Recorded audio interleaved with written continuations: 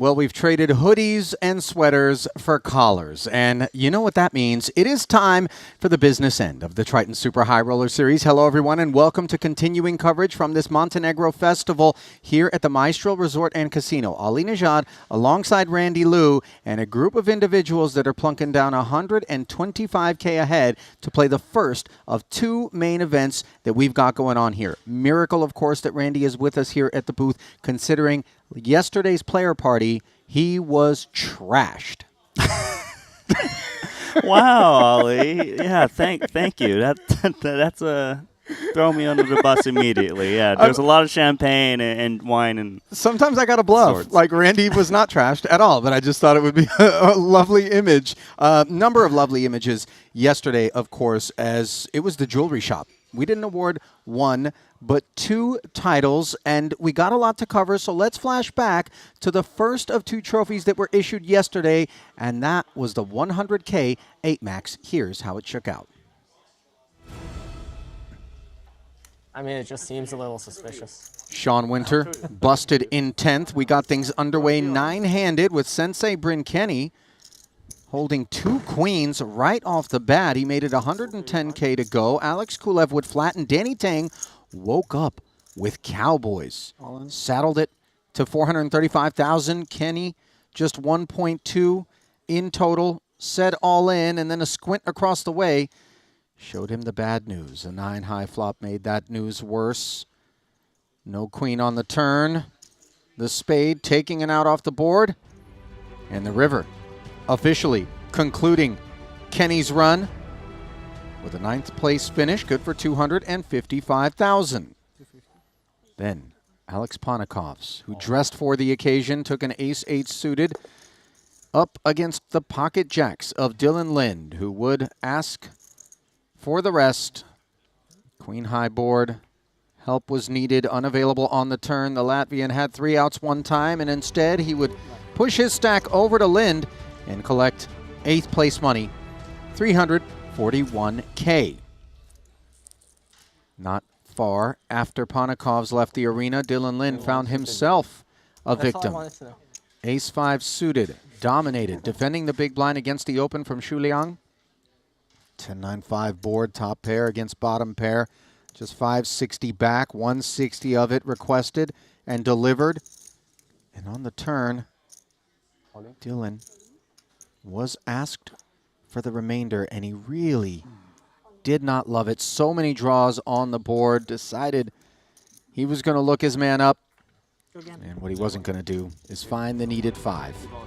So Dylan Lind finishing in 7th, $454,000 for his efforts. 6-handed action. Daniel Dvoris, a pretty one under the gun. Ace-Queen, and then all of a sudden it turned real ugly. Red Queens for Thomas Santern. He would 3-bet to 520. Dvoris decided to play it as a jam to 2.2 plus. A snap from the Frenchman, and we played for 4.7. The ace failed to reveal itself on the 10-high paired flop. The turn kept it similarly hidden. And on the river, the 3-outer would not show up. And another comrade fell. Dvoris, $594,000 richer. Danny Tang, Ivan Liao, Player of the Year award leader. Ahead of Dvoris. Would be collecting more points, but would not be collecting this particular pot. Queens against Ace-King, the classic, and the ace-high board deflating Danny. Turn, however, yeah, still okay. Improve. added 4 outs. 6 in total. None of them there. So Tang would fall, collecting just north of $750,000 and leaving behind 4 players. Santern, aces on the button, raised it up, and queens again had themselves problems. This time pre-flop, as Noida 3-bet to 800,000. Santern slow playing an overpair for both parties on a jack-high rainbow board. Santern content to allow Noida to continue to press the action. King on the turn, and in spite of the arrival, Noida did jam all in. Initially, the snap call left him thinking, did I lose to a king? And once he was shown the aces, he sort of shrugged it off and said, a cooler's a cooler. Massive pot. Going over to Thomas. And a massive payout of $933,000 going to Noida, second straight cash. Shu Liang, three-handed, pocket sevens. Would get it in against Alex Kulev.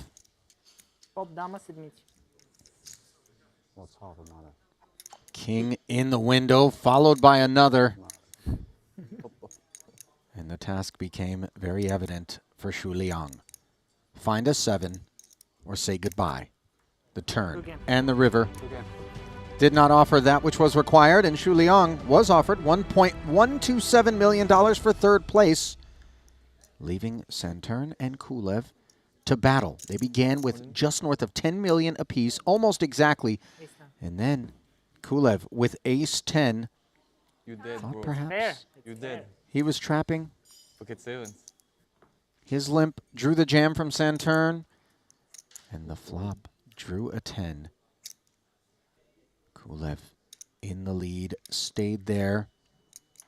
Sevens didn't work out for Shu Liang. Would they work out for Thomas Saturn? The answer was no, as he was forced to collect second place for $1.7 million and change, leaving the Bulgarian, Alex Kulev, to collect hugs from friends, family, loved ones, and he was absolutely beaming as he hoisted the hardware. He would take down the $2.5 million plus payout. And in his interview, if you guys missed it, it is worth going back and listening to. He really, in a heartfelt manner, shared with Marianella just how much winning a Triton title would mean to him. And I'm sure in no small part due to the fact that, Randy, as you did a little bit of homework coming in today to talk about Kulev, it wasn't long ago this man was playing real small. And when we talk about real small, we're talking $100 to $300 tournaments back in 2018. Climbed the ranks so quick. He captured a bracelet in Vegas, you know, a big prize. But to win this one meant so much to him, as he did mention in his interview.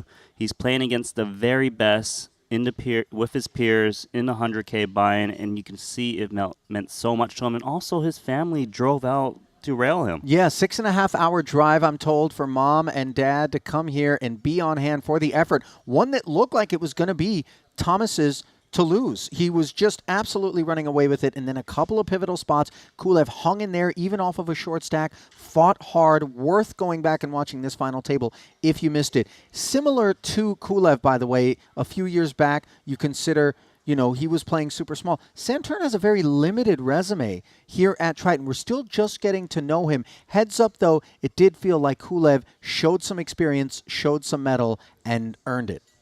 Yes, of course. You know, Saturn, he played excellent to get himself in that position to play heads up. Yes, Kulev kind of seemed like he had control in that match, but, you know, Saturn's got a massive score under his belt. And I think he's a force to be reckoned with. Of course, he's going to join this 125K main event and try to get another deep run. Yeah, deep runs in the big stuff is also what we can talk about when we say the name Shu Liang. Just look at that resume, Randy, in terms of the big buy-in events. Yeah, he does have a fourth in the 150K from Jeju, a third in another 100K, and a third in the 100K main event back in London. So he only comes out for the biggest buy-ins. He didn't play the early events, the 25Ks, 40, a little bit too small for Shu Liang. Yeah. But when he shows up, he's got business, but he hasn't able to capture top 2 prizes yet. Yeah, well, listen, unable to capture a cash in his first 21 efforts was Noida. 0 for 21. We know how difficult it is to keep your resolve, to maintain a sense of hope and optimism. And yet, here in Montenegro, he has managed to turn the corner as he cashed in the prior event. That was a 50K Bounty Quattro, I believe, and then, or the 50K 8 Max. And then the 100K here finds himself at a final table, the first that he's ever been at, and queens into aces. I mean, what are you going to do? He got cooler out of that one. Yeah, that was a spot where he could have, made it even deeper run. But it's nice, right? We've talked about players who've had dry spells, Petrangelo, Seth Davies, but then, they start racking in the scores. It seems like for Norda, this is the time. He got back-to-back cashes. Why not go for a third in this main event? Maybe he's figured something out there as he navigates in a more fruitful manner than he was coming into this point right now. On the topic of fruit, 200,000 pieces of it is going to go to the Ivan Liao Player of the Year award winner. Implications at that final table, of course, involving Danny Tang, who runs in front of Dan Dvoris. Of course, Dvoris busting before Danny means he's not going to be catching up. And Danny, you and I have chatted with him on a couple of occasions. He seems like a man on a mission, such close friends with Ivan, and I think he feels a sense of destiny. I mean, I asked him, are you going to win the Ivan Leal Player of the Year? He said, that's the dream. The best thing I can do is play my best and let the cards fall, but that is definitely what his eye is on. 250-point lead. That's what he's got right now. I did touch on, by the way, the fact that the trophy that Kulev hoisted was not the only one that we issued yesterday. We actually required an extended play, a third day, to send one more trophy home with a certain Spaniard. You know who I'm talking about. 4 players came back to take a third day in the 50K. Ace-10 against Ace-7. It was just one hand required for Mateos to take down Justin Saliba, and he really is starting to emerge. I don't want to suggest that this is a recent phenomenon, as one of those guys who just seems so unbelievably complete. And it was Lex Veldhuis, who you know well, who apparently went on record as saying, if somebody had to play a tournament and my life was on the line, that's my horse. That's the wagon that I would hitch myself to. A glowing kind of endorsement and compliment from a respected member of the community. And Mateos has put everybody on notice. It's a very safe bet if my life was on the line to choose Adrian Mateos. He was playing just phenomenal. He was the type of guy who he didn't need the chip lead to make plays. He was on the short stack. He was getting check rates. He was still floating against Ben Tollerine. Like, he's just that complete player, and you can see it meant so much to him because when he won, he went like, like that little fist bump. Yeah, for sure. The disappointment that happened in Monaco when he was taken down by Ibinger, father on hand, obviously, for the heartbreak. He's since righted the ship, obviously, in Jeju, picking up his first title. And now I think he, too, not unlike Norbert, very different sort of scenario, has found that one little extra gear that has put him into this situation, goes hard in all spots, maintains a sense of intensity. A pleasure, honestly, to watch El Conquistador play. Don't want to overshadow Saliba, of course. Saliba, relatively new to the Triton Super High Roller Series when you compare him to Mateos. Younger on in his poker journey, but he has impressed as well. Of course, Saliba's one of those guys from America. I wasn't too familiar with him before, but when he's ever shown up to the Triton Series, I've been very impressed with his plays. He's very creative.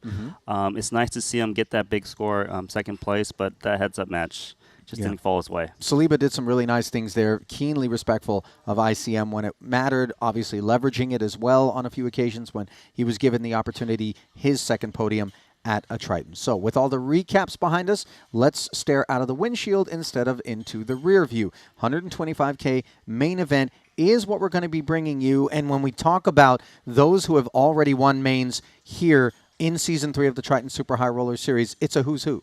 That's true. There's Jeju, back in Jeju, Harbic won for 216 entries, although he isn't here, so he won't be defending back-to-back titles. Ibinger did win in Monte Carlo with 135 players in that one, and Timothy Adams in London for 151. And Adams in London took down Jean-Noël Torel, a man who comes from the VIP side of the streets, nobody's arguing that, and who has, astonishingly, finished second in 2 mains already in his Triton career. We call him Agent du Chaos, which is French for Agent of Chaos, because he does some things out there that absolutely become incendiary. Yeah, it's definitely chaotic and very fun to watch JNT play on 2 second places. It kind of felt like he should have won one of those when Timothy Adams did get that pair over pair and he got sucked out on. But it's lovely to see JNT make deep runs. I'm sure I would love to see him get at least another second in this one. Who knows? At least, huh? At least. Tall order. But he's so cool to watch, right? He just does his thing. No argument there. I think we'll see a lot of more VIPs here in this main. The Big 200Ks, binds, right? the 125s. That's where we start to emerge, and that's what makes for very interesting dynamics as we're just a few minutes away from getting things going. Of course, Jacob and Co-Watch going to be offered along with the top prize. Registration open for some time. We don't really know what the ultimate prize pool is going to be, though we do know that those watches are worn with pride. On the topic of pride, of course, the Ivan Leal Player of the Year Award. If you register on time, you get some extra points, some other implications as well, some incentives. Also, the main event more as a bigger multiplier. So if you won a tournament of 135 runs, you can get over 500 points. So anyone is still in it to capture that title. Yeah, being told by producer James that the Conquistador is at our feature table. Very much looking forward to that. So without further ado, we're going to get you down to the arena, a walk through the room. Let's see who's drawn who as we get it cooking here in Montenegro. Main event, 125K buy-in comes your way.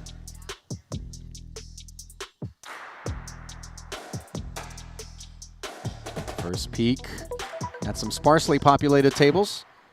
Looks like Chidwick, Dylan, Seth Davies. Oh, Stevie's got the Miyagi palm rub going. I don't think it's that cold. If it is, then Mike Watson didn't get the memo. Everybody relax. That's apple juice that Watson's working with there. What are we snacking on here by Divorce? Divorce, I'm not sure, but He had he's a eating it with a toothpick. toothpick, which is never ideal. Let's see. Are these the tennis bros here? Heath and Brian Kim parked over where Danny Tang finds his bones. POY race leader. Last stop, by the way, of the season. So this one's an important one.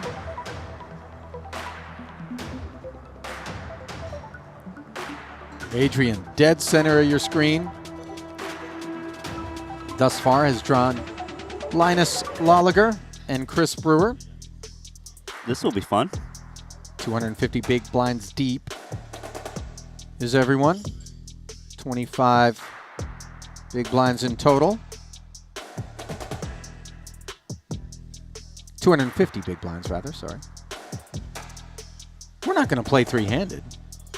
We may play a couple hands of three-handed, who knows, but I'll say you do not want to see Linus Lolliger this deep because he is primarily a cash game player and he's going to be very comfortable with this stack. The thing is, Linus loves to have that buffer to allow him to do Linus things.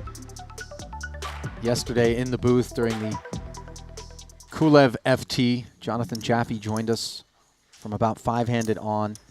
And he talked about the tale of two Kulevs. Is he going to be naughty Kulev? Is he going to be nice Kulev? Because he can show up deep down the streets with some very unexpected kit. Oh, what is that box right there? Is that? It's not pizza. It's got a bow on it. Is that Clemens Reuter? Has he brought a gift from Mateos? Hey, congrats on your run, buddy. I brought you this. It's a horse's head. No, that's the Godfather. That's not right. Normal. I That's sleep not so what's in bad. it. It would be a real all small night horse. thinking about Yeah, it'd be a pizza flat. It would be like a panini horse head. Because that was. It we didn't took have me a the while depth to we like needed. want to go to sleep, but I was sad. So it would appear that we're going to rock four-handed. Tables will be filled in, and Reuter,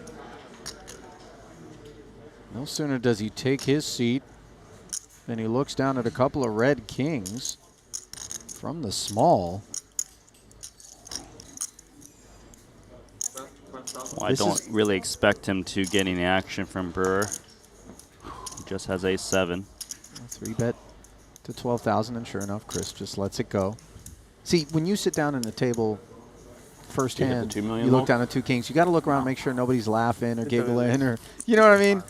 I've actually done that in the casino before, where a guy went to the bathroom and we all looked at each other and we're like, "Yes, we got to set him up." We like set a It's deck, crazy. dealt it out, The game's and so like big, he though, was like, super tired I'm too. pretty sure like it's a He good comes win. back I don't and he's think it's like, a crazy "I'm win all for in." the game at all. And we're like, "Okay, call, I'm saying I call." don't think like And then I think it would be it was like quad straight I think bluff, like if you some really craziness. needled that game, you would just I just win. was prepared to play. All of a sudden he was like, "What?" Yeah. He was just dying the whole way. Yeah. I mean, I feel like if it was something like the game went for 24 hours, you might just have like a $9 I million do two win. 3-bets to 120K. Yeah. It's fucking insane.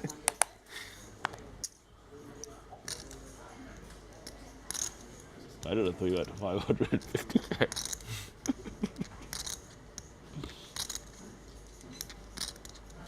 Mateos might be a little lean on shut-eye, as you overheard him talking about participating in one of our cash games until 5 a.m. last night.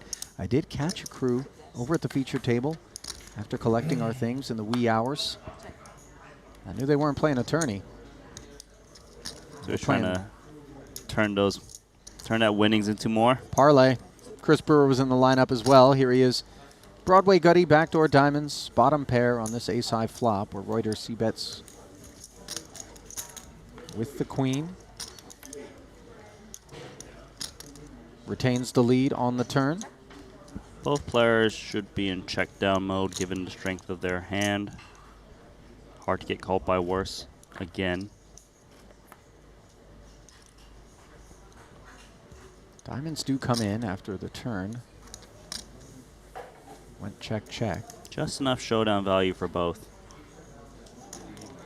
Yeah. Would be extremely thin to bet queen 9, especially with the kicker he's holding. So we check. And the Austrian Clemensreuter will collect that one. 338,000 plus in career Triton earnings. First 2 events he played here in Montenegro. He found 22nd and 20th place respectively. That would be the 25K GG Millions Live and then our 8 Max. Just about 42 dimes for both efforts.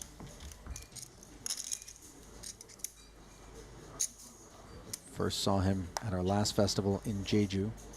Got a couple of cashes there. 4th place in the 25K PLO, so he's not going to be booking an early ticket out of Montenegro, given that we've got a number of PLO events, including a main event, coming your way after we draw the curtain on the 2-card streets. It's a big buy-in, too. It's 100K. Yeah. I believe last time the biggest buy-in was 50K for the PLO. I haven't done the math myself, but I know that there was some whispers of 1 bullet in every event costing $500,000 at any given Triton. And when you consider that nobody is trying to fire 1 bullet if they can afford to go multi. Yeah, we're thinking at least 750 probably. Yeah. Depending on which one you get unlucky in. I mean, the 125K second bullet, that's beefy. Oh, sorry. 200K. And I remember hearing that Dan Smith said that he had entered 5 times into 50K. So, you know, it does get a little pricey at times.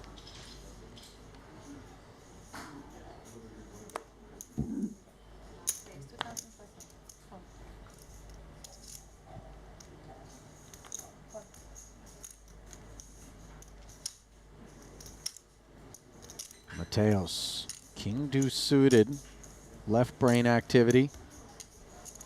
Shot it up, Lolliger. Hard 10. 17,000. Flats, and look at this. Reuter gets heard from, making it 17,000. Snap There you go. folds behind him. He's off to a nice start here.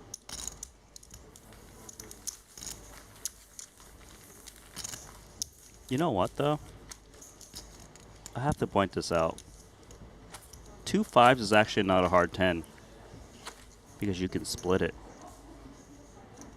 Okay, guys, I don't know if you were around for the diagnosis earlier on in the week. We have come to learn Randy has a gambling problem. Now, we are doing our best to intervene. 2.5. But the next time you're talking blackjack, when you see this part, the Baccarat, Natural 9, all of this business, Randy, I promise you, we're going to have power of attorney. Producer James is going to throw you in a wagon, drive you down to the nearest clinic. I mean, we're in a casino right now, Randy. Is this crazy? Are you sweating? Like, are you shivering? What do you think I do on my off time? Well, I didn't until this trip, but now I think I know. Diamond draw here for Linus. Of course, only kidding.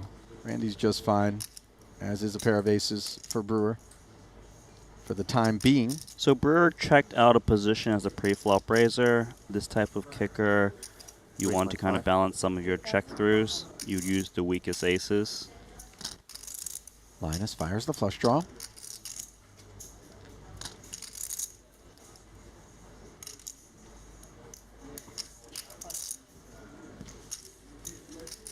Brewer, of course, makes the call.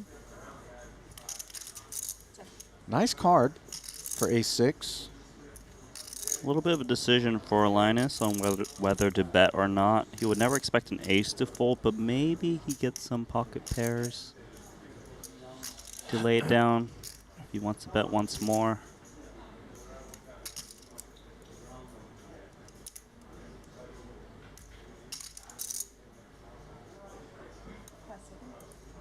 Nine.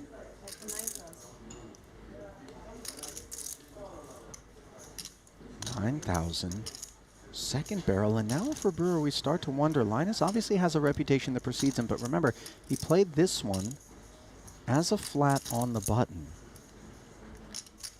Because Brewer played passively on the flop, he's going to feel he needs to continue at least once more, just in case he's holding like kings and lower that wouldn't be able to handle the heat. Interestingly enough, Linus now hits the 8, which is a lot to do with why he snap checks back with the showdown value. So Chris fortunate not to be facing a third barrel potentially from an unimproved hand, looking to not get to showdown with 8 high.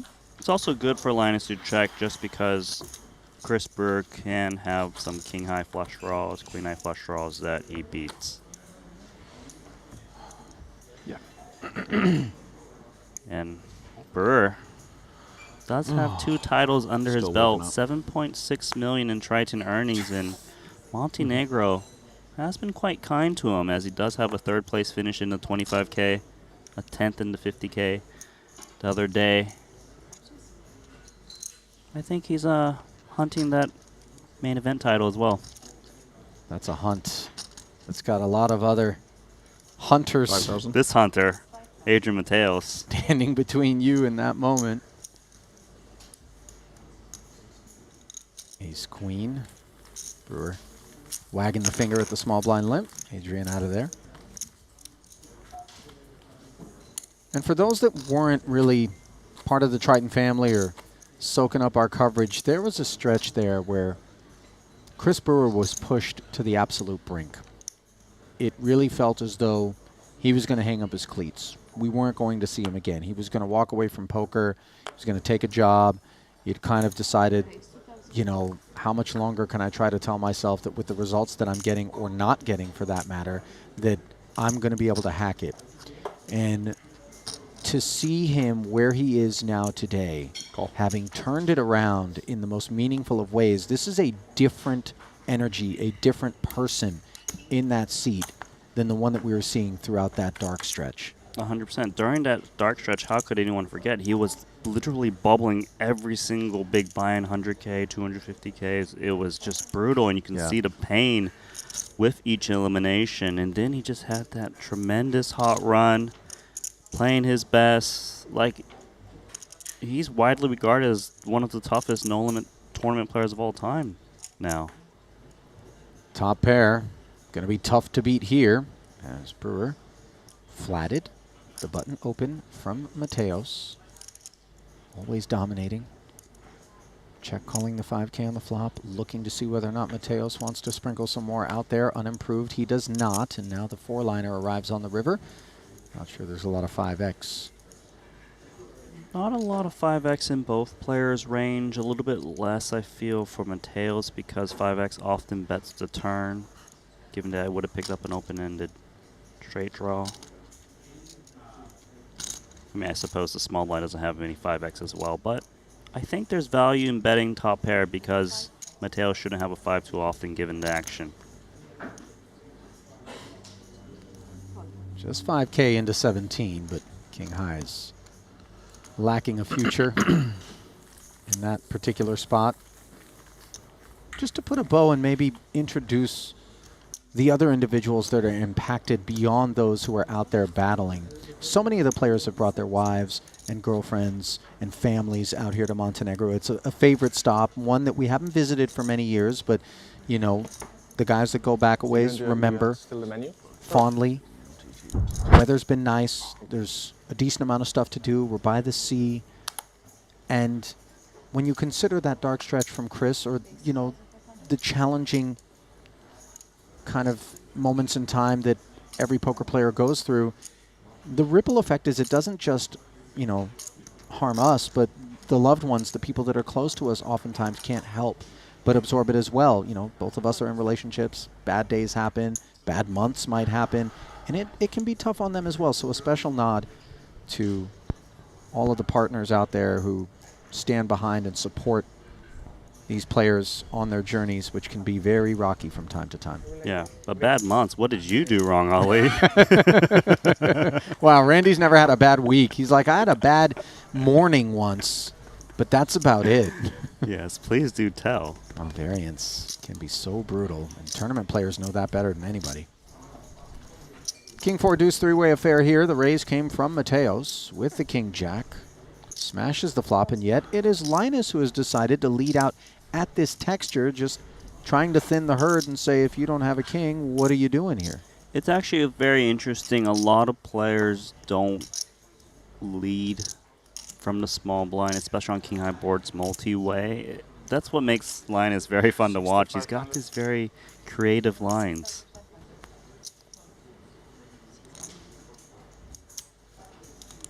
Mateo's not having any of that, raising with top pair. Like, today is going to be really fun, a treat for all of you to watch, myself included, because getting to watch Linus play with this many big blinds, you get to see the parts of the game tree that most players don't really want to explore.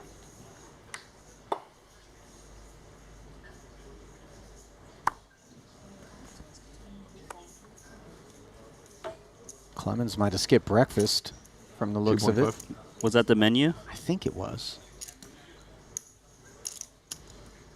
A7 on Brewer's menu. It feels like the two people who should have skipped breakfast was Mateos and Brewer, given you mentioned the cash game. They probably had it before they went to bed. It was a fourth meal for them. Lolliger, King 5 suited. You talked about being deep stacked, what he likes to do, and this is some of that on display as he gets through the Brewer Open. It's funny, I got a little bit of memories now because I do some of the cash game voiceovers, right? Okay. And Linus was playing against Brewer in one of those. They're playing, I remember him just keep picking on Brewer. Like, he wanted to keep attacking him, and there was a point when I think they got it in, and then Brewer asked, can I run it? Let's run it twice. And Linus was like, no, just one time. It was just like, I don't know. I'm not sure if it was personal or not, but it was fun to watch. And Linus does have 7.6 million in Triton earnings himself. One title. He's played the 50K and 100K in Montenegro. Not every single event, but going hard here. I'm trying to think where that title came. Yes. I'm going to do the 13. research for you. Come on. I wonder if it predates me. Mateos, by the way, pocket kings here. 3-betting this suited connector open from Reuter. Smaller connected hearts for Brewer in the big. You won't be able to guess this, so I'm going to let you know. Is it before I was around? It was in 2019 in London. He won a 25K turbo. Okay. So that's one that probably wasn't shown on stream. given Right. It was a It was a turbo. little side event, not part of the broadcast, and that was the first stop that I was at, but it was just to cover the Triton Million. So it would explain why I don't recall. Because at this point, you know, we've been to a few festivals. We kind of have a loose idea of 13. what's been going on. 13. And a loose call, perhaps, from No, not so loose Clemens? because it is raised 3-bet. He's got position of 7-6 of hearts, deep stacks. 10,500 more to look up at King 10-8. The gutter against top set. This gutter does have backdoor hearts. Sometimes you hit the 9, your opponent's holding queen jack. That would be quite disgusting, but the price is pretty good.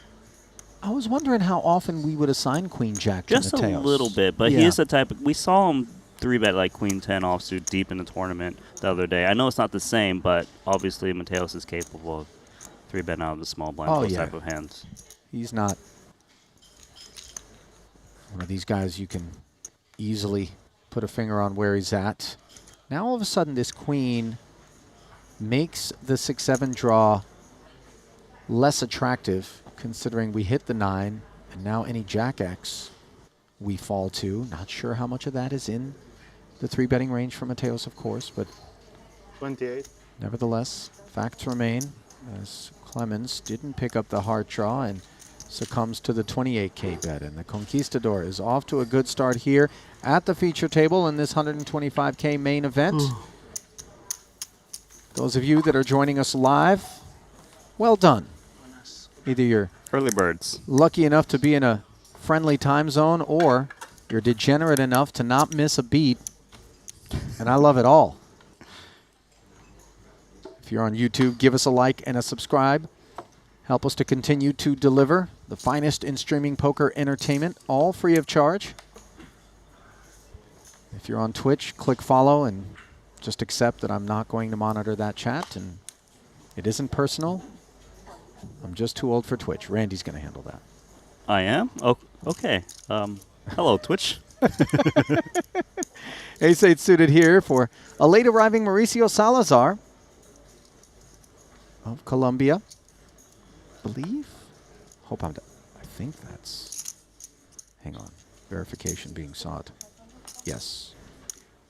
I know the Venezuelan flag is a little bit similar, so No, it's Colombian. I he is. panicked for a moment. Why do you know what the Colombia I flag looked at looks his like? player profile in the Triton Poker Plus app. Okay, there you go. On the topic of which, if you are watching this stream without the Triton Poker Plus app being nearby, you're doing it wrong. Download it on the Google Play Store, the App Store, and get in on the same resources that we use here in the booth and the players out there in real time use to help inform their decisions. Highlights of past festivals and every single result and archive. It's what I use when I'm not in a booth, actually, just to kind of keep an eye on what's going on. Oh, right. Yeah, it really is. It's very helpful. In fact, while tournaments are active, you can go back and find any player in the field and then track every single hand that they've played. You can see the graph of their chips, so obviously big pots are easy to spot. Salazar looking to make this pot a little bigger from the hijack. Ace-7, note that he's gotten involved early.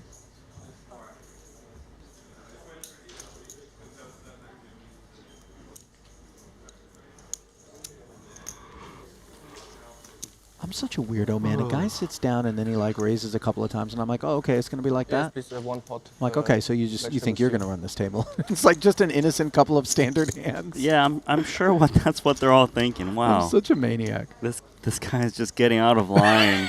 250 big blinds deep. Like, how's he opening under the gun, which is actually the hijack? You know, like, wow, okay. I'm sick, man. All right.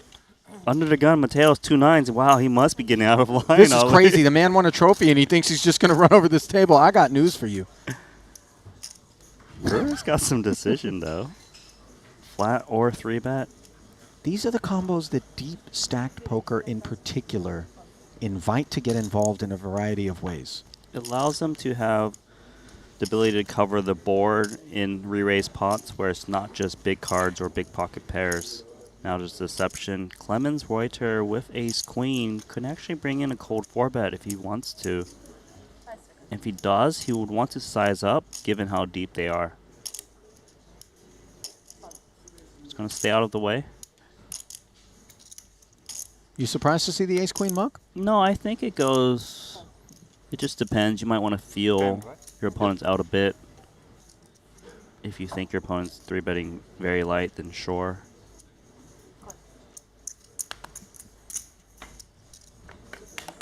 So we do have a fight on this board because Mateo's with the overpair. Brewer, top pair and inside straight draw. Brewer does have the betting lead, and I think he will follow through just given he's expected to have just unpaired hands that would still fire. You want to have some value. Spicy texture. They could see Brewer in trouble. I mean, checking is reasonable too. Just because you disguise your hand in case you hit the straight, your opponent might try to rep it. But 8K, certainly standard.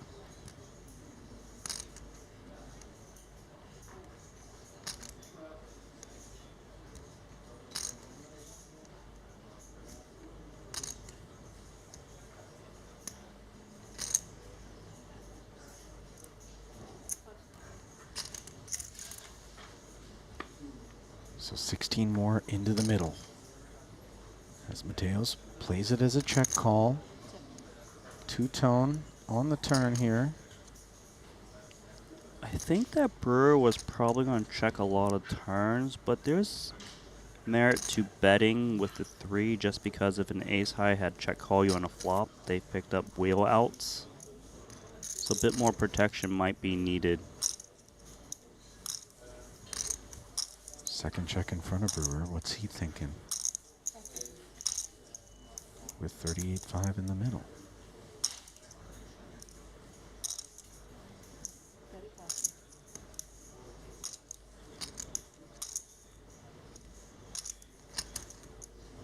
So Mateo still has that overpair 2 flush draws present. It's uncomfortable just because the amount of the bet size is quite large, but it's more play, call, turn, decide river. 30K. Mateo's still with the overpair. You see him casting eyes across the way at Brewer, who is unimproved. Not sure what kind of appetite Chris is going to have for a river barrel, The especially king, once the king comes off. yeah, it's normally a good card to bluff on, but Brewer's got a lot of showdown already with a pair of 8s. Doesn't seem happy about that.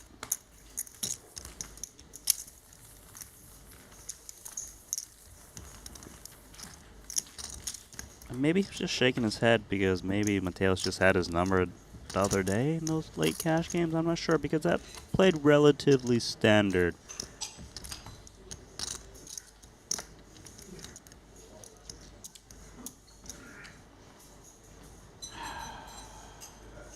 So the full shutdown does send 2.5. a healthy pot over to Mateos. Brewer back at it, queen 10. Let's tell him what's up. These pocket kings.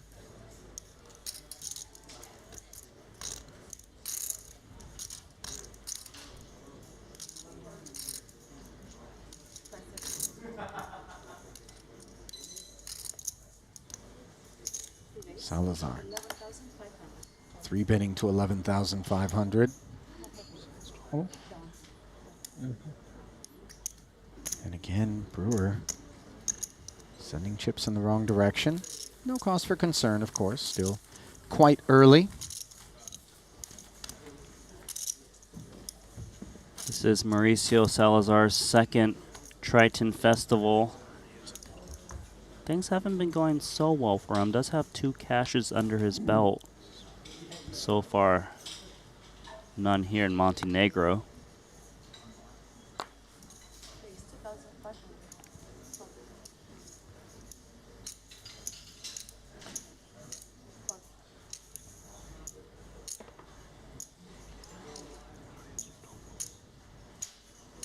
Queen 10 opens. Queen Jack from the small blind dominates in flats.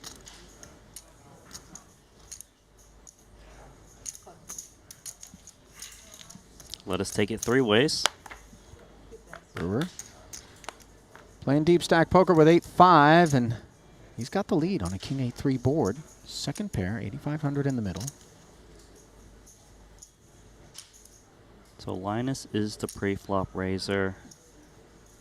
Queen 10 is a nice c-bet. Lots of turn cards you can multi-barrel on. Also because Queen 10 blocks some of the King X combos your opponent would be flatting out of blinds with.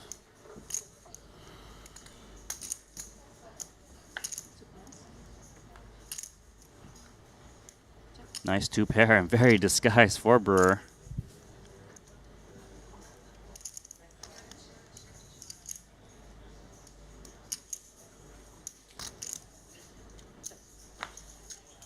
Cannot get Linus to fire the second shell after coming along for the 2K on the flop. Backdoor spades and an ace on the end. Might Brewer feel like barreling here because spade draws would have been maybe more likely to fire another shell, and ace X could very much be out there available to get value from? No, I like checking this because he can't represent a bluff by check calling that flop.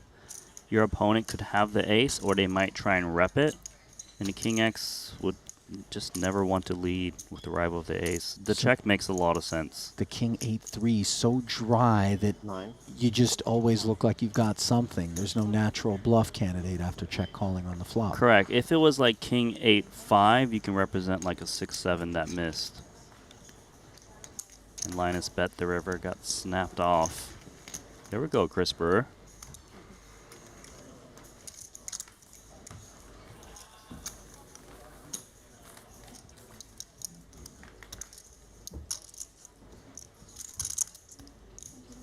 Thank you.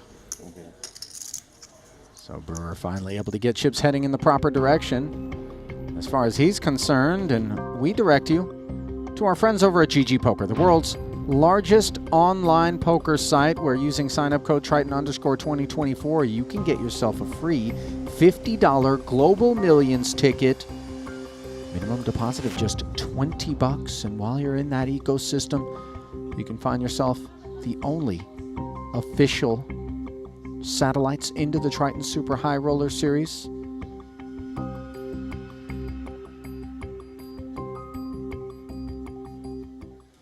Head on over to ggpoker.com today.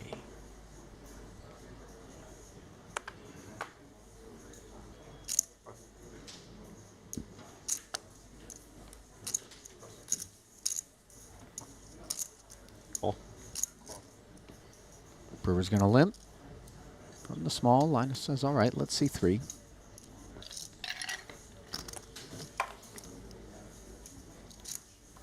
Dominating with king 6, but Brewer finds the 4 and the lead on an ace-high dry board. Check.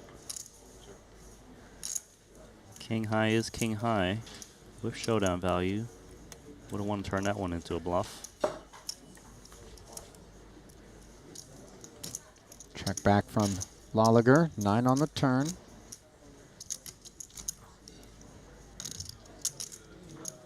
It seems like both players will want to check down this board with the hand they're holding, especially with the queen on the river for Brewer. Never gonna get a worse hand to call.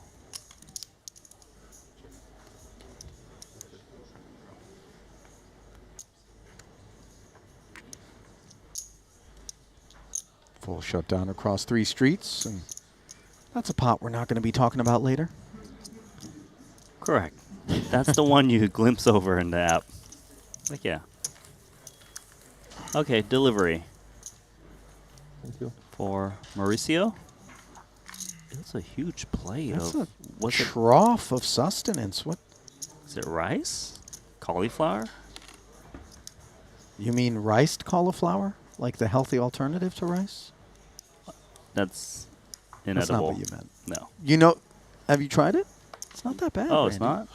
No. I don't like the, like tempeh, and I don't like that Oh, stuff. no, that stuff's dust. I was going out with somebody once that was on that super health food kick, and I was like, God, am I going to have to sneak a steak in later? It's crazy. You wake up in the middle of the night. Yeah. Just eating the steak. Just licking the middle out of some Oreos.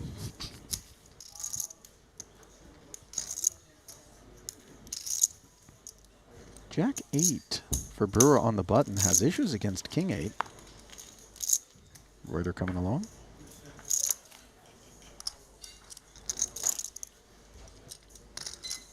King 5-3 board. All Clemens, who checks over with the flow of play. We're going to lose this flop c-bet. Highly c-bettable.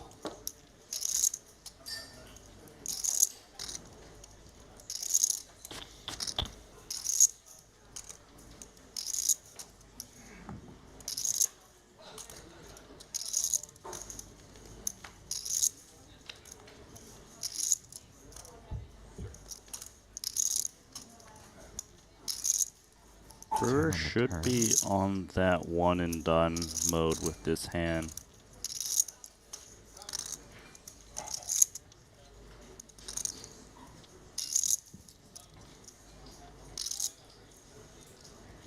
Or is he? As he grabs a lot of chips. So Reuter has managed to get not just 1,500 put forward, but now 16,000. That's a very interesting hand to go for an overbet with. What makes sense here? What story are we telling? I mean, he's telling the story that he's got a big hand, but it's also polarized when you use these sizings, and Reuter knows that, hence the check call. Ace is bad for him. That might be actually the card that Brewer follow through with the river bet.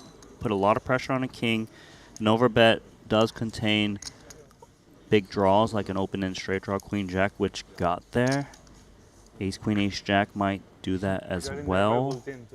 I'd be surprised if Brewer would ever give up here.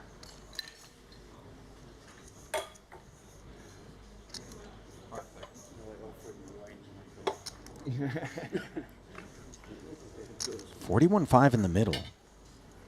Clemens continues the post-flop passive line here. Reasons are understandable at this point. So it's whether he wants to overbet and really represent the very nutted parts of the range, or maybe closer to 2/3 so that he can go thinner with like ace, queen, ace, jack. So you think some of the semi-bluffs are what makes most sense on the turn. Reuter well aware of that when he made that big call. And now that the 2/3 comes in on the river, it actually looks It's actually more like bigger you than want the 2/3. call, right? Yeah, it's an overbet. So Oh, with an yeah, you're right. Sorry. So with an overbet, he's basically representing 2-pair plus. You know, whether it could be a set, could be like a king 10 that turn, ace king, possible 2. I would discount ace queen ace jack quite a bit with this sizing.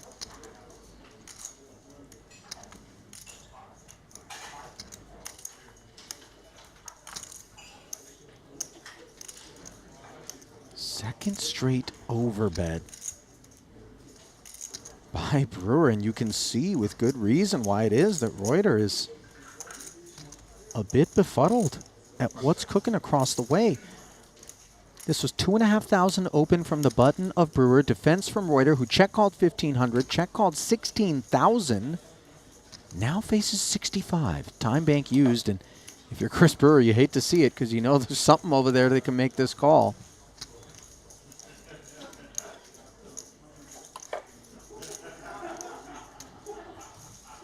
There we go, Chris Brewer. Gets it through. Reuter folds the winner. Unable to find the call as Brewer turned up the heat on the thermostat. Yeah, that was nice. Following through on the ace. Just really the perfect card for a river bluff for his hand. You know, those are those pots where a guy wins them and all of a sudden we're saying really great things about his play. You lose them, and then people are like, oh, what were they thinking? What was going on? You know what I mean? Just in general, you get a lot of like praise or criticism depending on outcome, which isn't supposed to be the case. It's not supposed to be the case, yeah. You know, obviously, Reuter could have maybe hero called and Brewer looks like he maybe dusted some chips off. It's just, you know, adjusting the game plan based on how certain cards fall. I believe if it bricked out, Brewer probably wouldn't follow through. Just, you know, adjusting accordingly. Yeah. Holliger adjusting 2,500 up to 9,000. And picking a bad time to do it as Brewer, fresh off of earning that last one from Reuter, looks down at an ace-king suited and over at a 3-bet. It's a bad time to pick on Brewer. Ace-king suited. Off thing goes to the 4th level. And he will size up if he does 4-bet just because they're very 42. deep. He's out of position. He sized up a lot, though. 42,000. I was expecting more towards 30. You know, early in the rounds in any given boxing match, we don't expect gloves to come off and punches to land below the belt, but Brewer getting his hands dirty early here. Ace-king suited, of course, very legitimate.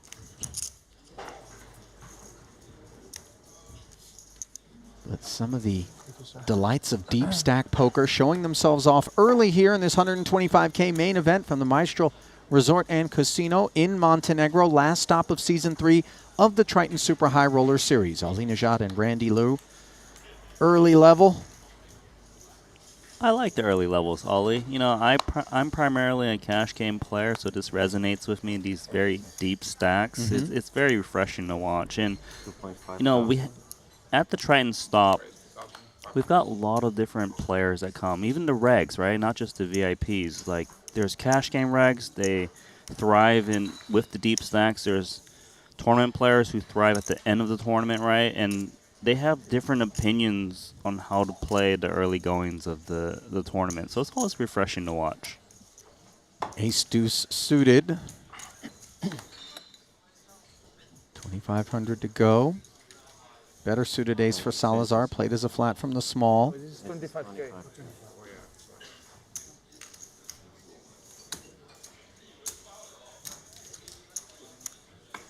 Expensive, right?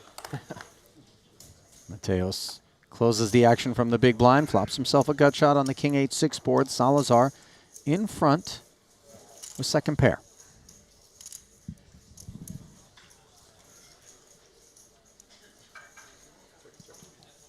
So because Lolliger doesn't have one spade on board, he will lean towards checking back a lot more. He is still going to bet and try to represent the king, but it wouldn't have surprised me if he did check the flop. I think it actually gets interesting when it gets back over to Mateos. Salazar is going to check call with middle pair. Mateos has an option to actually check raise and try to represent quite a big hand. Oh, excuse me. I did not expect middle pair to check raise from Salazar. Questions asked by the Colombian. Answers given. That was interesting. Perhaps he wanted to kick out the big blind who would be getting a good price. Not just any big blind. El Conquistador. Anytime you can kick him out of a pot, things are made easier. I suppose, yes. But no, it was an unanticipated line.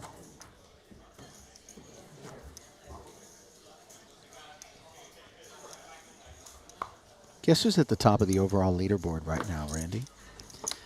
Let me take a look at the app. Don't look at the app. I wanted you to guess, scumbag. Oh, scumbag. Seriously. Wow. It's a term of endearment where I'm from, genuinely. That's why I use Really? it. Yeah. We call each other scumbag in my cash game all the time. Nice hand, scumbag. Like, yeah, All right. It's a thing. All right, scumbag. But tell him. All right, Don't bury the lead. It was Danny Tang. Yeah. Player of the year leader.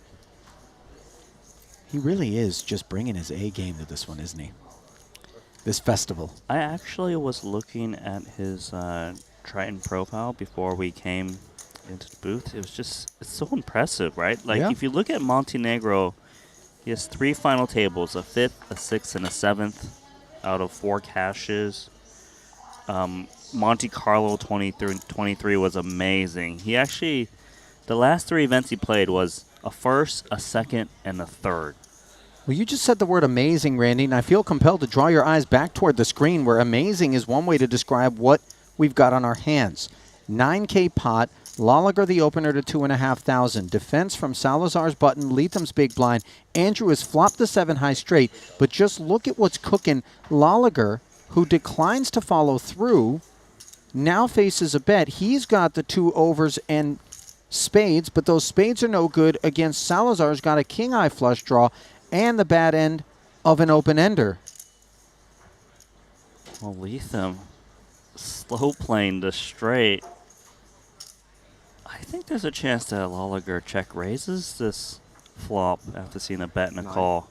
There we go.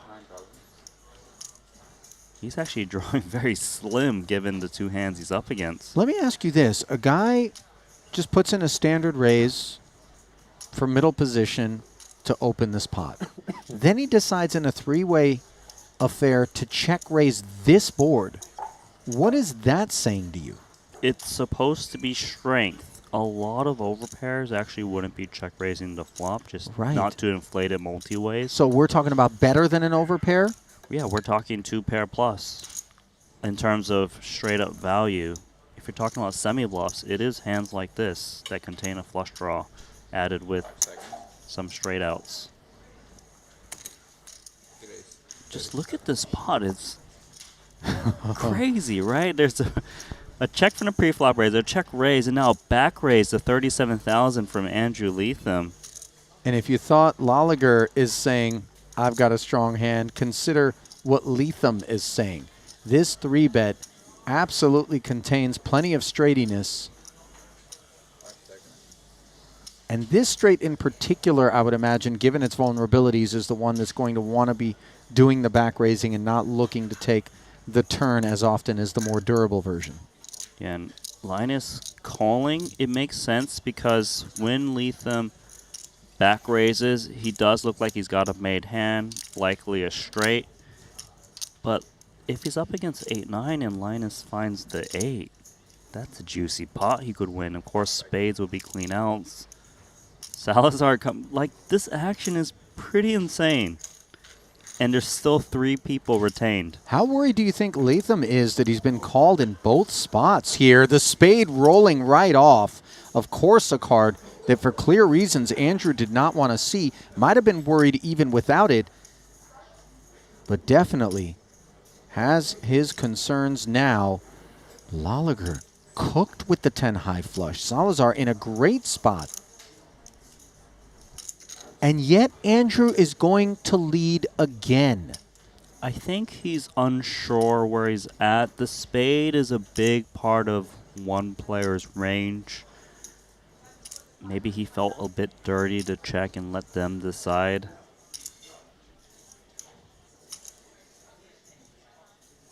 Lolliger with the flush. He might be worried once he sees Salazar continue as well with his 10 high flush. This is just a great spot for Mauricio. I don't think you raise though, just because you're basically announcing that you have a flush and your opponents might be able to hero fold. How worried do you think Linus is about Andrew actually having his flush beat? A little bit. Oh, well, no. I don't think so, because it was a back raise on the flop. I think the player he would be most worried about if someone continues is Salazar. So the reason for the flat is more concerns about a better hand behind him in Mauricio than it is in front of him in Andrew. Plus, he also doesn't want Andrew to just fold a hand once he raises, because Lolliger would often have a flush to raise the turn, and if Lethem has like a straight, he probably just lays it down. Right, so you don't want to lose a customer and turn your hand face up with that turn raise, part of the equation as well.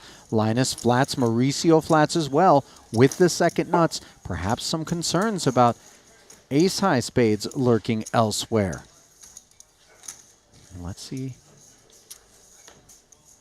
what the river provides. Totally irrelevant 10 of clubs, 216 in the middle. Surely now Andrew is not a fan of a 7 high straight. I would like to see him just check fold to pretty much any bet. You bet the turn on the flush card. 2 opponents called you. This is correct. Taking his foot off the gas is Lethem. Let's see whether or not Lolliger. He might even check too to decide, let Salazar, you know, hopefully check it back or set the price and decide. He might also come in with a blocky value bet. I feel comfortable just folding if he gets raised.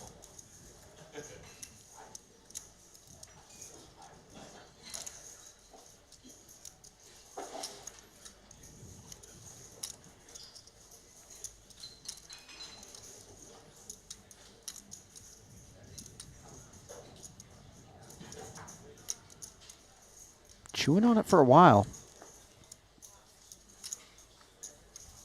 45. Oh, but eventually he does fire. 45,000. Randy, and in terms of sizing... This is a block value bet. It's... No one should be bluff raising against me with the heavy action on the flop and turn. I might get some crying calls out of a straight. He might get a crying call out of the king high spades just based on Mauricio's body language. I agree. I think he is just going to come in with call. Yeah. You're right. Well, you mentioned that you were looking for Lethem to find the check fold here, given the way that this one played out. I just can't see a way where his hand is ever good with the action. I know the price is amazing, but sometimes you just got to look away from the price. I know this is just complete fantasy, but imagine if he were to jam.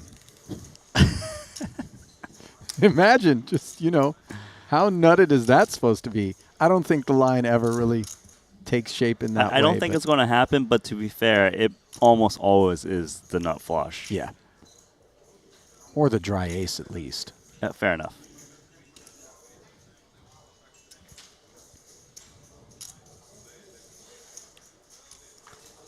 Looks like he's going to make the crying call. Just looking up at that 306,000 and the price and thinking, in case, show me. And Salazar happy to do just that with the king high spades. A massive pickup for him. That was a very cool hand, Ollie. Yeah. Very cool for Salazar. Yeah, I don't know that Linus and Andrew are thinking cool hand right about now. Nice hand, bro. They might be thinking cooler.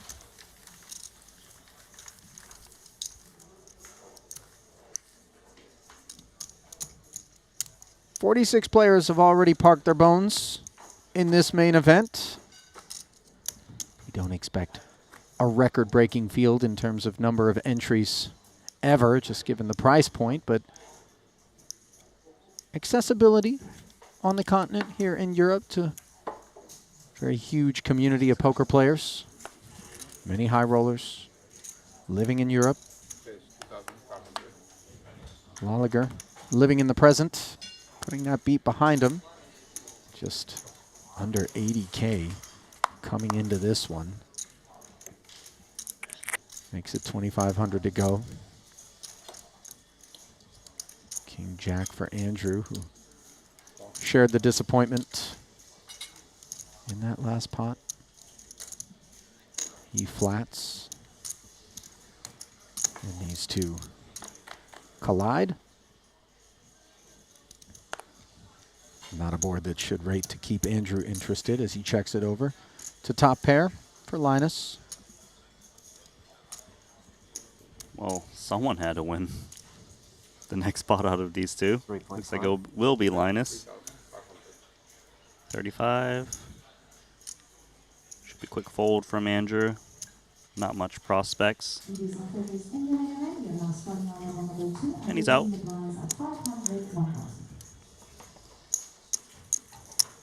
This is where I just dare someone to look up at me and say, lose one, win one. That's where I'm just ready to choke the life out of someone. I have anger management, perhaps, maybe, probably, for sure, issues. Just make sure I'm not in the booth with you when you're angry. Not in the booth, man. You never. When have you ever put a bad beat on me in the booth? It's when you leave that I feel like it's a bad beat. Randy, I miss you. That's nice. No, that was me bluffing. No, I'm just kidding. I'm kidding. 84,000 in front of Linus here. 84 bigs, a lot to work with, but obviously well off of the 250 bigs he was given when he bought in. Yeah, he's not just going to punt it off. 84 big blinds has got plenty of room to play. Let us raise, base 4. That was delivered like a pastor. You had religious undertones. Let there be raise. Let there be raise with these two kings. 13. Let there be re-raise. And let there be fold? Or does he think that Linus is just going after him? Okay. There's your answer. Call comes in. Round 2. 975 rainbow, ace 4 adrift. Linus actually checks this flop a decent amount because it's the board texture that doesn't hit the 3-betting range and maybe your opponent stabs at it. Nothing wrong with betting as well, but merits to both.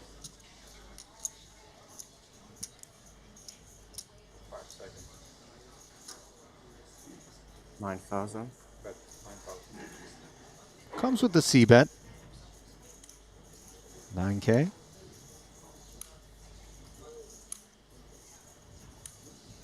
Just ace high for Lethem.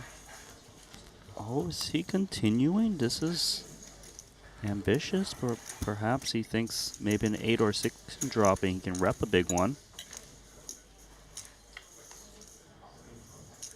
Queen on the turn, and I agree. This was an unanticipated continue from Latham.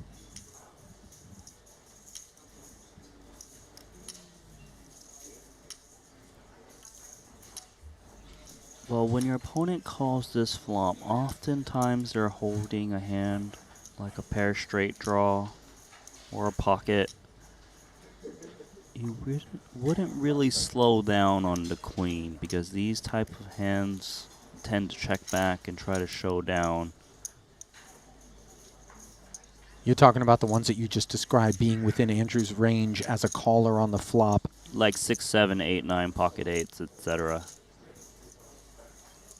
Got to hunt value against that sort of kit. Not allow it to just take the free river. Decides Lolliger, 30,000 into 45. I mean, this hand's got to be over at this point. Your opponent only has 31K back. Doesn't seem like you could maneuver in a way to steal it.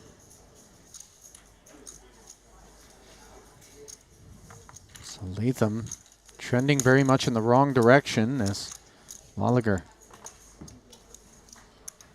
getting his comeback bid after losing the king high spades of Salazar.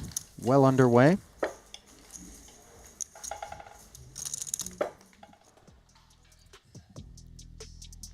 Little tap on the shoulder, and it's time to swap dealers. As we get a look at the chip counts. 50-minute levels here in this main event. Deeper, slower structure. It's what our players love. Glimpse here brought to you by Poker Stake. That 495K for Salazar is the biggest stack, not just at this table, but in the room. With our tournament still filling in here. 48 players have registered already. Mateos. 58 blinds of profit already on the day. Brewer dipped early, and then saw him employing overbets to great effect, and now he's above starting stack once more.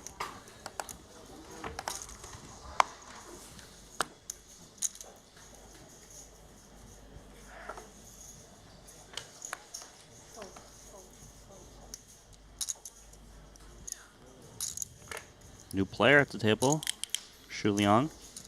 Fresh off of that third place finish yesterday in the 100K. You and I talked about in our pregame show, Randy, that he seems to just show up for the big stuff and perform very well. Deep runs aplenty on his resume.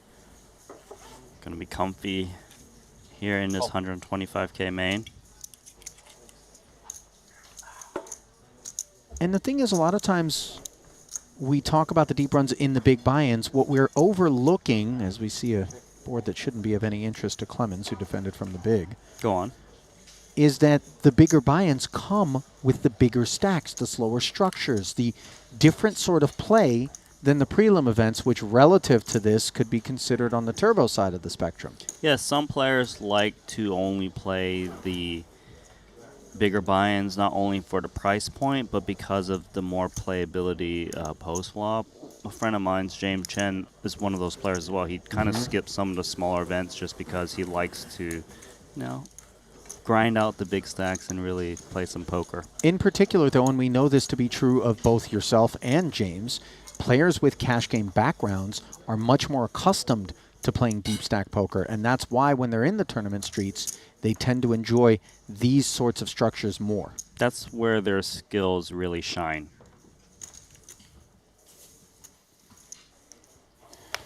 Well, Mateos has been shining here in Montenegro.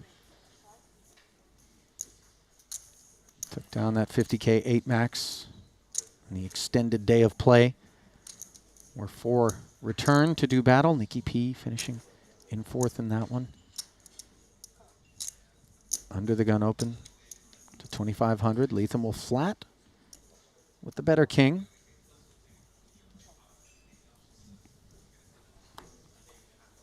Ace 10.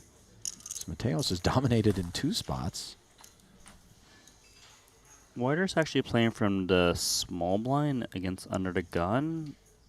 It actually doesn't surprise me that he lays it down. It's just uncomfortable. Far more comfortable is the discount from the big for Salazar, ace queen. You can actually play this as a call or squeeze. Either way is quite nice. If the player in the middle, the player in the middle doesn't have that strong of a range just to flat, so it seems like Salazar wants to try to squeeze that out, or get a worse dominated hand in. 11,000. So 3 ways, 3-bet pot. Yes, sir. 34.5 in total. Cola, please. Coke. In the middle. We need 500.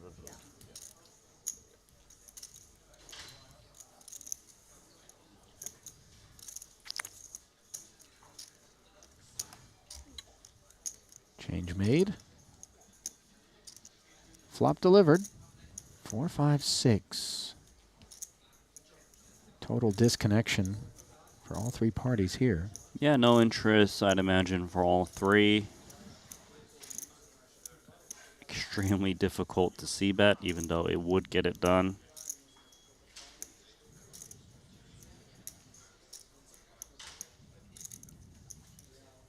I think it's safe to say we're going to see a free turn card.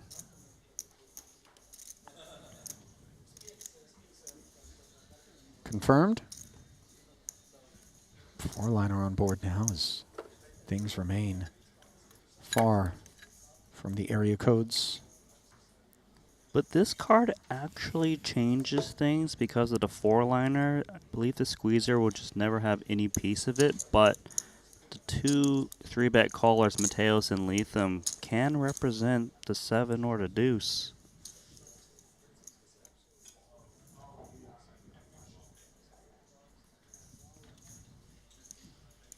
It feels like it's crossing Mateos' mind as, if I want to represent a straight, I've got to bet now. If I check it, I'm practically conceding the pot. This is why this man is so good. 23,000 says Mateos, but how credible is a lead on this board texture when we just flatted the 3-bet under the gun? Does it feel like the 8s are out there? No, I think he can represent the 7s and deuces and 6-7 suited. It is reasonable. But more importantly, it's that Salazar checked the flop and the turn. He just looks like he's always giving up. And the fact that Lethem checked back the flop, it's unlikely he's got a piece. It's just awareness of everyone else don't have a hand. There we go, Mateos. Nice pick up there for El Conquistador. New arrival here. Rocking that coin poker patch. That's not one we see every day. Do we know who this player is? Stand by, efforting. It's the first time I've seen him. Does not look familiar to me. We'll be populating into the app momentarily. Yeah. I think so.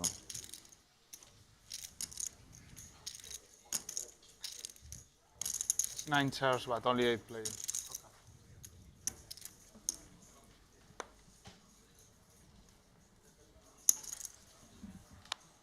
Well, he's been dealt in to the game, but not... Ah, Okay. I've never seen him play. I know this name under the Lithuanian banner. Matas Simbolas.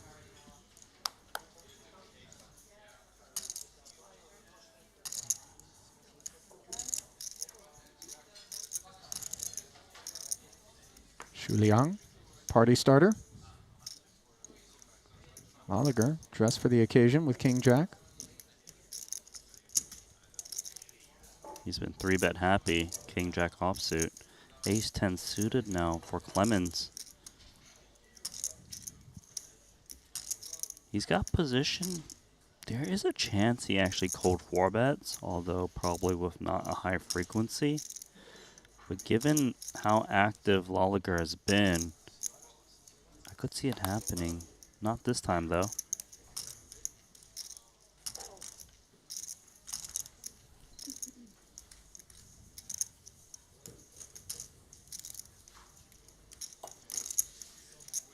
8K total required if Liang wants to continue here.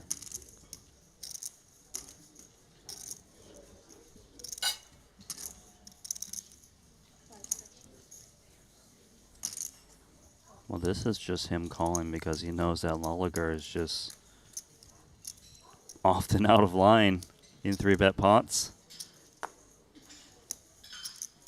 Makes him that much more difficult to play against on average, of course. Queen 4 deuce. Ace of diamonds working for Liang, who did come along. Checks over. It's a good spot for Linus to c-bet. With King Jack, you block some of the Queen X's your opponent could have. Liang actually, with that Ace of diamonds, he could come along if he got this far.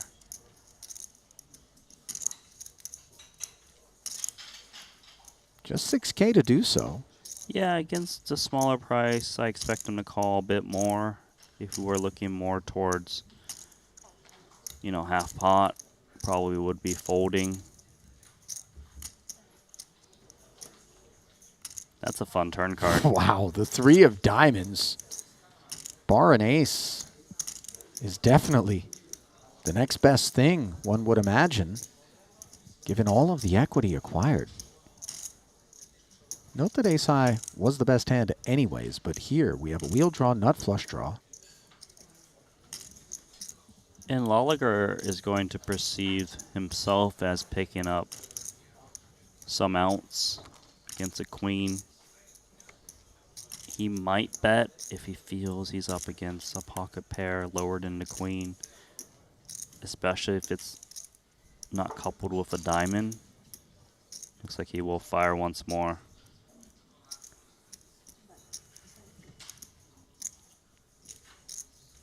It is possible for Shu Liang to actually check raise, just given, you know, he's picked up a tremendous card in terms of equity. Would it have to depend if he thinks Lolliger would ever bet fold like a queen on the turn that isn't coupled with a big diamond? I could see it. I love this play. So a check raise, asking Lolliger for the extra 70,000, and consider how damaging this was. Linus went hard at it, and Shu Liang just wags his finger and says, if it's real, show me. No matter what it is, I'm drawing live. Told you he loves to play the big buy-ins. Listen, deep stack poker affords us these sorts of encounters, and some have more of a taste for it than others. Look at that trophy, Ollie. Looks a little bigger than average. Extra large. Mm-hmm. Supersize me. Diamonds. Fives. Did you know? Ace of diamonds, king. You saw my cards? No, I just felt like it. We should offer like a Triton spear Maybe you just have like attachment, so you can actually click it into place over the top. You know what I mean? Remember when Jungle Man in Cyprus was dressed as the underwater sea god? King Tridan is what he called himself. King Tridan. I'm just saying, you know, this is, and obviously think about this. Now all of a sudden we got a market for merch. You know, you got the Epic X watch, but now, you know, you can put it into this grandfather clock, you know, attachment, and with the trophies. I mean, I'm not saying they're good ideas. They're just ideas. I would love to see 54 Trident, you know, just pounding their way at the table. It could be like American Gladiators event too, like a little 5K where you take your trophies and you try to stab each other with them. Yeah, you really know how to spice up the Triton series. You know, one of the classiest tours, and really make it look like a clown festival. On the topic of spice, a little flush draw against second pair here. This was a Brewer raise. Matas defense. Check calls the 1500. Does not find the flush on the turn. It feels like this is going to lean towards Brewer checking back. If he is going to bet non-top pair, this would be the best one to do so with.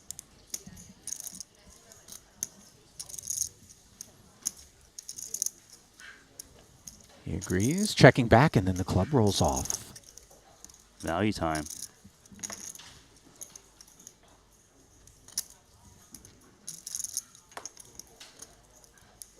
Some 2 pairs do come in. And straights. So maybe Cymbalus can actually go meaty. Or even check raise to try to get those hands to bet call it off. Oh, yeah, he's going sneaky. Doesn't work, though. Note that Chris just snap check back, too. He knew Didn't where even he's give it at. a thought. Yeah. So Cymbalus, the Lithuanian, this is his second stop. Only has 1 cash under his belt. Hasn't played every single event here in Montenegro. Did skip the smaller buy-ins. Looking to make his first cash. Credit to the YouTube chat, by the way, who was ahead of us on that one. Only opportunity we've had to observe him came in Jeju. Of course, Randy took that stop off. So you weren't really drawn live necessarily to knowing. Oh no! For some reason, when you said Jeju, I thought of the brown bowls, but that's not where it's at. Vietnam That's was where we had the Vietnam, brown bowls. Vietnam. By the way, there's a version of the brown bowl available here. The mochaccino. Yeah, it's not quite the same though. No, Vietnamese coffee is actually. Didn't we sent one of our guys to the hospital?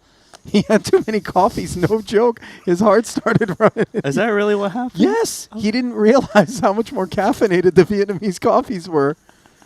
Caffeination here, courtesy of Ace King Reuter, raising heart rates after the Brewer opened at 2,500. Leon Nichols. He's gonna come in with cold call 3-bet, and you can really only get away with this in the early stages of the tournament when you're very deep.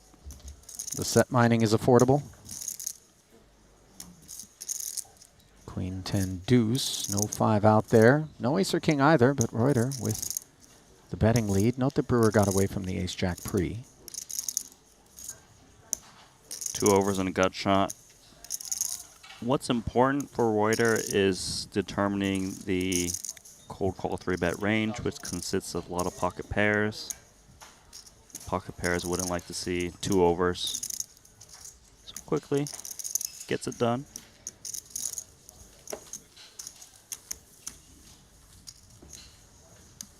It's not a brown bowl. It's a brown bull, like Red Bull. Someone's like, it doesn't sound appetizing when they said brown bowl. I don't know what a brown bowl looks No, like. not a brown bowl. Nutbag, who's that? That was Carbon313 in our YouTube chat. 54 players have registered now. Yeah, brown bull as opposed to Red Bull, just given the Wings. color. Wings, that thing gave you jetpack. To space and back. Well, usually you ready. didn't come back. We're going mochachinos, Randy. Yeah. Let's do this. Leroy. Ace Jenkins. queen. Leroy Jenkins. Maybe that's what we should call the drink. 2 if you do, says Linus. 2 players partying so far. Salazar underdressed with Queen Jack versus the dominant Ace Queen. Everybody's underdressed when you Yeah. compare them to Linus. Thought that's where you're going with it. No, just talking about the hands, neither of which have improved on the 10-4-3 board.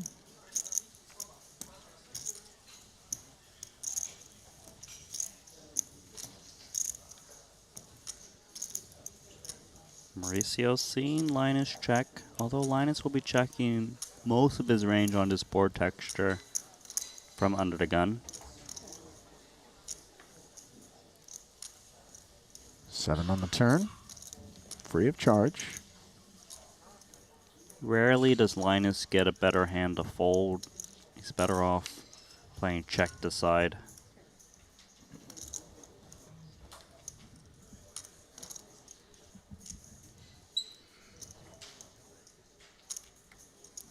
Could go one more free card. If you do bet the turn, you often have to bet the river as well to shake out ace high. Still no barrels post flop. or anything of any interest, it would seem. Yeah, Linus is not going to look to bet this river card as played.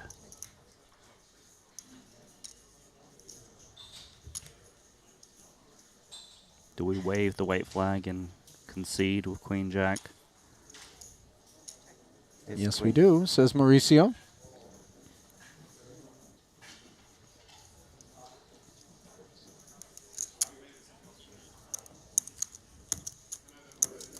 Modest pickup for Linus.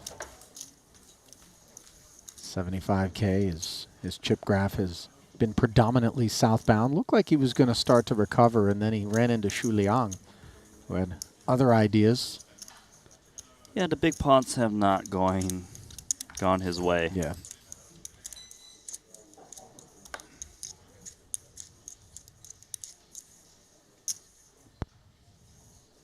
This is why I ask for a color down. I want maximum chip volume in front of me because this just looks like so He does look like he's weak, on. you Yeah. know? He's got most of his chip stacks in the palm of his hand. Just short buy vibes. Yeah.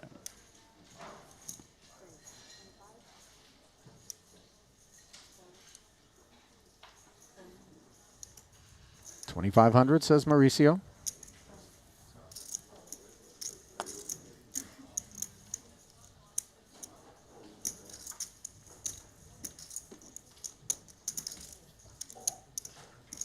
No takers.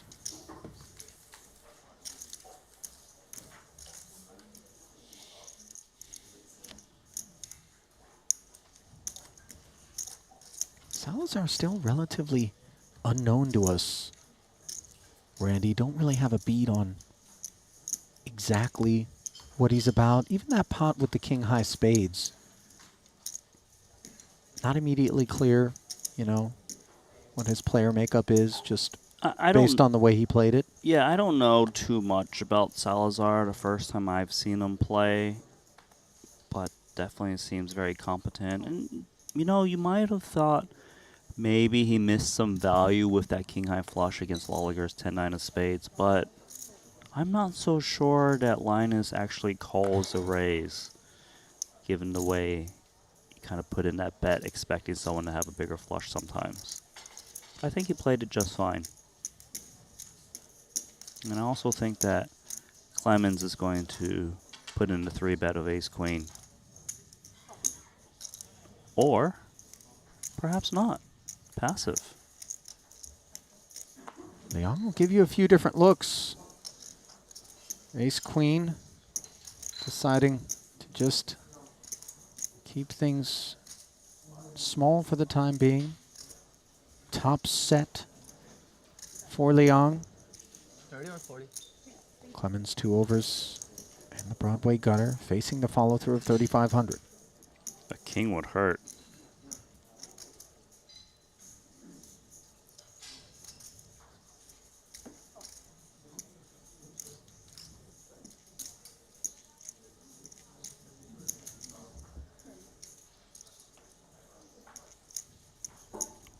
Well, Clemens, yeah, he's drawing officially dead. Jack's full for Leon. I actually can see Clemens still check calling another bet because he is still ahead of all the worst draws, and he has outs in case he's up against a lone jack, whether it be ace, king, or queen.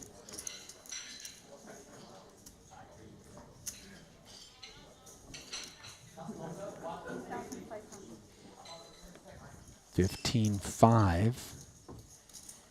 Now the sizing. Considerably more meaningful. Slight overbet.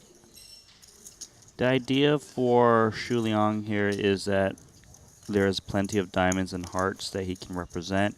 He's trying to get the maximum out of a 10x, as a 10x would want to call down against a polarized range. It also doesn't surprise me that Clemens Reuter is putting in a call right now, just because, like I mentioned earlier, he still beats all of the draws. Shu Liang has really played this term perfectly with that bet size. Now it's quad jacks on the end. Diamonds come in the back door. Clemens checking. Not sure what kind of sizing Leung is going to go with here. Is he going to try to polarize and then maybe keep that ace high more interested than it would be otherwise? I'm not sure what he's going to go with, but my first instinct is go small because, yes, you can go polar, like I've got a jack or I don't, but your opponent has a lot of jacks in their range as well to check call flop and turn. So you wouldn't just go ballistic when that's a decent part of your opponent's range. I'm curious to see how he approaches this one. And given that our opponent knows that it's supposed to be a decent part of their range, if we do downsize, do we maybe enjoy the prospects of inducing? That is possible. You know, definitely merit to going like third or quarter. I think his first intention was to overbet the river had he not hit quads, if it just blanks out. But he is going to follow through with that kind of story and instantly fold from Clemens.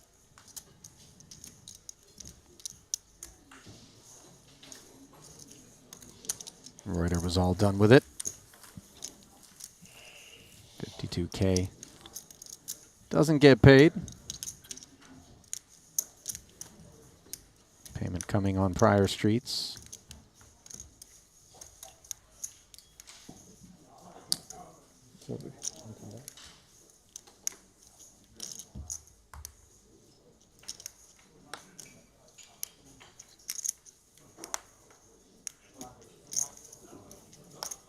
Southpaw dealer. Is that lefty? That one always weirds me out because the flop gets dealt right to left, and Oh, then yeah. the turn gets put to the right, and the river, you know, something feels off. You're not quite sure what it is. And It's then like some bad juju. pocket fours. Mateos picks up Shu Liang's sixes. Ace jack now for Laliger.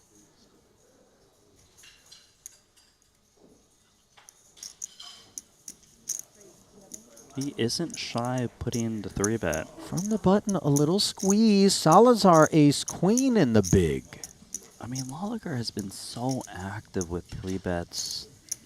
Hasn't been faced with a cold 4-bet from a hand like this yet.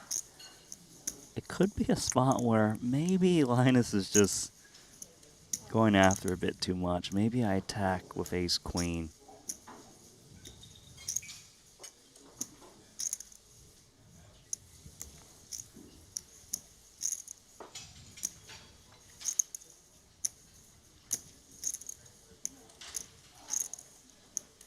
This is under the gun from Mateos, a flat from the hijack of Liang, and then, in spite of that, Linus is activated. Granted from the button, so a lot to think about for Mauricio. I like that he is fighting back, just knowing that Laliger's just... It's just been too much, right? Like, he's attacking every single pot. There we go. 4-bet to 23,000, and Linus does concede just 12K more, but too much heat. I'm actually a touch surprised, and maybe that's not the combo with which we would expect Linus to seek to fight on. Not sure what his impressions of Salazar are, but for 12K more, able to close the action and have position and play heads up against Mauricio. You know, sometimes I wonder if he would want to keep going. You no? can't actually call that cold 4-bet. Cold 4-bet, first of all, is strength. So it's even more strong given that he only put in, what, the small blind or big blind. And Seems also, like it's begging for us to keep. Ace-Jack also performs very poorly against a cold 4-bet offsuit because your opponent's range consists of a lot of big pairs, ace-king, ace-queen. Like, sometimes you even flop top pair of a jack and you might be drawing slim against an overpair. That is actually a very standard fold with ace-jack. 2 10s, standard open for Matas.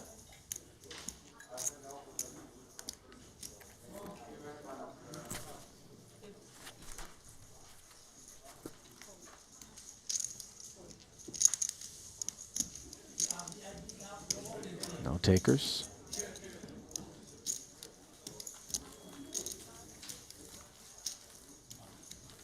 Somebody earlier said that Matas looks like an Olympic swimmer. I wouldn't be surprised if we saw him in the pool in Paris in a month's time, 2 months, whenever it is. Is there Olympics over in Paris this year? I don't know what's going on anymore. With Did you the play Olympics. French game? Well, the Greeks started this thing a long time ago. Randy, every 4 years, all the countries get together. This year it's in Paris. Go on, please explain the history for There'll me. be some swimming out there. I don't really know all the history. In fact, some of the history is a little bit dicey, if I'm being honest. But, you know, here we are. Okay. Poker not in the Olympics. Oh, really? Did not know. Holly, thanks for enlightening me. I mean, What if it was? I could have trolled you and told you it was, and you would have been like, for real? no, I'm not that gullible. You wouldn't have believed me? No, I barely believe anything that comes out of your mouth. That makes two of us. Reuter with King Queen. Not necessarily disbelief, just an affinity for a solid starting hand, as he does flat the under the gun open from Liang. Ace-8 off, not the one that we normally expect to look to party. 8-handed. Look, we've seen Shu Liang just open wider than other players. He really just goes after it any stage of the tournament. Correction, 7-handed, by the way. I do believe for a time we were 8. Maybe rebalancing efforts have been Still loose, though, undertaken. under the gun. 10-9-5. 2 overs, backdoor diamonds, a gutter. Seems nicer than the Ace-8. It's actually going to be very difficult for Shu Liang to win this hand. Sure, he's got the best hand right now, but Clemens won't be folding. Draw to the nuts. 2 overs, king of diamonds. Very relevant. There's even a chance that Reuter raises the flop, but call is customary.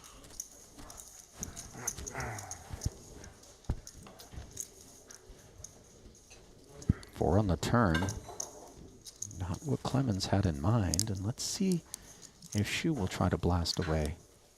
It seems like a near impossible blast away with Ace-8. Your opponent, they aren't folding a pair like a 10.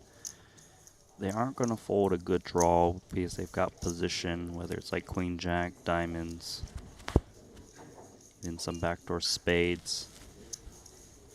If you bet the turn, if you're Shu Liang, which it seems like he is, you really need to follow through with a river bet a lot. 8,500, and it's interesting because you say it seems like a near impossible blast away, and yet for so many of our guys that fight so hard for every chip and every single pot, it seems like they almost have a lust for these sort of low frequency spots. They love to, you know, just stand at the end of the plank, but not necessarily jump off, you know. Attack back, king queen, not shaken. Another call of 8,500, and let's see if a dry one rolls off, what happens. Not quite dry. The king on the river. Clemens, top pair, a whole lot of hand now. I actually think that Shu Liang is going to fire once again, given that he bet the turn. The king is scary to the board. His opponent could be holding like a Jack-10, an 8-9. That we could clear with the third barrel. Yes, if he goes big. Neither of the flush draws filled in either, but note that Liang blocks spades and diamonds, which obviously skews and weights the opposition more toward the pair combos, and might that be what he's got in mind when he fires this 36,000? Snapped off by the king. Here we go. And that's what I was trying to say. It's just so hard to maneuver with this run out on the turn that it's just difficult for Shu Liang there. Nicely played by Clemens. Does that look like a man that avoids the difficult? No. No.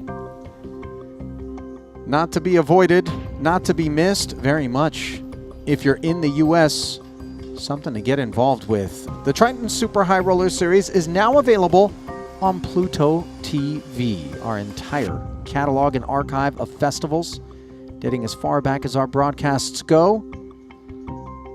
be soaked up in a wealth of ancillary content that we have been working on feverishly for many festivals now. Our documentary team compiling an absolute treasure trove of interviews, working on episodes for multiple seasons worth of supplementary content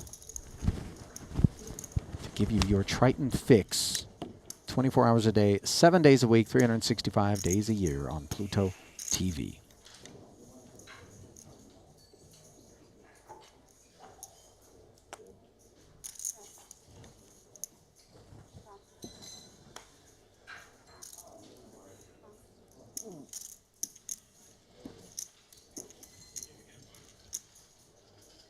Now, producer James is relied upon for a number of different things during our broadcasts, but unbeknownst to those of you soaking up the stream right now, Randy has actually called him up to the booth to help him open a bottle of water. Producer James cannot open the water, so give me the benefit of the doubt. What do you there. mean he can't open the water? He can't. Look, give it to Ollie, and let's see if he can open it. No, but there was openable one. You broke the Ace King, 3-bet, your aircraft. Hang on. What do you mean? Why is it just spinning in place? What kind of lid is this? Randy, what'd you do to this bottle? This is unbelievable. All right, we got a 3-bet and a call. More important things going on. Queen high flop for Mauricio taking the best of it. I don't know how to tell you this, Randy. You might be on your own for the next 20 minutes while I figure out what the heck happened here. What did you do? So I got myself a 1 bottle, and this bottle just spins infinitely. Did somebody get this from one of those gag gift shops? What's going on? Salazar, checking to the 3-better. That's what's going on. I want to give this to someone else.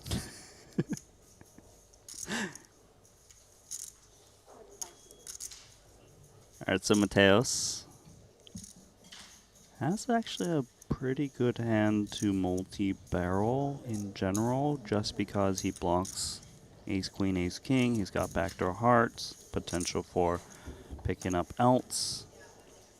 Note, though, that this was a late raise from the cutoff by Salazar, so could have a variety of different holdings. He did play it as a check call for 12,000, and now this jack on the turn gives him top 2, but Mateos still with a Broadway draw. And like I said, he can definitely bet this turn card. Added outs, blocking ace, king, ace, queen. A lot of the check call on a flop range that he can fold out is like jack 10, pocket 9s, pocket 10s, as long as he goes a bit healthy.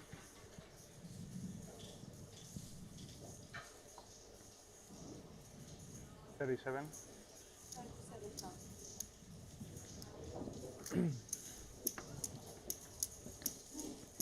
Amazing spot here with top 2 pair.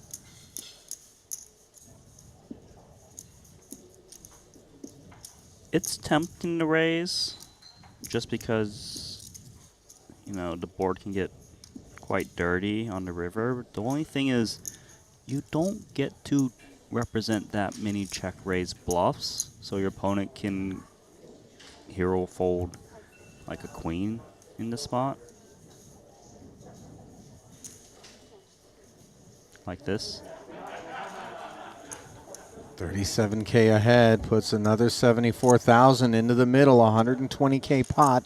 Mateos going hard. 2 streets so far. I can see Mateos actually firing the river card once more. The 4 is a really good card just because if he's got like kings or aces, they can actually go overbet for a lot of value. But Salazar's hand is under rep too here, is it not? It is.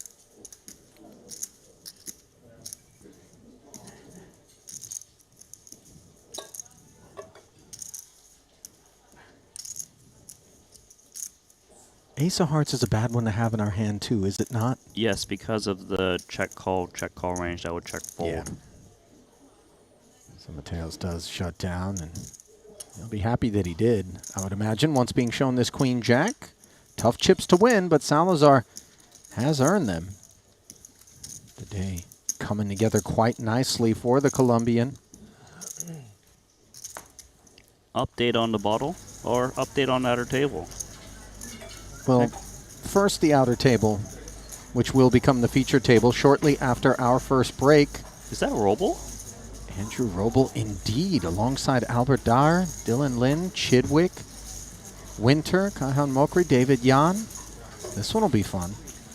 Not quite as fun, by the way, this actually impossible to open bottle. A number of different suggestions coming through the YouTube chat, by the way. Push down and turn, pull up and turn. I've done all that, guys. Okay?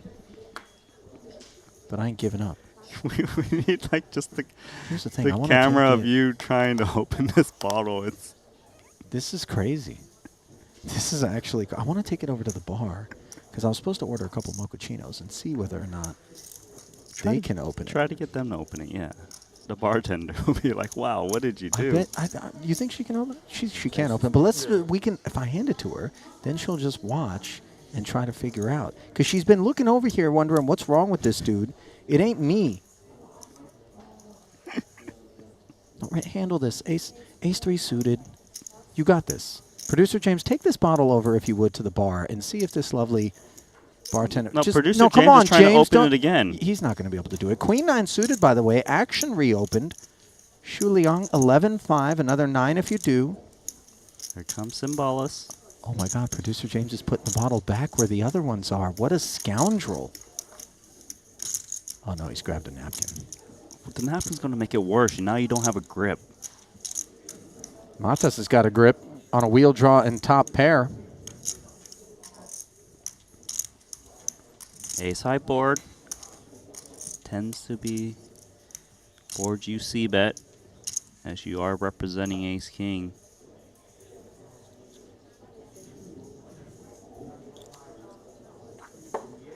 Leon going hard here. Queen 9 suited.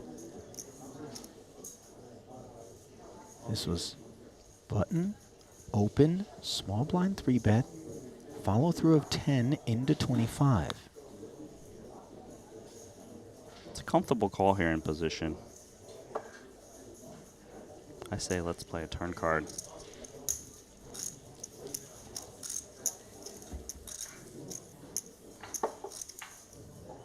That turn puts a third diamond on the board.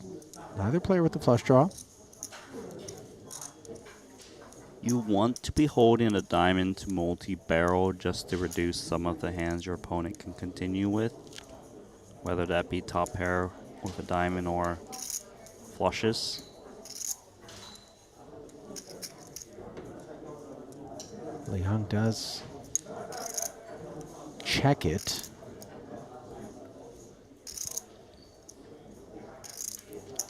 Symbolis will check back this one a lot. Get to realize the wheel draw.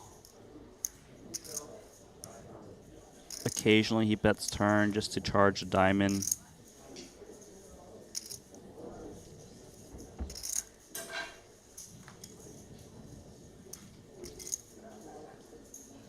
How about the fourth diamond rolling off after the Matas check back? Does give him the wheel.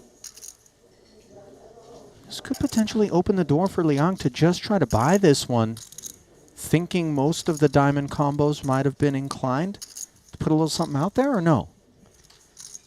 He actually, Liang has more of the diamonds in his hand because hands that call 3-bets tend to be suited a bit more. So he can actually credibly represent the flush. Look at this, 25K.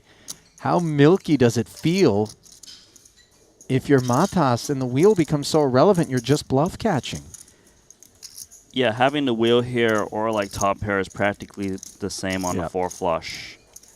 I don't think he's going to lay it down though, just because Shu Liang is...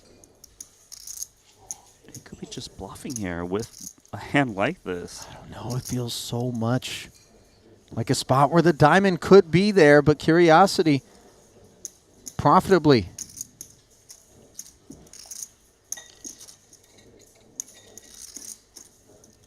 Now, if you're wondering what's going on, producer James has somehow breached the lid of this bottle enough to create a drip effect, and he's decided he's going to pour it out unopened. 1 milliliter an hour of liquid escaping. Well, I mean, come back and see us in a couple hours, James. We'll happily drink that glass. Is this a comedy show? Like, what is going on? It feels like a Monty Python skit. Oh, Let me get that for you. Thank you. Wow. A shot. Leave that bottle up here, by the way, because I feel like people don't believe it. Leave that thing up here. We're going to go to the break. People are like, come on, how hard can it be? I promise this is something. Yes. Here we go. That's is there poker being played? Indeed there is. King Queen by Clemens Reuter. I feel like one of those dogs that sees a squirrel and just goes bolting, dragging their owner. Squirrel. Oh, pocket eights.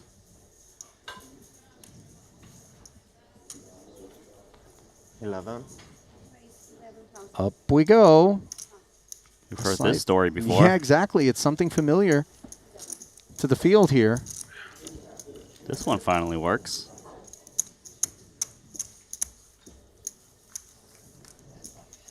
Worked a lot better than whoever put the lid on this freaking bottle.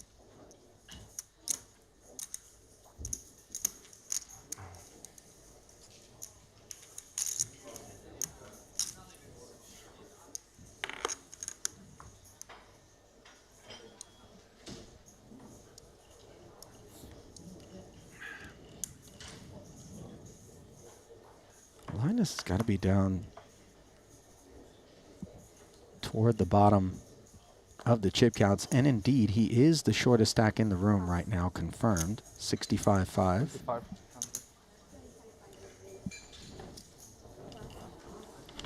Mateos ace-8 offsuit +1. Brewer with ace-10 on the button.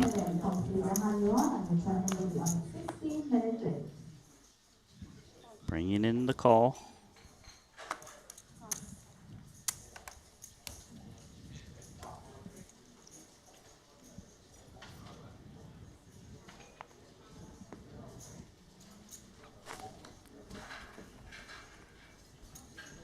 Brewer dominating with position against Mateos. Again, we see some of the dustier aces being willing to open from early position in this deep stacked affair. 10-10-9, this is all Brewer. Mateos, quick check. Brewer's going to be disappointed when he bets and sees Mateos likely to check fold this ace-8 with no backdoor prospects.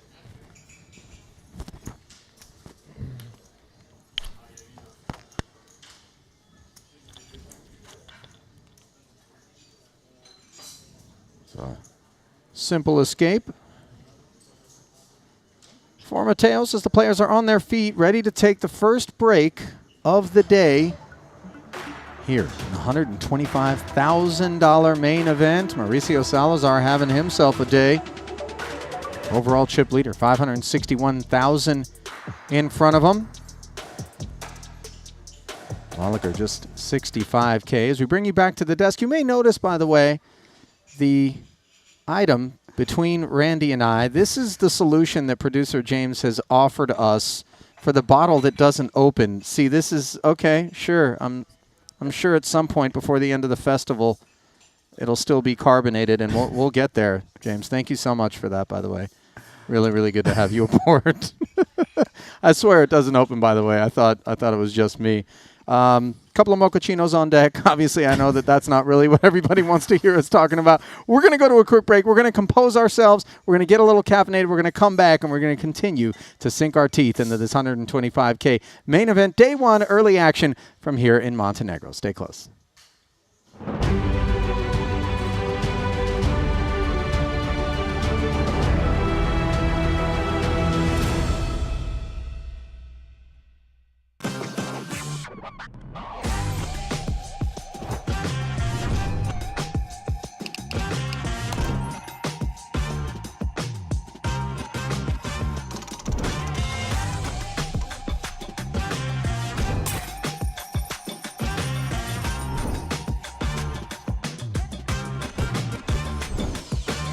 Want a $50 Global Millions ticket on top of the full GG Poker welcome bonus? Sign up with promo code Triton_2024 and deposit a minimum of $20 to claim your ticket. Brace yourselves. This is live. And the show goes on. Oh, wow. All in. In poker, every small decision counts. Introducing the Game Changer, Daily Dose of GTO. This is your free guide to mastering GTO strategies in just 5 minutes a day. Join the thousands of players transforming their game and results. Gain the confidence you need for high-stakes decisions. Scan the QR code now to get your free copy and follow GTO Wizard on Twitter and Instagram for exclusive challenges and giveaways during this Triton series. Welcome to BetACR EU, the premier platform for sports enthusiasts and the newest way to engage with the Triton Live series. Experience the pinnacle of sports prediction where every game, every match becomes an opportunity for victory. At BetACR EU, your insights into the game transform into action. With exclusive action prediction options for the Triton series, your player knowledge and predictions set the stage for unmatched excitement. And there's more.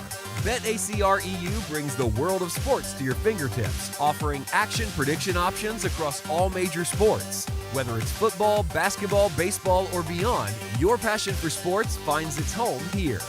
Kick off your journey with us and get a 15% free play on your first top-up up to $250. Don't just watch the game, be a part of it.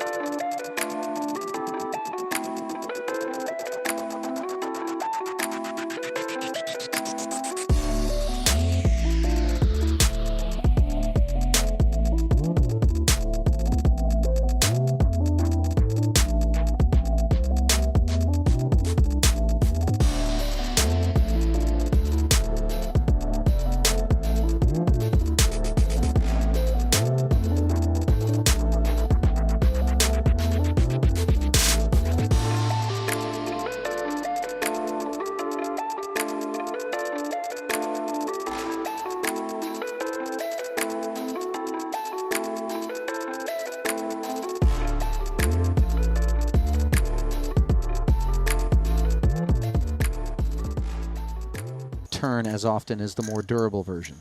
Yeah, and Linus calling, it makes sense because when Lethem back raises, he does look like he's got a made hand, likely a straight.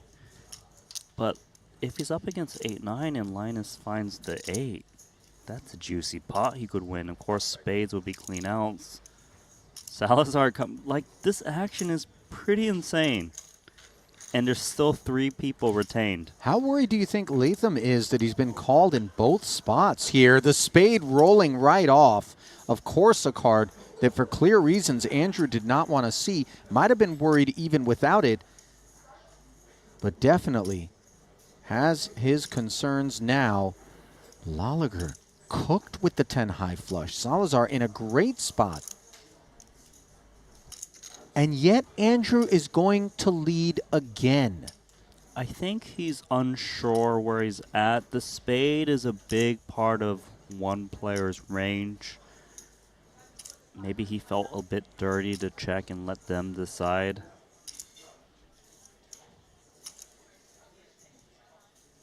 Lolliger with the flush. He might be worried once he sees Salazar continue as well with his 10 high flush. This is just a great spot for Mauricio.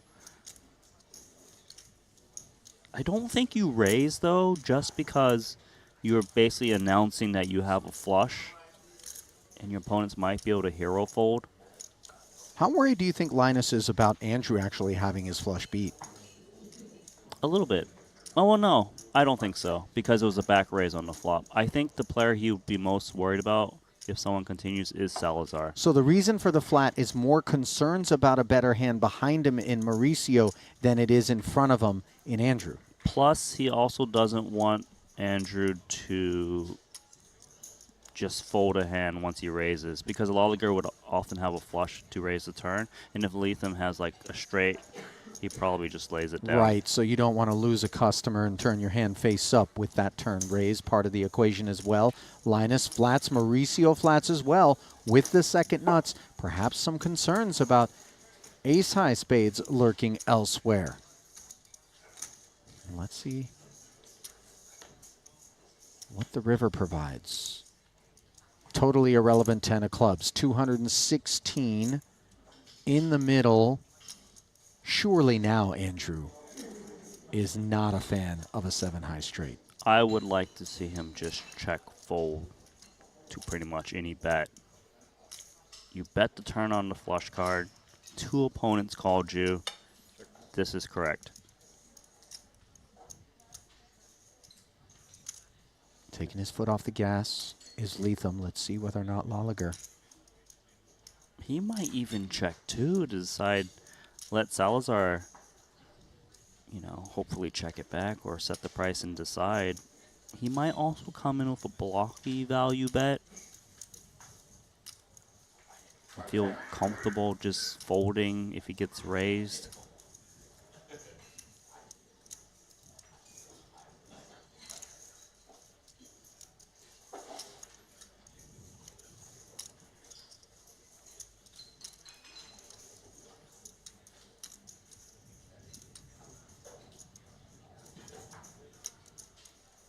Chewing on it for a while.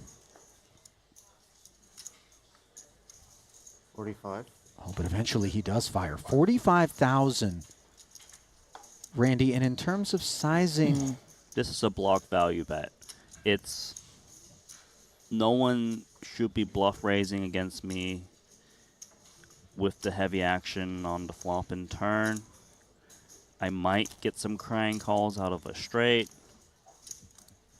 He might get a crying call out of the king high spades just based on Mauricio's body language. I agree. I think he is just going to come in with a call. Yeah. You're right. Well, you mentioned that you were looking for Lethem to find the check fold here, given the way that this one played out. I just can't see a way where his hand is ever good with the action. I know the price is amazing, but sometimes you just got to look away from the price. I know this is just complete fantasy, but imagine if he were to jam. Imagine, just, you know, how nutted is that supposed to be? I don't think the line ever really takes shape in that way. I don't think it's going to happen, but to be fair, it almost always is the nut flush. Yeah. Or the dry ace, at least. Fair enough.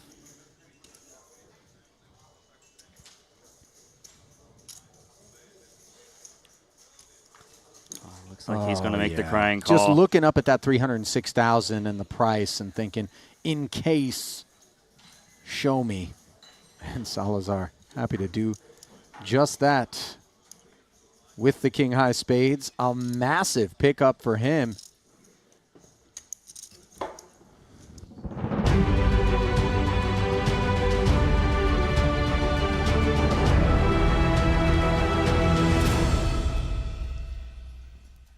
And welcome back to continuing coverage of the Triton Super High Roller Series, where you may notice yours truly, Ali Najad, is no longer seated beside Randy Liu. And you might be wondering, I didn't say Randy was going to be tagged out, and I didn't expect it. Rast is here because Randy's currently a little busy, as I understand. Randy's actually decided that he's going to try to open this bottle. It's not going to happen, Randy. I'm just saying, it's not. The little engine that could. I got a book for you. Okay, we got a new feature table on our hands. A couple of new very smitten commentators. Oh, we got it. No, stop. Stop. That's not the same bottle. Stop.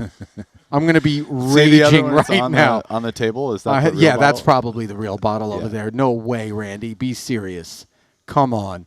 Okay, listen, let's get a little serious over here. Not entirely, of course. We're having fun. First day of this 125K main event, Mauricio Salazar, who is exiting the featured table, is your overall chip leader, diving into the Triton Poker Plus app for a little peek at who else is doing well. Look at number 2, boss man Paul Pua.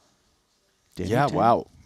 We saw Paul, I think he got, he was the bubble boy with the bad beat a few tournaments ago, if I believe, but this is a good start. 323 blinds. It's still early. We can see 67 to 69, but more chips is better than less. Not to be slept upon, Danny Tang, overall player of the year leader, doing well here in Montenegro, staving off all others. 268 bigs in front of him. And then 4th place is David Jan, who happens to be left of your screen at this new featured table. Taking a little peek, maybe in a bigger way, at that table. Andrew Roble, the name that a lot of people noticed. Haven't seen him in any other buy-ins thus far. Here he is, 160 bigs deep, just off the 250 he started with. Yeah, wow. I'm looking forward to this feature table here. Look at this cast of characters that we have. Yeah, Albert Daher, Dylan Lin, Chidwick, Sean Winter, Kaihan Mokri, David Jan. Something to sink your teeth into for poker fans everywhere, these main events. So delightful. Back into the arena we go. Here at Maestral Resort and Casino in Montenegro. Beautiful day out there. A little bit of a later start, too. Last night was the player party. Give them a little extra shut-eye just in case they went too hard. Which is in part, by the way, why Randy's out there working the water bottle. He's got to rehydrate. He wasn't hungover. I'm just telling tales. 262 big blinds for nice David little Young. player party last night. Yeah, food was good. Everybody seemed to be enjoying themselves. They had a DJ mixed with a saxophone. Yeah, at first. live That was sweet. music. Then rolled into a band. But yeah, I enjoyed the music. I was back in the booth. I missed the full band situation. Not to be missed, though, the fact that these blinds have gone up. 1,000, 1,500. What we're now playing, that glimpse brought to you by GG Poker. Prize pool still being assembled, of course. Can't be talking payouts until registration does close. Oh, we got Petrangelo too. Okay. This P's table's for joined the party. This is low key gonna be a pretty fun table here. For me, I was the donator of the trip. For the poker. He's a famous Lebanese whale.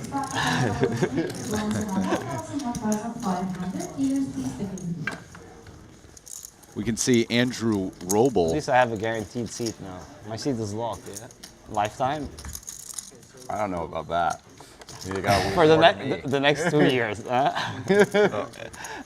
I should have Roble two mostly plays years the at least private of game guaranteed circuit seat. nowadays, but don't be fooled. He's been playing high stakes, no limit cash for as long as anyone. And what's happening right now is right in Roble's wheelhouse. They're 100, 200 big blinds deep. This is his specialty. He's not really a tournament player, but he is a nasty cash game player. And I'm looking forward to watch my friend, actually. He's a good friend of mine.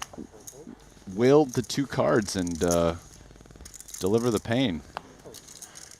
Roble has been in Montenegro for some time, in spite of the fact that he hasn't registered for any events, and that's because the cash games have been going on. He might be the smartest guy ever. Oh, More of a focus these days for Roble than tournaments. Yeah, he thought that he was Nick. Yeah, that's me. Private cash game circuits. I think they never met before. At some point, he was playing drunk and on like substances and just like. We're on TV. Okay, yeah. That's true, yeah. He's fun to play with. There's a lot of action. He killed you, huh? And now he ran. Oh, he didn't run. He just said it wasn't worth his time or something. Just to. The challenge was. How much you big lost? enough. 2.5? Now like a little bit less, like 2-2. 2-2. Yeah. Against who? Rui. 220K or 2.2 million? 2.2, yeah. Yeah. It's No, a big loss. So you guys were playing 2-4, no, right? no, we were playing, but it was like 306 with an ante and 200 big blind buy-in. It was like more like 500. It's not 100 big blind buy-in? No, it was like up to 200. And he just auto reloaded, so I repopped. I see. Because we're playing Hold'em or short deck? Hold'em. Hold'em. Nick Petrangelo He said you gave me opens my, the King's confidence 6 of back in diamonds Hold'em or here in Under the Gun +1.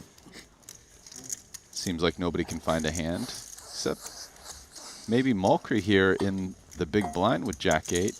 Yeah, he decides to defend. How did the match happen if you guys don't even know each other? It's weird. We're playing on this juice game app.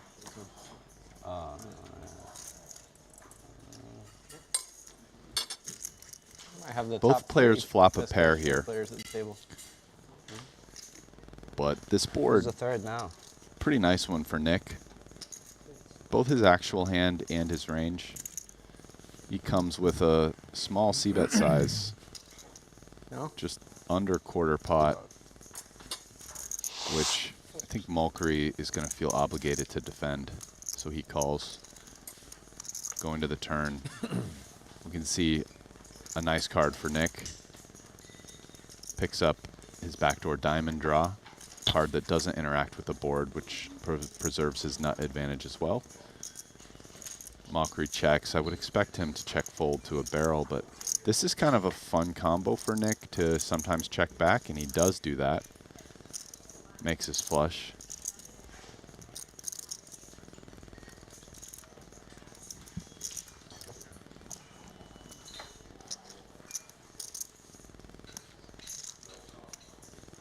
Yeah, not a ton of value in betting from Mulcree. He'd love to go check and win versus like ace-jack, ace-10, or like pocket sevens, chop with another 8. That's not going to happen because Nick is now deciding how much to value bet his king-high flush for.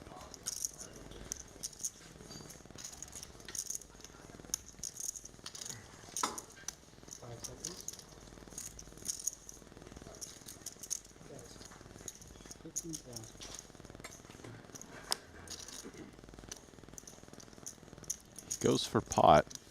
I mean, Mulcree could hero call here, but I think his hand is probably going to fold.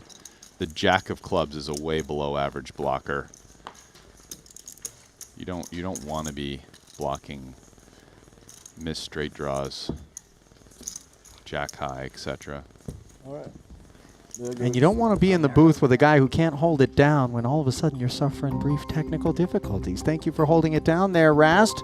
Take a moment now, away from the action, to remind you that it is a great time to check out GTO Wizard's new ebook, Daily Dose of GTO, a free interactive book full of quizzes and short lessons to help you master GTO concepts in just 5 minutes per day. Check it out now at dailydoseofgto.com.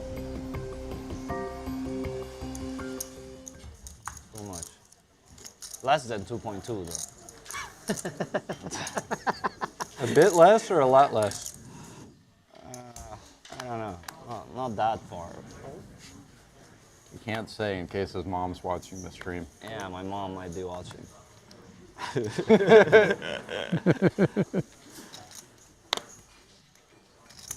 What were you playing the other day? Like an 8th game or? Just triple draw. I don't know any of these games. Deuce to 7 triple draw. That's a game. It's a fun game. And this is a hand. A fun hand. On the button, 3 bets. Not much From Sean bluffing. Winner. No? Not a lot of bluffing. There is some. Just making good hands and getting paid. Oh, the thing is like kind of easy to make hands, so people don't bluff that much unless they have like very good blockers and stuff. Okay. I mean, there is some, of course, with, you know, limit games in general. It's just. I tried playing this 8th game tournament once. I found it extremely boring. It's a lot of waiting and yeah, I don't know. Shut your blasphemous mouth, And Kaihan. I was looking at my. We got a couple of phone, mixed my game rules. guys here in the I was booth. looking at the rules. Put some respect on Mix. 553.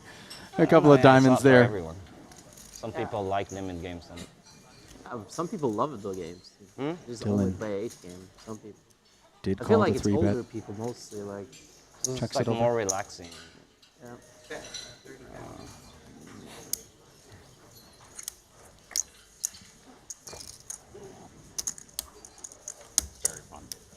It's very fun. It's very fun, yeah. I mean, the more you play, the C-bet more and take it for Sean. fun it gets, I guess. I mean, it's probably more fun when you know the rules and things. That helps. Yeah, that helps to actually play a game knowing the rules. Yeah, it's. Yeah, it looks like they can all agree on that. It's good to know the rules when you play a game. Okay. We're making strides here. In the Bobby's room game, they were playing behind us this 8-game game.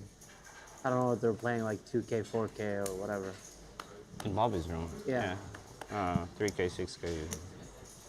The tension is so high there. Like, nobody's talking, and it's a big game. Yeah, it's like putting on some music, and people are just. 4,000 to go, says Albert, as Dylan looks down at ace-queen suited and decides one over to play it as a flat. See Winter get out of the way with Yeah. ace-jack off. Hello. Showed no interest whatsoever.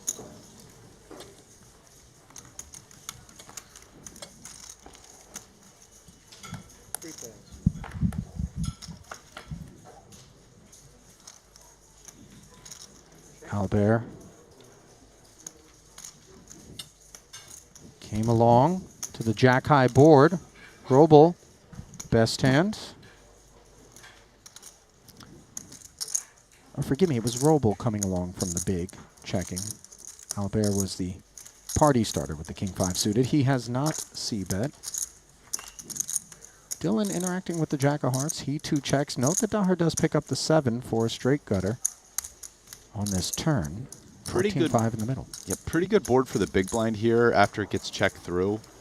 He's going to have a lot more cards that interact with hands that interact with the 8, 6, and 4, and we can see Roble actually has top pair, so this lead makes a lot of sense. He goes with a small sizing. Just curious. That sizing, I mean, it's 4,000 into 14,000, well under third pot. I mean, with a size like that, clearing out king 5 is pretty awesome. So nice little bet by Roble. It accomplished quite a lot. I'm pretty sure when you bet that size, he's going to follow through with another value bet on the river pretty often. You good at that? I've hardly played it. Sounds crazy. Can be. Is that the new thing? I think the Asian guys like to play it. I think they play it in pretty much all their games now. Is the Squid Game thing? Yeah. Heard about that. Basically just a stand-up game, but you don't have to stand up. No exercise required. A little more though, right? Like instead of just there's like multipliers. It's a limited amount. Yeah, there's different ways to play it. Yeah, there's different versions. I don't know how they were playing it yesterday. Were they doing it where there's like multipliers? Yeah. Raise and take for Kaihan. Their version is huge, like really big. Yeah, that's what I was saying. Because it's like that's different than stand-up, obviously, because you have. Yeah, because there might be like 3 people sitting, and they have to pay to all the guys. And yeah, multiplier can get like ×3. Times 5? I think they said ×5 last. Yeah, ×5. But 5 is like super hard. So you have to win like is, every hand. So 5, you just have to be all in pre-flop, right? Like you have to rip like. If what? Where Eldon was saying now they do it where they square the number of plaques you get. So if you get like 5 plaques, it's 25 times the bonus of the base amount. You get 2, it's 4 times, 3 9 times, 4 16. Nachito, you're here? Nachito. Oh my goodness, are we going to get Nacho as well? He might unregister. He might just look at the lineup and go, I'm out. I really doubt tennis that. last night. He's gonna be happy to play Really? at this table here. I heard you were a spot. Yeah, because it's the feature. Where else would he want to be? Roble 10-8 offsuit on the button, attacking. A 3-bet, by the way, from the suited one-gapper of Dars. Albert. Nice. Big hand. Wagging a little finger, maybe taking out on Roble some things associated with the cash games. I think, by the way, in their game, if you win all the squid, like there's 9 squid, if you win all the squids, it's 4K a squid, you win $1 million.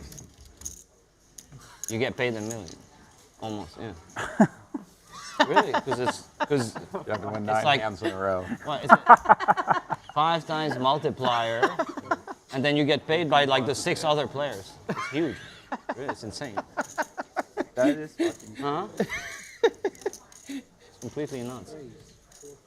Rast, you've played some props in your day, but I played the stand-up game a couple times, but I guess this is like a new variant of the stand-up game. I'm listening to the conversation, right? Have you played the Squid game? I've not played it. I've heard about it. Yeah, I don't know all of the rules. Now apparently they've it's like put some steroids on it. Where, right.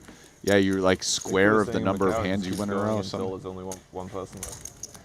Yeah, that's how we do it, usually. We do it until one person. They do it just, I think it's like, let's say it's 6-handed, they add like 3 more, so it becomes like 9. So after 9 hands, it's just another round.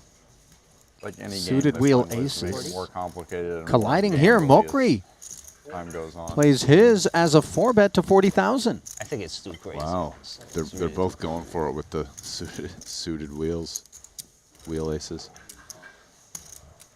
4K became 15 as Petrangelo 3-bet and then got bullied right out of there. Meet Kaihan Mokri, ladies and gentlemen. So if you happen to be if you win 9 hands in a row, you just get $1 million. Pretty much. Unfamiliar? Yeah. I mean, if the squid is like 4K a squid, You know, it's like then the it's like a scramble, the big multiplier one is the squid. of 5. So basically, it's like 180K per player. And if it's like 7-handed, 6 have to pay you 180K. I mean, winning 9 hands in a row is like 1 in a million or Yeah, something. yeah. It's very unlikely, of course. I think that they were saying that guy did it last time, the Spanish guy. Oh, really? Yeah. It's very unlikely. Feels like famous last words, by the way. You know what I mean? The dude who first taught him martingale this. It'll be all right. How can the house win that many hands of baccarat in a row? I mean, it's unlikely till it happens. Tournaments or cash games? Yep. Or both. Here we go, Jack another suited. suited whale ace. There was a specific Roble, reason for this. the open. 14. Roble has a hand that can take the heat, though. Queen Jack suited here from the hijack. Probably get a... Imagine he likely just calls this and we see a flop. Yeah.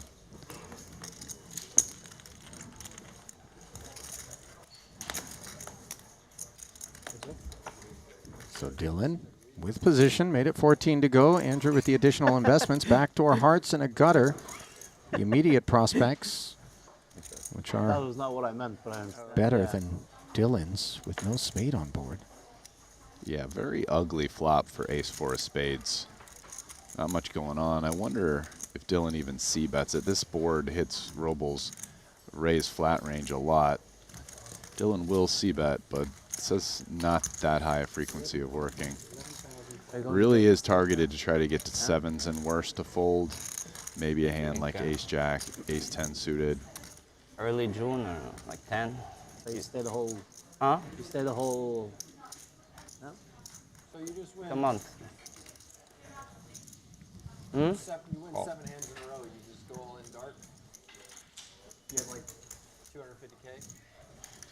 Can You do. always have more than 250K. I don't know. I've never played that game. I just watch them play. I've never played. Roble check called the 12K c-bet. King think pairs on the turn. At Would imagine 7 there's is like the max multiplier, I think. a decent amount of King X that Like you Dylan get could 9, be you repping. get Yeah, more Roble bounty. has not bad It's like blockers 3, for 5, that. 9 He's blocking multipliers. king, queen, and 3 king, is like jack times suited, half of those 3. combos. Then 5 is like times. That might 3-bet him. 4. But it's still hard to continue if Dylan 7, barrels 3, 5, again. 7. It's still pretty crazy.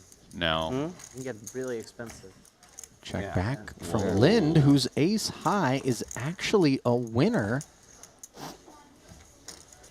this is a pretty tough run out for Roble, actually, because it's just so dry.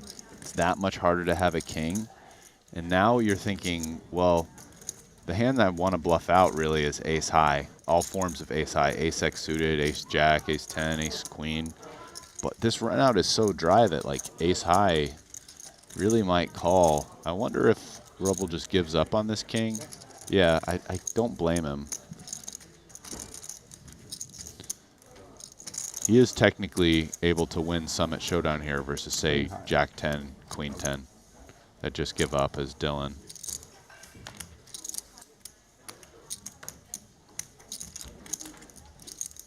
Quite fortunate. When you going? Be able to check that down and Are you take not it. going? Is Dylan? I don't like it there.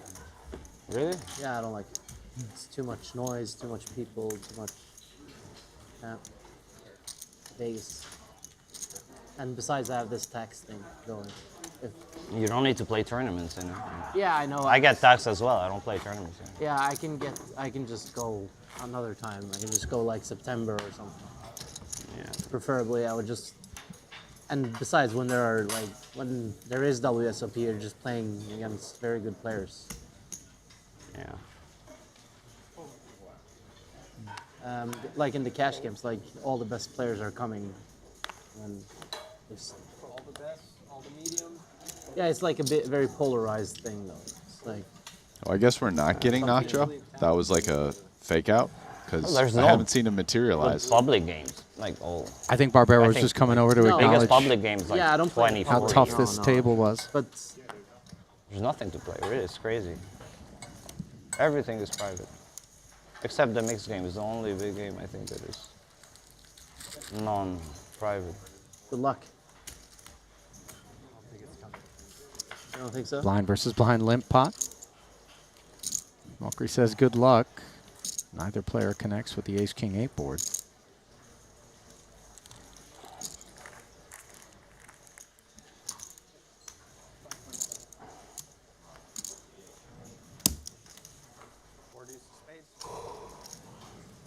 King, queen.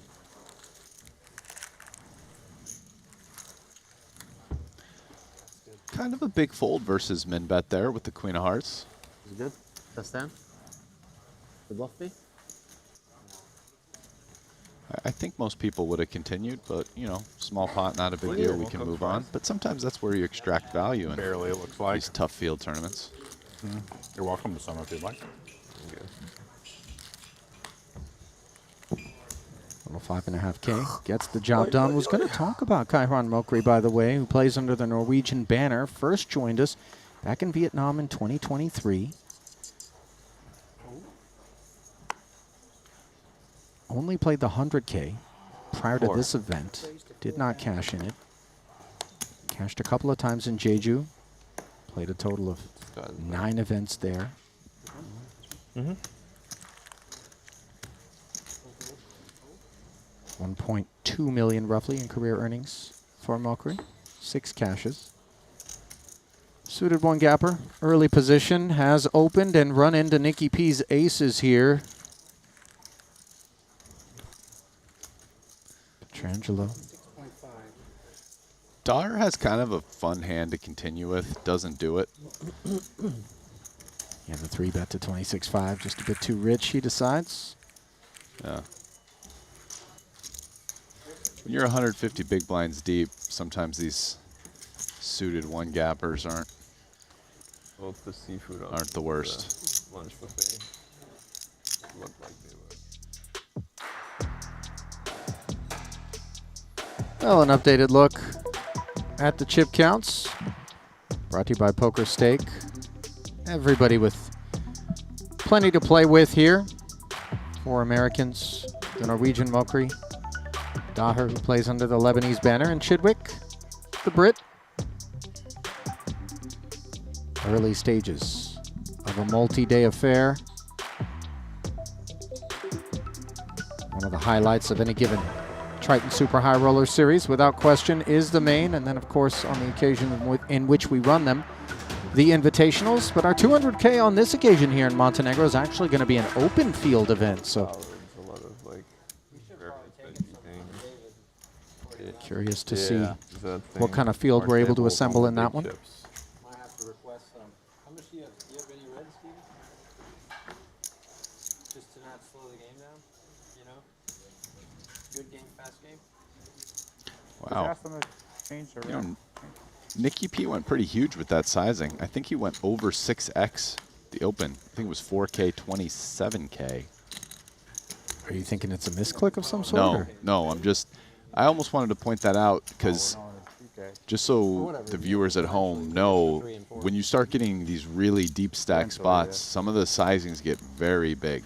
Like you don't see that. Like most of our stream, it'll, 40 big blinds, you min raise to 10K, and the guy will make it like 38K out of position, 3.8x. That would be like make it 10K, and the guy out of position makes it 64K, right? That'd be huge. You'd notice it. That's what just happened, kind of. But it's because they're not 40 big blinds deep. They're 150 big blinds deep. So 5s against 9s on a queen high board here. Valkyrie played it as a flat after Lind opened. Both with second pair effective on this board. Dylan not interested in a c-bet. Checking over.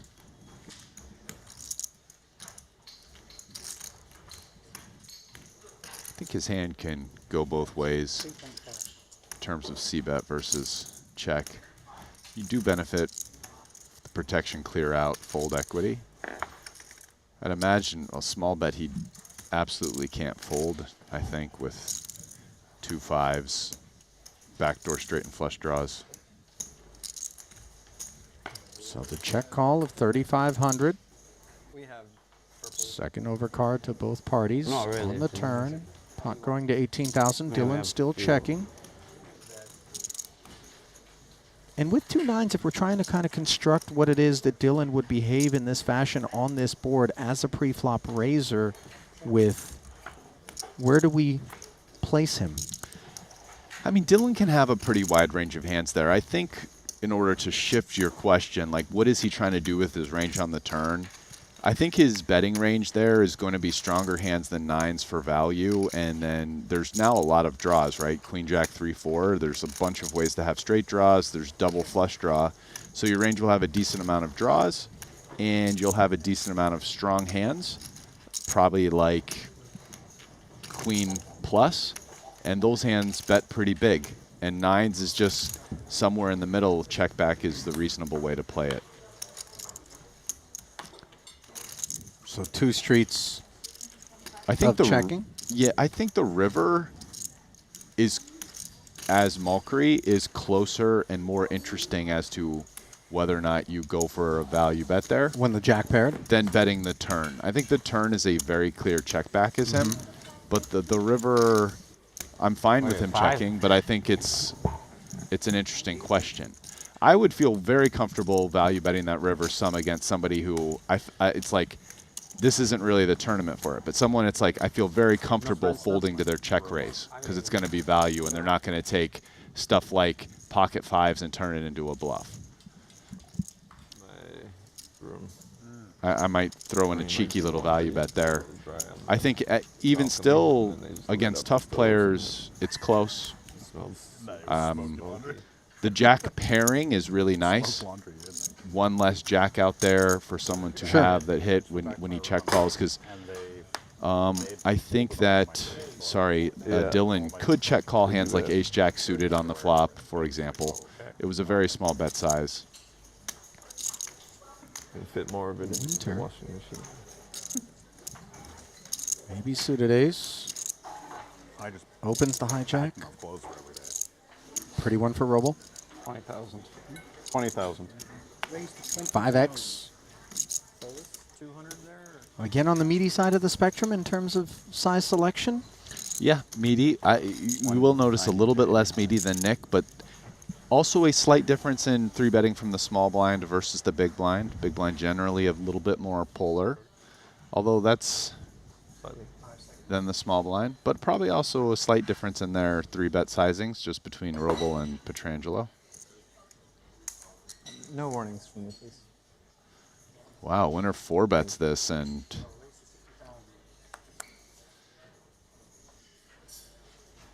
Roble's not going to fold. No, that much we know. All in.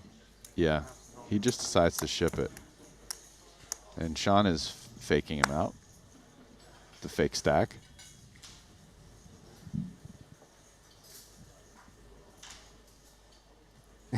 You did the fake out. You got jack bullshit. You did the fake snap call. Never seen that before. The 9? The fake snap call. You didn't see the grimace on my face when you went to snap call? I was like, you got your read, and you couldn't even go with it. Your hand was so dusty. I actually never looked at you.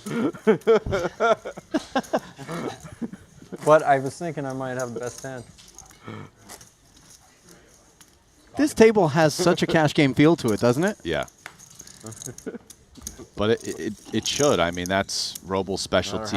Daher. Yeah. A lot of cash game players here. No, I didn't look at you though.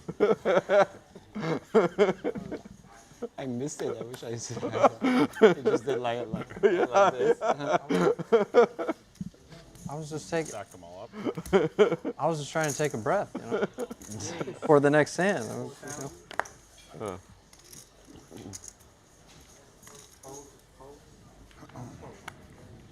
Chidwick. Maybe suited connector. More of these little suited wheel aces, which the solvers love. You're not always obligated to 3-bet it. I mean, call is fine too. So yeah, I mean, I think mixing in some flats and well served to have done so perhaps is Roble, considering Dylan has ace-queen in the big. Yeah, this deep with AQ off. Really uncomfortable 3-betting there and getting called in 1 or 2 spots. Perfectly reasonable for Lind to flat. By no means a compulsory 3-bet. In fact, I'm sure it's mixed, if not predominantly call, I would guess, if I looked at the Silicon Overlord's output. Well, no further output from Chidwick, despite flopping a gut shot here. 1 spade on board, a gut shot of his own. Possessed by Roble. Backdoor clubs, 2 checks in front.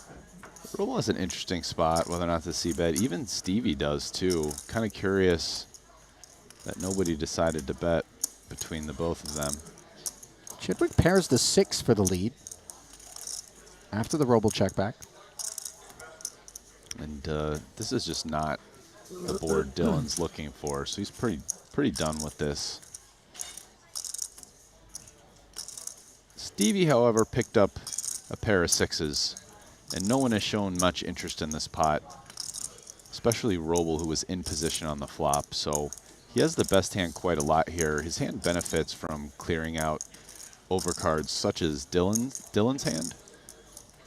So yeah, I think a bet's very natural for him. Big water here. He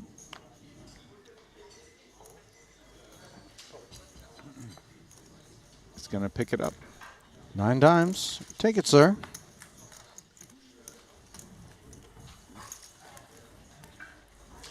Hey, tricked me. I thought he was calling. Chidwick. Do you have Jack 9? I have Jack 9. No Winter Jack haunted. That's not my holding. By the Okay. 4-bet. You probably have me then. I was going to say Chidwick over $20 million in career Triton earnings. Surpassed that mark here in Montenegro. Already has a 9th in the 30K 8 max, an 8th in the 40K mystery bounty. Those are both FTs. Finished 11th in the 100K. He had aces. Oh, no, Still stuck on a couple of titles. He made a reaction when he 40 career cashes, though. So he had kings. One of the GOATs. Did not have Stephen Chidwick. Ace king. Did you have a Jack? Ace king. You can watch the instant replay shortly. Not so instant. Just King 6 suited activates. Ace 8 suited right behind. Looks like he's coming with a 3-bet here. Yep, 13,000. God, I watch too much TV just watching you 3-bet Make 10-4 it so off. big in tournaments. Must be a bad hand. You know? Bad hand. He's probably been 8 deuce offsuit. That's only when I can rebuy. How is that so big? I guess I can rebuy in this. Yeah, you can read that. If I respect you, I'd only do it with suited hands. No offsuit hands. This is Jack 9 suited.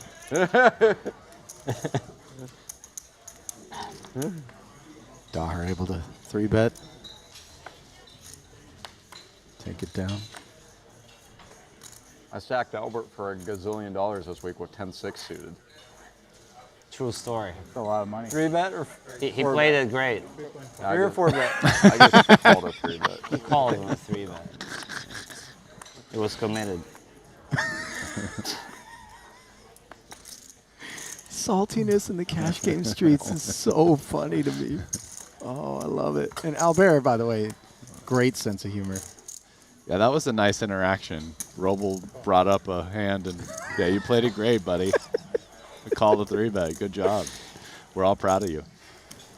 Mokri, suited connector, 3,500 to go. Roble playing the ace-queen as a flat. Daher also suited and connected. Comes along. You played a lot with Doyle Brunson. One of my favorites that he used to say, Rast, is, "You're a real star." Industry. Yeah. Oh, yeah, Doyle's funny. King, King 8. Advantage Daher.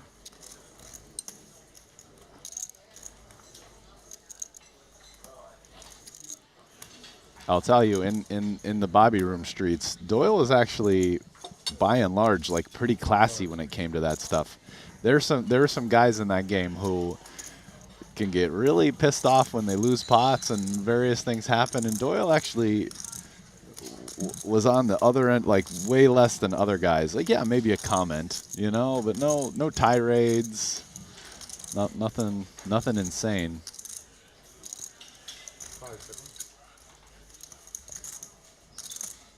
$3,500, the bet out of Mokri. Doyle kept it classy for the most part. Well, he had rules of engagement. Yeah. Don't fire until fired upon. Notice that Roble activates and then sheds the best hand. Hand, no king. Offsuit hand, no king. Yes. There's no king, you said? Confirmed, by the way. The Roble has so far only told the truth. It shall set you free. Telling the truth until Albert said ace king, then he didn't reply and said, "You can see on the stream." Didn't have aces, didn't have kings. Had a suited hand and 2 undercards. 4,000 plus. I folded the best hand. King, queen. Everybody's just telling the truth. Well, the stream shall set you free, not just the truth. I mean, you can't hide it for long, an hour delay. True. Some people do look for that little edge. I've seen some real shameless declarations. Just shameless stream lying. Yeah. Chidwick flatted the button here, well behind on a queen high rainbow board. Roble with top pair.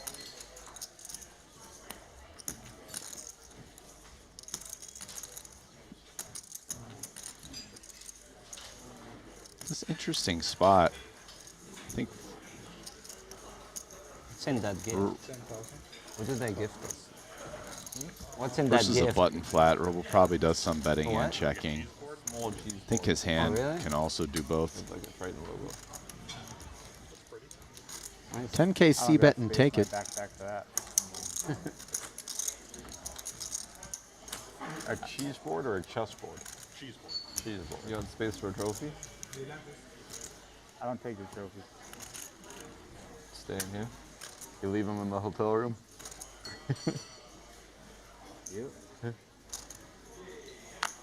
thought that was a dry needle from Chidwick, by the way, as all the players apparently have been gifted a cheese board with a Triton logo on it. There was some confusion thinking maybe chessboard. Nikki P said, I don't have room in my backpack for that. And Chidwick Snap said, do you have room for a trophy? Of course, Petrangelo yet to win a title. The biggest trophy I have is, I have one of those Mike Sexton trophies. They're like 5 feet high and they mail it to you. They're huge. They're gigantic. It's like a Stanley Cup. For the World Poker Tour, WPC ones? Yeah. Everyone gets a giant one? Yeah, they mail it to you. Like every main event winner gets one. Yeah, it's like with everyone's name on it? Like it looks exactly like a Stanley Cup. It comes with some crazy custom box for it. Yeah, you get I got one of those too. You like get a Hublot. for an online thing. Like Yeah. it's super big, super heavy, 30 kilos. How much yeah, would it it was cost? I don't know, but they send you a Hublot watch, like really fancy crystal glasses. This giant trophy. I didn't get any So of that. Zeno has like 3 of those in his house. Who? Zeno? Yeah. Darren has more. Darren just has a pyramid, 15 feet high. Of, I mean, he won the most of all time, so he must have like 5? I don't know.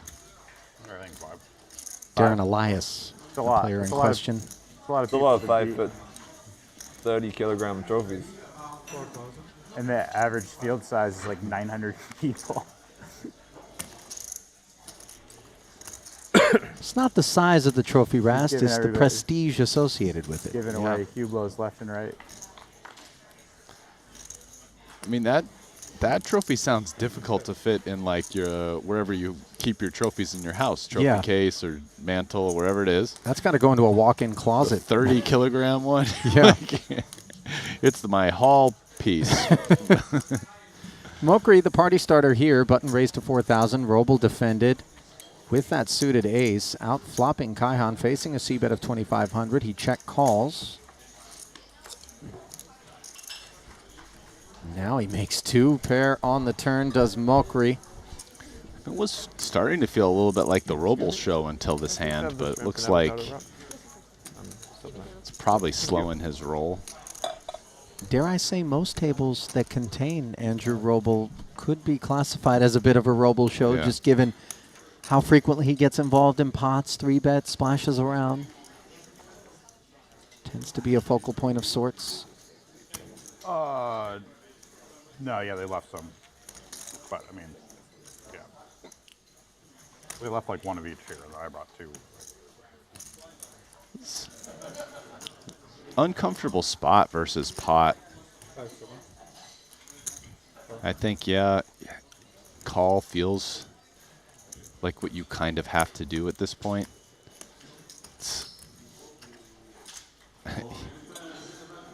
His hand is not winning very often, but I think Queen 10 probably checks back, just not enough value. Yeah. Saved him from a tough spot on the river if, like, say, a deuce came or something. Yeah, the extra 32 on the turn was as far as they got, with the jack putting the Broadway 4-liner out there.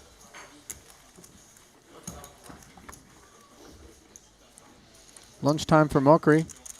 I thought he was going to try to order from our Lee Davey back there, who looked like he was standing by to take one, didn't he? Yeah.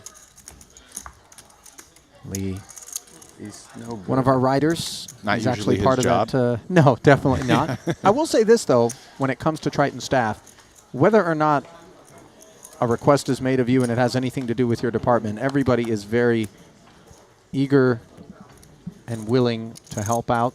They can't answer a question or take care of something themselves, they'll obviously get a player pointed in the right direction. I was going to say that Lee is a part of that documentary team that has been really putting together some fantastic stuff that I cannot wait for us to drop in the spirit of Formula One Drive to Survive, helping to tell the stories of a lot of these players and of the Triton Super High Roller Series as it continues to mature and proliferate. This pot matured by Lind. Proliferation came in the form of a flat for the ace-5 suited of Winter. Heads up to the 10-9-8 board. Second pair, advantage Dylan. The big pros pool. Yep. And Yeah, this shouldn't be a very interesting pot, I would imagine. I mean, there's 50K at like 160. 100K only had 102. Let's blow by that, right? Yeah. Main event always gets yeah. For the trophy. Yeah. Goes check. 4-liner out there now. Yeah, Dylan's The 100K going to check a wasn't, like, decent amount on this flop particularly versus bad, like, in position sometimes flat when he it opens wasn't, under the right? gun. And his particular That'd hand be interesting to see for the two likes check a decent amount as well. I was asking, like I didn't get to play. Like, was it still good? This or not? is running out The 100, scary was it- enough was that it good? Oh, the 100. Yeah. Yeah. winner's actually right you at know, the just bottom like of in his Madrid or range, and whatever, I the wonder if he's 75K going to is bluff big at carry. this. Right. So it did get interesting, and yeah, this bluff makes a lot of sense to me. I mean, winner can immediately clear out ace king, low pairs, other wheel aces, and even hands as good as king 9 just found a One fold. big buy-in in the middle that's not the main is the worst. So credit to Sean. Yeah, I like pouncing that on the find. passiveness. Yeah, At a cheap price, 6K, earns himself the pot. Yeah. Velen02 Would you get 10? in the chat, You got YouTube 10? specifically, Rast has asked, or I'm sorry. It was really deep. at the end. Yepanuna it was. Will there be a US-based Triton stop? And I don't have the answer, Rast, but I wonder whether or not you have a feel for whether or not we'll ever be on US shores. Yeah, but then he failed me. I mean, that probably matters on the boss's relationship with the U.S. Yeah. Here's what I will say. I don't think we need to have a US-based Triton. Yeah. I think these fields are designed to be exclusive. I think the players in general do appreciate the ability to travel to exotic destinations, many of which are selected with a variety of things in mind, you know, freedom of movement in terms of visas and whatnot, and funding. As we see the 3-bet, Jack's funding 12,000. Winter, suited connector. I think if Triton continues for long enough, there will be. It strikes me as something that if this, say Triton's around 10 years from now, there are probably stops in the U.S. Pretty short. Yeah, pretty short. I think just like Smaller field, a lot shorter of the stacks bubble. were super condensed too, so it was like there wasn't a lot of medium stacks to stall it out. There was just a bunch of like pretty short stacks. Started stopping the clock on the bubble too. Yeah, but they started the fast play with like the catching up like really early. 28K in the middle. Sean So luckily that didn't burn like has hit this flop very meaningfully. The texture is relatively safe seeming. I think they're just trying different stuff 16K. because they don't want it to be how That's what he's facing. You know, the 25Ks have Yeah, been. I think this is a clear check call. He even has a backdoor couple of the diamonds. earlier ones were just brutal with the stoppage stuff, and then He is even beating some value type Yeah, I got- hands. I was Mockery, beating if Mockery some say of the early ones were just flatted better. with 6s or I went 5s and 5 decides to bet them on the 7 flop, which he might. yeah, Chip leaders got like 18. yeah, exactly. That's like that. I was deep in the mystery bounty, and that was like, which you would think would be kind of deep. Now, at the if end, so Mockery people were just bets fucking gambling, again getting all the here, money in, and it was really 8-7, despite hitting that tough. Maybe 7, chip leader had like 40, but average was like 18 or something. is going to be a lot more uncomfortable. 45,000. Well, this is still a 2-day tournament, right? Or is this? He is Oh, this is technically 3 days. beating maybe ace-8 suited. Wait, that didn't 3-bet? Yeah, the 7's not nearly as valuable as it would be under normal circumstances, Yeah, given the play presence of the 3s and hopefully. the range from One- Mokri. Yeah, Mokri doesn't have a Triton ton London was the last time I played. of 8x hands. You know, maybe 8-9, 8-10 suited. Does he bet those? Does he check those back? You didn't play Ace-8 suited, last summer at probably all? betting. No warnings, please. No, I did, but yeah, I don't Triton think London Sean can was, fold yet. in August. So after He has even You gonna go play more outs now to make a full house. 250 this summer. I'm not. And that's No? not going to be around. a pretty you're not? bad Wait, card what for are you doing? Sean. Gonna be I in don't think Europe he can for, fold. I don't think he most of calls the a bet summer. here. Oh, really?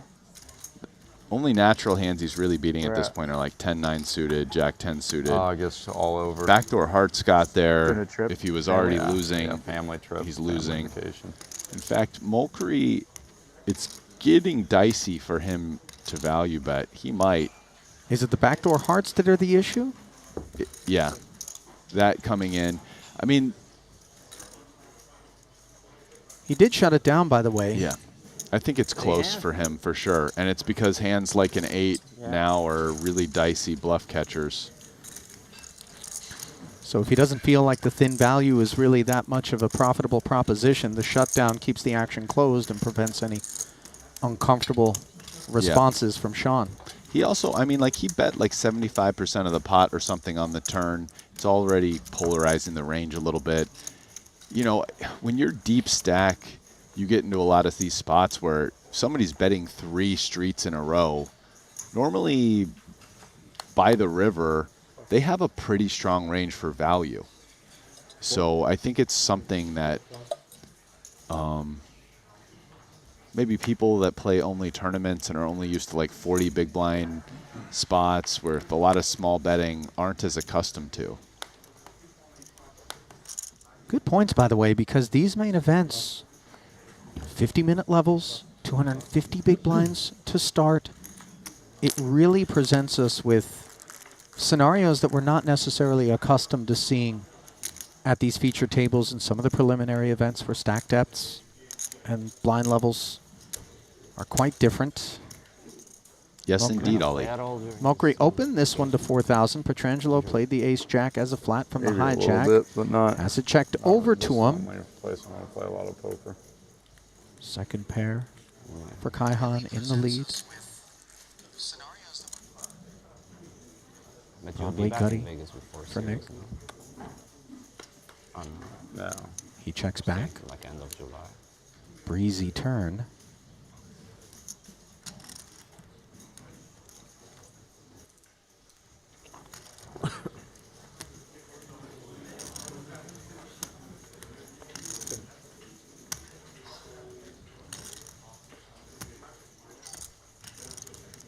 I mean, Nick does have the nut ace high here.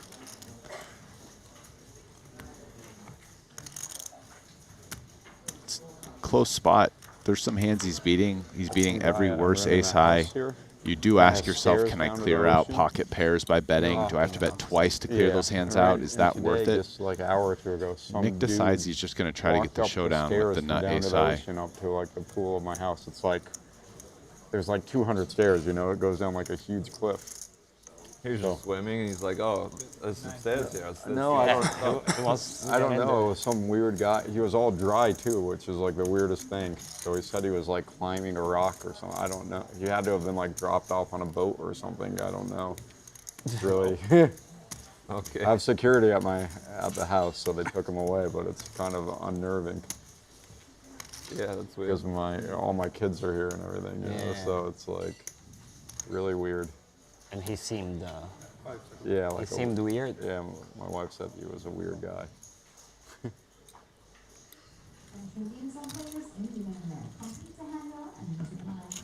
Mokri managing to get 9K in value out of that nut ace high from Petrangelo after 2 streets of checking. The whole thing, 200 stairs. I think.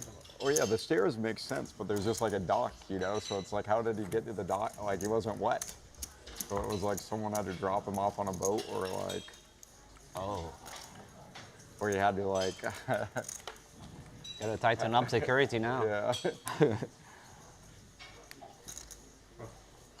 Number of the players are staying off property 4.5 in some of the gorgeous villas and houses here on the Adriatic Sea. Beautiful vistas and sunsets, and plenty of options not far from the property.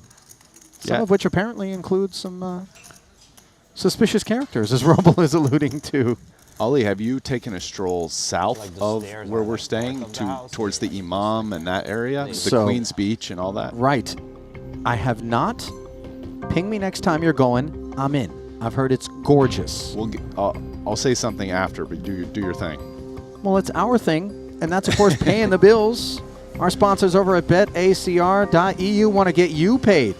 The exclusive home of action on Triton events, prediction options, everything your little heart desires, and a 15% free play up to $250. Also available. Head on over to betacr.eu for details and to elevate your sports engagement experience. Yeah, so I have gone twice on little jogs down there out to the Imam. It's gorgeous. So the that Imam, part south, I believe, is a more little, of a like an cleric island. in Islamic government. The Aman Aman, Hotel sorry. is what you're talking yeah, about. no, the Aman. I mean, yes, yes.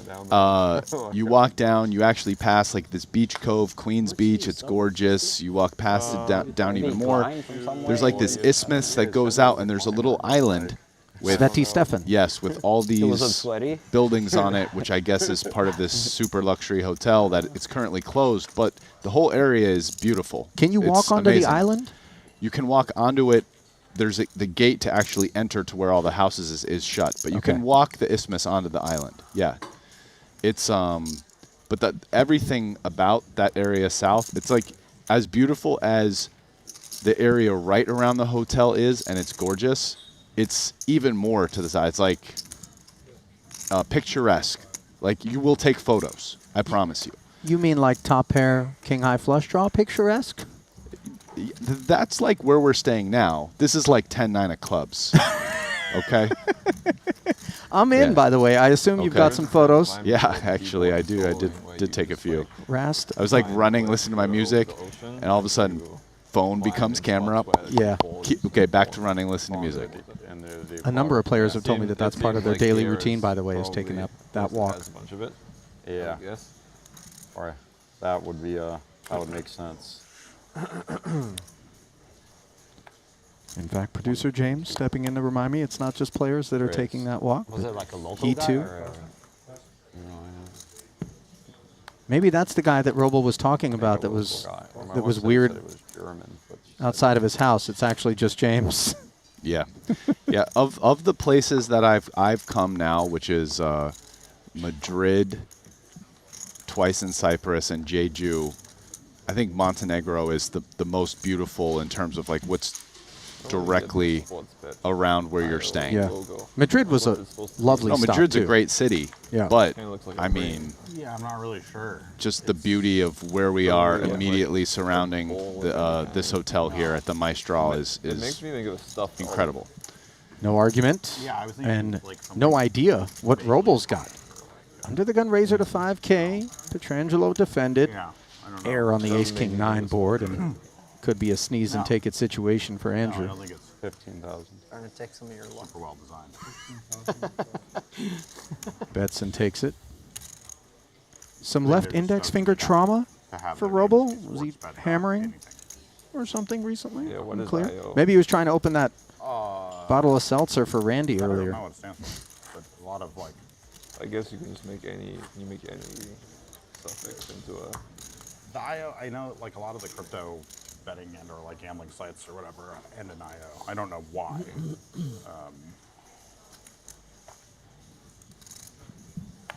But also some of the, like, you know, there was some like kind of open source like video game stuff that was also .io. Oh yeah, actually, like the Agger.io. I remember that game. Yeah. Like you're a bowl and you eat other bowls. Yeah, I was hooked on that for a little bit. Yeah, that's my nephews were both like super into it, so I played with them a bit. It takes me back. It's a good game. I'm gonna just call you now. We Get could interesting 3 bet concept you. for You could just jam and Until then it lags. I couldn't 5 bet. No, I know. I got eaten. Speech and defend from Roble with King 7 against the Ace-9 Winter Open. Break you up. There was, right? Mines or something? Yeah, there were some hard objects too. Yeah. But Yeah. And then there were edges to the map, and you have to try and corner people. Both players checking. You surprised to see Winter with the check back on this texture, which would seem maybe just to invite the c-bet against a wide variety of holdings, or we're mindful of the big blind defending range of Roble? I think Winner is being very respectful of Roble. I mean, it seems clear from previously when he 4-bet him, you know, and was like, oh, you always have like 10-4 off, you know. Maybe he thinks Roble plays pretty aggressive, and this is a spot where obviously the big blind has way more 2x, and so Winner is just choosing to play it a bit more passively, and just like come out c-betting with everything and inviting some check raises. That would be my guess. And Winner's particular hand is one that likes checking a decent amount. Delayed c-bet from Sean. was just 67 big blinds deep, far off of the 250 he was given to start the day, but not shallow. Deep stack poker continuing. Blinds of 1K, 2K. Some player-specific adjustments perhaps on display there moments ago against Roble, who I think absolutely could be regarded as one of the more dangerous players in any deep stack poker, be it cash or tournament.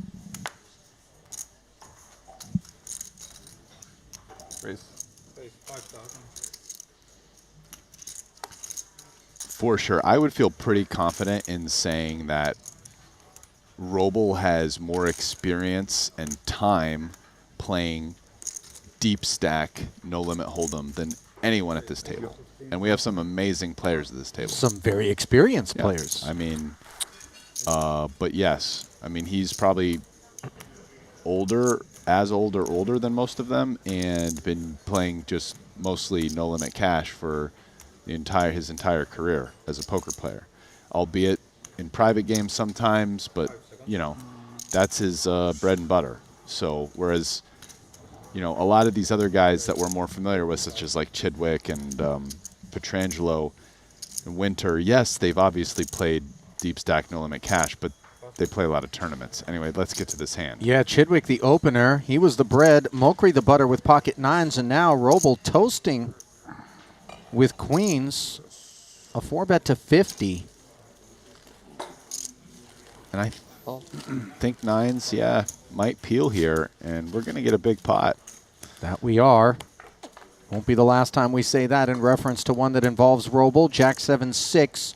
Andrew with the overpair, just one overcard to the nines out there. Mokri does have position, though. You know, to be fair to him, he's mostly just played pretty solid so far. I mean, the other time he, I think, 5-bet jammed, it was with ace-king suited, and now we can see he cold 4-bet with queens, and, you know, hasn't really been getting out of line. Not that he's playing tight, but, you know, I do think there's a difference between, for Roble, playing at this table versus being on, you know, some goofy cash game lineup with, like, you know, some characters that maybe aren't Nick Petrangelo and Stevie Chidwick caliber players. I'm with you. So I think Roble's a really smart gambler / poker player. Like, you know, he's going to loosen up his range in some of these spots against non-good professionals. Play hands, get in there and gamble, give action to get action.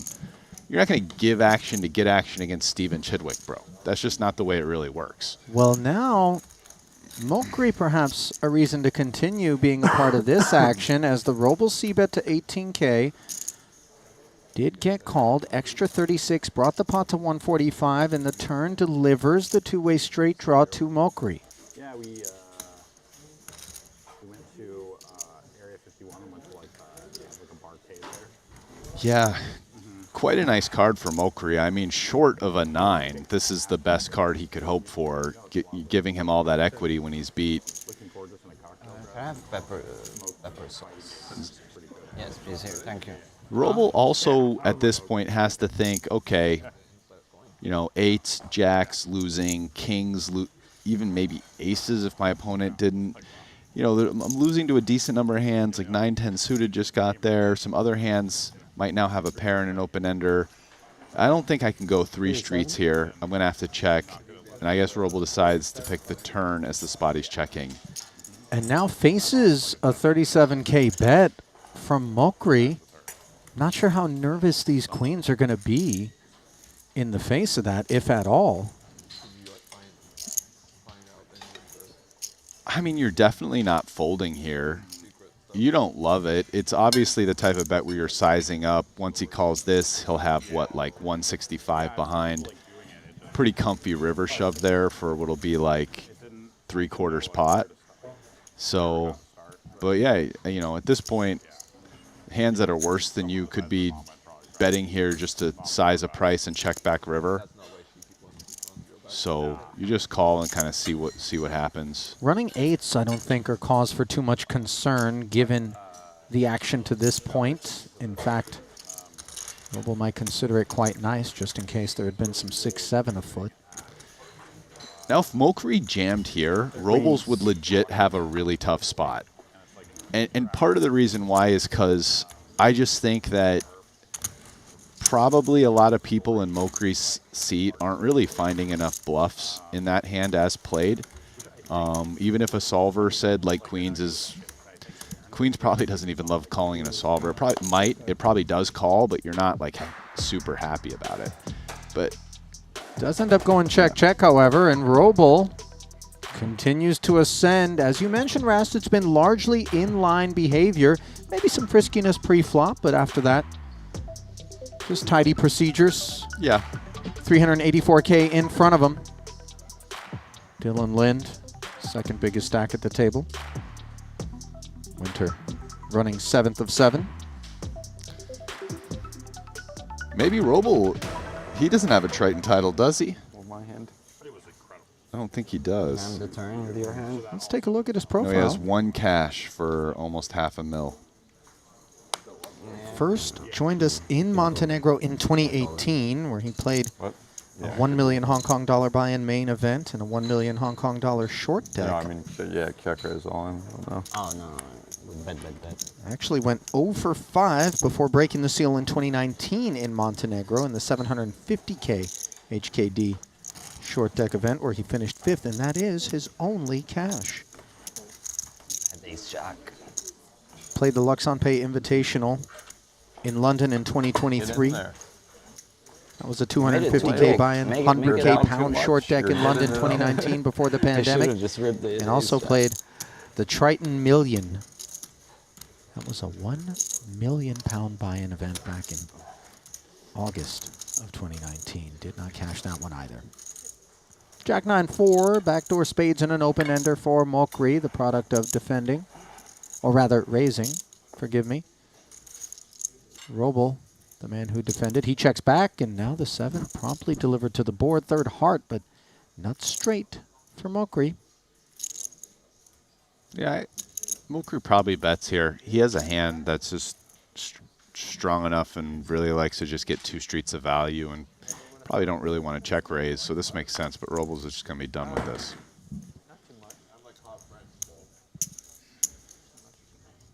Is it just me, or does it feel like I'm observing slightly more passive approaches to Roble when out of position versus him? I don't have enough data points, I don't think, right now to really call it a pattern per se, but just something I'm keeping an eye on here, because I do think that there have been, certainly for me, there's a little barometer tingling here where it's like player-dependent adjustments perhaps are being made when Roble's involved. I don't think you seem like a French fry type guy either. Yeah, the one hand that stands out where that definitely happened is Sean not c-betting the ace-9 off. Other than that, I haven't even really, I haven't seen a hand which would necessarily make me feel that way. Okay. So, like that hand, I think it was Jack 9-4 with a suit. I mean, that's a hand where the raiser's going to have to check. MP raiser's going to check to the button at a decent frequency, and 10-8 is suited. Backdoor flush draws. So a hand that I can't hold it's fine. You probably want to mix that up. I remember everything kind of either play is fine. Yeah. Small data point. Here's the thing. I don't think these guys are going to look at Roble and be like, I'm running this guy over. Right? Yeah. So, or anyone for that matter at this table. So we do see the 7s getting steamrolled by Red Kings. Blind versus blind this is. Dylan played it as a limp. Really? Yeah. You understand what they're saying? Yeah. Stevie's got the goods, though, raising out of the big blind versus that limp. Or you actually understand it? 6-5 deuce. Not using any superpower so far. Over pair for both players. Dylan under rep. Knuckles.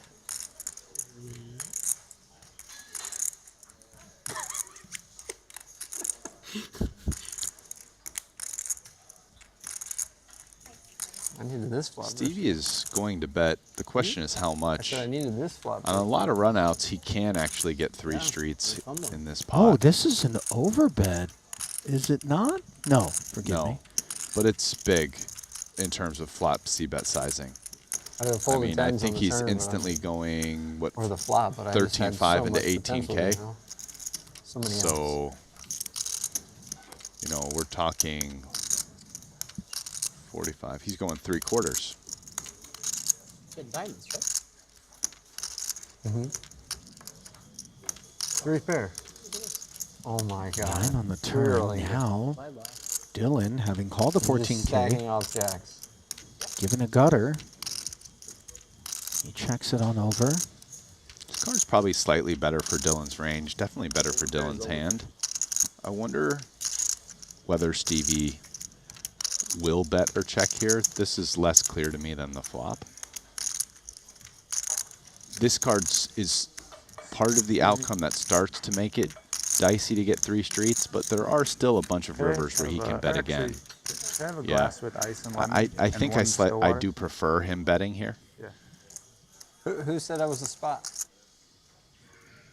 So at this point, after big flop bet, big turn bet, nothing over bet, Dylan's hand of 7s is already not beating value. I won.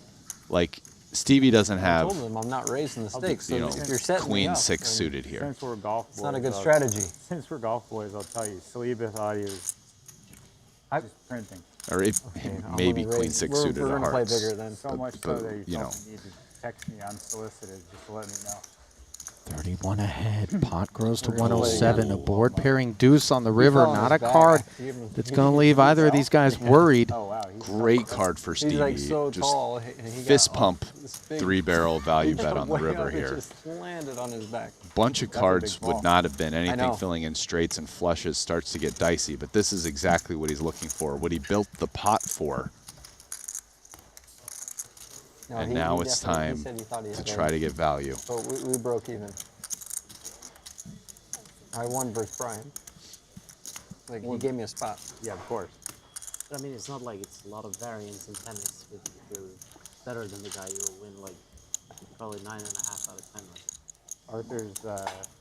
Arthur's on a dry spell versus Brian. All the draws really missed if you weren't already there with the 7-8. They're gambling.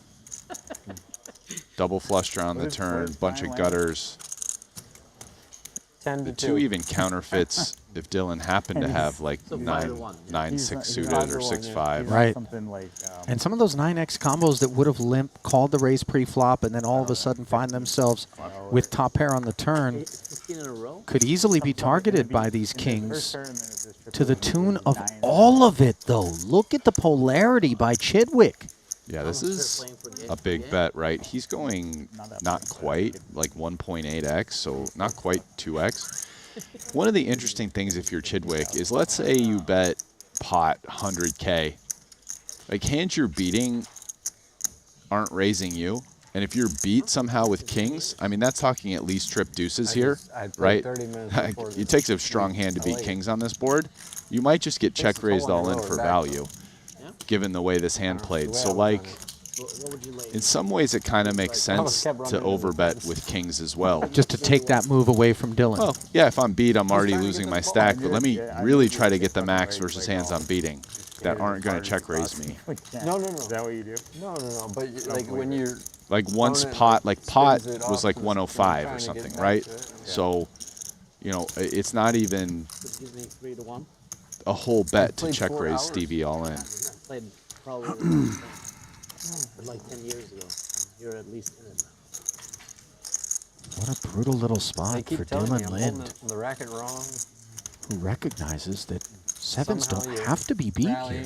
No, they don't. Stevie can have missed flush draws of all kinds. Both of which are unblocked, mind you. Yeah, I mean, like, how about, you know, Jack 10 of diamonds or hearts, stuff like that. You know, I mean, he did just raise versus small blind, like King 4 of hearts. Oh, and he gets paid. My partner is a player. So Dylan isn't blocking a diamond or a heart. He is blocking some 7-8 suited combos. But, yeah, just bluff catching. There were just a lot of unfortunate attributes to those 2 7s that lent to Dylan feeling compelled to make the call there. And what a brutal one it was. Pride on the line. Unless you're that man there. 6 days. playing all Shoots poker all day. straight up the leaderboard. Tennis courts are popular. Probably not the man. Whenever I walk by, there's Everyone in this tournament wanted to have matches going on. 500K here in the early goings. No. Very dangerous Yeah, he player. Stephen Chidwick, widely considered to be one of the, if not the best, no limit hold'em tournament players. I mean, listen. That's it. Career all-time earnings, Triton all-time earnings. You don't have to make it subjective. Just look at the resume. Not a lot of debate to be had. Objectively, it's there, but then subjectively, talking to other players, he's always mentioned. And it's like if you look, I haven't looked in a while, but if I remember correctly, he doesn't have the like, hey, I won the $1 million tournament for 20 million to like get me up there. The guy just like pounds out like, you know, here it is, like two titles, 40 cashes, 20 million here at Triton, and just like pounds out the earnings.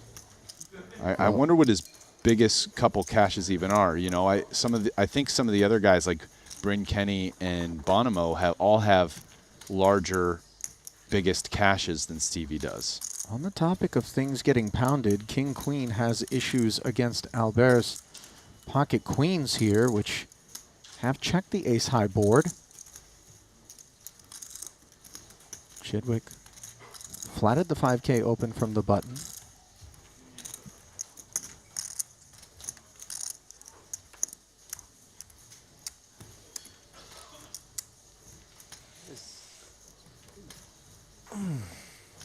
Look at this turn card. Stevie heating up. He had the gutter. He checks back. He finds the king.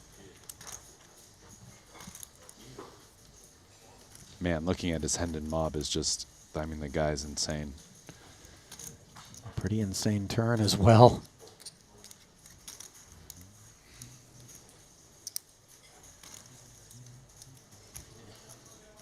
He's a hard worker, too. He's traveling all over the place, playing tournament stops in many different areas and smashing it. Not betting the king-queen. Second check back, and let's see how Albert feels about it. On the end, I would imagine there's really not a lot of upside in his head to barreling here. I think when you're Stevie on the turn, it's like you can really only get one street of value, so, you know, just his decision to bet turn or bet river, because I don't think you can really bet both with king-queen and expect to get called by worse. Well, here's the opportunity with a third check in front of him. But you do need to be thinking about what hands you're targeting here in terms of going for value. Queens. And he decides not enough available, checks back, and Albert obviously recognizing. No, I didn't. I said what it was. Said queens. This was a dirty one.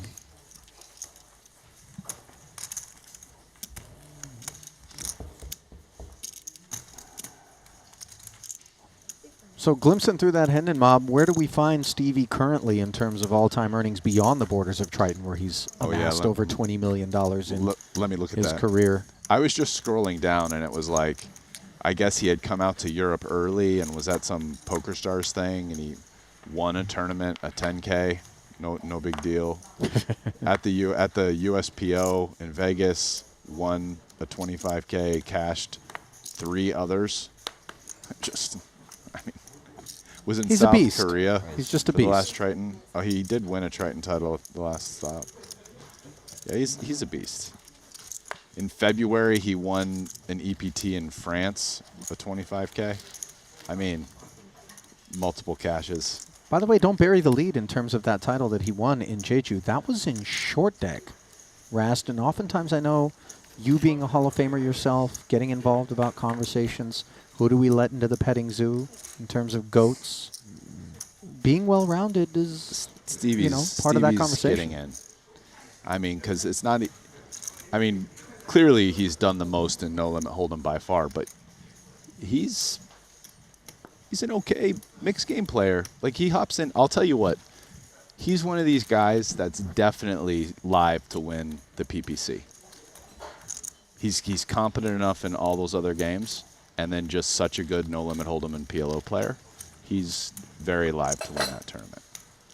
Well, such a good flop, such a good turn might be one way to describe Jack-9 suited in this exchange, given it was dominated against Petrangelo's King-Jack. Daher made it 5. Nicky P defended. Check called the 5K on the flop. So yeah, Stevie's third on the all-time list. Behind Bonomo and Kenny? Let me look at it. Yeah, and his biggest cash is for 5 million something. And yes, Bonomo has... Tell you what, I don't feel like that's Stevie's got 58.3 million. Bonomo's in second with 63.8, and Bryn's in first with 65.4. Give me 3-1 heads up PLO. But Bonomo's biggest cash is 10 million, which is 2x Stevie's. And Bryn's Bryn's biggest cash is 20.5. Yeah. So I mean, like, yeah. So whatever the buy-in of the PLO is, we can play. Kuhn's another guy. He's in fourth. His biggest cash is only 3.6. These guys just keep churning them out. Stevie and Kuhn. Well, Petrangelo has decided to lead for 20K here on the river. What? A calorie deficit, so. Daher makes the call. It was near pot sized. How can you have nothing? I don't know how. Doesn't work. I don't know how I do it.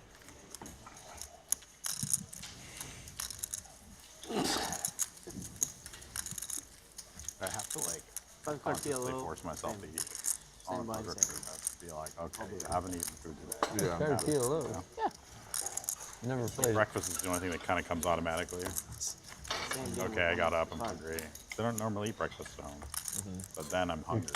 You're too much of a negotiator. When I wake up. Yeah. That's how these things work, you know. I just start with the fair line, and No, your line was not fair. Mine is. so we don't have to keep going back and forth, you know. You might be a favorite in both. What games does Valerie specialize in?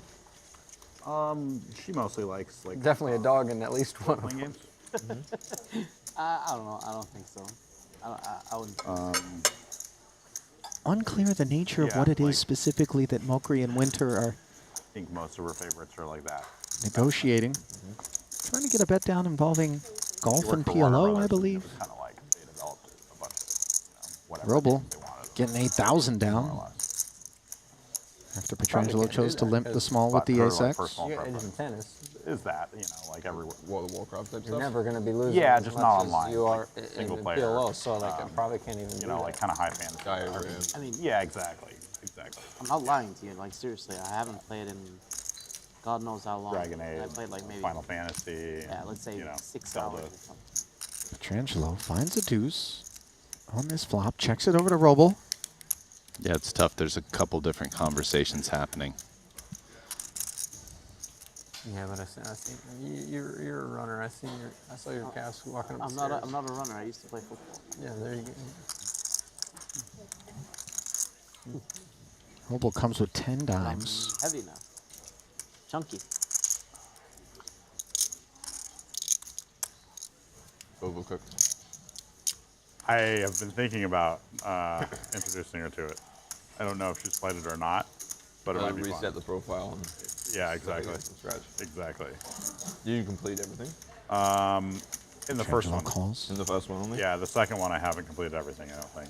10 on the turn. Also, Checks once more. Lovers in a distant space time. Played that. It's like you control a spaceship as a team. Okay. Like you can do up to 4 players, where it's like people do like the force field and whatever. It's super fun. Check back from Roble. Yeah, and I would imagine Nick just checks and. Oh, maybe I played it like once. Or maybe you just told me about it. You might have played it in my house. This is a roguelike. Roble knows he's not winning by checking, but you're all in like this little pod together. can he win by betting? He's going to find out, maybe? but I think it's Or at least he's thinking about it. Can I get a deuce to fold, he's asking himself. What about ace high? Can I get ace high to fold? Oh, Mario Kart. Sides. Told me she's Yep, gonna you kick finally my got ass. some. To give up? Determined that yet. We'll see. pretty good at. Clear how Nicky P would have reacted to a barrel. Again, I thought I was pretty good at fighting with that card. And welcome BVB. Worked 4 games in a row. After we ended the broadcast yesterday, I was actually hanging with Vyacheslav Buldigin, the new arrival, and Alexander Zubov, who had just come back from the player party. They tied one on. Okay. Having a good time. Exactly. Got our way through a chat. There was a little Google Translate employed, but nevertheless, he's got a terrific personality and sense of humor, does Vyacheslav. One of the most animated players on the tour. But the night to get back. So it's downtown? It's in the Arts District. Yeah. Raise.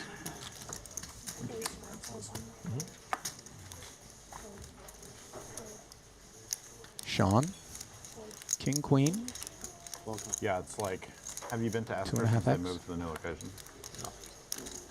It's like really close to where it was before, but there's like that main street in Arts, and like where Esther's used to be was over here, and her place is like over on this Albert's got a clear defend, and we're going to see 3. Shout out, by the way, to what Dylan Lind was Then just any talking about, a little restaurant in Las Vegas in downtown called Esther's Kitchen. If you ever happen to be in the 702, it is excellent. Yeah. kind of craft. You know, Dan Smith recommended that restaurant to me. Smith's got some good records. A really nice ceviche restaurant there that you would like. Both players checking on this monotone ace-king-jack board. Broadway draws for both. Advantage clear for Sean with kings against jacks. And they just mainly just do like ceviche and aguachiles. Was it the street that Makers of Fine is on? No, that's the main street. So that's the main street. That's Esther's is on the main street. Okay. It's just like a side. It's but really close. Like Second Street of checking. 7 doesn't change much. Have you been to Tacotarian before? Like a I think I have, but not that location. Vegan like taco place or whatever. There's another one other side of town, right? Yeah, there's one kind of by me. Yeah. Yeah, I think you dig that place too. Dar fires 2,500. Look at Sean. Hope you have king 8 of clubs.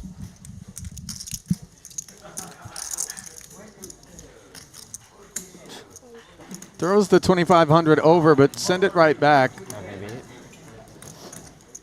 That's another one of those cash game moves where you're making the call, but you're kind of pretty sure most of the time these chips aren't headed home. I can have. Albert. You'd have pocket 9s. Or jack 10.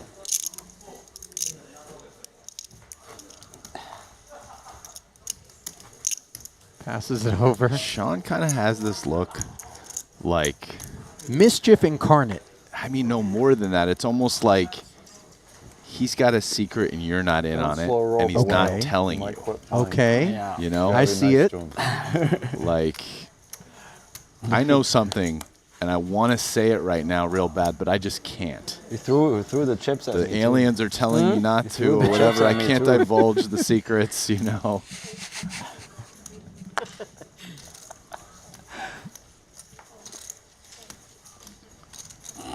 You told Jules you only lose to ace-3. Huh? You told Jules that you lose to a straight, and then you called with a boat, and he had a flush. Oh. When you were tanking? That's fucked up. He's tanking in like an overbet spot, and he says, man. I can King Jack off, picks up King Jack suited, and Lynn picks up King King, as all Cowboys are present and accounted for. He was bluffing, I think.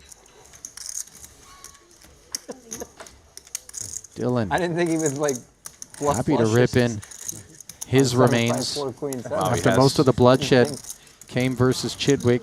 Yeah, okay. He 21,000. was pretty happy when you called for a couple seconds. That's what I was waiting for. Yeah. I'm not live. Who was that again? Jules Dickerson. Okay, I don't know who that is. How much is it? 20? Yeah, So it looks like Albert 1.5x 3 ways. And then I is going to give Dylan's kings a spin. I just have like Not a No fun club on board, no real hope. 50K pot. Oh, I don't care about the hand. No, I know. So I was like, he's like, I Can I only prepay called now? because I'm Yeah. like, I Yeah, think he's bluffing. Now it's acceptable. Lind will accept the prepay. Four. Okay. Now that Yes, fine. Alvera draws dead. Yeah.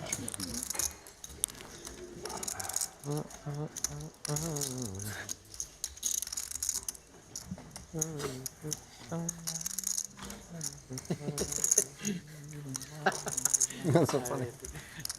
You're a character. It's funny. I think it's funny. In about 30 minutes, we're going to have a break. When you come back from the break, please put the last table of this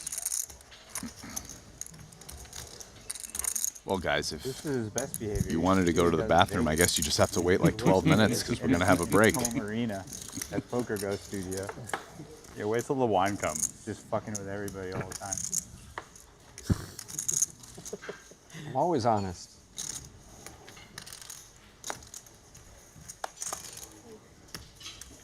You never came to Poker Go, right? It's the same thing this time. Oh, yeah. See, I lied for like my first 5 years of playing with these guys. Every time. And now I always tell the truth and they never believe me. Yeah, I heard something about you lied about your hands on TV table or something. I think you told me actually. No, that's so I always tell the truth off stream and then I lie on stream so they see that I'm lying. So then it's just. Yeah. But now it's to the point where he just tried to tell a story about a dog he had when he was a kid. And everybody thinks he made it up. Because he's just been lying for a decade. Well, Pocket Seven's not creating any PTSD for Dylan. Your dog named Chance, right? Fresh off of the double. I had the hand I called you with. And Yeah. We still don't know. He disappeared. I was just First I had playing your with hand, and then I I was had the playing hand. with Chance for like 10 years before I told him that story too. So he doesn't believe It was me. interesting. 26,000. But the story is something ridiculous anyway. It was right? interesting. Like, the dog just disappeared for like years and then came back. No. That was a version of it. I can't tell the story. We got to break in 11 minutes. Uh-huh. How long is the story that he Yeah. can't tell it in 11 First I had minutes? your I want to dollar hear about store this dog. Back to back, which was interesting. I mean, we had him for If years. anybody would have a story about a dog that disappeared for years and then came back, it would be I want Sean. to build No it. idea. Like if you walked up to me and said, I just heard the craziest story out there about one of the players who had this dog, it disappeared for a few years, and then it just came home. Stone Sean Winner, top of the list. Yeah. That's my guess. Petrangelo. Jacks. 4,500 if you do. Daher. 17. Suited wheel ace. Makes it 17.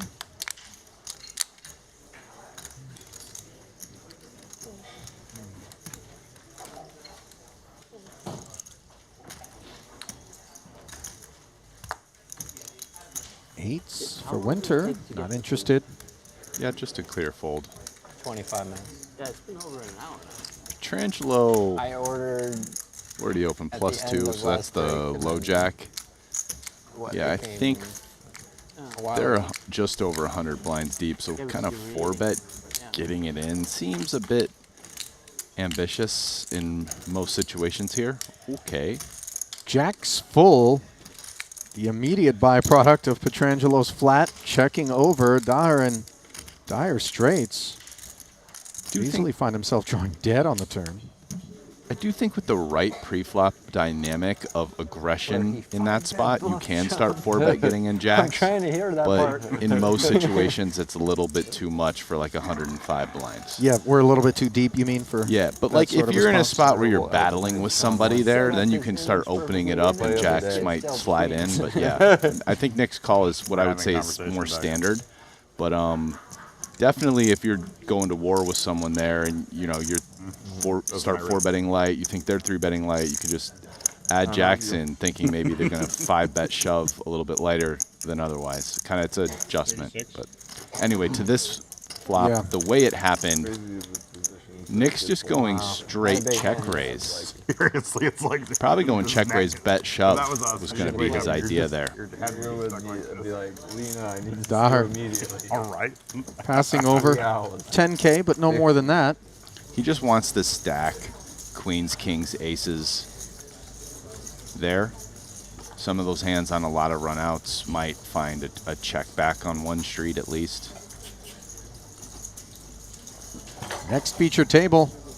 I spy former World Series of Poker main event winner, Hossein Ensan, screen left. Dan Smith actively involved. There's Michael Souza. Rare sight. Efforting name. There's, we had a young lady.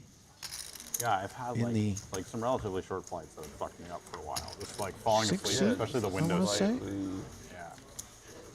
Yeah. Wait. Oh, sorry. Well, it might be in my reader now. I'm about to have a 3-card hand. Ooh. They got one of my hands wrong yesterday. Randomly. I couldn't figure out why. Maybe I put the same 5 over both. I saw a non-paint black card, and I don't think it was low. Of Hong Kong. That's too scary for me. By the way, the names that I didn't get a chance to mention at that next feature table, alongside Dan Smith, Jules Dickerson, Mike Watson, Jonathan Jaffe, Paulie V, Janissa, Souza, and Ensan. Won't want to miss that one on the back end of the break, which is not long from now. Chidwick not putting it into neutral. Queen 4 suited on the button. 5 if you do. Sean Winter does. 1 king into the bin. Heads up with 14 in the middle. Ace 5 deuce, 2 spades. Wheel draw, flush draw for Chidwick. Tell me, right? Check. Yeah, what a nice flop for the Queen 4 of spades. Oof. Sorry. That's okay. I think Sean lets this go versus C-bet. I should use the spade blocker. Yeah. Should use his spade blocker.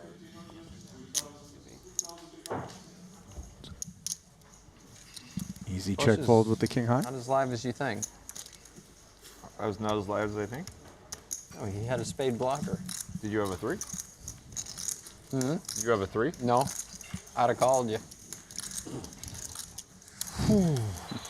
I had no spade and no 9 high of clubs. Cards. No high cards. No card over. 8 of clubs or something. I don't know. I don't think so. I got deuce of clubs, 6 of hearts. Oh my God.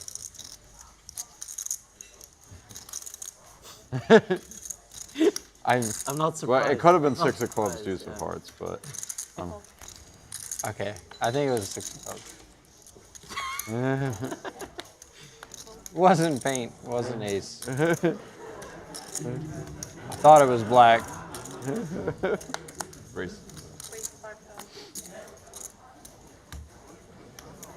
Chidwick, ace jack, running into an ace queen, direct left. Sean Winter on the button versus rotate cutoff. The feature table every 2 hours. Is that the? Plays it as a flat, Rasty. Old Every again break. allowed to set mine from the big. Yeah, it looks like he has like 65 blinds. How many levels today? Oh. 5s full of jacks against trip jacks. Never mind Winter. 50 minutes. And one of those aces is gone, so Chidwick is going to get in trouble in this one, and he's not going to have too many outs. Yeah. Uh-oh. There is a dinner break. This is the first tournament he played? Sean had 3-bet him. Vyacheslav never would have seen the flop. Thank you. Albert wanted to play the tournament today, so the cash game didn't run. Let's do Actually, that. the opposite. You wanted to play the tournament, and the cash game didn't run. Kareem was. No heart on the board. Let's do it for Kareem the has no action. C-bet and call of 4,500, and now hold For again. you guys. Yeah. Contemplates Tournaments are fun. his choices. I mean, it seems like he just has a real natural check raise.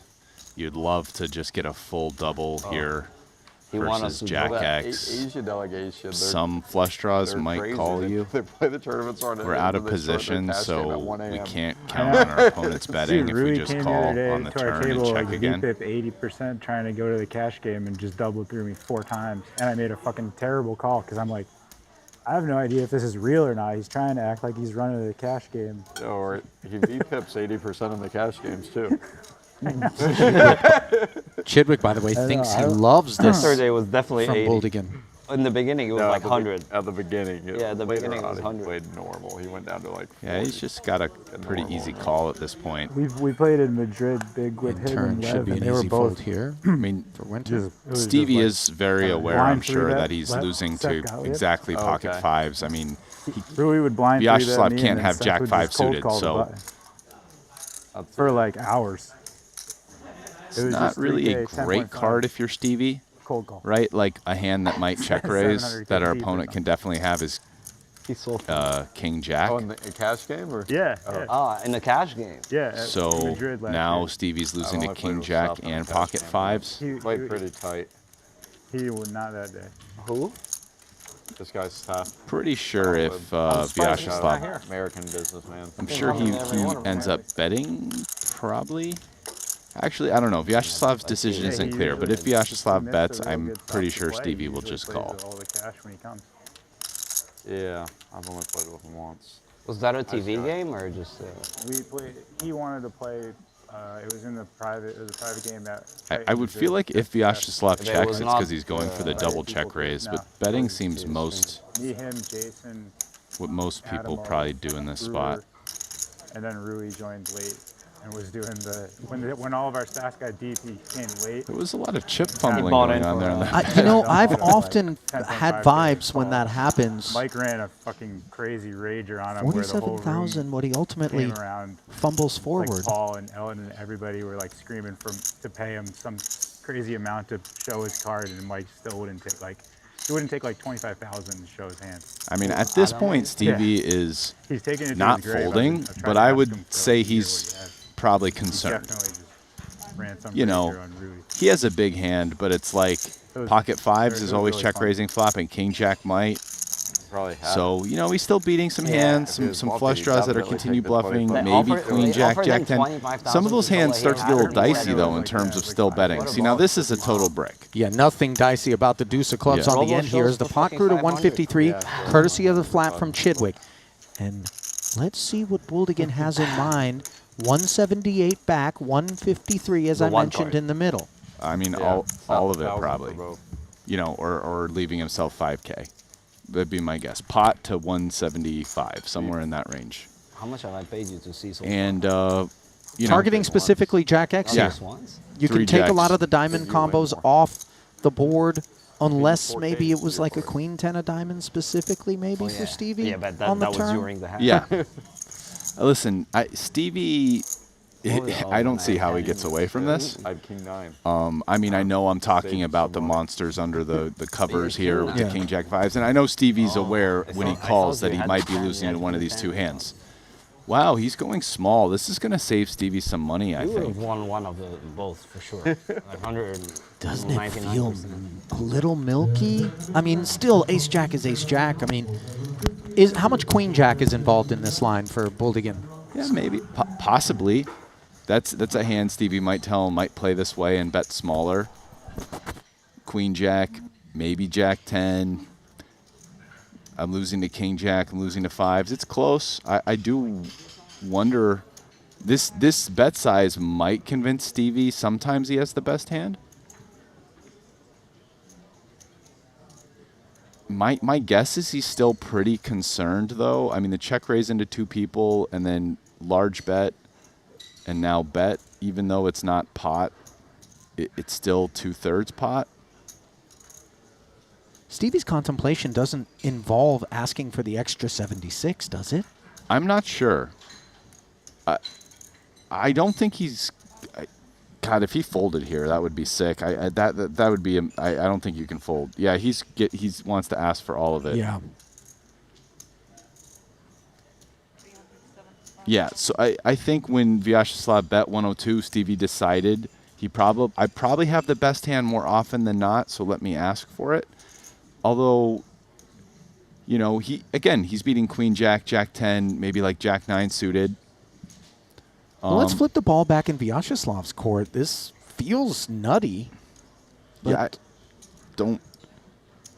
What do you think? King is what he's really worried about, and King Jack, and that's Sure. it, right? I could not imagine him folding here. But both of those hands are realistic propositions in terms of Chidwick's kit. Yes. Chidwick could have King Jack or kings.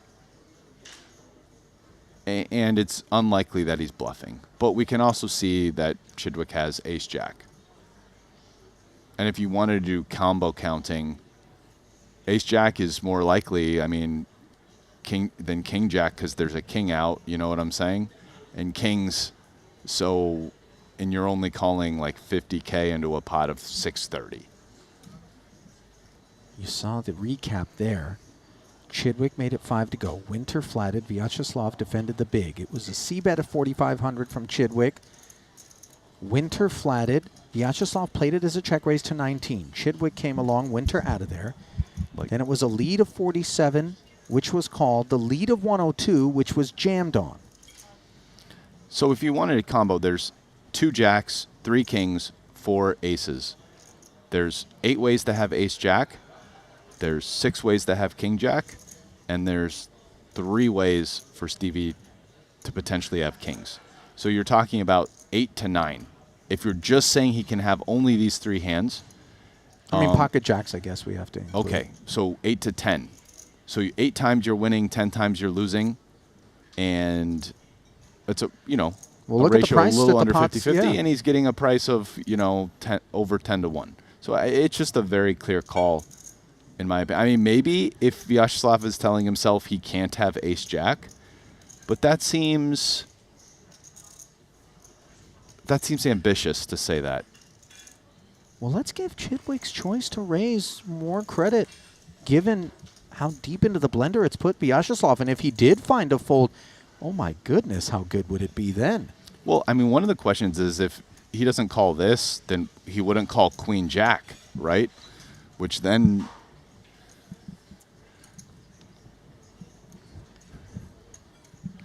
I think some of this belays, to a certain extent, also how these players are maybe a little bit less comfortable at these stack depths than a little bit less practiced at 100 to 200 blinds deep than maybe 40, which is the Oh my God. size. Did he fold? 2 5s into the bin. You had it? Of course I had it. King Jack?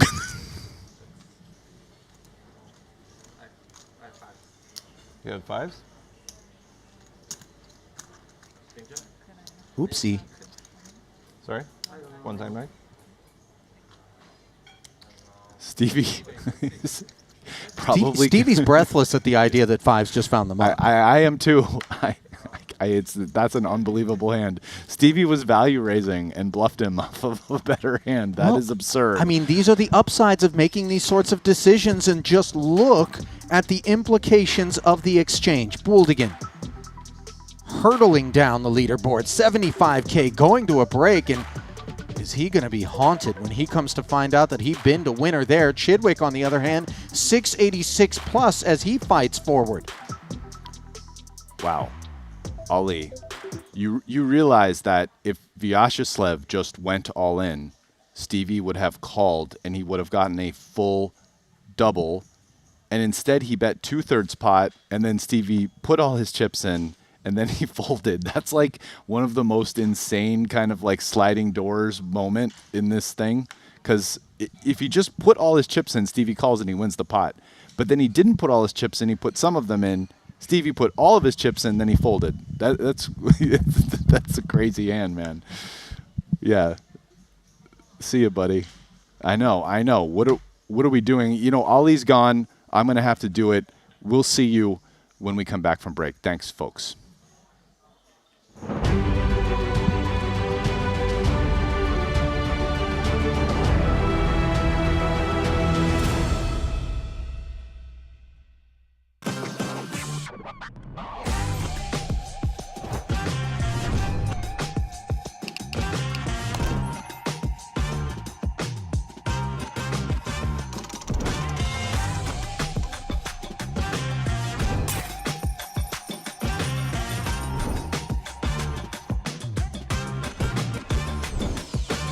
Want a $50 Global Millions ticket on top of the full GG Poker welcome bonus? Sign up with promo code Triton_2024 and deposit a minimum of $20 to claim your ticket. Brace yourselves. This is live. And the show goes on. Oh, wow. All in. Take your game to the next level with GTO Wizard. Practice against GTO on all your devices. Study any situation using our revolutionary AI-powered solver. Upload your hand histories to uncover your biggest leaks. We have hundreds of hours of coaching from top pros, cutting-edge theory articles, and custom study plans to help guide your poker journey. GTO Wizard, the #1 app for poker players. Welcome to BetACR EU, the premier platform for sports enthusiasts and the newest way to engage with the Triton Live Series. Experience the pinnacle of sports prediction where every game, every match becomes an opportunity for victory. At BetACR EU, your insights into the game transform into action. With exclusive action prediction options for the Triton Series, your player knowledge and predictions set the stage for unmatched excitement. And there's more. BetACR EU brings the world of sports to your fingertips, offering action prediction options across all major sports. Whether it's football, basketball, baseball, or beyond, your passion for sports finds its home here. Kick off your journey with us and get a 15% free play on your first top-up up to $250. Don't just watch the game, be a part of it.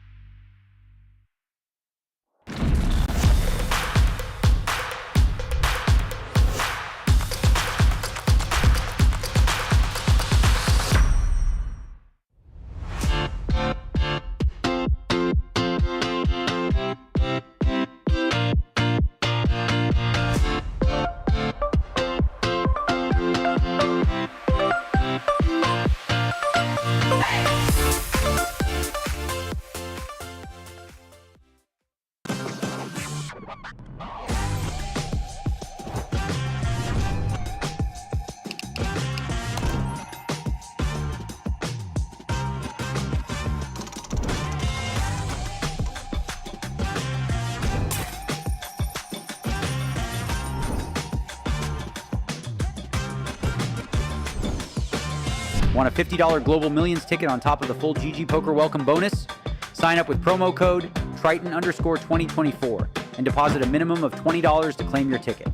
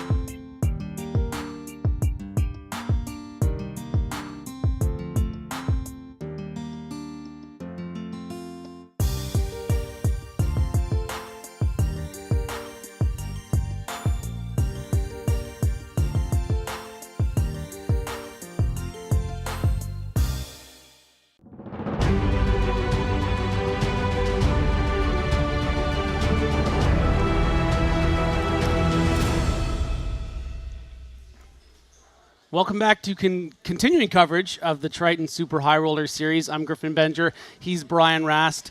So, listen, I got here. I've been watching the stream for much of the day, but I missed that last hand. But you were just telling me a bit about it before the break. What just happened in that hand with Stephen Chidwick? I mean, that hand was a bit absurd. Listen, Vyacheslav check raised fives full, and Stevie had ace jack.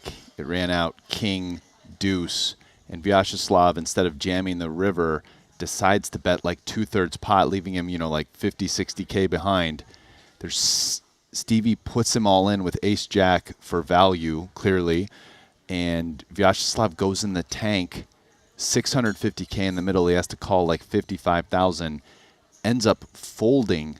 I mean, combinatorically, there's 10 combos of jacks, kings, and king jack to 8 combos of ace jack. So you have to say Stevie's never bluffing and never jamming ace jack or worse for value to fold. I guess that's what he decided. I mean, it was just an absurd hand. Yeah. If he had just gone all in, he would have won. But he found a way to lose on the river, actually. So obviously, you know, what he's thinking in that spot is, you know, Stevie is only going to be shoving a bigger boat here, King Jack specifically, right? But from Stevie's perspective, perhaps that non-all-in size said to him that, okay, my opponent, you know, he can only really have pocket fives, Jack 10, Queen 10, Jack 10, Queen Jack, you know, Jack 9, those kind of hands. And ace so Jack maybe also. I'm chopping with that. So trying to get that little extra value. Instead, it turns into, you know, an improbable escape for Stephen Chidwick from a massive cooler, and that's going to leave him with, you know, 344 big blinds, and that's a big stack for a guy like that. Yeah, it's funny. I think it's a spot where maybe normally Stevie just calls river, but then Stevie just kind of made this exploit read that I guess I must have the best hand if my opponent's not asking for all my chips. So I'm going to ask for all of his and just try to get extra value versus Queen Jack or Jack 10, maybe trying to save a little bit of money. But that's, I mean, just the way it worked out was incredible. I don't know. It was a special hand for sure. So a few more short stacks on this feature table. Of course, Dylan Lind, 58,000 there for 29 big blinds. And that's another thing about that fold with the fives is that you are still left with, you know, 38 bigs. We're still in sort of the early blind levels of what's happening here. But yeah, Sean Winter also only on 126K, but that's 63 big blinds. So there's a lot of room to play here in the early stages of this main event. $125,000 buy-in. Anything else from that level that really stood out to you? I know that hand obviously brings a lot of attention, but there must be something else. Yeah, I mean, I'd say the two biggest things, you know, Roble early on for the early part of the level, he was in a lot of pots. He's winning, he having some success. Some interesting table conversation, especially involving him. And then the other one was Stevie got a full double, blind versus Dylan, when he had kings and Dylan had sevens. He raised the limp and then just went bet, shove for 1.8x on the river on deuce 5-6, and then it ran out 9 double flush draw, and then paired the deuce on the end. What a beautiful card for kings. So, I mean, that was probably the hand of the level before this. So Stevie was involved with both of them. No surprise. Yeah, and you know, a lot of chips here. Of course, Nicky P, Nick Petrangelo also on this feature table. Albert Dar. So a lot of you know, great poker to look forward to here. This is obviously one of many tables in the room, but wow, I think we're still just a little like that. That hand sounds so insane. I can't wait to have a look at it later today and really dissect it further. So let's get to the action. Here is a shot of the room here from the Maestral Resort and Casino here in Montenegro. Again, $125,000 main event. It's just one of those things when you're watching it where it's like, well, he's not going to. Like, what is Stevie thinking? Yeah. Okay, it's like a fold, call, or raise. He's never folding, right? Obviously, no. But then on the flip side, it's like, he's not going to fold fives, getting like 11-1, is he? No, because it's like time banks, like he's going to put it in, right? Then he folded. Anyway. Yeah, and going to be quite haunting as we see our new feature table. Michael Watson is going to be leading the charge here, fresh off a big win, his first title here in Montenegro and on any Triton series. Michael Soiza, a big presence there in third in chips. Hoysen Ensen, love watching him play. Such a legend. Some of the best results in any tournament poker in the last 5-10 years. Jonathan Jaffe, favorite of the stream because he comes up here and shares some of his wisdom and expertise. Always a treat. Dan Smith bringing up the rear with just 72,500. Good for 29 big blinds. Still plenty of play here. 1K, 2,500 blind level. Here we go.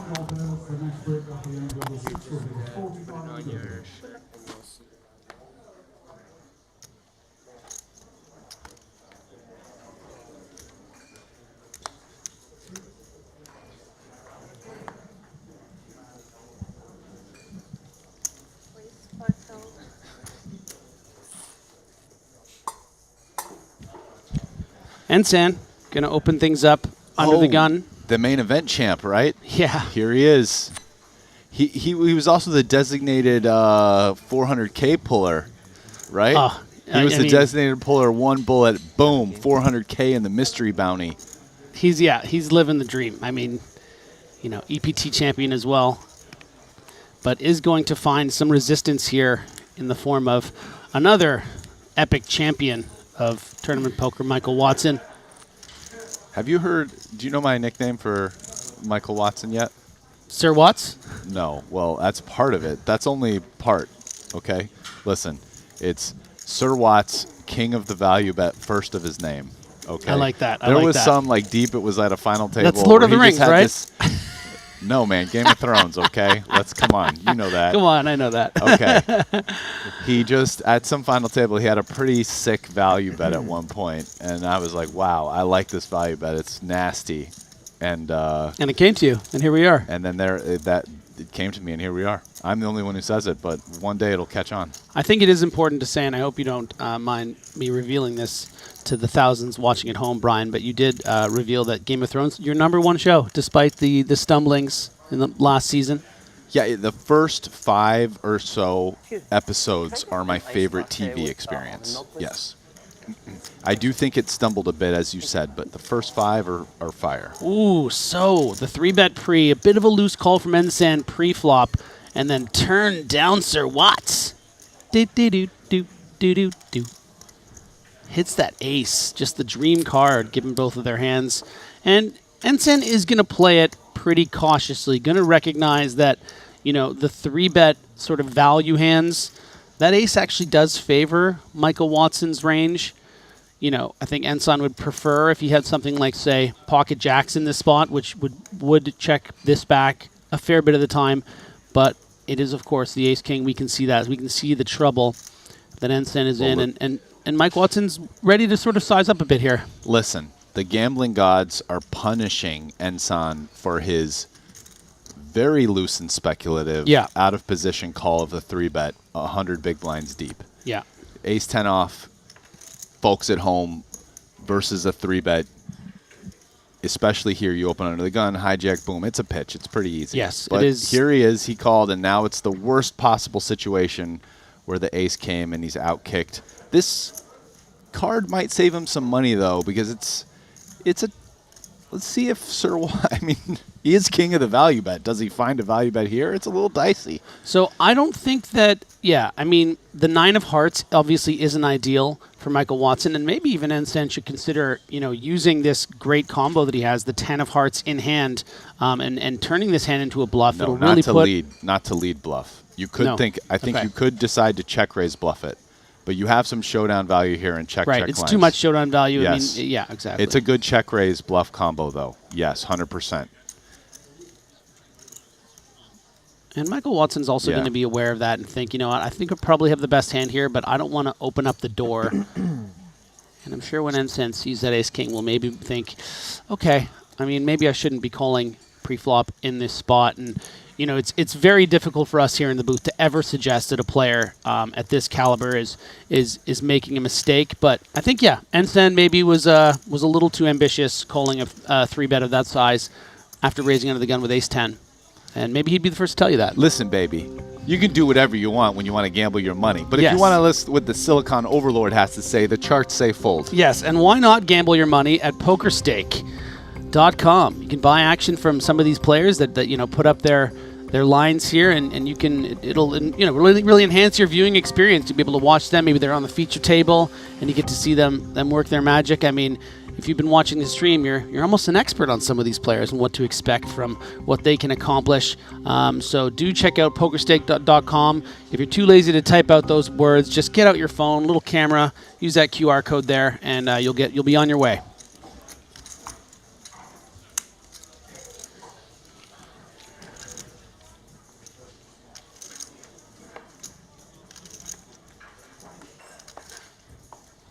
Dan Smith rocking the stash.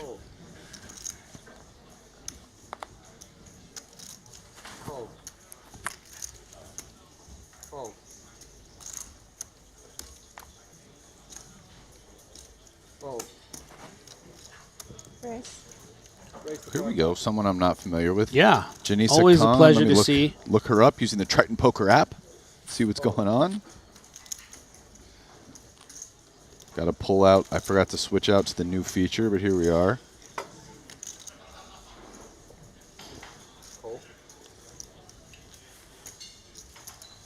Oh, wow. She had, she just bought in. Not that. She just bought in. This is, she had 250K a couple hands ago. And her history. Yes, please tell me something about Monte Carlo in 23 Okay. for her only cash. She got 6th place in the 30K no limit 7-handed. She came to Jeju. She only played 2 events. She played 2 events at Jeju this year. And this is her 2nd event here. She played the GG 25K million, and now she's playing this. So a bit of an enigma. I love it. Hong Kong It's a is mystery. her flag. Yeah, a bit of an enigma. But it's always nice. I mean, it's always nice seeing, I'm just going to say it, seeing women Yes, come of play. course. Like, I mean, you know, we sit around, we're just like watching guys all day, and it's nice to see women come in and compete and, you know, experience just like, mix it up, different flavor, a little diversity. Yeah.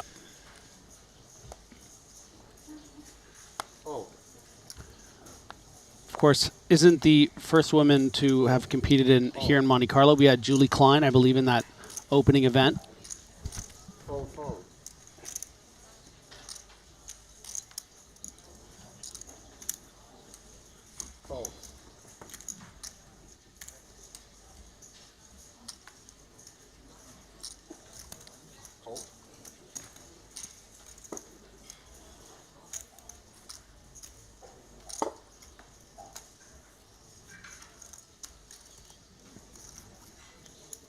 Check.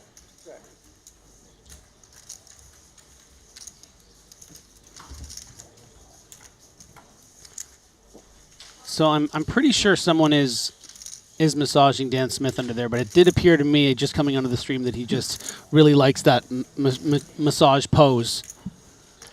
Listen, man, I don't blame him. I got a massage, a 90-minute, right near the beginning of my trip.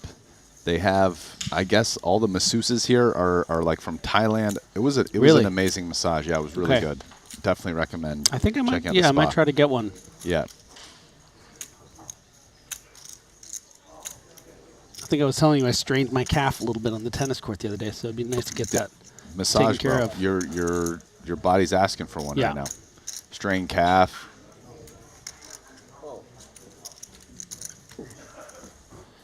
You surprised by the quick fold there with the Queen 8? No. Maybe one of the best hands he will fold. I With think the so. spade and the Queen High after just limp check. I think so. I also feel like maybe Dan's also just, he's going to play some of his feels versus Ensign.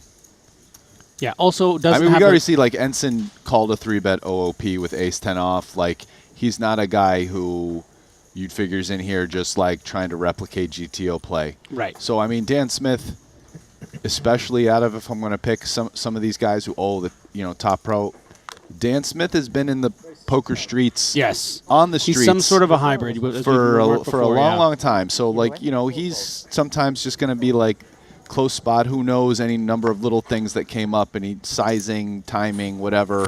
In past, now we could see that, whatever it was, if he had something wasn't right because Yeah. Ensign was weak. But whatever, it's a small pot.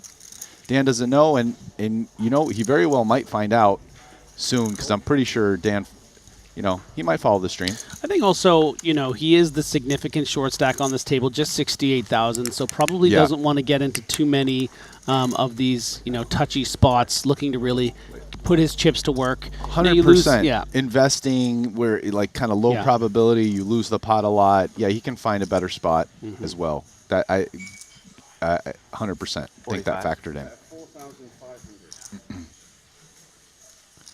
So, how about this, Sir Watts? Jules Dickerson, another player I'm not as familiar with. He kind of looks like a younger, slimmer Ike. Like, you look at that. Yeah. This is a pretty interesting hand here. So, Michael Watson, 16. you know, going to be faced with it here and has a candidate that maybe wants to consider defending against this check raise, simply because, you know, you have some nice back doors here to the to the straight, the flush. You know, sometimes you're going to be bluff check raised here. And yeah, we do see him continue. Yeah, definitely agree. Ace high might be good. Backdoor straight, backdoor nut flush. Good read. Got a lot of work to do to catch up to King 5, though. Yeah, and a combo like this, as we see the King Diamonds turn, Brian. It's a nasty card for Watts. You are much more inclined. Oh my gosh, it's the King. King of Diamonds. Yeah, he's gonna lose money. That is really dreadful. But I did want to say, you know, more than say ace queen off, no back doors. You know, you would be not as motivated to start calling check raises here with ace queen than something that can backdoor into what should be a nut hand, like diamonds. Yeah, oh no, or even with the 7, being able to make straights as opposed to the queen. Yeah.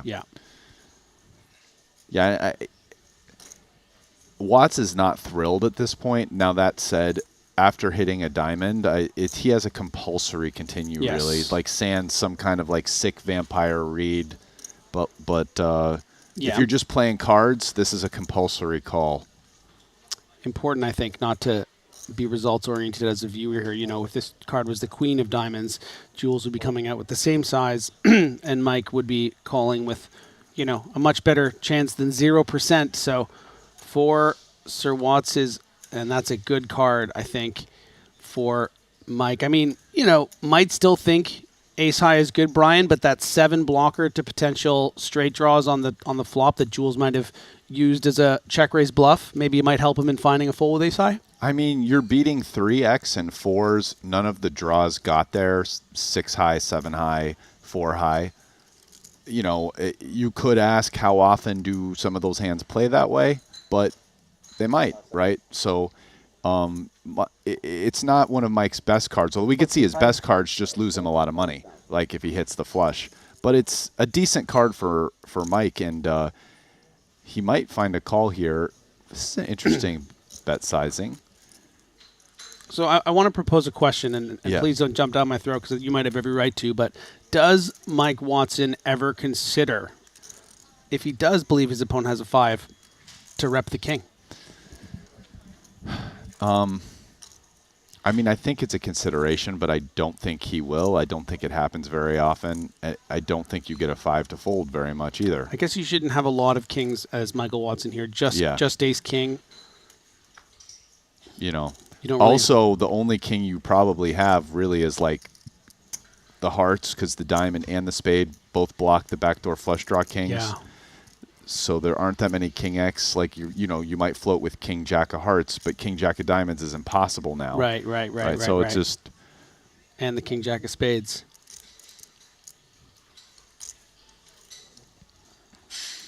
Nice fold here from Watson. Yeah. Solid fold. Saves him that last 45K. Enough of you guys. Tricky spot. I've had enough of you guys, says the Triton champion. Sure, this table will not be sad to see a great player who's chip leading the table by a couple 100,000, 200 big blinds get moved. Yeah. Yeah. Hello.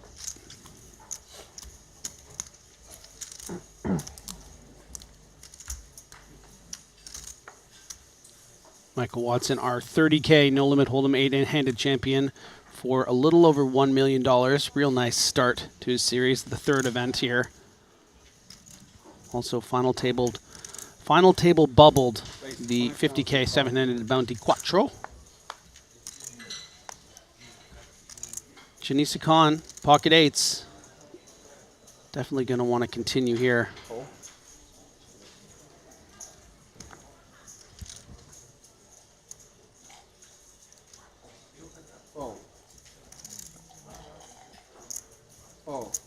Just looking real fast before we get into this hand.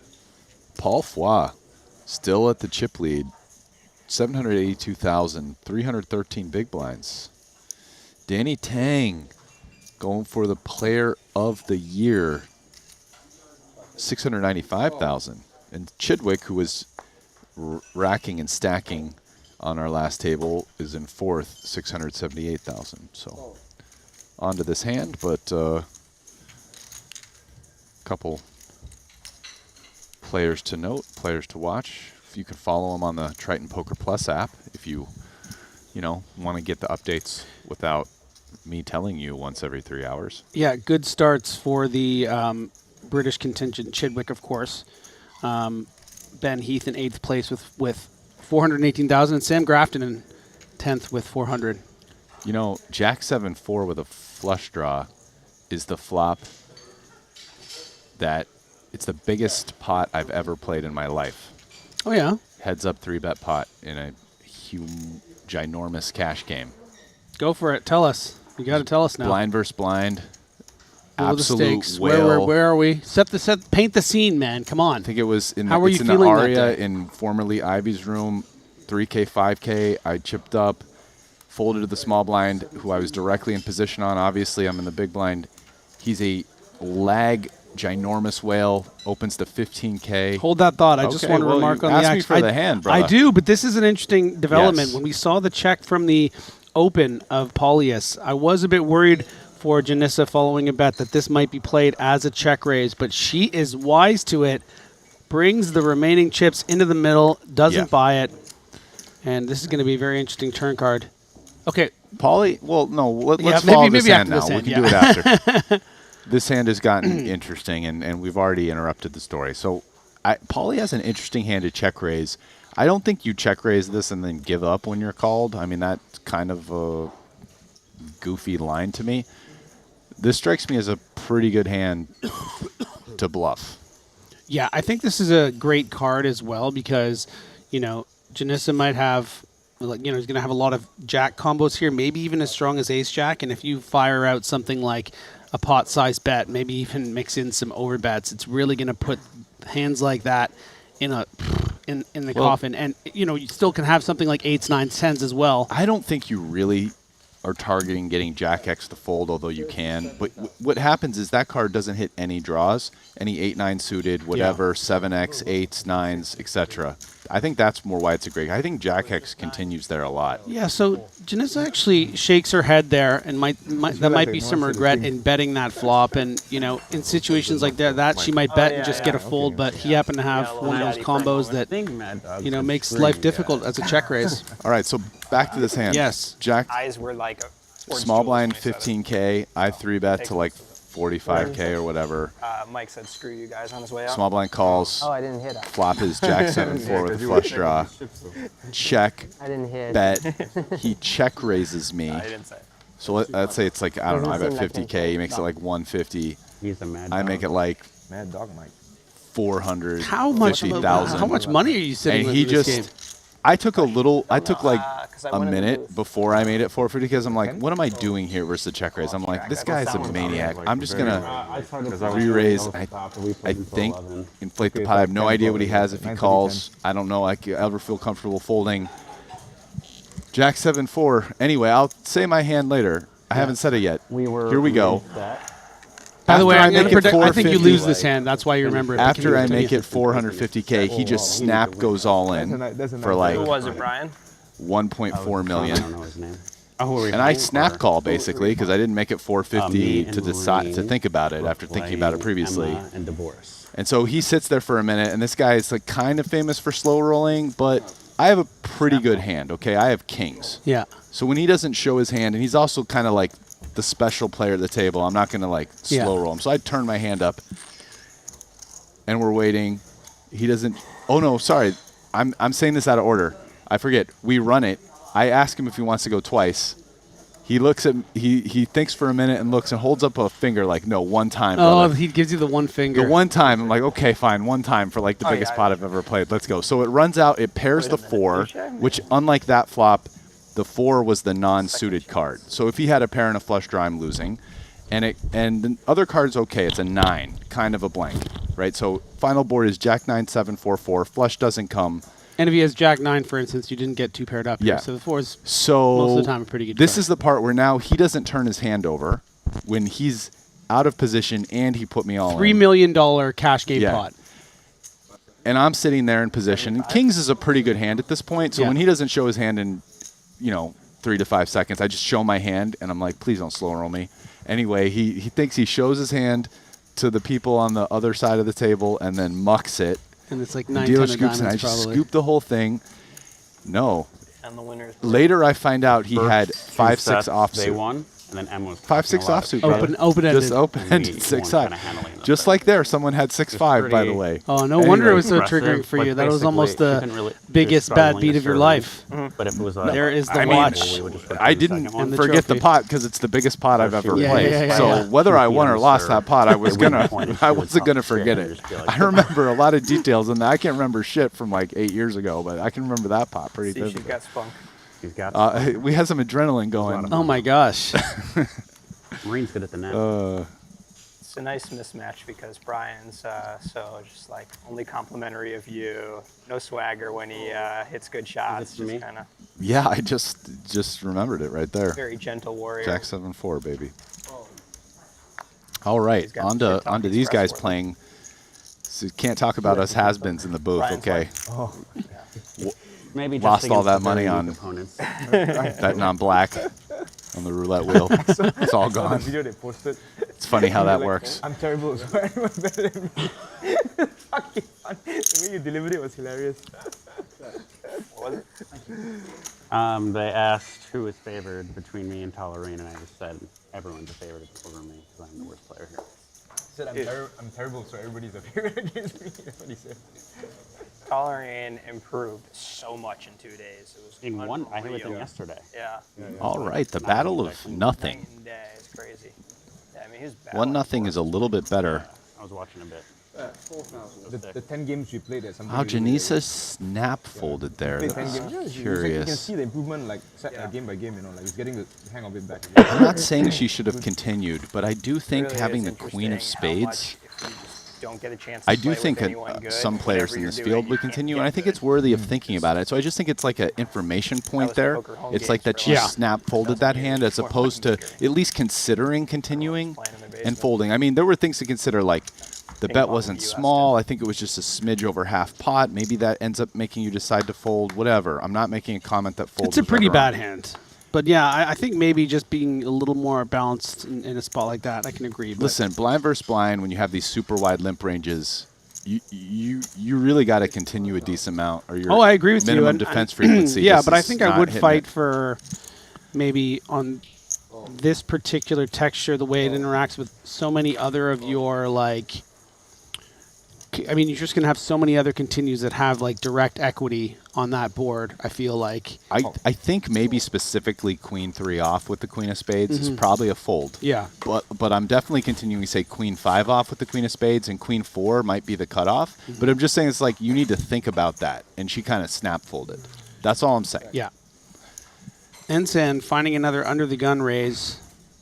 Ace-10 failed him a few rotations ago, but this 9-8 suited getting a great result against Soiza.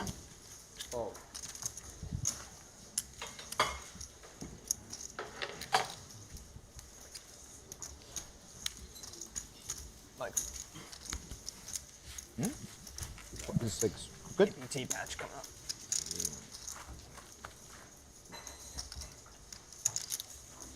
Had a nice little chat with Soiza at the players' party last night. Sorry?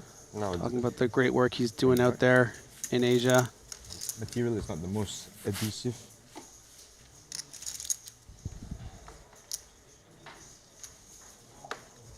I thought the players' party was really fantastic last night, but one thing I did take note of, which I found humorous, was that it was pretty dead by 20 to 11.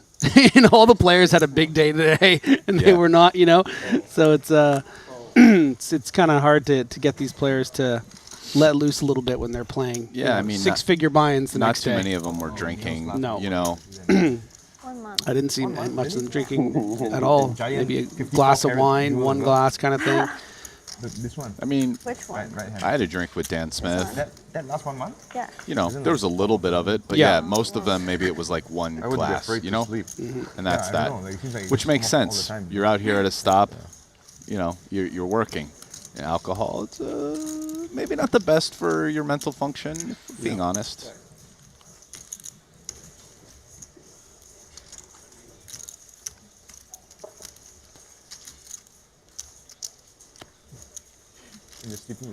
Jonathan Jaffe, let's see. Friend of the booth. High risk. Decides to check back the 886 and binks a king. Right with the diamond. Yeah. Bink.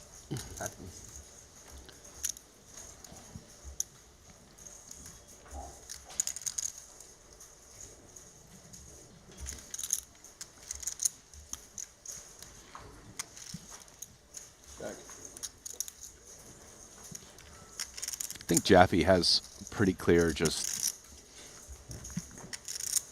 wow, decides not to go bet here. Very curious. He could clearly bet his hand 2 streets for value. Decides instead to check it back. I wonder if he wants to get his opponent to stab as bluff some. Might feel his opponent is a little bit light. I think he can even raise the river versus a lot of bet sizes after checking back turn. Now at this point, you just can't check anymore. There's no more cards coming. 36,000.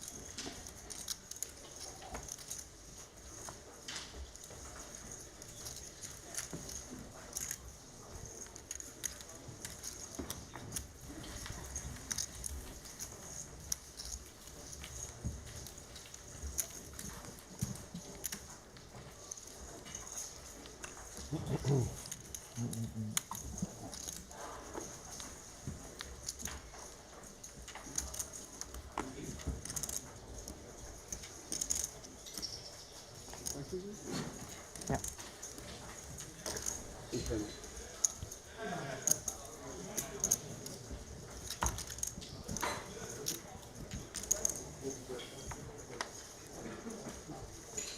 1K 2,500 here.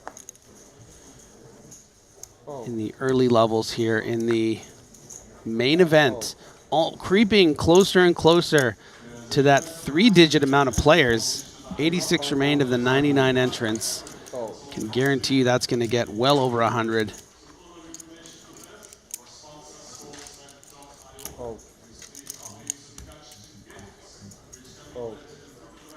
Paulius raises with the King Jack, and Dan Smith with the dominating King Queen, playing about 27 blinds.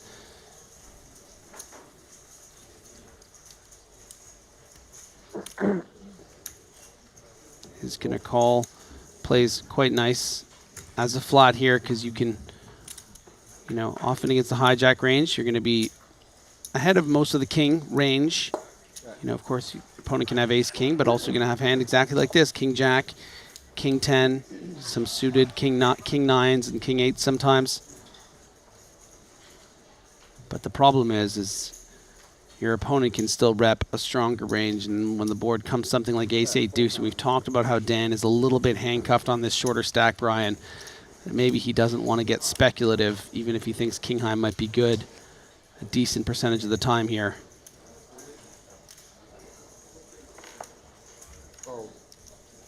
Yeah, I think also it's a function of maybe 27 blinds is just a little bit too much there pre-flop to shove. Yes. I think if you went down, I mean, I think 20 blinds there, big blind versus hijack, he's shipping in. So I feel like he's just crossing the threshold, maybe getting to 27.5.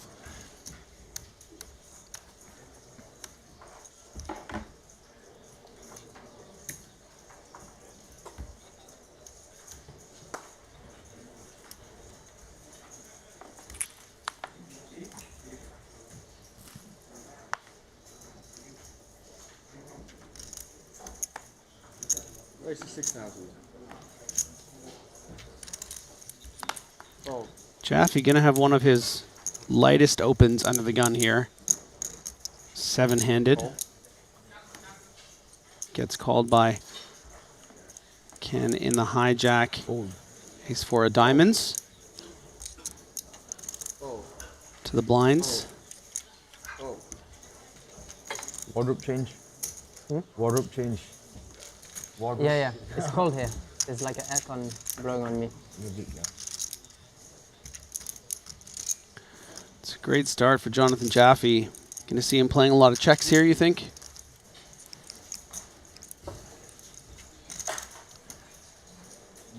I think he'll play a decent amount of checks. Yeah, I think in a lot of these spots where you get flat out of position, sorry, flat by somebody who's in position, you kind of end up checking. But some leads make sense. I mean, there's a decent amount of his range that this small bet does well by continuing to grow the pot and or clearing out equity for a very cheap price. If you can get ace high to fold for a min bet, for a very small bet, that's a pretty good accomplishment. Wouldn't you say it's an even greater accomplishment when you get called by it? Yeah.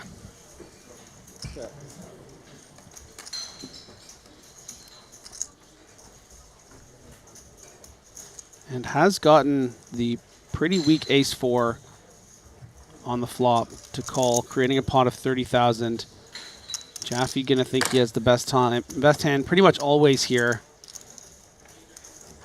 Yeah, I guess. Sorry, I guess the bet on the flop was 6K, right? So it wasn't that small. Yeah, it's 30%. Yeah. And now targeting hands, I think, like ace-jack, maybe something like 2 9s, 2 8s. And Jonathan Jaffe goes for a 2.2x pot bet on the river. Very interesting. Would love to pick his brain about that hand. We don't often see those 2x pot bets out of a pretty small little pot like that. You know, he obviously had a very nutted hand with the 7s full of kings. Yeah, his opponent can't have aces, so.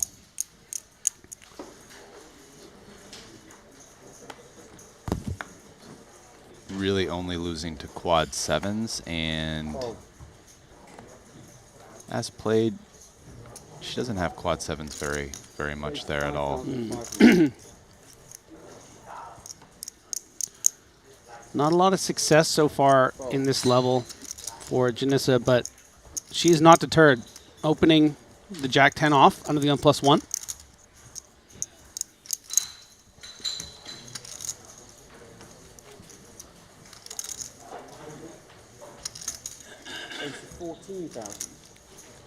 Ensign is coming after her, 3-betting 10-9 suited. And let's see what Jules Dickerson thinks about these proceedings. Yeah, He's this got hand a suited ace, and if he thinks that Ensign is light, yeah, could he come with a cold 4? He decides against it. Yeah, that pause from Jules, you know, does have the energy of like the shark circling a little bit, you know. Seen her lose a couple pots and sand 3-bets. He has a nice 4-bet candidate.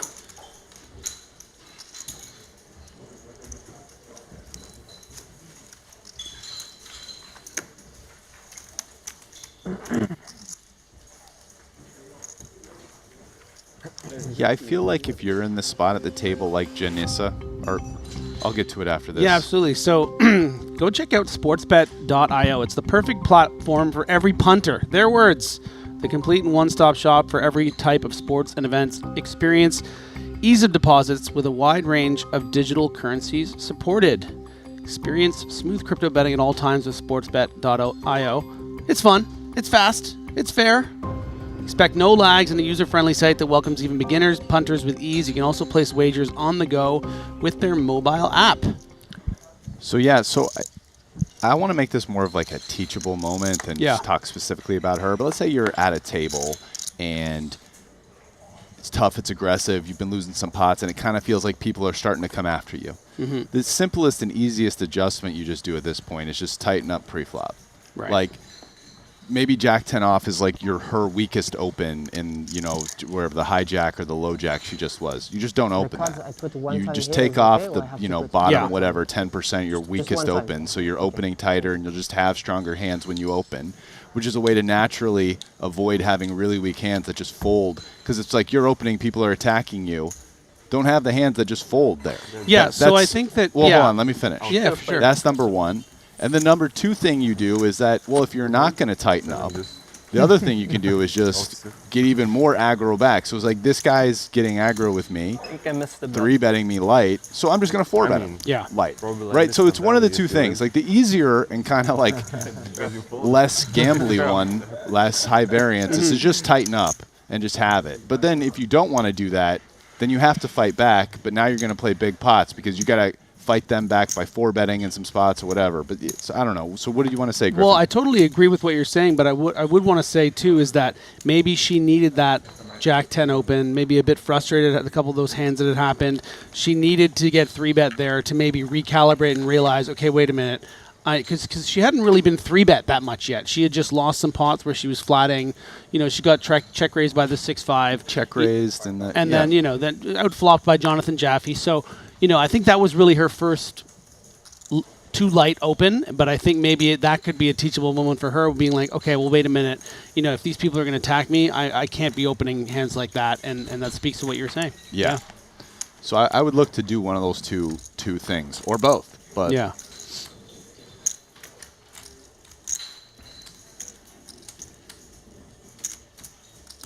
Defending here in the big blind from the cutoff open from Jules Dickerson. Another British player here. Checking over to Jules. You're getting experience with that flop. Oh, yeah. Nice little callback from the very clever Jonathan Jaffe, saying she's getting a lot of experience with the King 7-7, which was the flop in their hand when he had the King 10.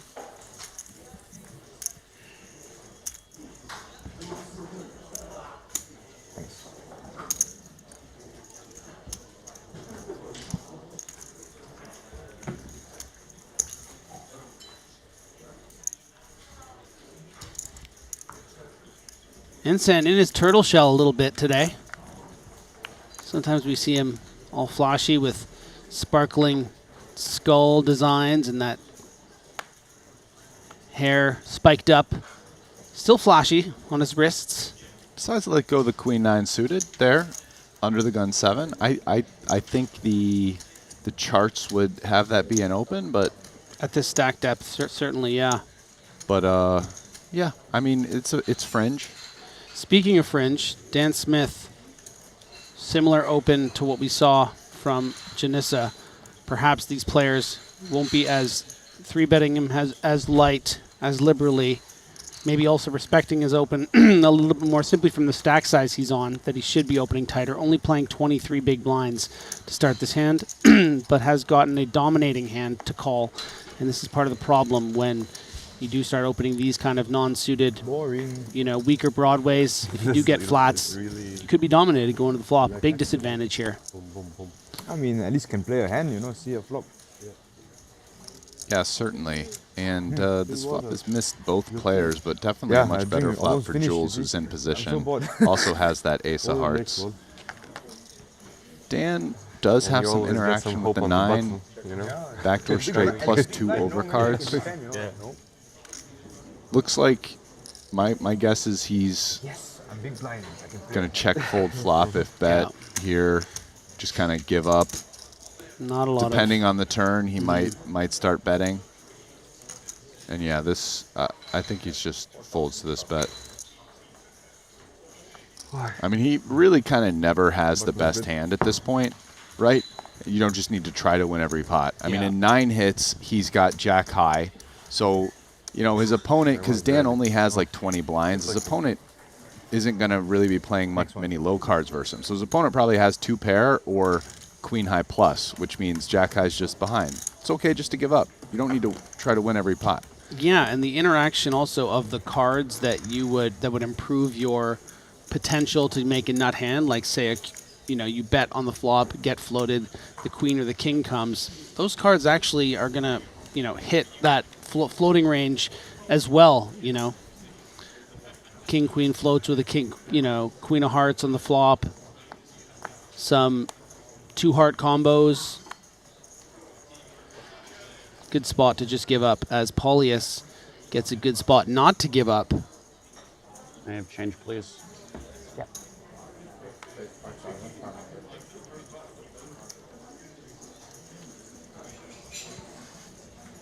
Cheers.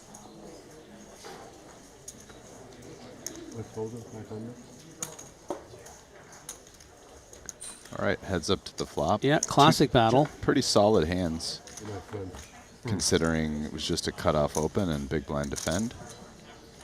Yeah, both well ahead of their average range here.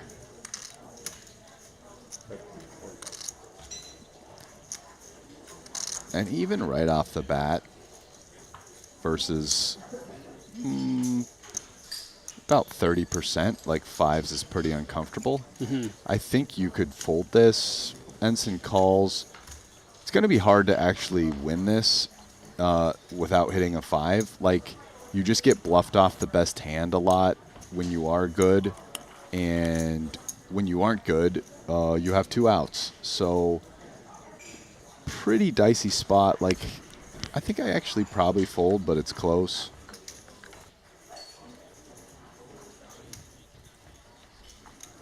I mean, yeah, I think I'm out of there too. But yeah, you know. I think against a certain class of player, it's fine. Like, kind of the old school players who just like c-bet 100%, then play super face up after, which, you know, also like not very good. I think you can get away with just calling there, but they probably like under bluff on turn plus, which is what you need to get to showdown. But yeah, Pauly V doesn't strike me as a guy who fits in that little mold. Yeah.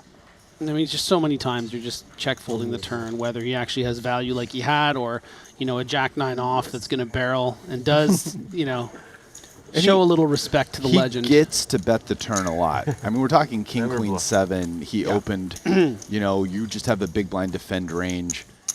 When he bets small on the flop, Bluff at this table, the whole like, world knows about it. the in-position player still has a big range advantage in the turn, still gets to fire another barrel quite a lot. When they check back, that's oftentimes really bad for you with 2 5s.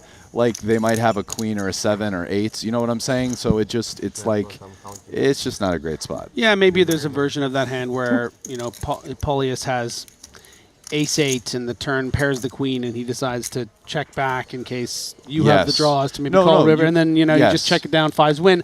And then, so that's, you know, part of, I assume, why Ensign decided to call. But, you know, when you think about all the different range of outcomes, I don't think it adds up to enough. Yeah. Certainly there are ways that you can end up winning, even against good players at showdown with 5s there. I just, I don't think it's enough, which is why it's a fold. I like that you and I can really overanalyze these really small, boring pots. You know, you're such a hand nerd. I like it. Yeah, I kind of am. That's how next level. It's maybe next level. I got to where I was. It's not really by studying. We got to get a hand nerd in here. It's by what about Brian? Overanalyze. He's the best. Wait, maybe that was you. Because someone used the word snazzy in the booth. Someone used the word snazzy in the booth? Jason Spoon's. So I have to It had to say, be Ali. Ali's got that. YouTube is just still cannot get over this Chidwick hand. You know, we're trying to talk about this interesting little intricate kind of cut up big blind hands, and they're just like, they just love that Chidwick hand. It is going to be the hand of the tournament, I think. Baltic guys. Tournament? It is early, though. It's definitely the hand of the day, I would say. I mean, yes, you know, we're early on day 1, but yeah, hand of the day. I mean, it's a wild hand, man. Like, just obviously it's like a cooler, but then you're like, oh, cooler. Like, unless an ace comes, Isn't there a word every day? you know, an ace queen was out there, so just 5s is just going to double, and then just the way it played. I mean, out the river, so bizarre. Like, the bet size choice and then fold and all of it. No, the bet size choice, Stevie raises, which is still dicey, like not an obvious now raise. we're talking about it again. And then the fold. What a parlay of events. Really took quite the parlay of events to somehow have 5s put in all those chips and not win the pot. Yeah, because I contribute rig and prize pool as well, right? What a great deal. And you get to play a hand. Yeah.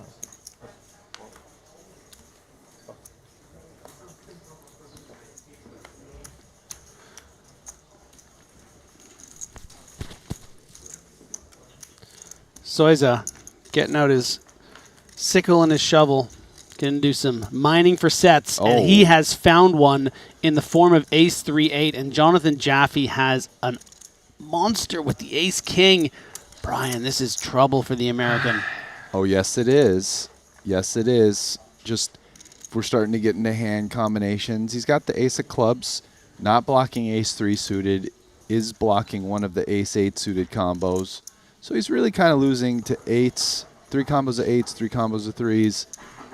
There's 3 combos of ace-3 and 2 combos of ace-8 suited. Now, some of those suited ace combos 3-bet sometimes. Just to say, like, Jonathan Jaffe right now feels pretty is nutted, yeah. not behind very many combinations of hands. But what is interesting is the decision to bet with the king 10 against Janissa, but in this case, check raise with the ace king. So it does speak to, you know, whatever the ruling is, it is. oh, so there's some sort of string bet situation thing happening or potential string bet. Jonathan Jaffe, I think he's being allowed to make it 18K. I'm not sure if the floor is being called. Oh. We don't really see what happened because the camera wasn't on it. Did he put the money out in 2 motions? No one's saying anything, but looks like something happened with the betting. Let's see if we can find out.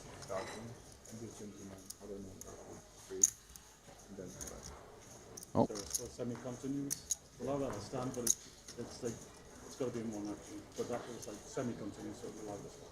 I guess he had kind of did it in like a semi-continuous double motion, sort of, and so they're allowing it. Had the ruling gone against Jaffe raising, would have actually been quite better for him because he wouldn't be inflating this pot where he is effectively drawing dead. But, you know, this wasn't his plan to check call. I think as Soiza here, I think you pretty much just call. Like, you're in position after calling. Oh, yeah, definitely. Yeah. Like, the pot will be over 50K. You can get all in on the river just by betting without raising. And once you raise here, you're really kind of defining your range to be only a couple hands. And you just, I think he just doesn't re-raise back with anything in that spot, in positions specifically. Yeah, and let's be clear. Jonathan Jaffe is jumping for joy at this situation. He expects his opponent to have a lot of ace-jacks, some ace-queens, maybe that didn't 3-bet pre, maybe something like an ace-10 suited. Or maybe a hand like 8-9 suited. Yeah, yeah. 8-9 of clubs, for instance, might bet and then call this raise. So or 8-9 of diamonds. I mean, you know, whatever. Yeah. I mean, those hands are folding. I like saying clubs because he would have a flush draw. Yeah, you know? and now he would call again Yeah. with 8-9 of clubs. But I'll tell you when Jonathan Jaffe's not jumping for joy is if when he gets called here, I'm not saying he's like crying, but you start to be like, okay, I'm probably good, but it's no longer like a fist pump. Yeah, I would say he goes from joy jump to slight, somewhere between slight discomfort and comfort for the river, right? Yeah, he's not like wait a minute, now he's this not pot, sad. Yeah, this is a 50 big blind pot. Oh, okay. Yeah. So this is complicated because it also makes it less likely that Soiza has the ace and then might have something like pocket 8s or 3s. But at this point... Yeah, if we're adding those combos, right, because there's the 3 aces out, the only is the spade. So we can only have one combo of ace-3 and ace-8 suited now, right? The spades. And those might 3-bet sometimes. Now, the 3's full and 8's full, it's still the 3 combos. But the thing at this point now is ace-queen, ace-jack, ace-10, they all might call him. It's just... This is kind of a fist pump. It's just a massive cooler, yeah. Yeah, this is a massive cooler. Now, you know, it almost feels like a callback. Could be a callback to the Chidwick hand. You know, in the event that Jonathan Jaffe decides not to bet for 1.2, 1.3x pot all in, which I think he might. If he were to bet something like 100K and Soiza went all in, this might be a hand that he could fold. I would say this is still a call, but a more reasonable fold than the other hand. Yeah, and he's bet basically all in. When he is put, you know, for his last 9 big blinds, which is what he has behind, I believe, since he had 167, it's actually 10 big blinds. I mean, he's not folding, but... he's not folding. I'm just saying it's a non-zero chance. That's all I'm saying. He knows this isn't good. Yeah. No, he knows it's terrible, but like... He hasn't done it yet. Oh, you owe me $100 if he folds. By the way, there's no bet. Just you owe it to me. Is that fair? No free roll. There's no free rolls. Okay, give me 3-1 on $30. Okay, or 100. I want to win 100. So yes, You want to win 100. 30 to win 100. No, but I want to. Oh shit! My I way. can't win 100. So you want to risk 300? Yeah. For 100. Yeah. Booked. You got it. Okay. So if Jonathan Jaffe folds for his last 10 big blinds here. Oh, did he muck it? Let's go. No, he called. He called. Oh, he called. no. There we go. No. Why'd you say that? You made a fool out of me. He flicked something in. You made a fool out of me. He flicked in something. You made a There fool we out go. of me. All right. Here's your $100. There we go. Well, what? You're gonna owe me? Damn! I just pay on the spot. I just pretended to hand him $100. I didn't bring any money with me. Getting colder and colder, no? Amazing river. Yeah, kinda. I mean.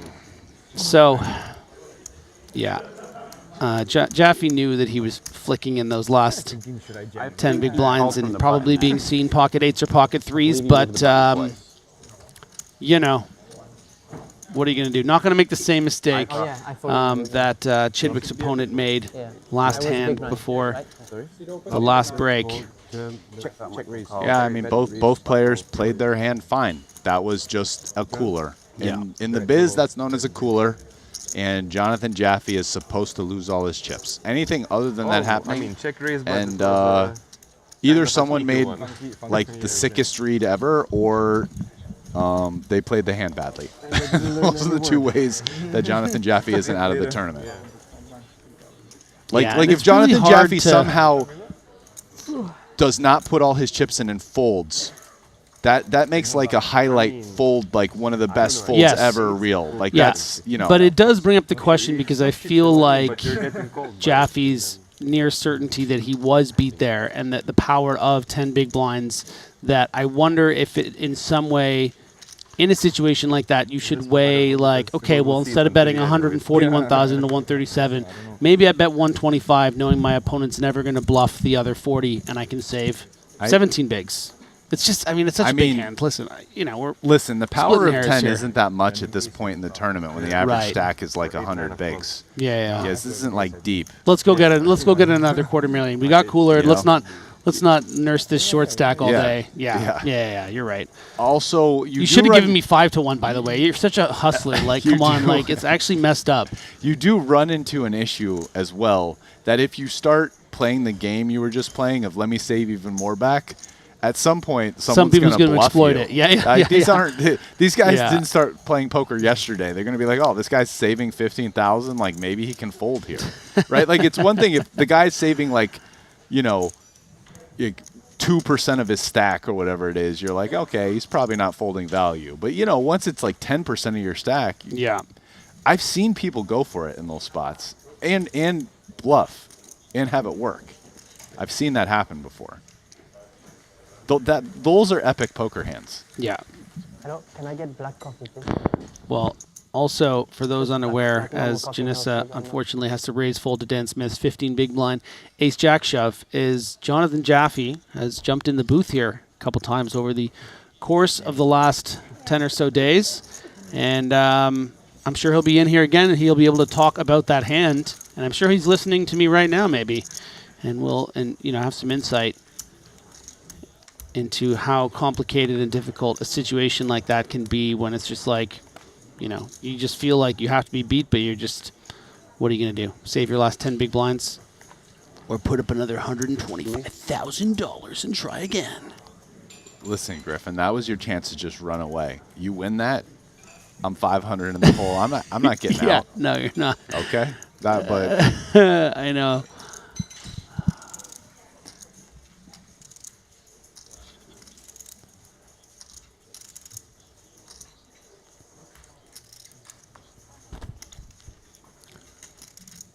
So, JD versus JK here.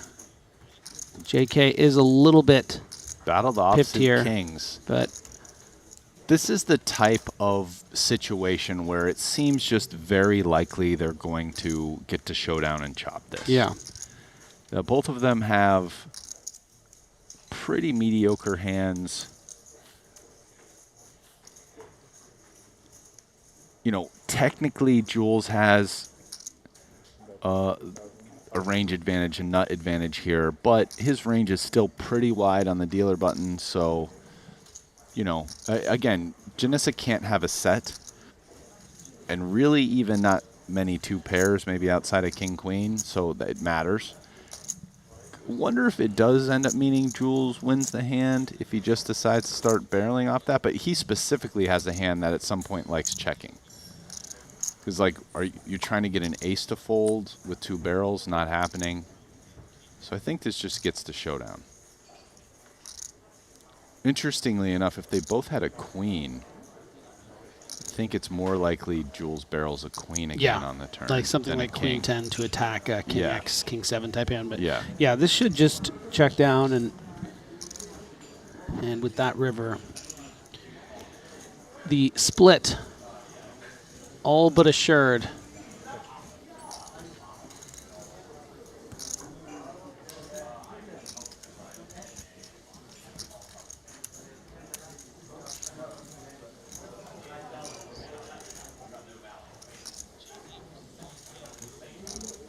Jules has a pretty bad hand to bluff with. Like, you don't want to have a king when you bluff here, because a king is kind of what you want your opponent to fold. 32. But he's... I'm very surprised by this. Perhaps, I mean, do you really think you're going to get an ace to fold? Probably not. So maybe is just attacking those king X's to win the... But that's my point. He has a king. He's going to have so many hands here in bet check, right? You know, bet check that he can now bluff. But that's my question, Brian, is this trying to get an ace to fold or trying to get a king to fold the chop? Probably a little bit of both. But, I mean, that just... Wow, and she picks it off just to the tune of a chop. This was a goofy little hand. Yeah. And actually, well played by Janissa. Yeah. I very much like the way she played the hand more than him.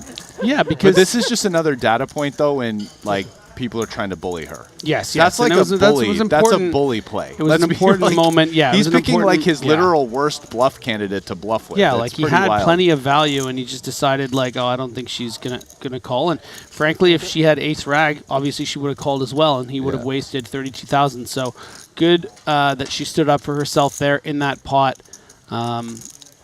Literally the worst card he can have in his hand to bluff there is a king.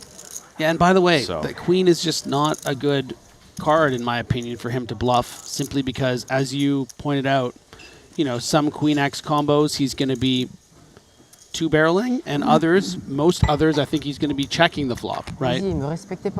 Yeah, he can get there that way with a queen, for sure. Bet check, like it's possible, but yeah, he does play some of them another way. Yeah, you know, for sure.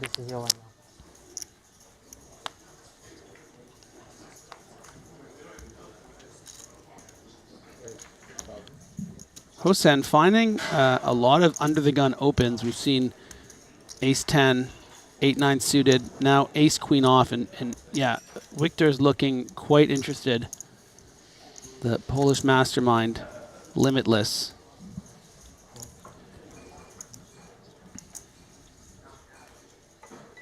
Pauly B with the mystery card here. That looks like a fold to me. Nope. That is a call as well. Some sort of suited 9 or pocket 9s, surely. Really the only two kind of hands we can expect Paulius to have.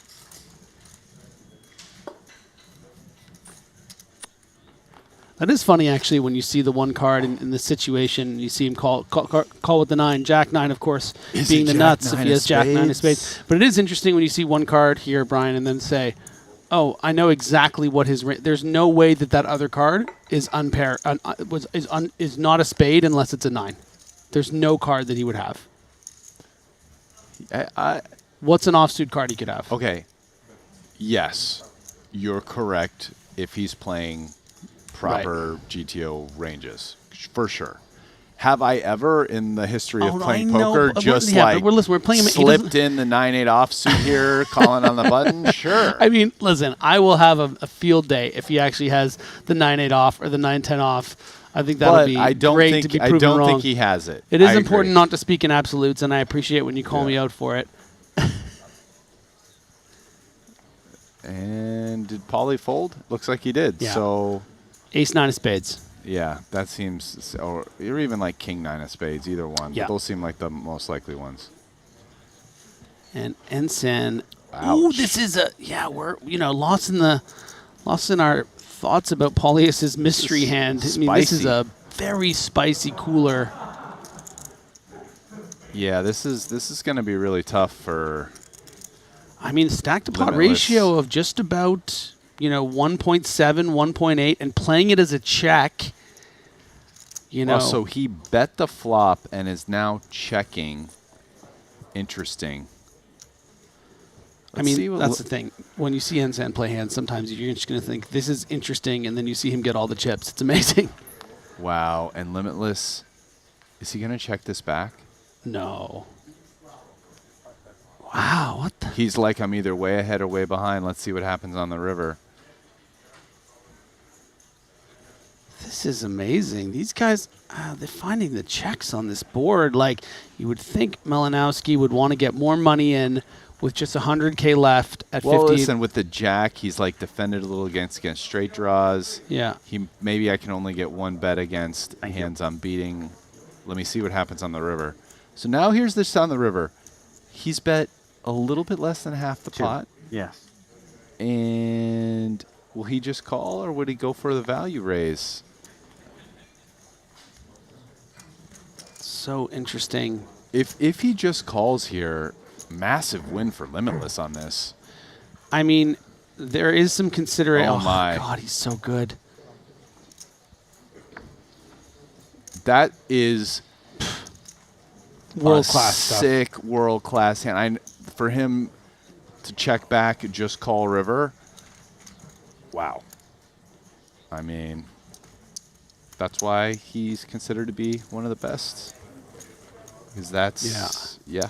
I mean, in fact, take that Limitless pill this morning. He lost and out on a lot of saw value. through the cards and didn't lose any more than another 10 big blinds on that river. Nobody even knows. He didn't do one of those, oh, look, I had a queen. What a sick just call. Just in his pocket, in his element. Just There are the much chip sick. counts. We'll do that for you. Yes, Victor. yes. We're doing it right We're now. going to do Sick, all of brother. it for you. No, the other people at the table, they With don't need the to devil know. and the angel on your shoulder, buddy. Michael Soiza, 158 big blinds, big stack after that cooler against friend of the broadcast, Jonathan Jaffe. Jules Dickerson, up to 118 big blinds. Ensign after that pot, almost 100, but still just a bit over starting stack. There's Paulius with 59 big blinds. Janissa having a little trouble, but battling there with Jules, which was nice to see. And then Dan Smith, having a little trouble getting things going here. Just 60,000. Really going to want to find a double soon or an elimination so he can rebuy. You know something I kind of noticed on that, maybe you saw this too, Griffin. After Limitless stopped for a long time and checked back the turn, probably used his full time. I don't think he used the time bank.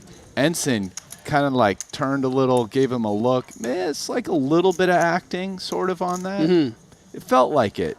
Yeah. Like, sometimes he's in his shell and this, looking forward, nothing. No, but he like looked, turned, looked at his man. Ensign's a showman,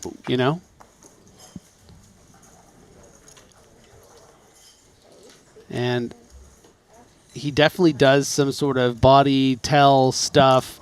I mean, he's clearly very experienced in using that. And maybe you're right. Maybe in some way Malinowski saw something. And this is the sequel right here. Ace-8 of clubs against the suited Kevin. King 7 for Ensign. Sorry about that. Technical difficulties over there. I'm just saying, like, there was a slight bit of acting, I felt like, just the way Ensign kind of turned and looked at him. Yeah. Slipped out the bet. Who knows? Maybe Victor picked up on something as that as well in his decision not to raise the river. It's possible. It is an interesting hand, though, because three ways, Ensign betting into that queen 10-8 and then, queen on the turn checking. Yeah, I really like the way Malinowski played it and does get a little bit back up to 90,000.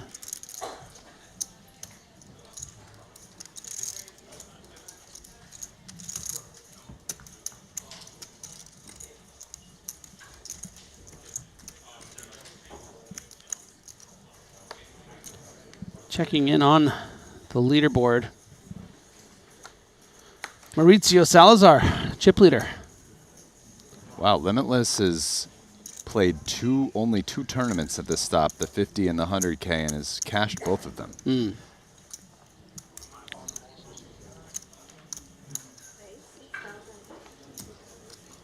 Hasn't won a Triton title yet. 9 cashes for just a hair over 3 million.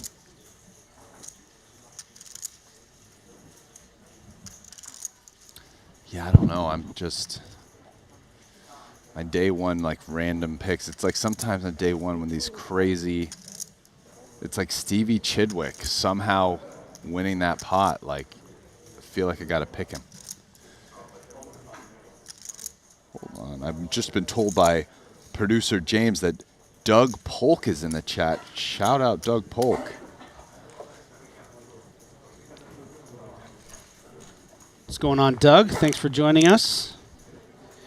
Paulius, 6s from the hijack. Soiza electing to play this queen 10 as a flat from the button.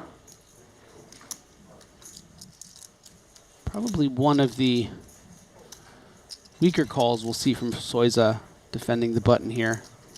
But fair fight going to the flop, which technically is advantage Paulius, but not by much. Plays it as a check. Yeah, I think this is a spot where it's like the lower the pair, the more you're kind of incentivized to bet to clear out overcards. And 6s, you know, deuces probably bets most, if not all the time. And 6s is getting into the kind of can go either way territory. Probably want to mix. Definitely not checking to fold, though. And seems like a very easy continue here. Versus what is this size? 43,000. It's a little less than very third. small. Yeah, it's about 28%, something like this. He could raise. It's not like absurd, but I think call is standard. Yeah, these spots are always interesting because how the sort of range advantage might shift a bit once Paulius checks. Oh, this is a.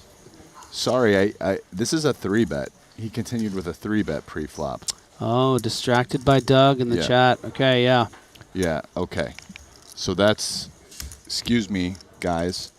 So yeah, Soy's a 3-betting one of his weaker combos, and now in a 3-bet pot, I think it's just a check call. No raising. And no leading either, so. So it wasn't, in fact, Doug Polk. It was just someone with a different spelling. So we got. This is embarrassing. And then we called the action wrong. So whoever pranked us. Good job, brother. I got to say, respect. Yeah. Are you looking for a job? So impressive. So Soiza does go for the 2-barrel here, trying to clear out those, you know, ace 10 suited, maybe ace jacks that might call the 3-bet pre, call the small bet on the flop. I mean, so much of a hand is the statement happens on the turn, doesn't it, Brian? Will he clear out 6s? I mean, Pauly V might fold here. He probably won't, but it's. Listen, I wouldn't be shocked. Like, I'm going to bet on call, yeah, but spicy. But Pauly V is like, we're just going to see one more card here. Yeah, but let's not undersell how impressive it is that he's found himself at this river with these 6s. I mean, look at the pot size, right? There's 160,000 out there. He just has 100,000 back, right? Listen, this is a big deal. Yeah. Soiza's double-barreled this. Will he fire the final barrel? At this point, your opponent probably doesn't have ace high. Like, you're probably getting your opponent to fold a pocket pair, an 8, or you know, 3 kings, obviously never folding. So it's kind of a tough ask for a bluff here. This is one of these dicey spots in poker do you fire the third shell? My opponent's probably decently strong, but it's a hard call with 7s, 6s, you know, ace-8 suited. So how do you feel as he throws in a time bank chip, really considering this? How do you feel about, you know, having a hand like Queen 10 that blocks King 10 suited and the King Queen combos? Does it make it less likely for him to have a king? Right? Yeah, it's a good bluffing combo. Yeah. That's why he's thinking about it. Yeah, so more likely something like an 8-9 suited or a pocket 7s or, you know. Oh, he went for it. Finds it. Now, okay, the turn, but the river, Paulie V, can you find the call here? Because this is a tough call. And the dramatic plopping of all the time bank cards. It's not too relevant that you're blocking 6-7. I mean, it's something. No, Soisa, honestly, at their stack depth, Soisa's not 3-betting 6-7 suited. That's like a 120 big blind thing. I mean, these guys weren't that deep to start the hand. Right. Soisa's probably always calling 6-7 suited. So really not that relevant. Soisa can have probably like queens, aces, or like 3 kings plus, kind of. Yeah, I guess the problem for Paulius is if he thinks that his opponent, and rightfully so probably, you know, still plays this with as value for 3 streets with a non-king hand, aces, queens, jacks, I tens. I think aces, you do play it this way. They're not that deep. Yeah. Sometimes your opponent has 3 kings and you lose, and other times your opponent has 2 9s or like an 8 and you win. Okay, you know what? You pick. Yeah. Call or fold, and I'll take the other side. I think this is pretty close. Oh, wow. $100. I'm going to go with call. Okay, I got the fold. Let's go. Please, in the chat, let us know. Which side did you want? I don't even know, really. I think it's so close, but I feel like at the beginning I thought he was kind of going to call, and now I think he might. But I don't know, like the way he's. I'd cancel if you want. No, I'm taking it. It's booked. Yeah. Yeah, you don't want out. No. So fold.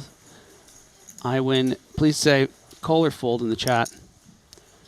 How much? Oh, I'm getting that call energy back. That big call energy. It's BCE right now. Yeah, BCE, big call energy. Let's go, Paulie V. Come on. Damn it. Am I gonna Gotta get me even. 0 for 2 today? Booth gambling. Come on, Paulius. You don't have the balls. Oh, God damn it. That BCE, Paulie V. Let's go. BCE, Paulie V. We're even right now. Boom. Now you got to give me both those hundo balls back. And even a smirk from Soisa respecting the call down. And this is the stuff you can expect here at the Triton Super High Roller Series main event. 125K buy-in, and just calls King 8, 3-bet pre-flop. Call. King 8, call. Turn, call. River, call, all in. And a massive pot. Wow. That's a pretty nasty call. Soisa, listen, man, good bluff. Yeah. Well executed. Well played by both. Sometimes you make a good play and your opponent just makes a better one. And sometimes all of us are watching, and it's going to be a hand that we can clip and show you how amazing these players are. You bluffed me like... I'm not even counting. We're marking out some history between the two of them. Double sexy? Triple. Oh, you got triple? I wasn't sure. No, I told you. Okay. No, for the first one you can, but then when it keeps going. Paulius Vatikūnas from Lithuania has 1.52 million in Triton earnings, 5 cashes, including a title, which he won just in Jeju back in March for 1 million, the 25K silver main.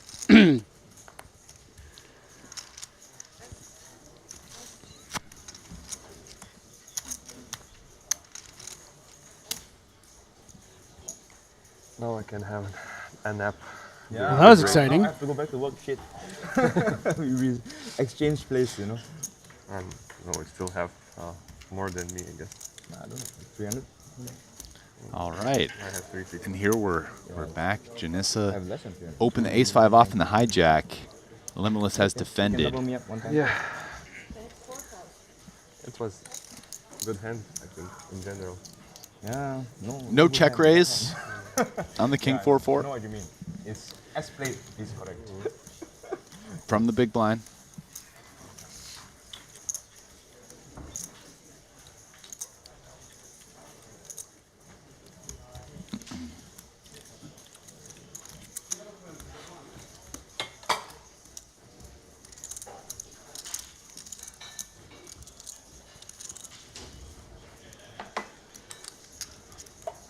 I was very close to folding. Yeah. Oh, it looks like we have a... Yeah, actually. Very close to folding. Not close enough, unfortunately, for my wallet.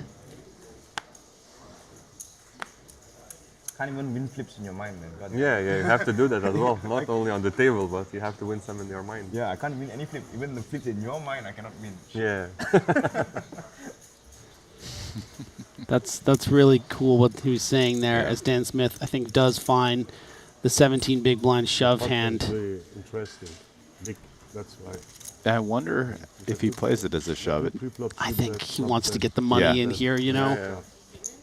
Either find a double Never or fold. get knocked out to rebuy. You know, only has 60,000. Is going to get a fresh $250,000 if he busts. It plays well as a shove Yeah. from the button for that many blinds as well. But yeah, the comments between these two were great just now. The Lithuanian remarking, you know, sometimes you got to win the flips in your mind. As he said, he was so close to folding. Yeah. And, you know, it was kind of a flip in there. And That's pro. it cost me money. God damn it. But then if you do that, then you can go with ace-4, ace-5 as well. Yeah, That's fine. Pocket 4. That would be Pocket sick. 4. And pocket 4. Soisa with a nice retort. With the classic Ah, moan well. that, man, I run so bad I can't even win the flips in your head. Yeah.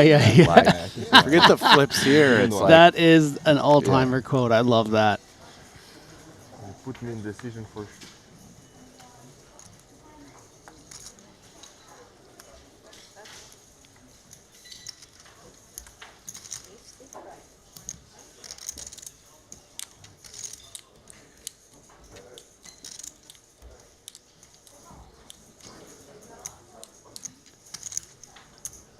Malinowski aiming to misbehave, try to get something back from Ensan. 3 bets to 15,000 with the medium strength ace-9, and it actually gets the best hand to fold, as Jules Dickerson doesn't really have much to do with the ace-jack, and neither does Ensan, with a bit of a smirk. And yeah, Victor gets it through. Now, I have a question for you. I mean, this is something I could look up, Brian. Is the W pronounced a V in, like, for Polish people? It's a question. It might be Victor, but I feel like it's Victor still. Maybe someone in the chat can tell me. I don't know. I just want to say it right. I would say it Victor. Yeah, right? Yeah. Because that's how I said it when I first saw it. Then someone else, one of us said Victor, and then now I'm on an island. That's why I either call him Limitless or Yeah, I know. Malinowski. That's what I mean. If we could just clear it up. So then we could use that. Listen, man, you just got here, but us pros in the booth, we know. Yeah, we just dodge the names. You look at two names, the first and the last, and you're like, oh, if one of them's a problem, you pick the other one, okay? I'm sharing all my secrets out there, guys. So.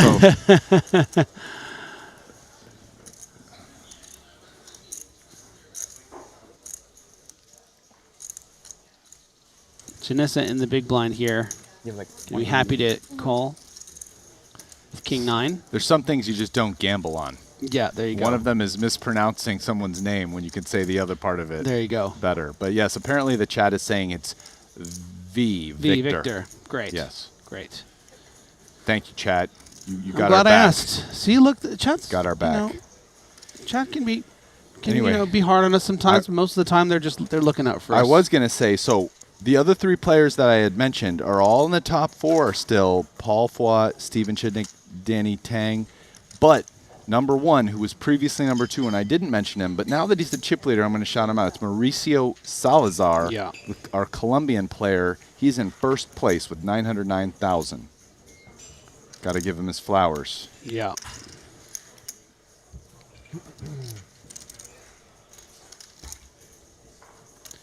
And we are, of course, over 100 players now. Well over, 107. Expect that to keep on going up until late registration closes. When does registration for this close? Is it started day 2? If I knew, I would have said it. I was No, I know. I'm producer James. When does the registration for the 120? Day 2 morning? Day 2. Yeah. Day So it 2 goes morning. till tomorrow. So registration will be open all so night. we're gonna get, you know. So listen, if any of you guys want to fly out here, 800 players. want to fly out, Montenegro is beautiful. Yes, it come is. Come on out, and you could play a 125K tournament that will have hundreds of players. Okay. Okay. Double QQ. Ladies' night. Yeah, it really is. Now, they just have to fade one of these players behind. Having the aces or kings would be a disaster. Mission accomplished.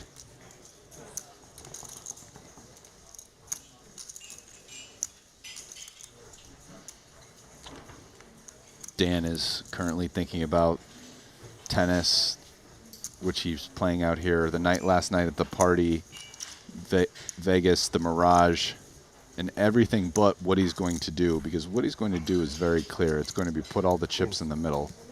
Queens, no good. We'll see which queens are stronger.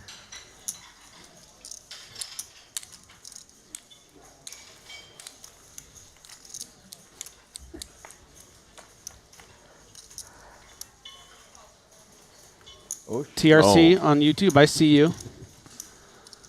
Wow, the free roll. That's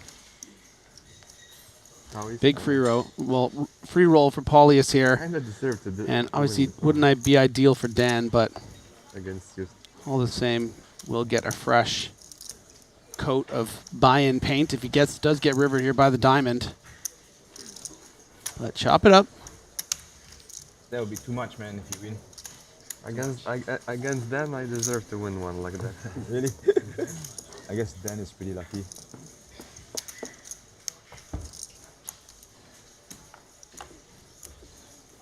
Yours were clearly stronger.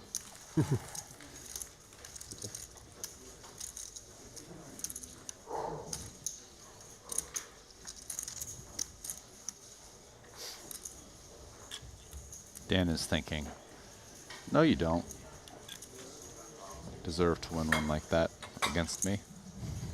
But it's okay.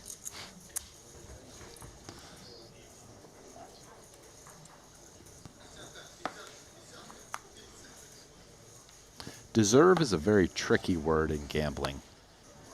Can go down a lot of bad streets mentally when you start thinking about deserve. It's not really how it works. The poker gods are fickle.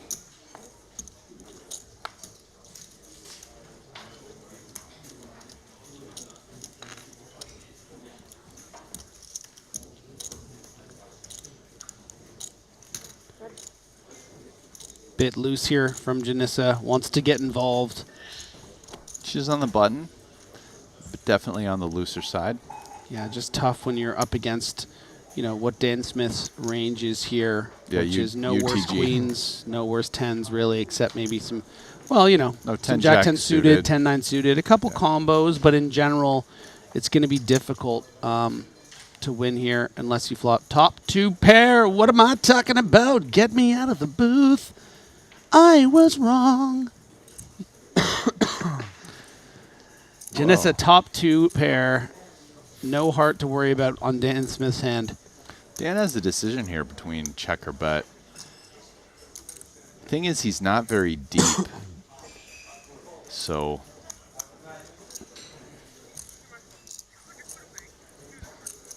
keep forgetting how short Dan is as we're playing pots. Yeah, I mean, that's the main reason I wasn't crazy about Janissa's call, but it's, you know, it's only 1 or 2 hands worse than what she should be calling, so I think it's, you know, it's around there. And of course, sometimes you just get a great flop, and that's what Janissa has received here. And a half-pot bet with no backdoor flush draw for Dan Smith. You know, a bit of a decision here. Yeah, and we can see that he's carefully weighing his options. I don't think he's raising. He's calling or folding. Be a pretty big fold. Yes. And we could see that if he does fold, actually it's a good one as played. Yeah, but the board is not doing you any favors here. The interaction with Janissa's flatting range. Yeah, is massive. You know, if you think you're up against Queen 10, Queen Jack, pocket eights, and he does it, plays it a shove instead. And yeah, just maybe a bit of sort of due diligence here. She's obviously going to be putting the rest in, but she's entitled to take a second, 125K buy-in, and she does make the call. Dan's not going to like the news. I guess Dan decided he preferred shoving versus calling in eventualities where she has king jack or ace jack, and maybe he gets like bluffed off the best hand.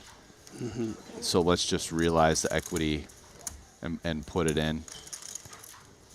Perhaps even she's bet folding once in a while, although you can't expect that very often. Probably what Dan's thinking, I would guess.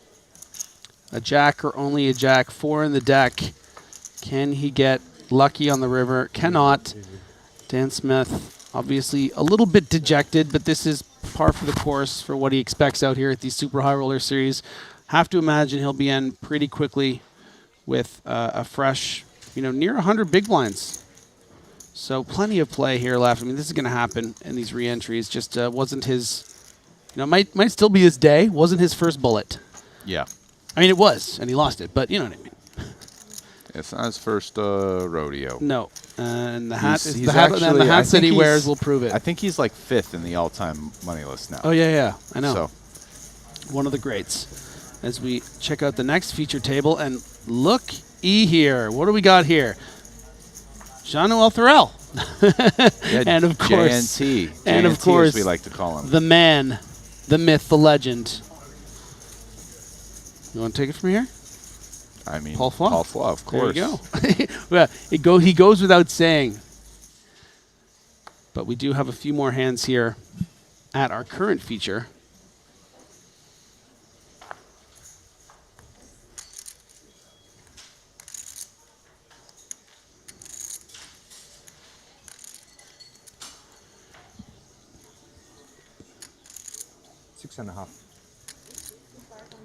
Do see a comment on YouTube that I can't confirm or deny is true. I mean, we got to be careful out here because, you know, we did get tricked with that Doug Polk thing, but 6 Elements claims that was actually, it'll be his 3rd bullet coming up for Dan Smith, so maybe he's already lost 2.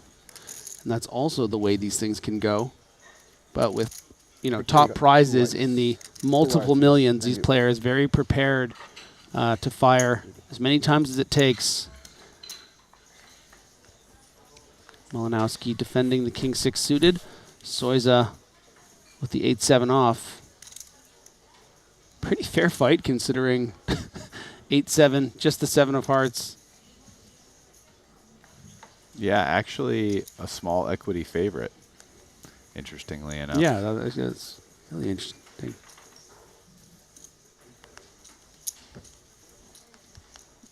So in this spot on this board, 4.5. Malinowski actually has way more flushes. So Soisa usually doesn't just get to bet this relentlessly, since a lot of his flushes are blocked with the ace, queen, and jack, all big hearts being out there, whereas Malinowski has all kinds of like little flushes that defend versus men. That said, Soisa's particular hand benefits by betting immediately with just 8 high and does have some kind of backdoorish type equity.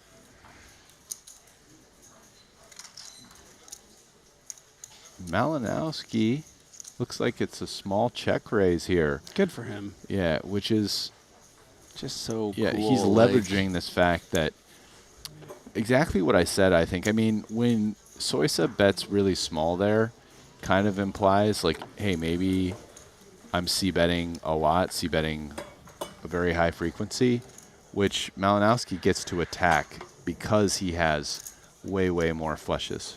So A very adept read of ranges by Malinowski, and he picked a pretty interesting combo to do it with as well. Makes sense. King high, not much showdown value. You usually don't call and get to showdown and have it be good very often. But you do have some equity there, having the gutter. And it's also like interesting to have hands like that with no pair and no heart that end up becoming bluffs on runouts where a fourth heart comes. I think it's important. Hand makes a lot of sense.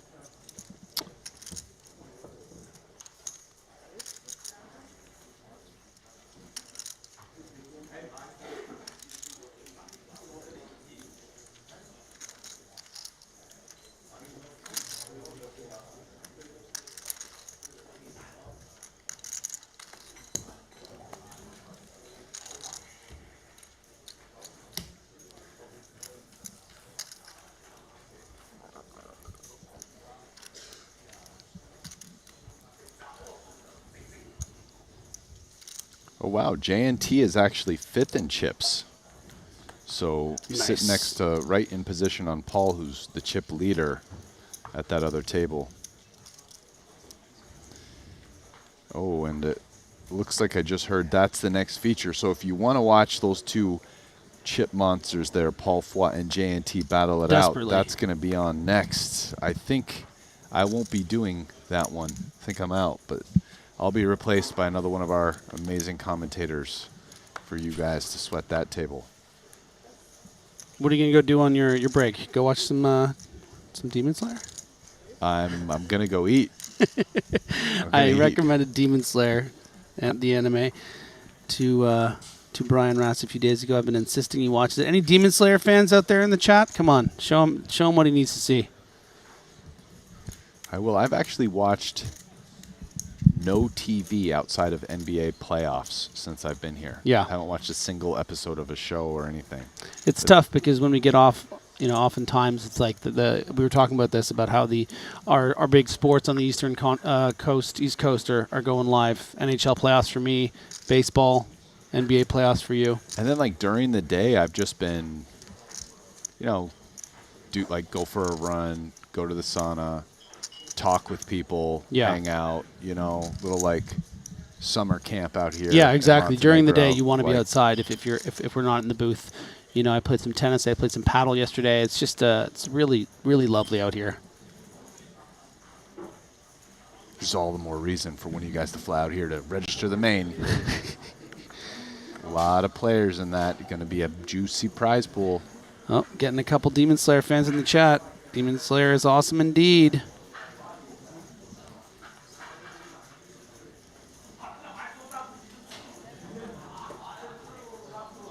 Oh, yeah, they're all coming in. Zenitsu, very underrated anime.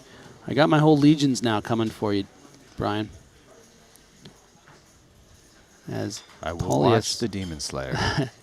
Paulius bets 7,000. Yeah, he's the big blind. Look at this 6-4-3-5. Yeah, big blind special. Even if, and look at this. And Victor Malinowski is just he's just playing lights out right now. Yeah, he's playing so well. Really fun to watch. Still is good on this 6 river. That is interesting in that it is a club. Paulius does have a club in his hand, so could decide to sort of. He feels like a favorite to bluff. Yeah, on that card. Yeah. On a club when he has 10 high in a club. The real question is if he bluffs, is Victor going to call this? If he calls this is when it's like. Okay, Yeah, he's just seeing the Matrix right now. Yeah. Those glasses are like, seeing something. Losing them in, dodging, like that scene where Neo's like bending back and like dodging bullets. Of course.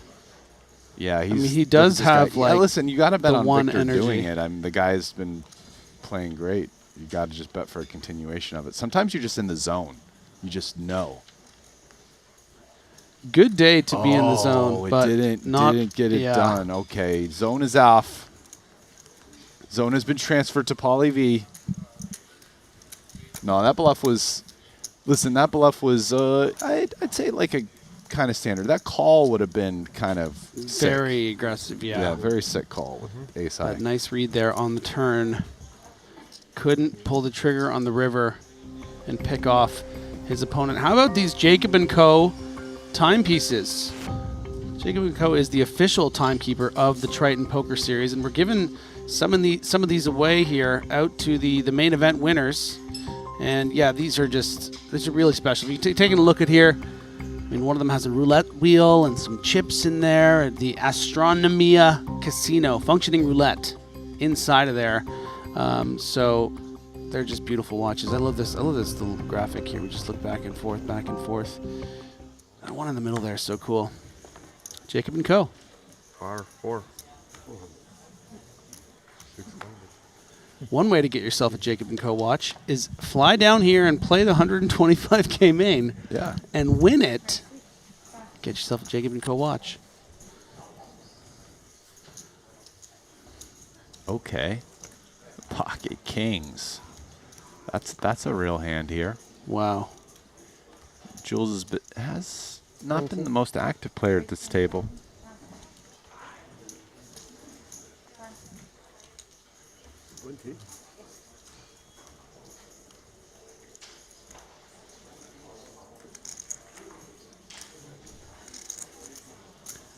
Yeah. And 10. If he's going to call a 3-bet with ace-10 when he raises under the gun out of position, he's certainly going to call hijack to cut off, hijack to button, pardon me, with ace-jack suited, but he gets the board that... It's a good flop for him, really, other than out-flopping kings. I mean, he can kind of just get away now. Yeah. This board, you know, yeah, no backdoor or anything. It's good because it doesn't give him any trouble. You know, it's not the Jack XX or the King Jack X. Yeah.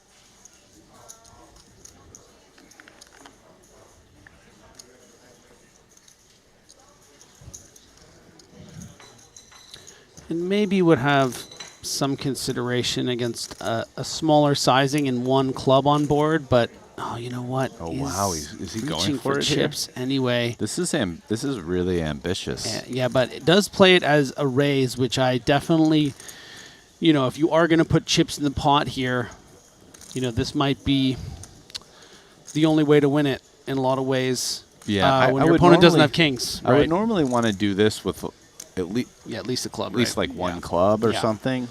No, I think it's this just is the problem when you're called here is just like what card are you actually going to continue? Yeah, this is out of line, and this is a feel-based thing. Yeah. And this is what has made NSEN, you know, literally tens of millions of dollars.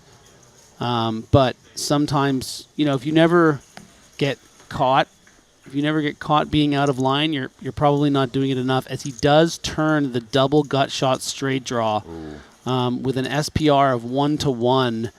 It's kind of a problem card for him here, although it does give him a way to win the pot. Yeah, but I mean, I just don't know if NSEN's the type to just once you go for some sort of one-and-done bluff, and then when you turn a straight draw, you just shove. I could be wrong, but I feel like he just wants to maybe see if he can get a free river, see if his opponent was 3-betting King 10 off, and he might just get a free river here.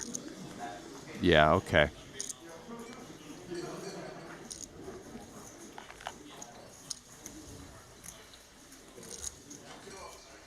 Yeah, I think NSEN realizes that he's yeah, up or against even like a pretty King 10 strong suited, range. right? I Yeah, mean, King 10 suited, yeah, Q3, yeah. Just a hand like that, yeah, that makes some sense.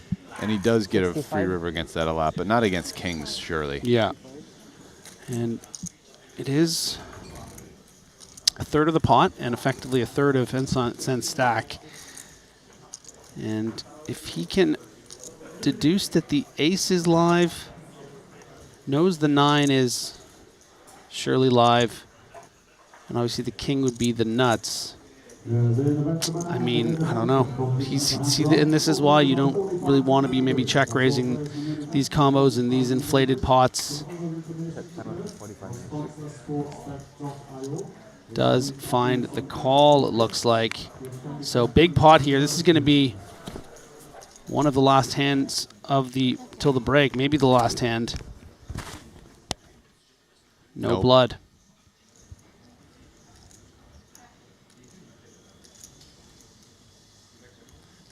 Kings just seems like a comfy value bet at this point for basically third pot. Yeah. Yeah, you want to get the rest of the money in. I mean, I guess the problem would be that Ensign's line, you know, it's not a check, call, right? It was a check raise on the flop, like he got caught, and then maybe turned to queen. It's like a weird situation where, you know, he is comfortable, obviously, to shove, but it's hard to figure out what exactly Ensign has. You know, it is, but it's also Doesn't it's matter. like whatever Yeah. he has. How is It's not it beating exactly, Kings yeah. here? Played this way. It's also pretty hard to see that. Yeah, and Ensign showing a little bit of frustration. Maybe annoyed at himself that he Ensign let had that a get hand away that from makes him. sense. It's like a nothing hand that just somehow picked up equity and felt like it could call because the bet on the turn was small, right? It was third pot, so Ensign's getting like 4-1. There's a look at the chips at our feature table, which will now be our previous feature table. We alluded to how we have an all-star lineup coming up after the break. Jules Dickerson, great level there, 124 big blinds. Paulius, the incredible call, getting all the way up to 92 big. Soiza got his hand caught in the cookie jar. It was a brilliant bluff, but it was an even better call by Paulius. Janissa was able to bust Dan Smith. And here we are back in the booth. That was a great level. Like we just spoke about, you know, brilliant bluff, brilliant call, a couple interesting hands. Ensign faltering a bit there in the last hand, but overall, good level. Listen, level he to a made poker. a move. Maybe it wasn't like a doctor-prescribed combination, but he went for it and got himself into all kinds of trouble. He made outs, didn't get there. It is what it is. You know, sometimes in poker you get out there on a branch and sometimes the branch breaks and other times it doesn't. That's the way the cookie crumbles. Yeah, absolutely. So coming up after the break, we saw, you know, we're going to have John Noel Thorell, which is exciting. But also we're going to have... JNT. Yeah, You're always in JNT. for some exciting poker Yeah, with him. JNT, baby. And Paul as well is going to be there on our feature table. And you're going to be heading out? You're going to go to some I'm dinner? not going to be here. You're It's going to be gonna gone. be you, the feature table, and I believe it's Randy. Me and Randy. Grandy. I'm Back going at to it. go get some dinner. So thank you guys for tuning in. It's been a blast. I will be back for the last section of the night. But for now, I'm out, and we'll be back in a little bit, right? Yep, absolutely. Yep. See you soon.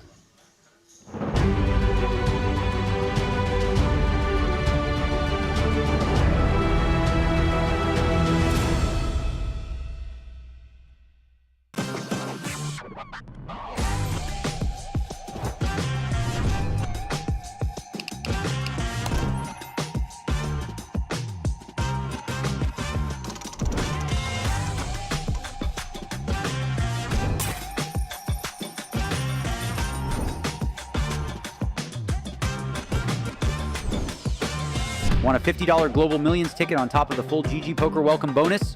Sign up with promo code Triton_2024 and deposit a minimum of $20 to claim your ticket.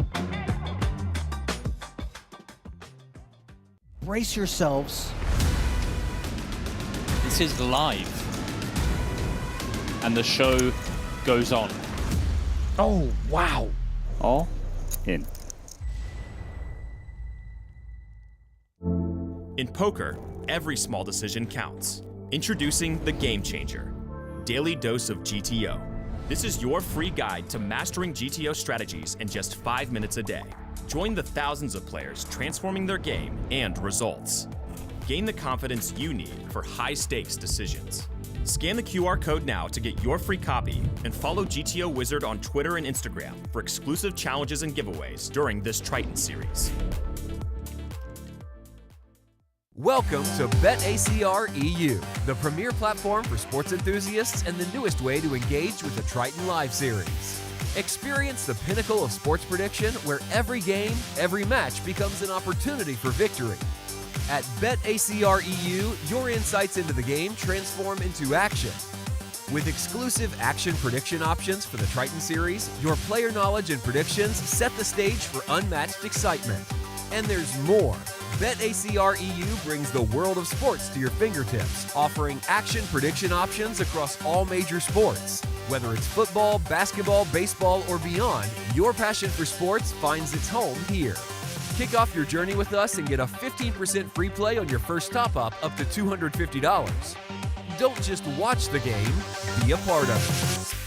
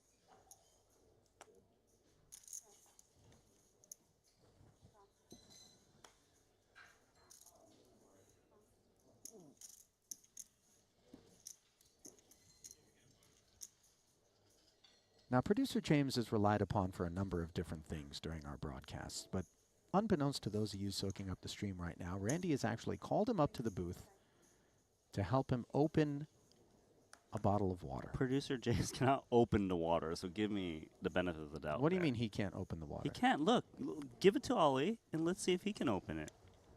No, but there was openable one. You broke the Ace King, 3-bet, your aircraft. Hang on. What do you mean? Why is it just spinning in place? What kind of lid is this? Randy, what'd you do to this bottle? This is unbelievable. All right, we got a 3-bet and a call. More important things going on. Queen high flop for Mauricio taking the best of it. I don't know how to tell you this, Randy. You might be on your own for the next 20 minutes while I figure out what the heck happened here. What did you do? So I got myself a 1 bottle, and this bottle just spins infinitely. Did somebody get this from one of those gag gift shops? What's going on? Salazar, checking to the 3-better. That's what's going on. I want to give this to someone else.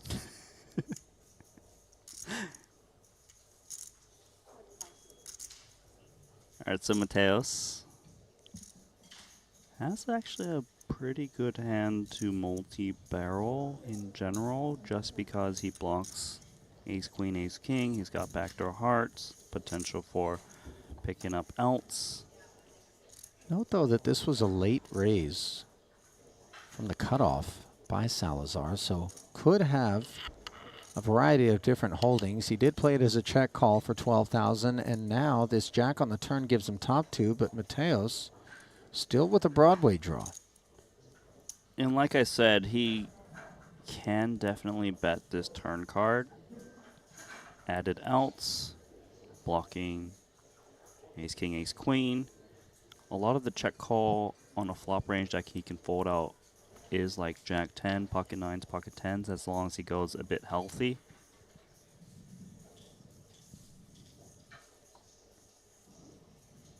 37.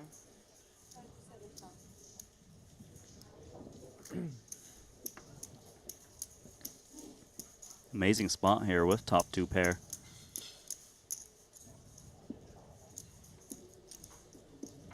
It's tempting to raise just because, you know, the board can get quite dirty on the river. The only thing is you don't get to represent that many check raise bluffs, so your opponent can hero fold like a queen in the spot. Like this. 37K ahead, puts another 74,000 into the middle, 120K pot. Mateos going hard. 2 streets so far.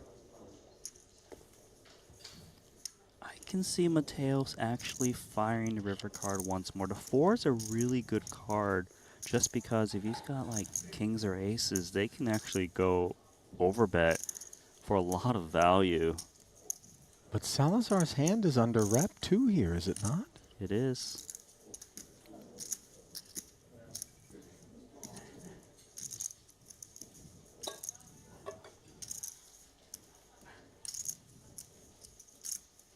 Ace of Hearts is a bad one to have in our hand too, is it not? Yes, because of the check call range that would check fold. Yeah. So Mateos does shut down, and he'll be happy that he did, I would imagine, once being shown this Queen Jack. Tough chips to win, but Salazar has earned them today.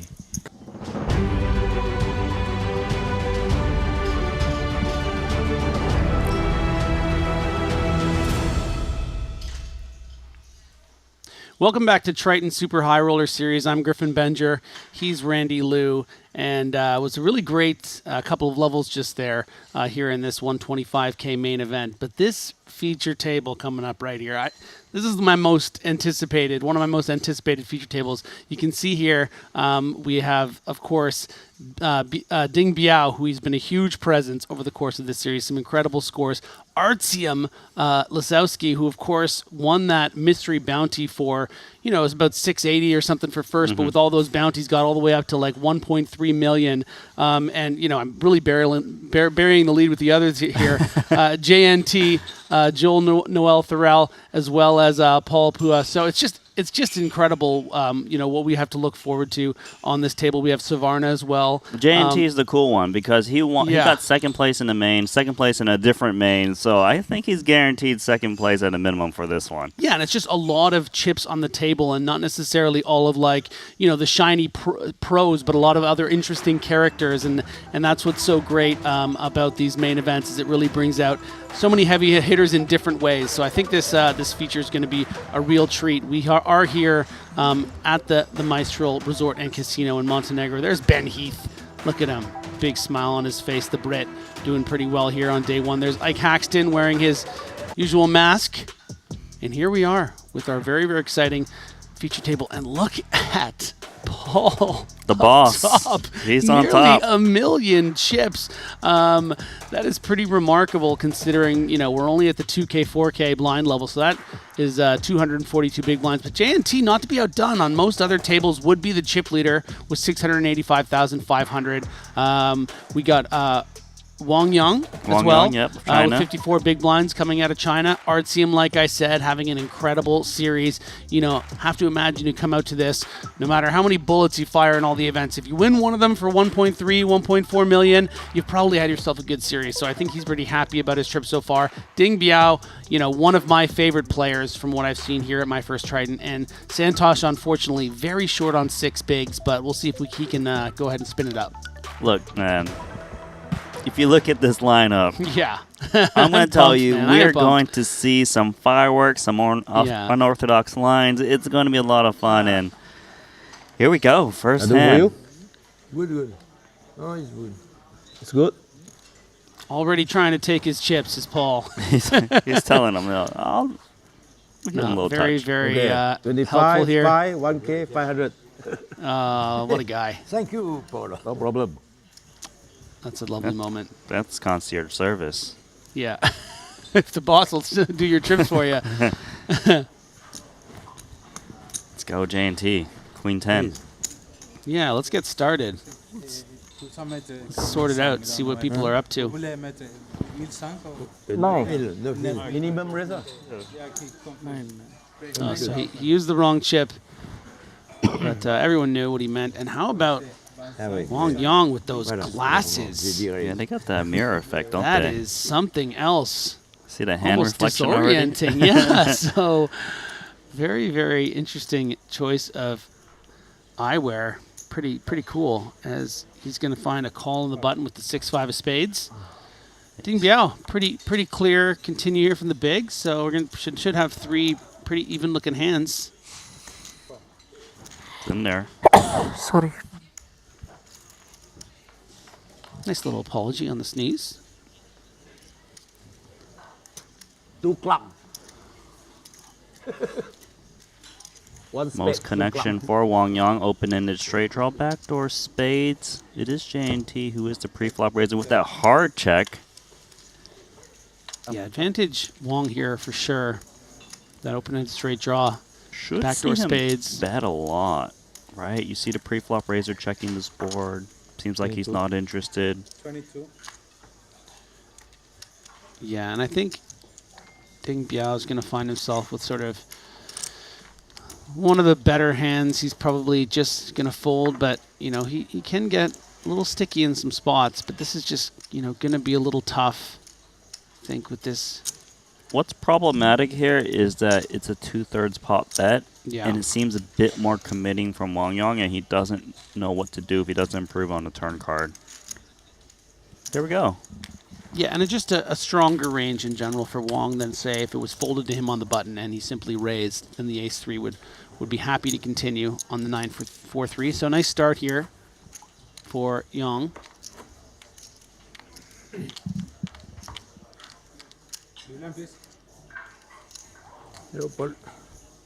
Coming.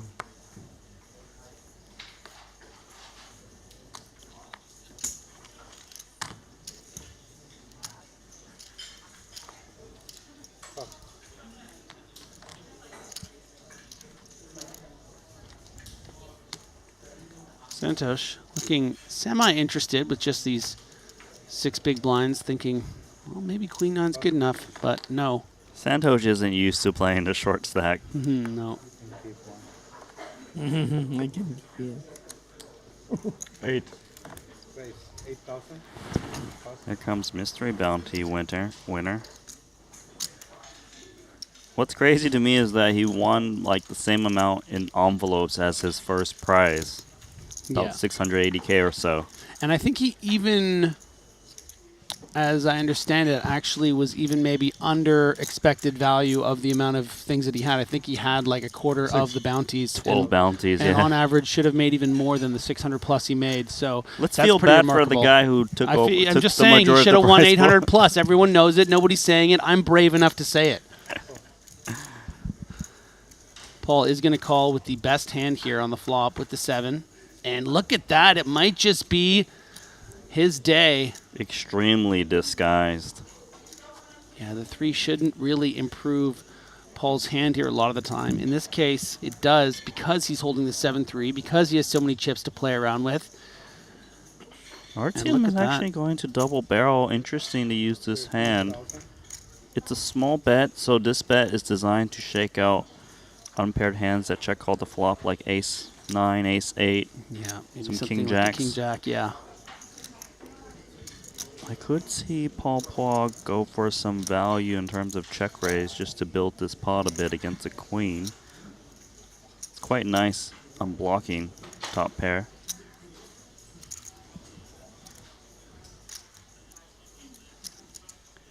Yeah, and it looks like Paul's decided to come out of the woods. And a quick smirk from our mystery bounty winner. And he shows the 3-7-2 pair.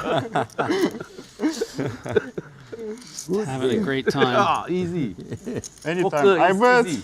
Always. I always hit. Only nuts. Poker is easy when you always hit. Are we playing 125K or a home game? Yeah. This is so chill.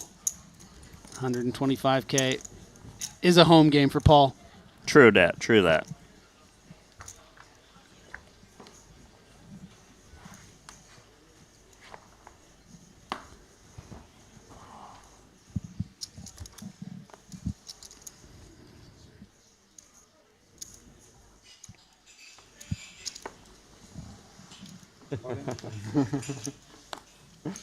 And does find the shove hand here with the ace-jack. Really quite lovely, actually, to get this for the 6 big blinds. You're prepared to shove much worse. As we see Dan Smith join the festivities on what we believe to be his third bullet. 25,500. Well, Ding Biao is going to call the small jam with ace-5. J&T. He can come I along. think this is nice. It's a bit loose from Ding, but you know, might also be like wanting happy to give him a little action, you know. 6个 BB 还能憋出这种高质量的牌。8. 8. Okay. 8 would be a chop. 8 and then ace. Deuce. Ooh. River deuce or 8. No, any deuce will build the wheel. Santosh is going to take the entire pot, and good for him. Doubling up that nub. Yeah. 9、4、13张 OC 有不少呢。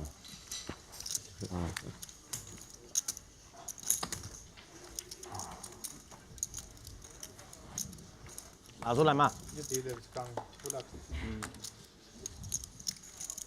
8吧。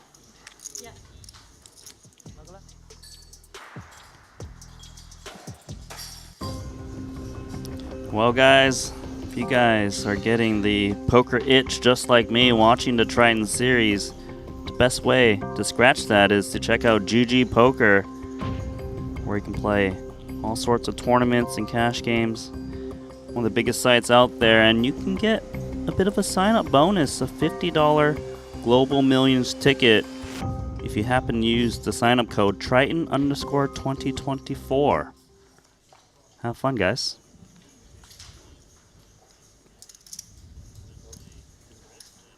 Great. Loose open hair here from Lasowski. There's no other way to sugarcoat it. He is going to get punished by the recently joined Dan Smith. 3rd time's the charm. It's a good start, isn't it?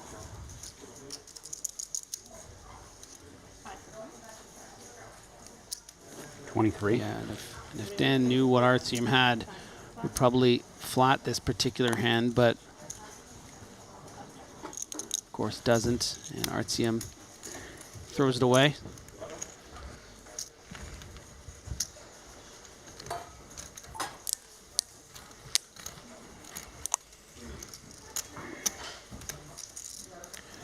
So there's an important question here on YouTube I want to address, and it's from Nicholas DeFeo.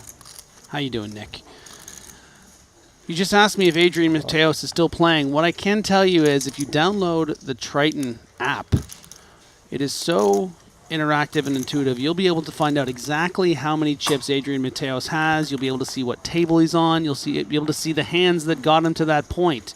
So I could just tell you right now, but I think you should go ahead and download the app and find out for yourself, and you'll discover a whole new world. You can even watch us here on YouTube through the app or Twitch. You can see the leaderboard. It's just it's the best app I've ever seen when it comes to poker. So please do yourself a favor. He also has 121,000 chips. But yeah, download this. What are you doing? What are you doing? We're trying to. That app is the best I thing. know, but like I God. just felt like. My God, dropping he's the never going to knowledge. download it now. Yeah, one less download. I'm sorry. Also, Nick, because I did give you a shout out there, and I did answer your question, please like and subscribe on YouTube if you haven't already. All Small right? 3-bet imposition from J&T. Gets called by the ace-jack. Yeah, the rules kind of shifting a bit here with these absurdly large stacks. Combined, they have over 400 big blinds. So J&T happy to actually inflate the pot a bit more in case he does flop a set, but doesn't, is going to you know, try to continue telling the story, though. You know, if he's up against something like ace-7 of clubs, wants to clear that out. Unfortunately, he's up against the ace-jack, which is a Broadway draw, which has 3 spades. Don't expect Paul to be letting this one go, especially to this very small No, bet. if he can spike that queen, he imagines a very big pot if he's up against a big holding. JT does have the best hand. Not anymore. But JNT does appear like he wants to keep on betting. He knows the 4s are no good. Downsize. Just now But- 9, now 7. I don't know what's going on, but they're laughing it up. Yeah. Mid-hand. I mean, they look like kids on the playground. Like, it's amazing. It's so joyful, and they just both love the game so much and show so much enthusiasm that it's just great to see. A nice contrast from the pros we're used to seeing, sort of steely faced. And he does call.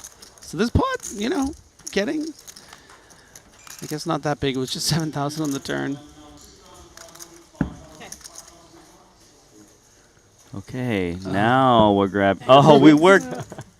It's This is very, very good. 4s. Pocket 4 play like that.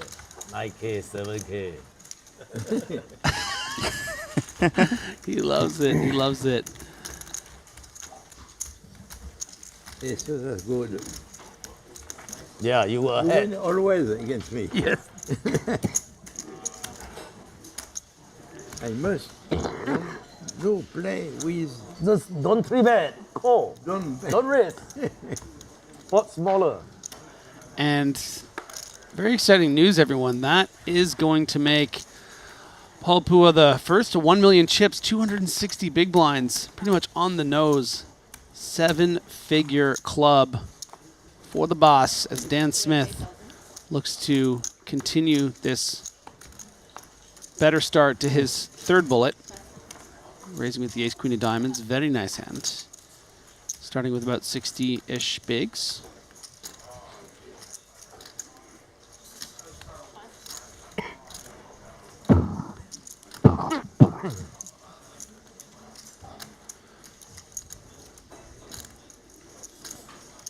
So it is a min raise into Lazowski. Not interested, I suppose, because his stack is relatively shallow on 26 bigs.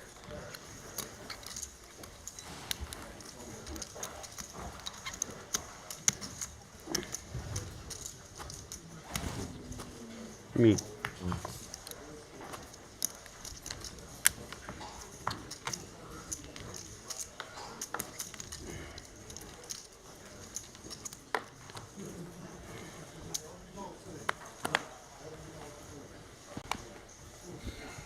Big blind. Almost mucked the 10-7, but it's a great big blind. Oh, no, okay, so he was... no, I think... Yeah, he was alerting Ding Biao to put out the big. You're right.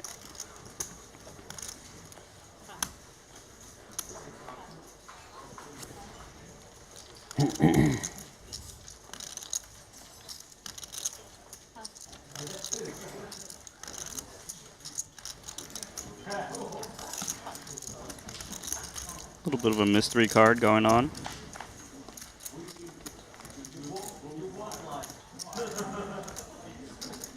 Probably safe to say the King X is unpaired. Yeah. Unless, of course, he has King 3 suited or King 6 combo. Here comes Paul with the solid poker, 1.1 million. He's a grinder.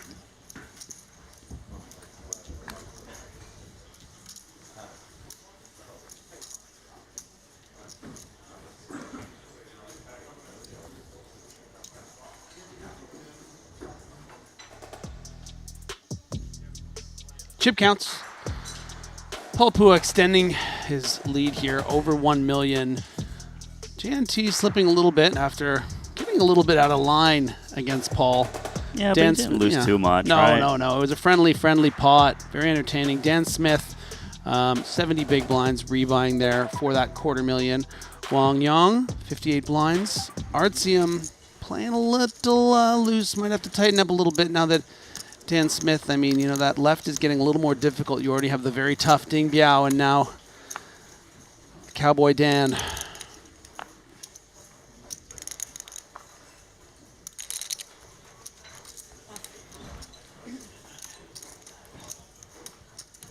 J&T. Let's go. Oh, he could get Santosh to jam King Jack. There we go. Yeah, and I'm curious if it does fold around, if J&T will call with Ace-10. 51? I think so. Yeah. It's just... Why not? A little bit more. He's got, listen, he's got 633K. Let's show me better. And he does not get shown better. He gets shown a 60-40 flip.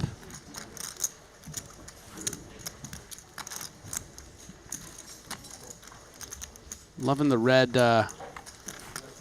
jumper here. The red, what do you call it, vest? Yes, it's called a vest. Listen, you know fashion's not my thing. King 7-3, 2 clubs, great flop. Yeah, definitely for For Suvarna. Santosh. Ace and only an ace. Where Santosh finds his second double in a matter of about 10 or 15 minutes. Oh, gosh! Is that it? Did him dirty, JNT. See ya, Santosh. Well, see you soon. I would imagine going to be happy to re-enter and become our 120th person to enter this $125,000 main event. 92 remain.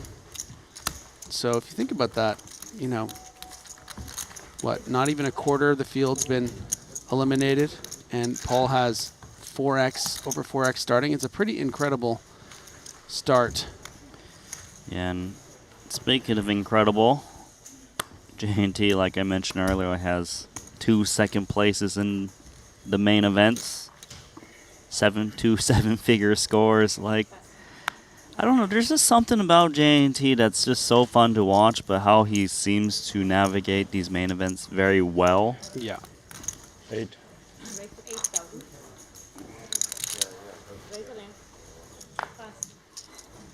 Ding in trouble here, but I don't fault him. And wow, are you kidding me? Paul Pua with the pocket queens. And now Artsium, who is going to fist pump get in against Ding Biao. The man that just raised Queen 9 under the gun a few hands ago gets this monster at the cutoff. I personally don't know if he will be able to get away from this. But Paul quickly cold calling is not weak. No, it's not weak, but it, you know, if it is something like Ace-Jack or Ace-Queen, and it is a nice spot to get a triple up, and if you bust, maybe rebuy. It's still a consideration at this stage. It could be telling on how quick Paul called, though. Maybe an Ace-Jack would need a little bit of time to think about it, I would think. Ace-King, of course, he's doing all right against. Ace-Queen would be pretty quickly called, but again, you're flipping. I mean, it feels like a good bet spot. I would say call. You want to take it? You think he's going to call? Yeah. Yeah, go ahead. You want your 100 back? Is that what you want? booked. Sure, go for it. Big spot for Artsium here. Looks like he does call. You can have your hundo back. Thank you. I appreciate it. Does call it off, and this is going to be a huge opportunity for Paul. He's going to regret it when he sees the 2 queens. Yeah, yeah. Okay, If Paul Pua can dodge an ace or a 10, It's okay. that's been a great laugh. My Paul call. Who the news? No touch stack. All right, so. Oh, I see an ace on the flop. Oh, I had 10. wow. Somehow Paul's in last place. Yeah, Paul suddenly dropping to 25%.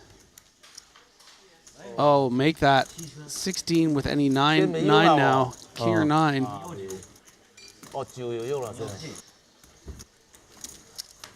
it kills the queen out. I lose anyhow.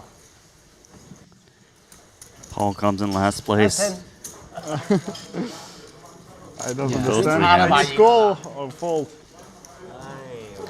Yeah, and Paul actually only loses an extra 15,000 for the pocket tens putting the money in. 10进去干啥去了？中围也不赢，他妈人家有对儿也不赢。 As I'm sure Ding Biao will be in for another shell.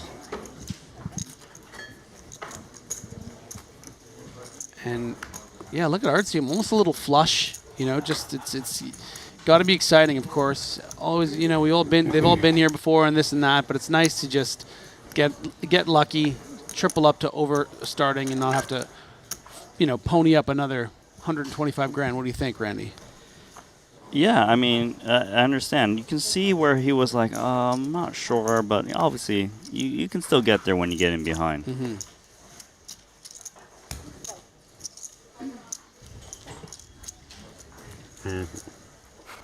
A lot of smiles over here, that corner of the table. 2 hearts.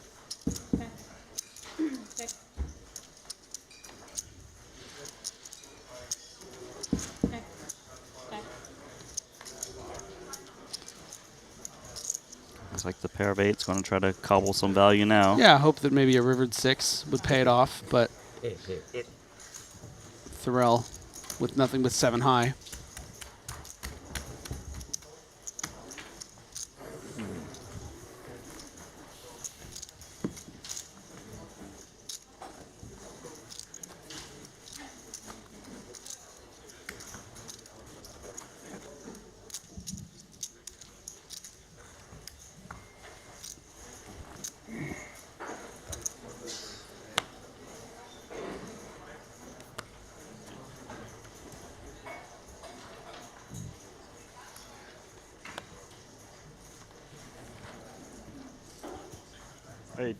Pretty notable that Danny Tang's still just snug in that 4th place position here with 192 players remaining. I mean, it's still the early goings. Oh, don't get me wrong, but he does always seem to find himself at the end, right? Yeah. Multiple final Yeah. tables consistently. Action on Wang Yang.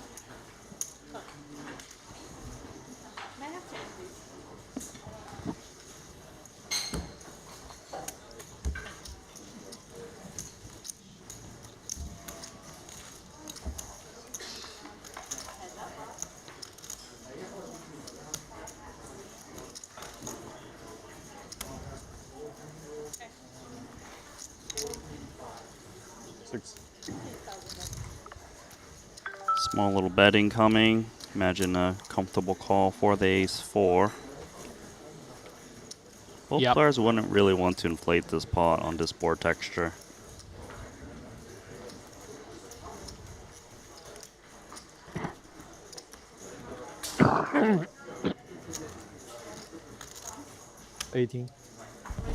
Oh, never mind. Check raise. Interesting. Unorthodox. Perhaps he doesn't want to see a queen or a 10 fall. Yeah, definitely a bit surprising, but Oh, wow, this you know is what? a- It's going to get the better hand to fold. He's about to show him the ace. Wow. And maybe Artyom realizing, well, That's the one. That's the time. Huh? maybe I need to be a bit Next time you show me, okay? more careful about being worried about a spot that might be, in his head, split between bluffs and big value, and maybe realize that something like ace-7 there is good enough to continue. It doesn't mean necessarily that there's a 50K bet on the turn coming. You know, players are going to play hands differently than all the same pros, right? That was nice. He actually got the same hand. A lot of times you put this in the hands of standard play. It just goes bet, call, check, turn, maybe bet, call, and they just chop it up. But Wang Yang found a way to take the whole pot. Fold.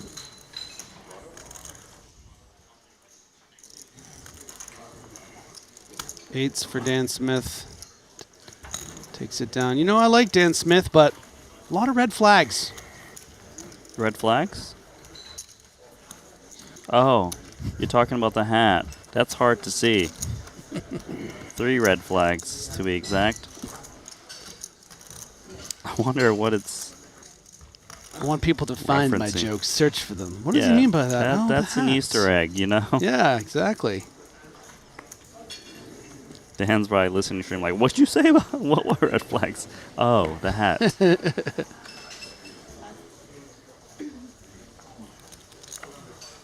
9.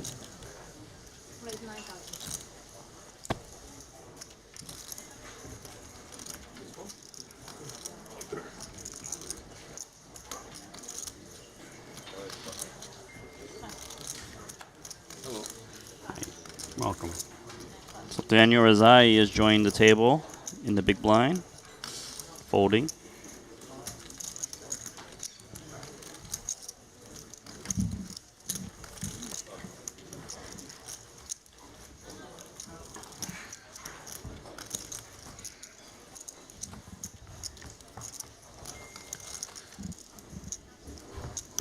Let's make this table more fun with Stephen Chidwick.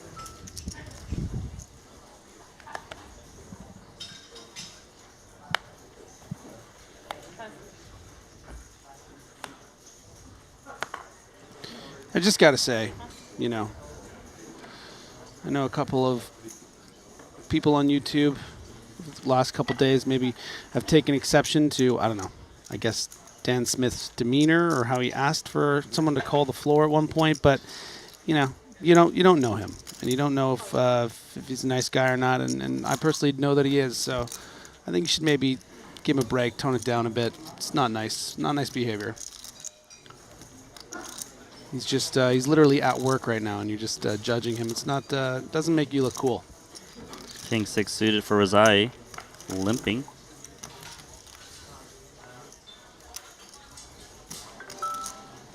So Chidwick actually checking back Queen 10 offsuit. They are playing 100 big blinds deep. Yeah, both pretty cagey with pretty strong blind-on-blind holdings.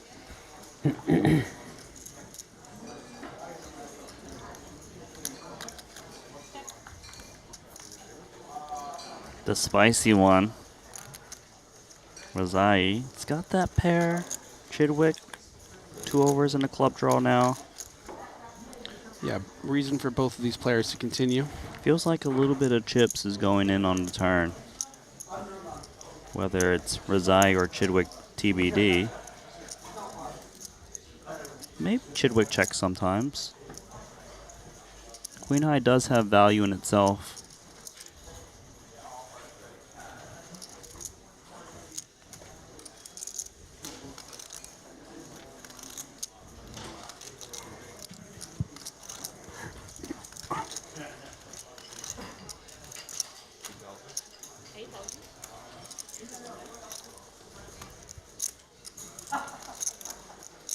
Here comes Stevie.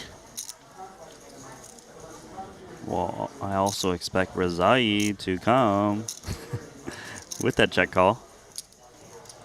With the middle pair. Keep the clubs honest. Oh. I've actually quite enjoyed watching Razai play. He's someone I wasn't familiar with, actually, coming into this series. Yeah, pro tournament player. Mm-hmm. He's got the chops, of course. Yeah, out of Austria. Quite a contingent, actually. A lot of Austrians or poker players that live in Austria. That creates quite a network out there. Terrible river card, 4-liner. Yeah. Chidwick might actually activate on this one. Trying to shake out single lone pair. Also because Razai, if he was holding a naked 7x on the turn, might actually bet as it would have a straight draw. So maybe he discounts the 7 a bit and can maybe try and move his opponent off to 3, 4, 6.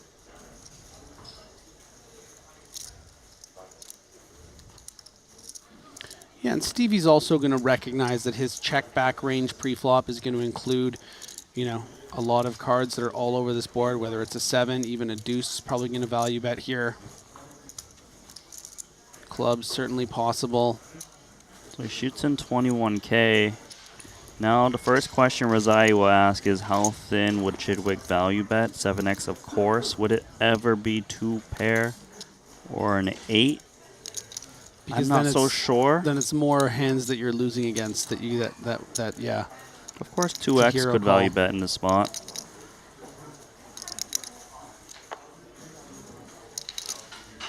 He also needs to ask the questions, what does his hand look like as played? Check, check, flop, check, call, turn. It strikes me as one pair a lot, or some kind of big club that check called, like an ace-x, sometimes king-x, one club. So his hand looks pretty weak, and it might make him want to call a bit more. Not this time.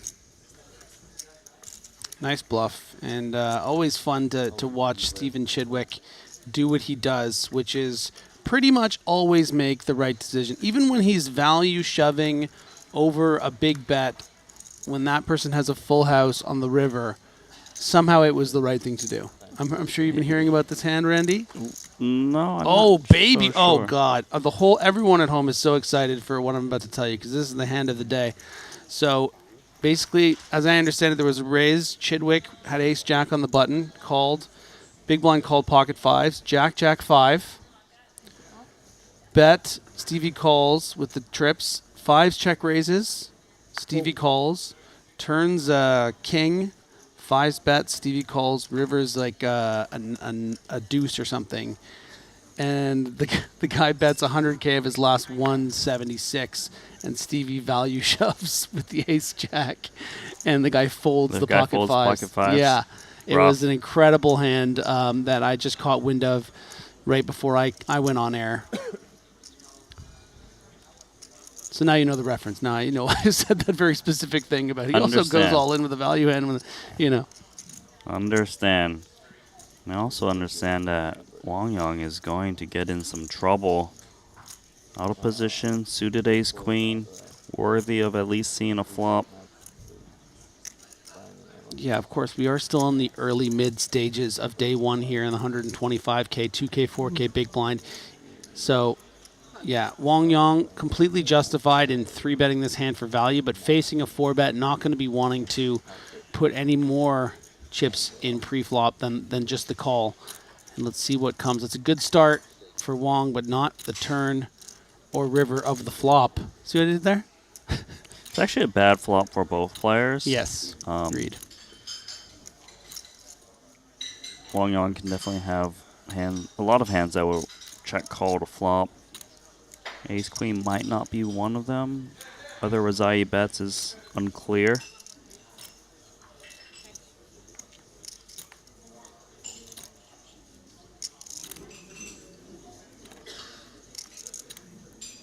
Now with the 6, it seems like they often will just check this one down, but sometimes the idea of just betting ace queen on the turn and putting your opponent on an ace king is reasonable, just because you won't have that many bluffs. But I do see this one go check check a lot.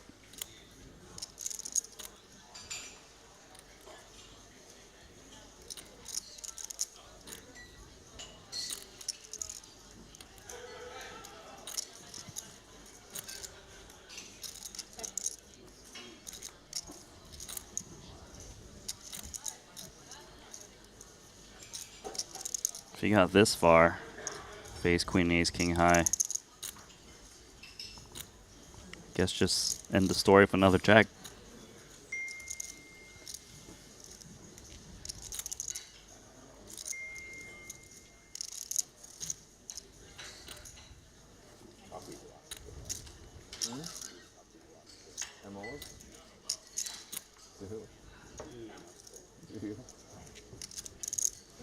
Check, check, and good for Wang Yang that, you know, he didn't get an ace-high board and the like, but, you know, never liked losing 26,000.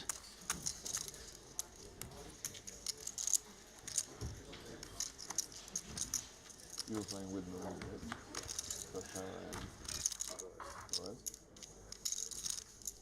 How did you guys match up? They won the first 2 sets, and then a quit talking happened, and I was just like, okay, I'm gonna try really hard in the 3rd set. And we kind of smashed them. I mean, 6-2 or something. You'd be like, okay.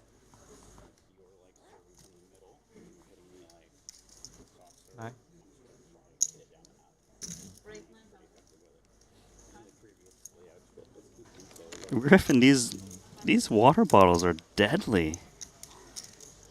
What happened now? What have you done over there? Cut myself again. You did not. I don't. And you didn't catch earlier in the stream where I was having difficulty opening one of those water bottles. Oh, when the camera went out to you by the seat, so I was watching. Buddy. Yeah. So once again, this time I'm bleeding. My God. So you're gonna have to carry the show for now. I was doing that anyway. Ace Queen for Wang Yang. Paul Pua with the Ace Jack of clubs. Gonna be flopping pretty nice here with the double gutter. Obviously, Wang well ahead at 69%, and nice to have that diamond in tow. But Pua, you know, drawing to immediate nutty cards on the turn doesn't come in the form of the 3 of clubs. Yeah, this pot could brew quite a bit. You know what? They're both playing it passively. Yeah, it definitely could have been quite a large pot. Still, though, I feel chips are definitely going in on the turn. Looks like Paul is going to try to attack the weakness with this double gutter, 1 overcard to the queen.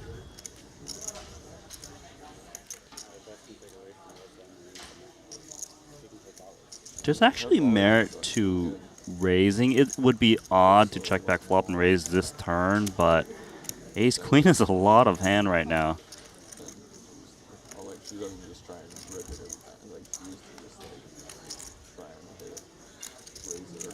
And a bit of disaster striking here for Paul Pua. He has now gone ahead of, you know, a hand like a King 10 or a Pocket Jacks, something that might have checked back this flop. So might think his hand is good, even put out like sort of a smallish value bet somewhere in that, you know, 10 to 25K range. And we'll just be value betting himself. And oh, you know what? Actually does find the check instead. Maybe expecting that, you know, if Wang Yang isn't going to be calling with the hands I spoke of, maybe this is an opportunity to get him to bluff or to just not be faced with a raise if you did bet in Paul's shoes. So I like this check from Paul. And let's see how he feels about this 29,000 chip bet. You can see he's a bit suspicious. He's now made what, yeah, and he's going to have to call, and he knows it. He's thinking he's up against like an ace. He called it. He said 2 pair. I think he's thinking ace 10 more than ace queen. Yeah. But he thinks he's beat. I mean, if he can somehow wade through this, pretty nice read. I mean, also, I guess, could be pocket 9s is the problem, right? Something that would check back the flop and then turn it into a bluff on the river to fold out a queen or a 10. Possible for sure. Yeah. But there's the bad news. But he did see that. Paul really said. He said 2 pair, and he was right. But, yeah, I think just a bit too high up in his range to make that hero fold. Even if you are, you know, even if your spider sense is tingling, I think that he had to call there. As we see the chip counts here at the Triton Poker Series Montenegro main event, 125K buy-in. Paul Pua got a little over $1 million, and then, you know, lost that unfortunate, all in to double up Artsium, queens to 10s. JNT still chilling there, just under 700K. Daniel Rozai doing very well, 108 bigs. Chidwick, exactly the same amount of chips. Wang Yang with 69 bigs and 274. And Dan Smith, our new entrant onto the feature table, right around the same. So a lot of chips in play here. Nobody less than 65 big blinds. The boss with over, you know, over 200 big blinds. It's an exciting final feature table. Nice spread between, you know, pros and VIPs.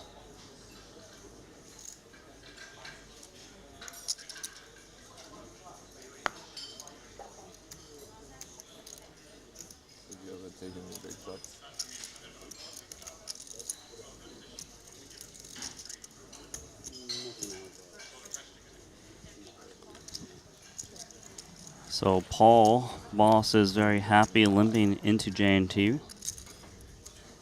Does flop bottom pair. Problem is that JNT picks up middle pair. Could get in some trouble. Especially if you like. Seems like it's going to be immediate.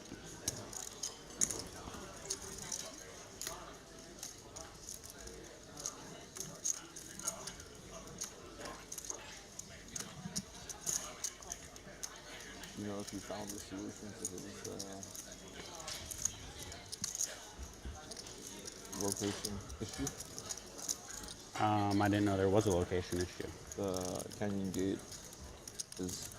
So saying check that around as on well. turn relatively quickly. Either now or sometime soon. Paul's thinking block or check. I think you win 6, 7. You're right. Again, good instincts from Paul. Do you know what membership costs? Okay, now you win. You beat me. One time. First time. For me at least. Yeah. I love watching Jane. He's just always smiling, and when he interacts with Paul, you know, you get him chirping too.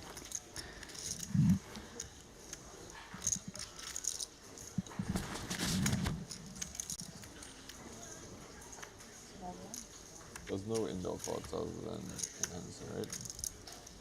I believe not. Maybe something private, but like Yeah, and so much Triton success between them.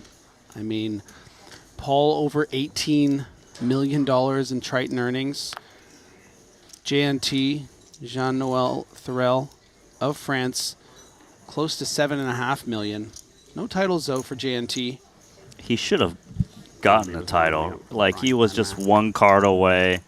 Well, no, he got pair over pair in the main event against Timothy Adams, had him covered in. And then you didn't make day 2. What happened? Timothy Adams got there. This is not what you talk about before you're playing a match. So I have to mention, we'll see how long it lasts, but we actually do have a new tournament chip leader. It is Samuel Ju from Germany. If you remember, he finished second in the 40K 7-handed mystery bounty for 452,000. So a great series here in Montenegro after mostly bricking Jeju and not having a great deal of success in the other tours. A couple nice cashes in Cyprus, but this was really his breakout event. So to now have the chip lead here in the main event early on day 1, it's a nice boost for the German. Bottom set for Razai. He can go quite healthy if he wants to on this bit of a connected board into 2 players. He unblocks top pair, which is good. Also unblocks middle pair plus straight draw. That would continue. On the team with Crombie at some point. Which team? Yeah, too bad for Daniel, though.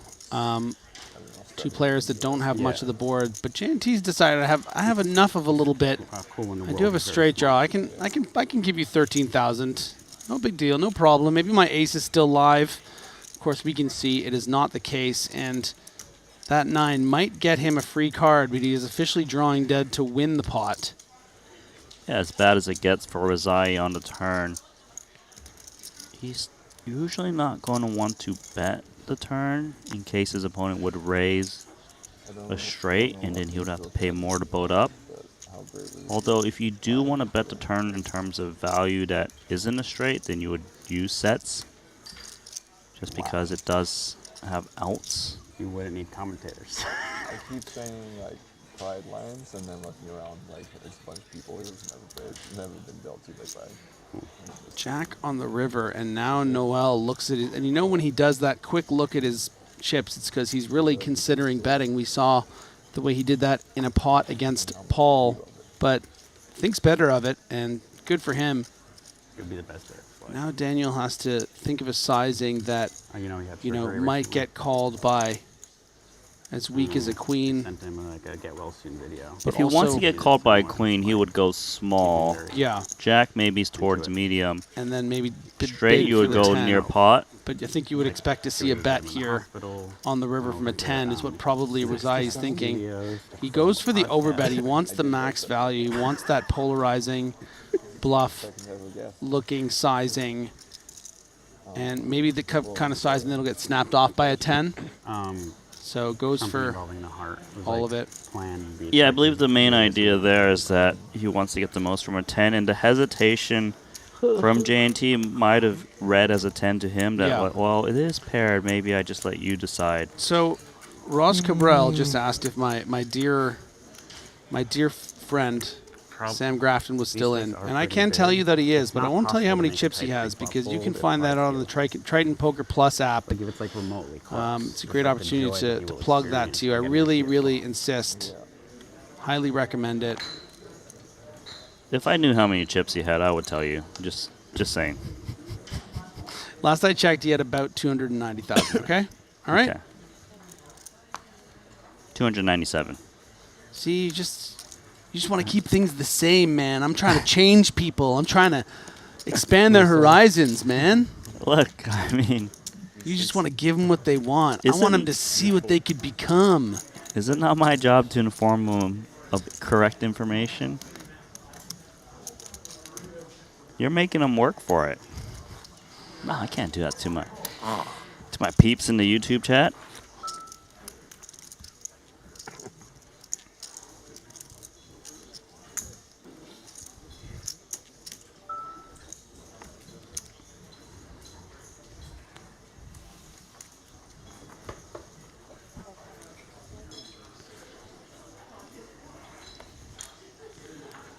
Pool with the ace-jack.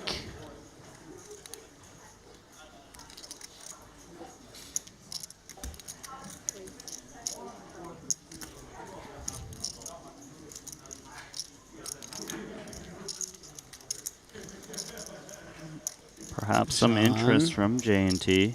Don't do it. Don't do it. Paul is in the zone.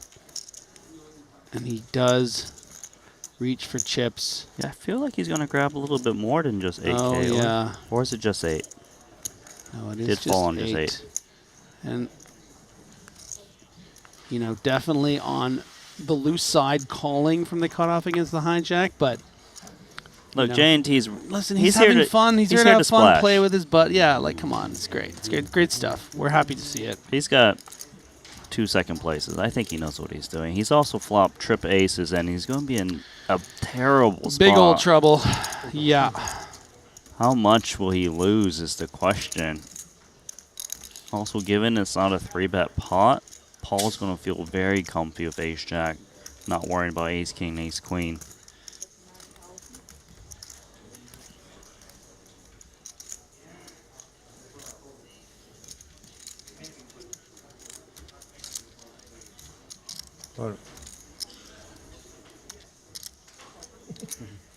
Announce his call. Oh, and he's got some serious glasses as well. The glasses game on this feature table is out of control. Deuce of spades on the turn, changing absolutely nothing.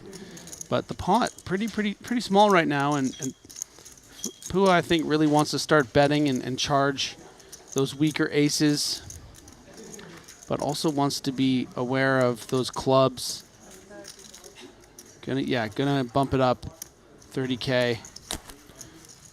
So once Quick he gets call. called quickly like that on the turn, he's going to think that his opponent's on an ace a lot. The club is quite bad, though, just because his opponent could easily be on clubs. Yeah, I think the play here is still to bet. You know, it's not great that it's the 10 of clubs either, because that would fill up ace-10, which is one of the, you know, the aces that he could have here at the cutoff. Obviously, there's a ton of different combos of all the suited combos and stuff, but something also to think about. So I would love to see a bet here from Paul just to get value from those ace-x hands. And, you know, if you do get raised, no, he checks instead and misses the street. It's good. Missed a bet. Yeah, missed a bet, and he knows it.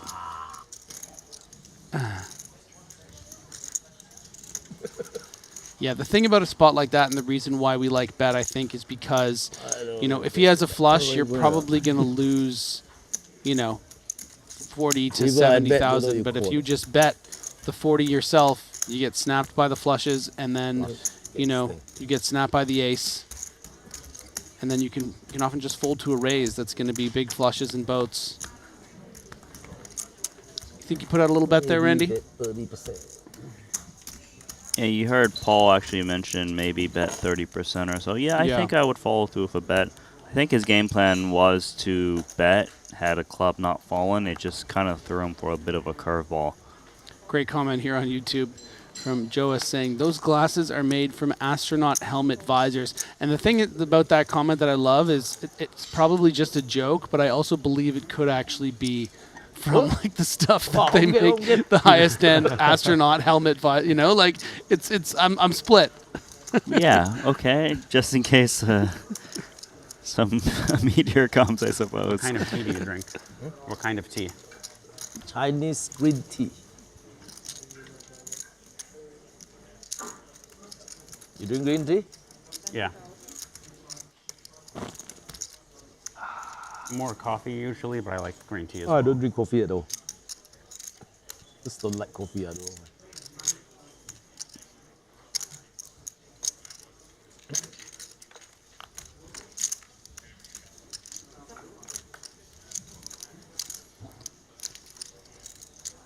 Monster flop for Razai. Wow, yeah. This is actually raised by Chidwick, limp call pre-flop from Razai, so this could get interesting. They're very deep. If Chidwick bets the flop, Razai could definitely check raise. Check call is fine too.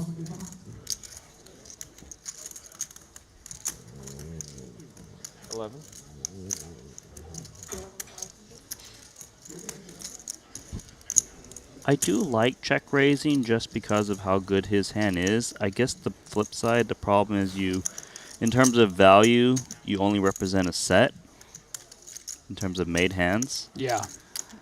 Because of the stack depth and 38. 38,000. I wonder if Chidwick ever peels this one in position, thinking that the value range is narrow, never just a naked 8.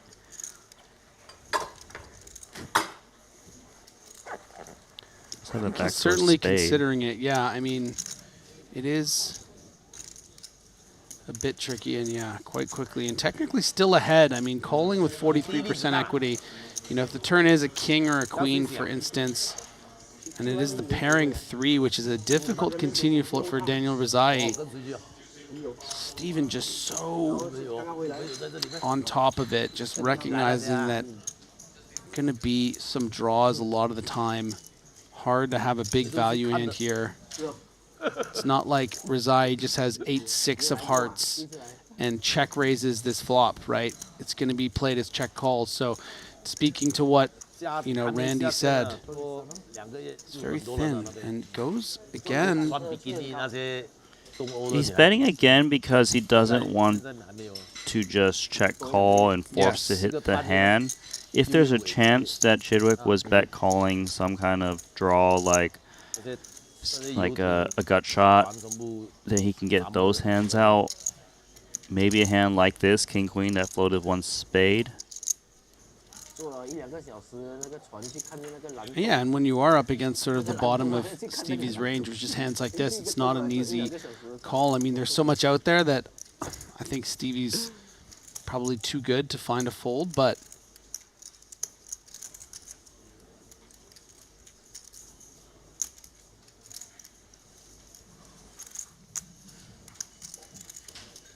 it's weird because he also blocks the flush draws that he beats, right?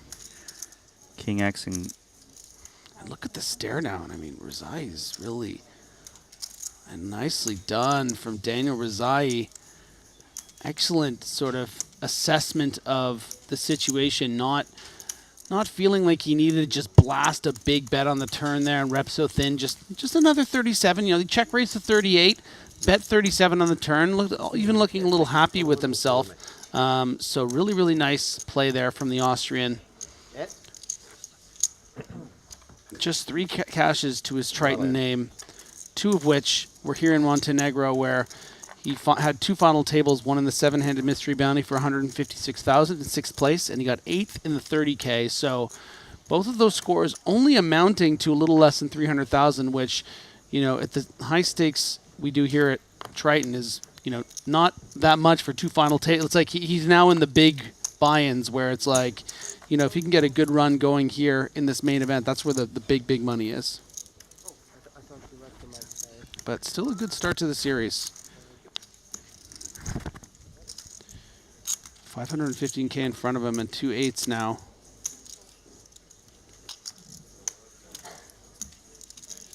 Whoa, Stephen Chidwick with the hammers. Squeezy time. The cows and the boys.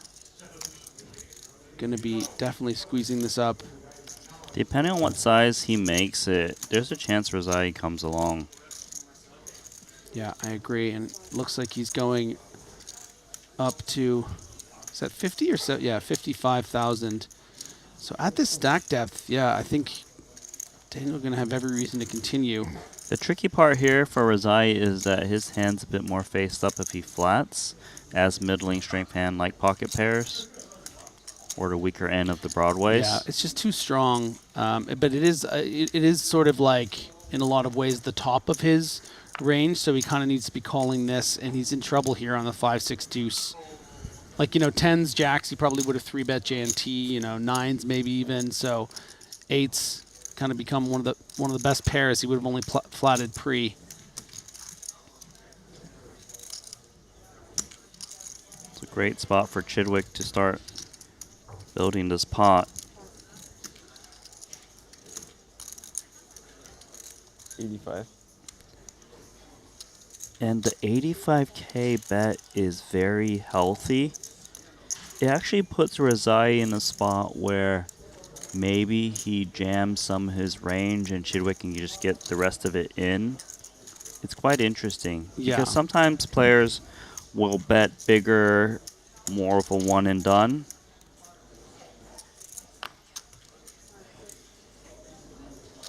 Yeah, this is a pretty interesting sizing here, and it actually makes Razai think better of it. And I think, you know, Chidwick is trying to potentially, like you said, get it in there with something like a, you know, a queen jack of spades that has to at least call the flop bet, but 8s, you know, Well, sort of the top of his ideally, pairing still folds. Yeah, he wanted to get like 8s, 9s, and 10s to just commit at that point, I believe.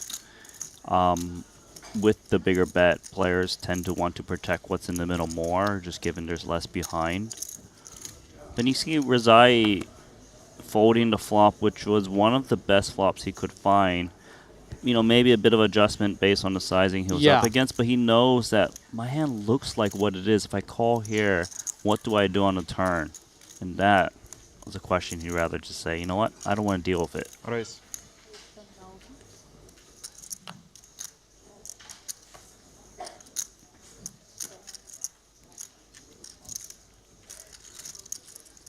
Artsium loves those weak, the weak queen 9. We saw an under the gun raise with it. Now he's in here at the hijack. He might feel a bit more comfortable playing against JNT's big blind. Yeah, I agree. So that could be his adjustment. But if you take it a bit too far, you really could just bleed down quite a bit. 7-4 deuce, 3 spades. Kind of interesting. I'm seeing some comments on YouTube about this fold from Razai, saying things like, great fold, but it means he's folding too much. Not sure if it's a good fold or a bad fold, all this sort of stuff. And what's interesting to me about it is, from my exposure to Razai over the course of the coverage here in Montenegro, he's been very, very sticky and tough to play against and really calling down and making great reads of the situation. So to see that hand and think like, oh, well, he's too tight. Even though it was a good fold this time, it's like, no, I think he's seeing something, right? He's like really understanding the situations well and recognizing that, like, wait a minute, I'm not about to play a 200 big blind pot here with Stephen Chidwick, when especially, frankly, he probably thinks he has a good table as well. He has a lot of chips. You know, he's calling pre-flop because his hand's too strong, but once Chidwick bets, you know, he bet 80K, he bet like 20 big blinds on the flop. Like, what are we talking about? I don't need to get crazy here. I think that that's just a really good read from Daniel Razai.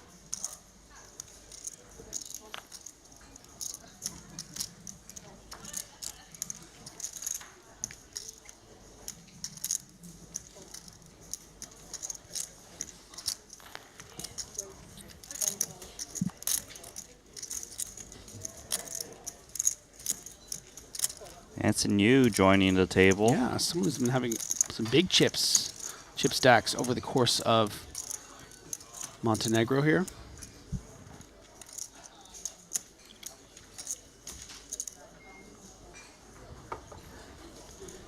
They do play fast at this table.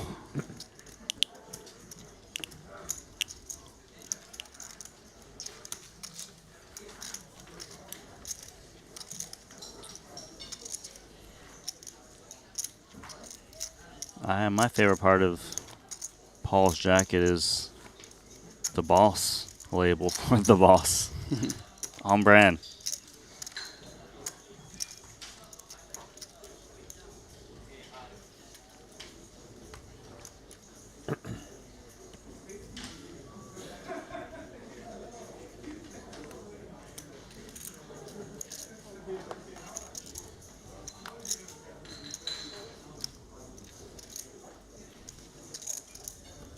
Beautiful pocket nines. Stephen Chidwick at the hijack.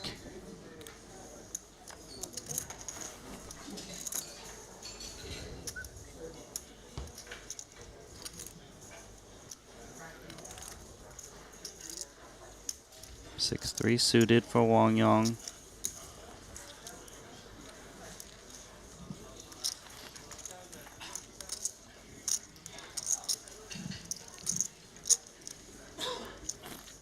Definitely value in protecting his hand. Chidwick, that is. Could get counterfeited by the 10. So, yeah, this should be a pot that doesn't have much interest to Wang Yang. I do want to say, you know, I just looked at the leaderboard and noticed that Justin Saliba has been having a very impressive series here, all the way up to 4th place. And the great thing about the app is that when you do look at the leaderboard, say, and you want to see how Justin Saliba got up to these chips, you got a graph here that says sort of when he went up, and you can see, and right here I see that he won this big pot against the one and only Adrian Mateos, King Queen with a straight against King Jack. So it's a good way to sort of you know, keep tabs on all the players, see how they got these chips. You know, maybe there was a great call down or you know, a massive flip. Maybe it was a cooler aces to kings. You can literally find out everything you need to know by using the Triton Poker Plus app.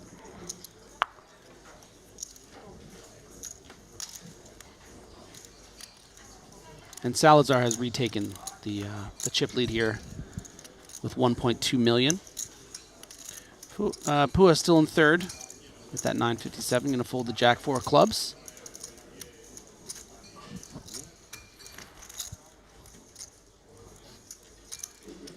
Anson Yu going to raise 5-4 offsuit on the button. Slightly loose.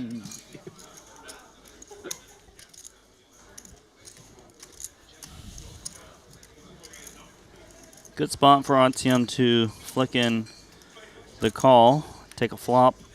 The man who loves his medium queens.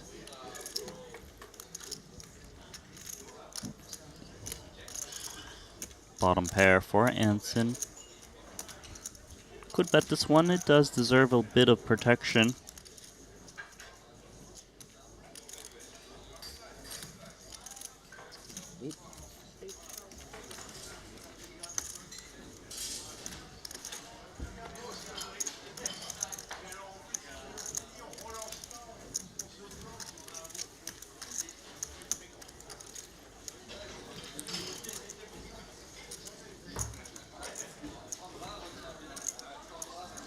$35 minutes left here in level 8 in our main event, 125K.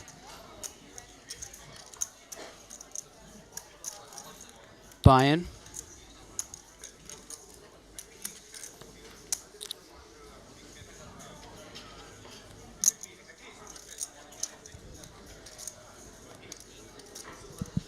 Ace deuce under the gun for Chidwick, easy fold.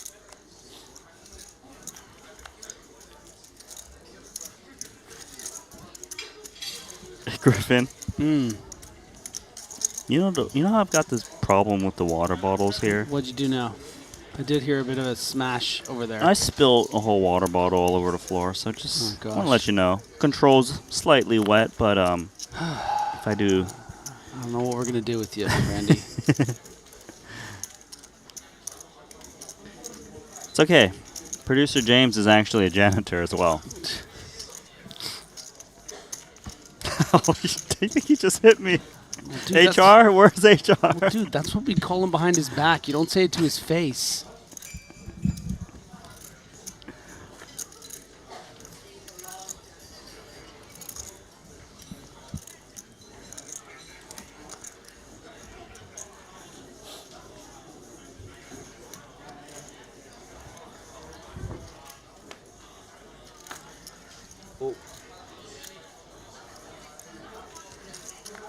Oh, J&T. Snap folded ace-3 of clubs. Yeah. He's a field player, all right? Yeah. Sometimes he doesn't feel like playing it. 10-8 of hearts. Let's go. For Anson.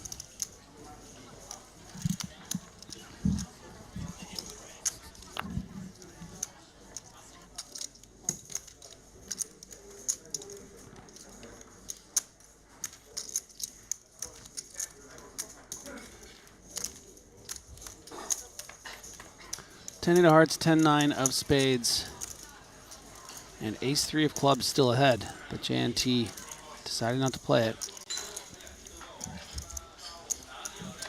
Check, check here, and a quick one as Chidwick takes the lead, but gonna have some more interest from the aggressor.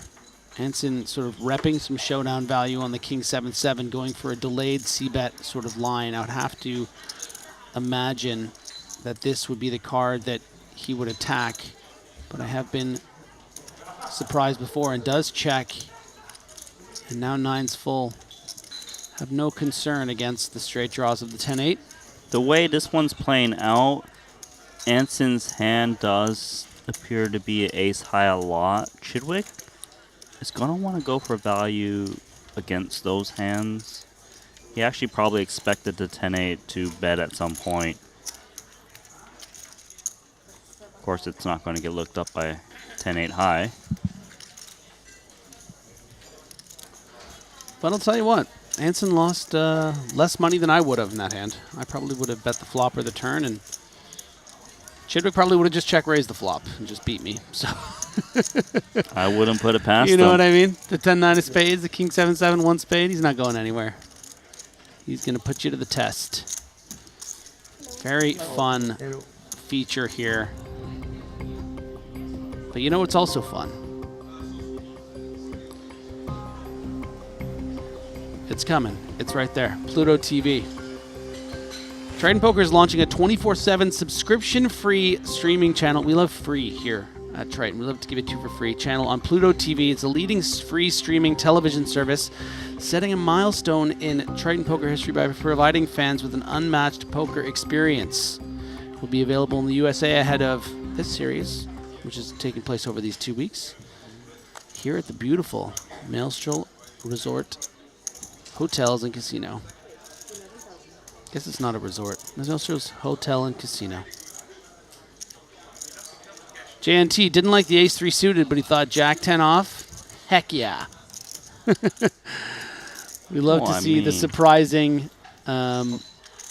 ways in which players like J&T sometimes find their success. Yeah, no, listen. I mean, don't listen. This guy's got almost $8 million in cashes. He's doing a lot of things right, and he takes the feel and raises it up.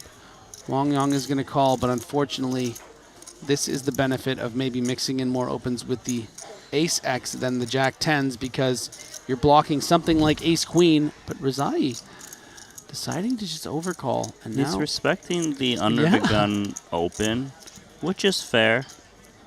Suited variety, doesn't want to get blown off of it. Stay very under-repped. I mean, ace-queen suited in particular is one that you really want to see a flop with. I think maybe ace-queen off, maybe mix in more squeezes here, because you're just going to get so many folds pre. Well, the fact that he didn't squeeze is given the door for Paul to now make it 65,000. And I feel like we might have a similar spot where Chidwick had squeezed the 2 kings, and Rezai is going to feel that he's at the top of his flatting range, ace-queen suited. I would say he's even probably past the top of what it normally would be. Like ace-queen suited is going to play as a squeeze here so often that Yeah, there's no version of this where he's not calling this 65,000. And we have quite an inflated pot here.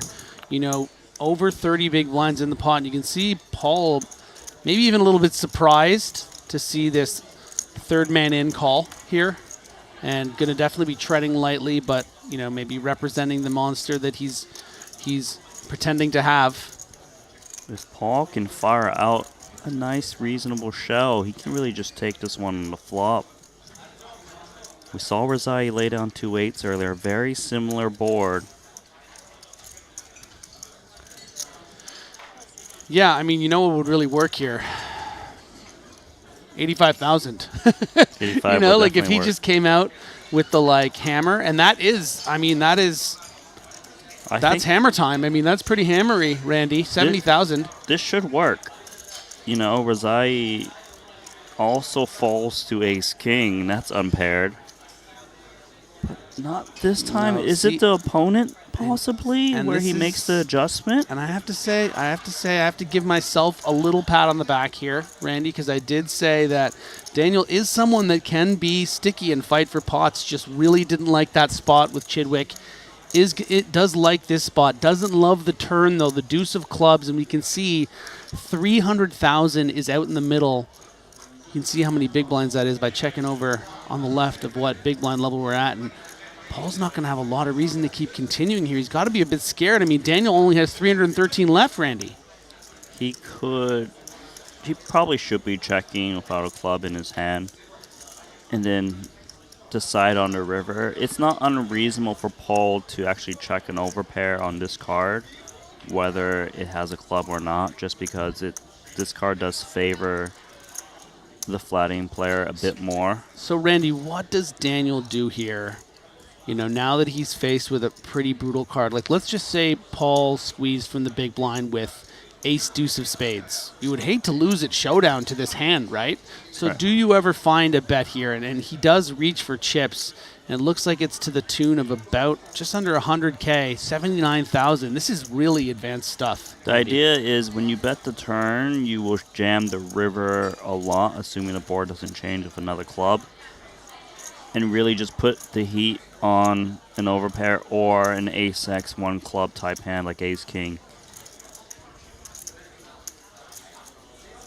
As played, Paul is just pretty much done with it, and Razai is likely to ship this massive pot. Surrender. And Daniel very, very happy, tapping the table to the boss and perhaps a little bit to himself. And I love that little smile that we see from the Austrian when he wins a nice pot. Great vibes. Razai all the way up to 612,000. Good hand. Me also good hand.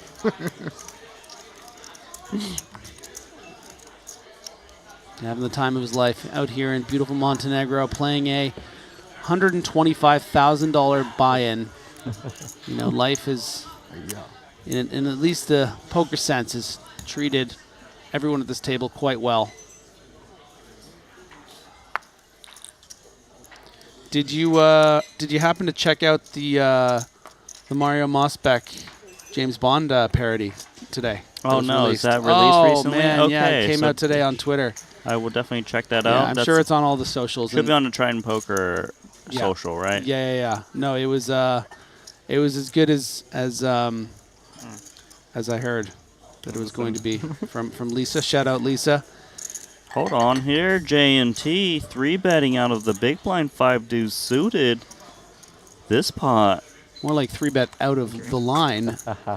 Going for it, J&T. I just love the very nature. Like, he just has such wild card nature. It's like, okay. he's just, you know, I don't like the ace-3 suited right now. Jack 10, I'm feeling it. 5 deuce suited, let's go. And Razai finds the 4-bet. Says, this isn't how this is going to go down. I'm not just going to let you see equity here with whatever it is you have. And if you end up having a massive hand, So he makes it 85,000. and I think it's also a situation where, let's just say, Thorell does 5-bet somehow to like 170. I don't think he was going to. But No, go but I know, on. but I mean, like, I don't think Daniel just has to get in 600K pre-flop. Like, he could potentially just call the 5-bet and reassess. Right. You know, we're not trying to fist bump in 125 big blinds with ace-king suited, right? Yeah. There was also merit for him to actually just call. Of course, the 3-bet that's what I would have well. actually thought he would have done, but it is kind of nice, too, to just say, okay, I think my opponent might just have ace-queen and do this and maybe call the 4-bet. It's very dependent on your opponent and stuff like that.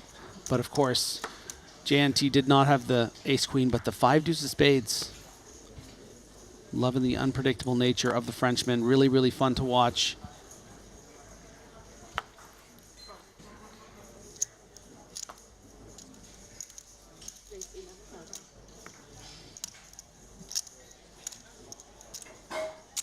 Chidwick now 8-7 suited.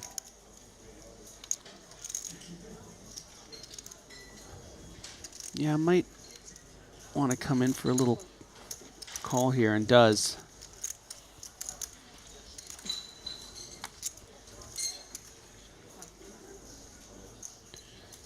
It's been the level of Daniel.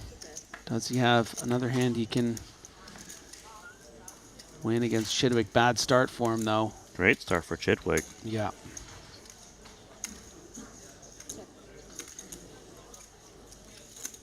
Could easily see Chidwick betting this flop. 2 live cards against a naked ace like this.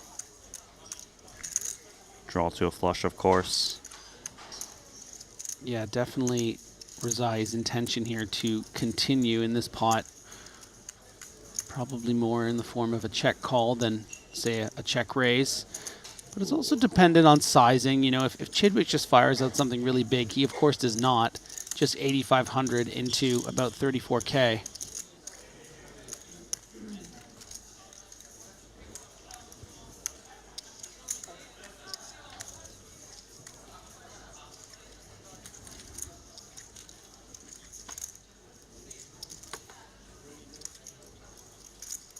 Bad card for Stephen Chidwick. We thought this was all him, but of course the nature of this check call is that sometimes the turn's going to be something like this or like a 10. The ace actually improved Rezai's range a bit more, so he could have led if he wanted to kind of charge the king X's. Yeah. Also not expecting Chidwick to stab the ace too often. Because Chidwick also wouldn't have that much incentive to bet the flop with ace X unless it was like ace 3, ace 4 specifically. Yeah, Chidwick knows all too well that wasn't his card, but that was 6 of spades on the river. The stoic Brit finding a flush. This is going to be trouble for Rezai because he's going to feel that his hand is quite under-repped. We know a bet's incoming from Chidwick, and Chidwick can really go polar if he wants to. Yeah, I mean, the thing is, right, what are Chidwick's bluffs here, having, you know, bet the flop? But yeah, Rezai is actually going to come out with a sort of blocker bet, wanting to charge the king. Yeah, and for 2.5 big blinds, Chidwick could probably just flick in here with the king jack, right? But because he does have that flush, every reason to raise big, and I really am curious how Rezai is going to react. Chidwick will go large here. Yeah. Yeah, polar bear coming up. And you can see it is almost a 10x raise, Randy. This is massive. And this is one of the, you know, more interesting dynamics of these river plays between these geniuses, frankly, is the nature of these small bets and how the other player reacts to them. And we've seen some pretty crazy plays that, frankly, have included Chidwick in previous days, where he would put out a small bet like this and get raised by someone like a Ponikov's, and then he would call with third pair on a 3-spade board. You know, like, there are situations where these players, you know, do these with bluffs and you have to call down quite light. Is this that situation? And you can see Rezai is working through all the different combos in his head. What am I doing here? What do you think, Randy? The 10 of spades is a very bad card to be holding because you do block some of the flushes. The thing is, his hand actually looks like what it is. To check call flop and then lead small on the turn screams to me as one pair. On the river. Like an Yeah. ace. Now Check, it becomes check, a turn. bit of a meta in terms of what do you think I have? Will you try to bluff me? What sizing would you use? And that's why Chidwick goes for this 100K raise. He doesn't go like 40 to try to get some crying calls because he thinks this looks the most bluffy. So let's talk about what we think Chidwick's hand could be, right? Like something like 2 9s with the 9 of spades.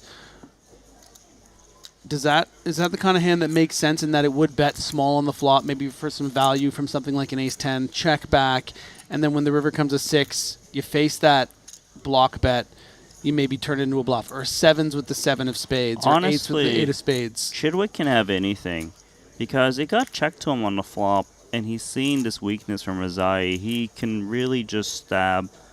So or like a make this queen 10 of diamonds, for He instance. could even make a raise with that. It really just could be so wide. Razai is going to make the correct laydown. Didn't like it though. No, of course not, because if there's anyone, that is more capable than finding a big 10x river bluff on the, on the last card dealt, it's Stephen Chidwick. So Razai slips out the back door, and good for him, still having an incredible level here, but Chidwick wins that nice pot. That's going to bring old Stevie up to over 100 big blinds again, 520K.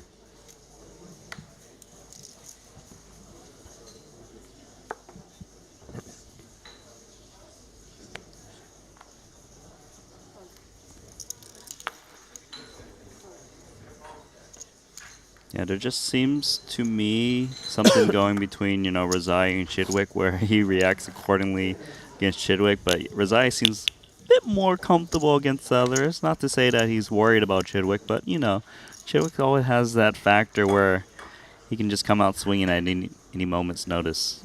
Yeah, there does seem to be, when we get the pleasure of having Chidwick on the feature table, there often feels something very kind of gladiatorial about the person that he's beside. He seems to be in a lot of pots with them, and it's always like these long stares at each other and these really, really interesting hands. It's a real treat to have him on the feature tables.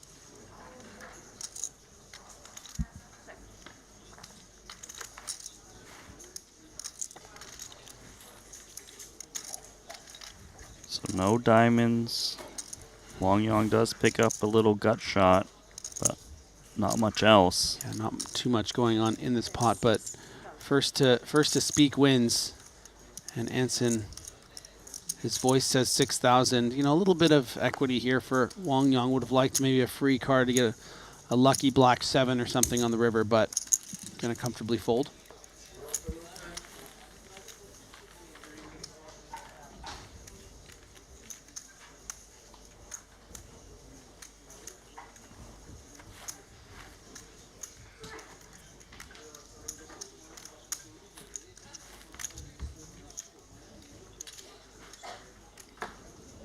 Get back to our feature table.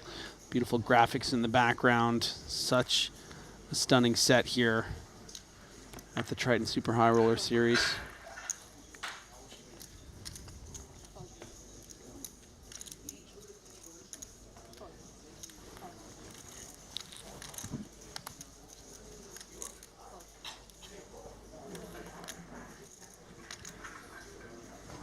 Wow. Kings for Wang Yang in the big blind is the 52 big blinds of Artyom Lasowski. Setting the trap for the limpy raise, and Doesn't even think Lasowski, about it. Quick check back with the 8-7. Does not oblige. Will get in trouble with this pair of 7s though. Overpair could go to work. Look for 3 streets.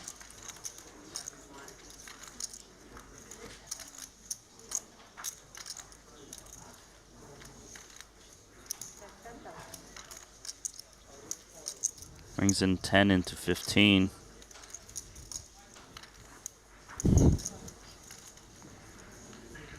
Yeah, it's always nice when you have that overpair and you unblock the board. That turn card, still good for Wang Yang. Probably not as thrilled as he would be, say, if it were a deuce of hearts, but, it has the king of spades in hand. And this will induce more calls from hands like 8-7, 8 of spades, but instead decides to go for a check line. I'd be pretty happy to check back this turn card for Lasowski. You just get to contain the pot a bit. It looks like he's going to bet, but the intention here is to bet check back river unimproved. Yeah, I mean, I would say the benefit of betting here, especially this nice and small sizing, is it allows you to sort of set the price of your demise. You also do open the door for your opponent to check raise you, though, so yeah, it's not just that simple. Good for him, though, is Wang Yang does just check call. Yeah, I mean, it's just tough. Yeah, I mean, this particular situation, too, hard to check raise kings. And does get there on the river. 2 pair. It's going to double check. Merit to value betting. Worried about the 6, but that's a very small part of your opponent's range.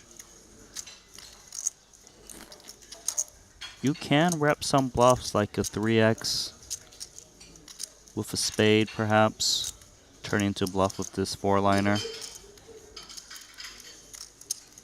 50. 50.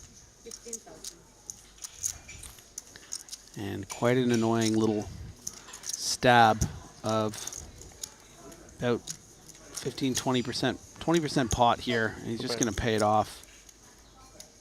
Yeah, it's really unfortunate for Wang Yang.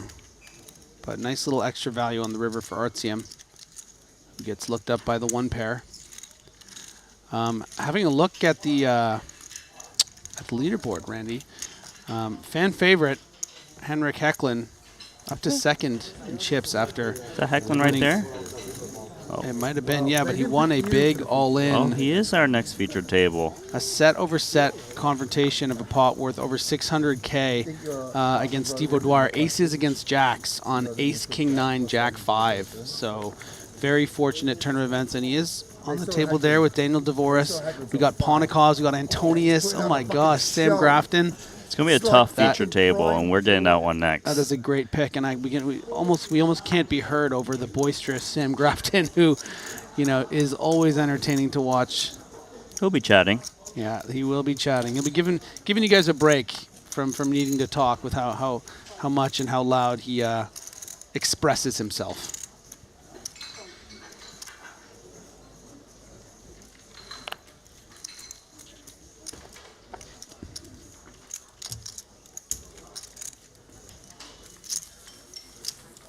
Pua takes it down with the sailboats.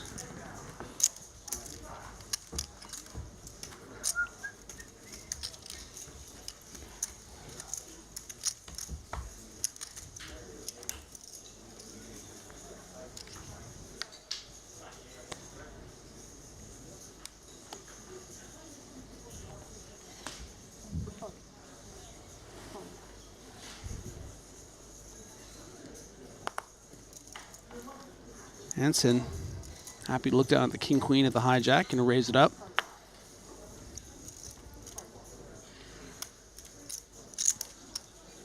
Daniel showing some interest. We're about to see why. It's because he has the 8-6 of diamonds. Definitely happy to see a flop with this hand. Actually peeling out the small blind. It's a bit interesting. It's not standard by any means.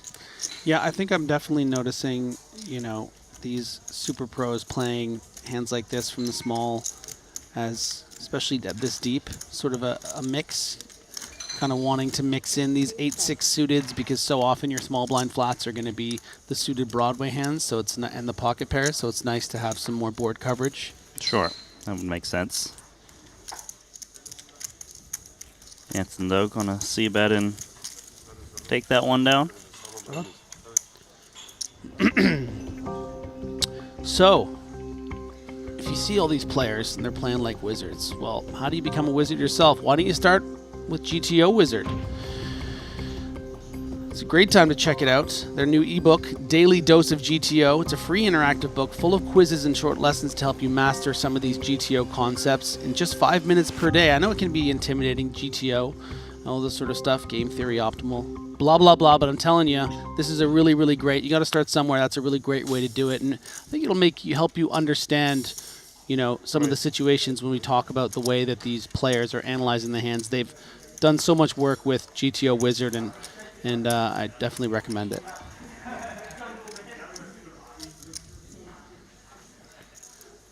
Chidwick feels like he doesn't want to fold the old 69 suited giggity. Yeah, also flatting from the small blind. Very similar type hand. See, they're the trend setters. We're the trend catchers. And you just, you know, the 8 keep would our eye be on these spicy. things. Yes, it would. Would give Lasowski a set. Yeah, and it would give him heartburn. So it would give Stephen Chidwick a straight. But pretty good board all in all. 4 pocket 8s. Definitely happy to go for some value. We talk about sort of the expected range of Chidwick, and certainly some 10Xs, but a lot of Broadways and stuff like that that, you know, they might call, but you're going to be ahead so often with pocket 8s here. You want to start betting, getting some value, get some protection. Could see Chidwick mix in terms of check raise and check call. Depends if he thinks that Lasowski is going to see bet wide with Broadways or ace high.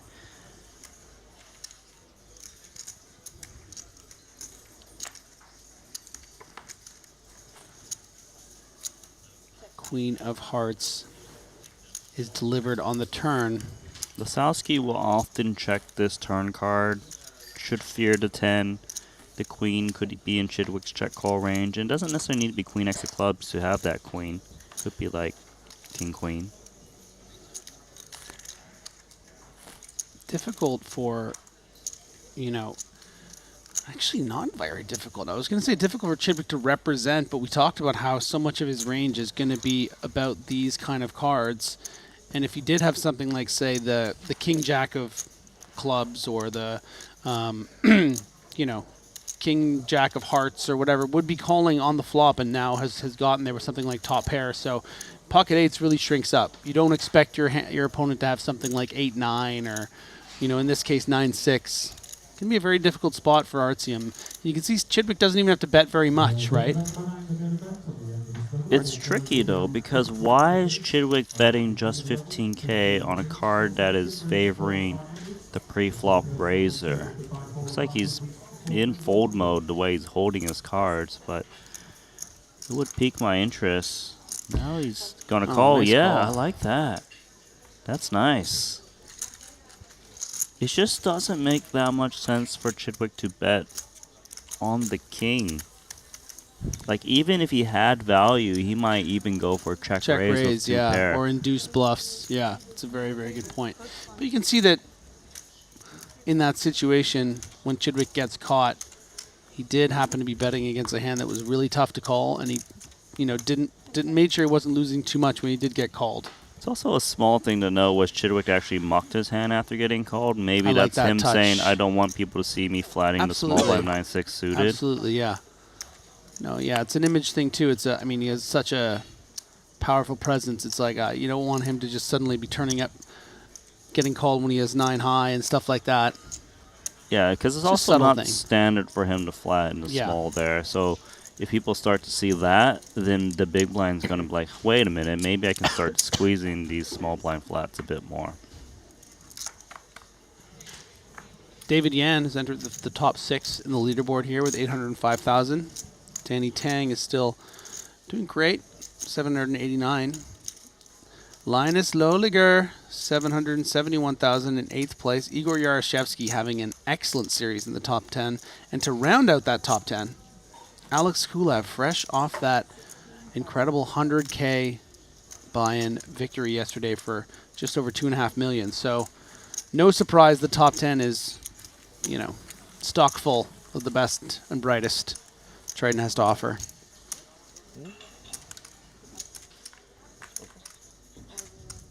You need buy. But they're still using. Oh, then buy from me. 750.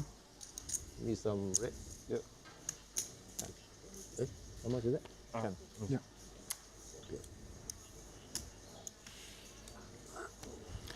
Just 5 minutes left here on this level. And we do tend to have short breaks here at Triton. The players aren't that interested in having long breaks. Unless we're going on a dinner break or something. Are we going on a normal break? Do you know, Randy? These are things I should know. I don't Normal break. Normal look, break, I've been told. Buddy, I'm just going to point out something for you. Okay. It's 10:40 p.m. loco. Do you think Loco. we're going on a dinner break? I mean, like, I wouldn't be surprised. Listen, the tournament started at 3 p.m. And so what? They wouldn't want a 7 p.m. dinner break. I think it's a completely fair assumption that it was possible. Do you also think we're going on a breakfast break at some point? I'm just curious. So yeah, a standard break, but the standard breaks here aren't 20 minutes like you might find at other tournaments. The players want to get right back in the action. It's about 10 minutes, so stick around. Maybe go, throw something in the oven if you're hungry yourself. Maybe it's your dinner break, but don't go anywhere. Don't leave us. Please like and subscribe on YouTube as well, now that I'm begging. And download the Triton Poker Plus app, please.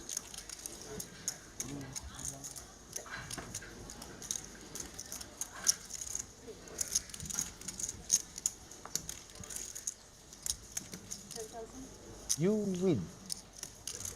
You do win. Thanks. Nice bonding. It's a very small pot. Second time. Second time. Not very often. I fall 9-9-4 off. 9-4 off.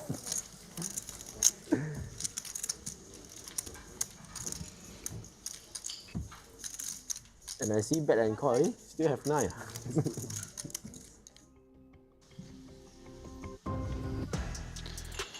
Here's a look at our chip counts. Paul did get up to over $1 million at one point, but again lost that massive hand with queens to tens against Artsy. I mean, you see how well he's been doing since 68 big blinds. But really, the story of that level was Daniel Rizai playing that really nice hand with the ace queen of diamonds. JNT still hanging tough, 113 bigs. Wong Young, our short stack, with 36. Stephen Chidwick, doing great, as he always does. This was a great feature table, and I was so excited about this one in particular because of, what we came to expect from what was happening between some of the players, the fun chat, the unexpected plays. And we are just winding down here.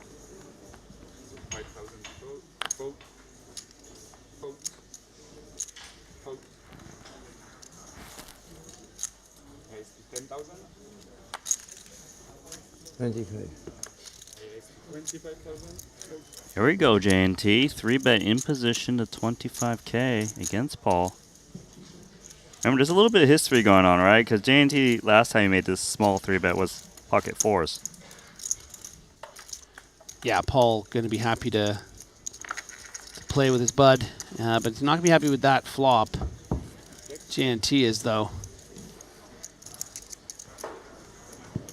Oh, look at that sneak. Tricky.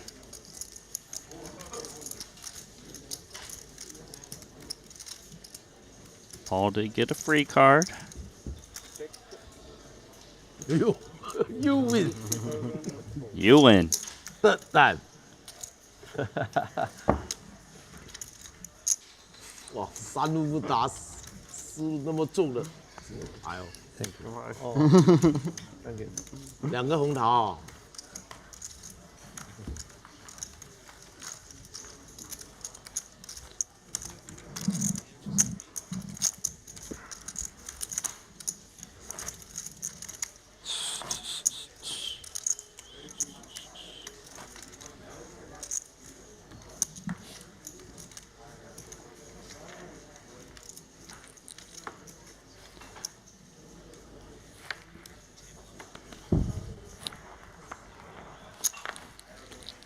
10-8 suited for Razai.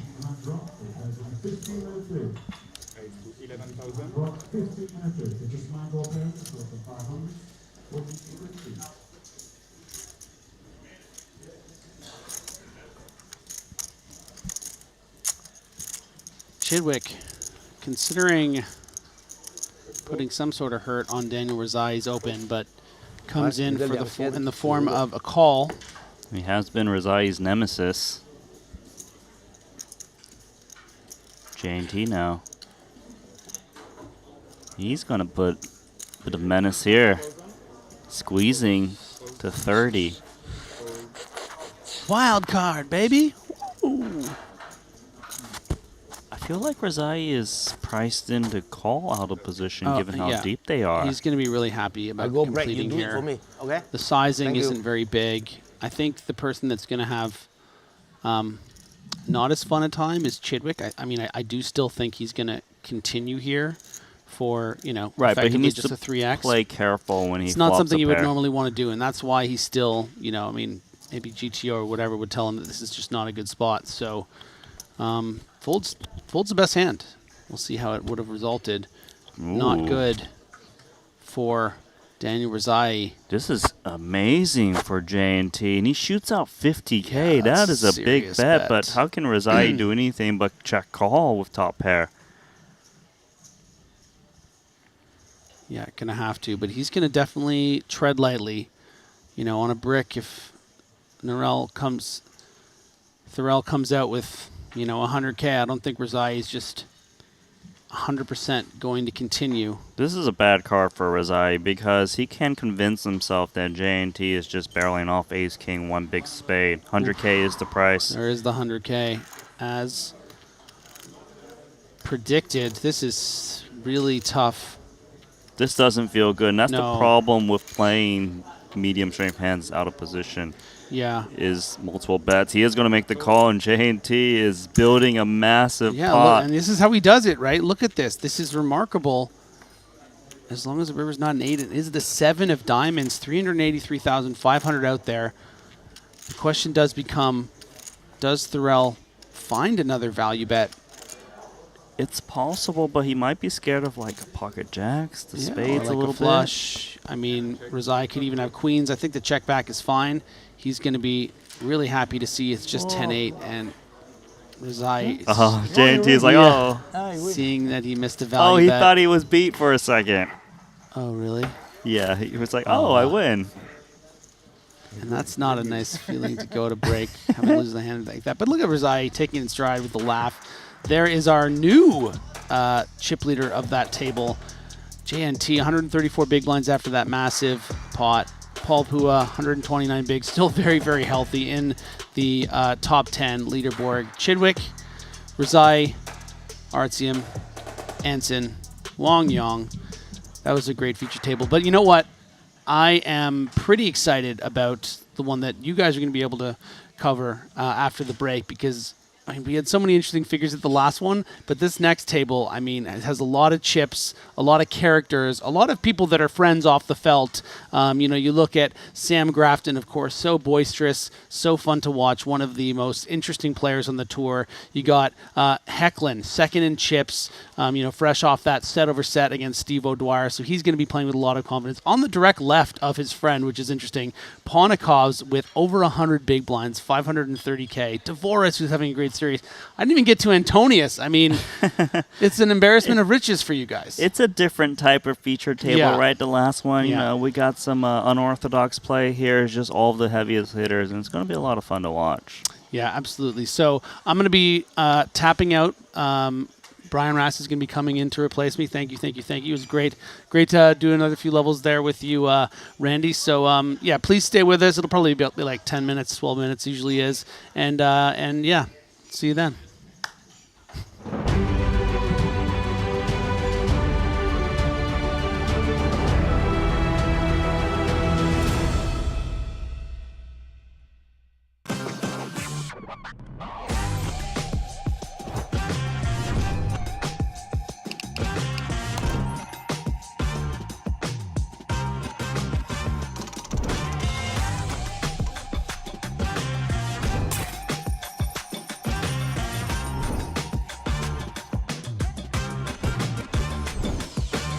Want a $50 Global Millions ticket on top of the full GG Poker welcome bonus?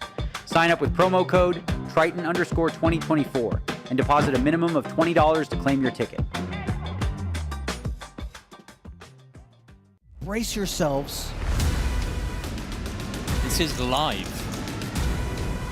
And the show goes on. Oh, wow. All in.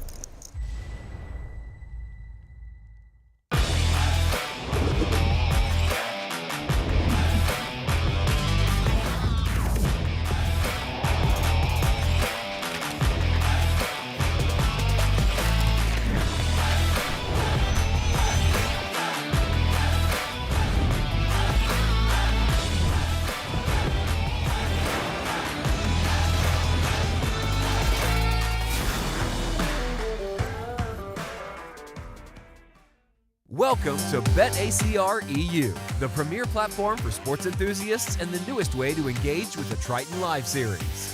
Experience the pinnacle of sports prediction where every game, every match becomes an opportunity for victory.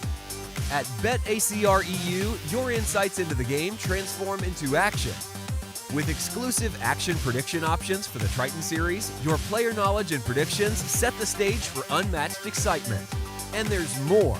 BetACR EU brings the world of sports to your fingertips, offering action prediction options across all major sports. Whether it's football, basketball, baseball, or beyond, your passion for sports finds its home here. Kick off your journey with us and get a 15% free play on your first top-up up to $250. Don't just watch the game, be a part of it.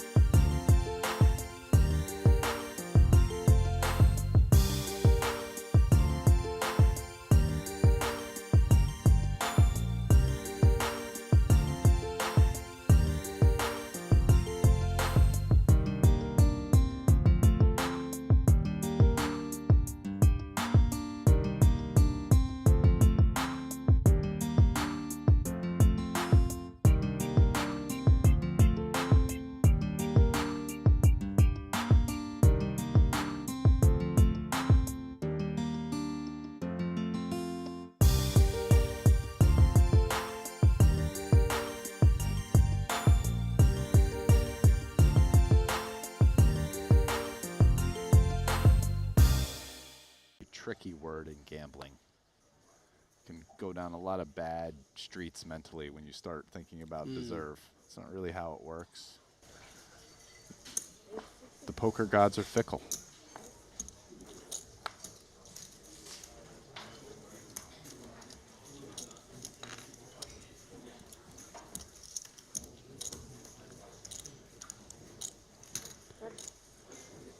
Bit loose here from Janissa, wants to get involved. She's on the button, but definitely on the looser side. Yeah, just tough when you're up against, you know, what Dan Smith's range is here, which is no worse queens, no worse tens really, except maybe some, well, you know, no some Jack-10 suited, 10-9 suited, a couple combos, but in general, it's going to be difficult to win here unless you flop top two pair. What am I talking about? Get me out of the booth. I was wrong. Janissa, top two pair. No heart to worry about on Dan Smith's hand. Dan has the decision here between check or bet. Thing is, he's not very deep. So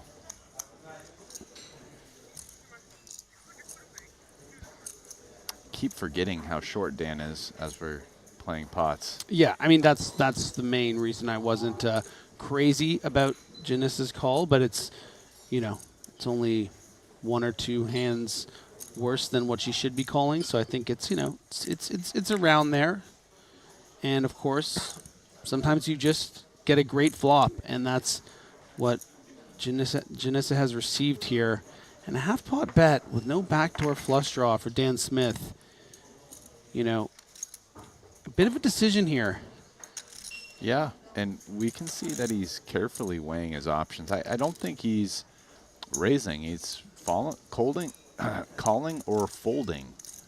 Be a pretty big fold. Yes. And we could see that if he does fold, actually it's a good one as played. Yeah, but the board is not doing you any favors here. The interaction with Janissa's flatting range. Yeah, is massive. You know, if you think you're up against Queen 10, Queen Jack, pocket eights, and he does it, plays it a shove instead. And yeah, just maybe a bit of sort of due diligence here. She's obviously going to be putting the rest in, but she's entitled to take a second, 125K buy-in.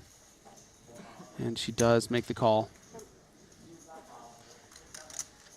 Dan's not going to like the news. I guess Dan decided he preferred shoving versus calling in eventualities where she has king jack or ace jack, and maybe he gets like bluffed off the best hand. So let's just realize the equity and put it in. Perhaps even she's bet folding once in a while, although you can't expect that very often. Probably what Dan's thinking, I would guess. A jack or only a jack, 4 in the deck. Can he get lucky on the river? Cannot. Dan Smith, obviously a little bit dejected, but this is par for the course for what he expects out here at these Super High Roller Series. Have to imagine he'll be in pretty quickly with a fresh, near 100 big blinds. So plenty of play here left. I mean, this is going to happen in these re-entries. Just wasn't his,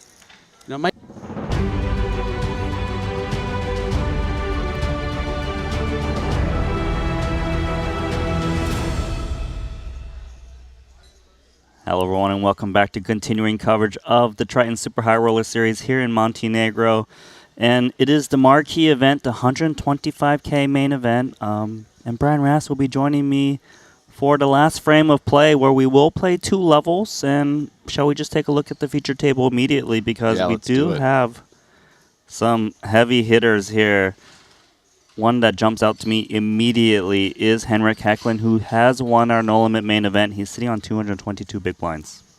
Yeah, that's quite the stack. I mean, it looks like he's number 2 in chips now, so very solid. Also, see Ponikov's right to his left off of 530.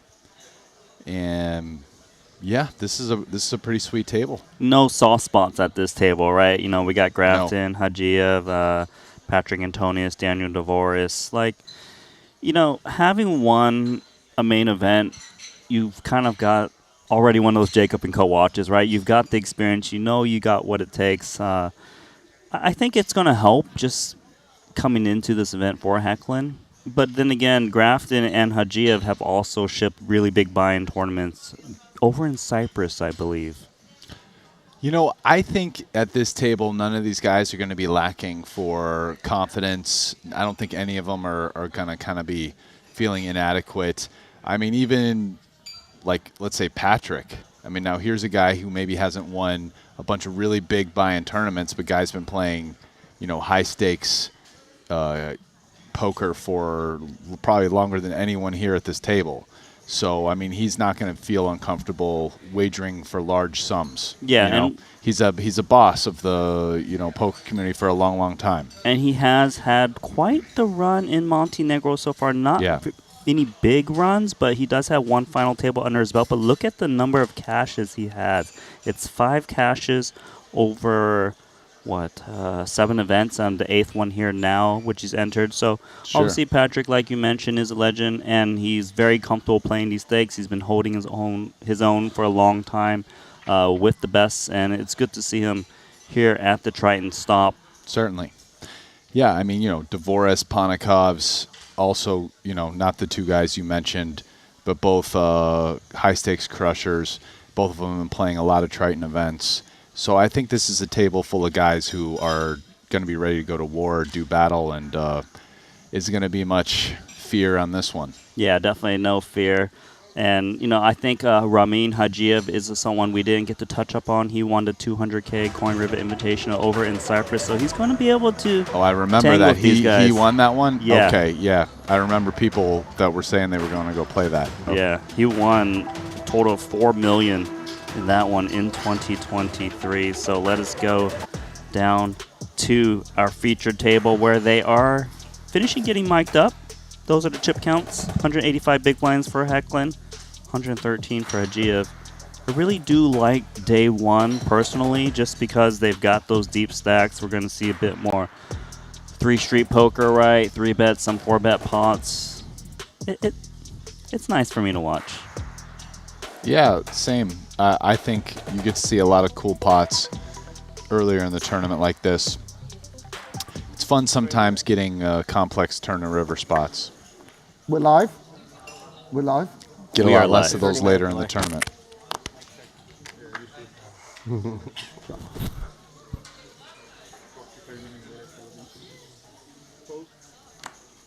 Grafton, Jack 9 of clubs, has one title under his belt.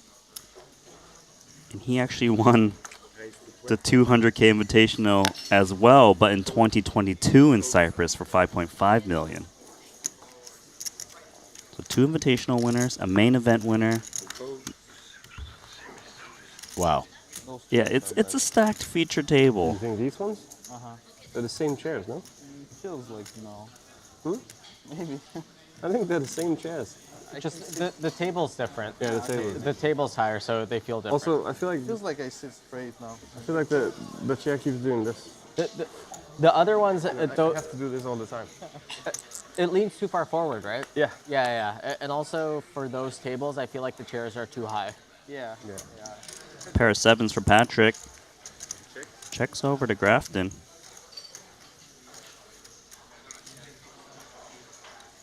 See the phone. Grafton with a little pump fake there of those 1K chips. It seemed like he was going to bet. Actually, I'm fine. Just Still is. He's actually shooting at large, 30K. No connection, no blockers to some of the flush draws or the backdoor flush as well.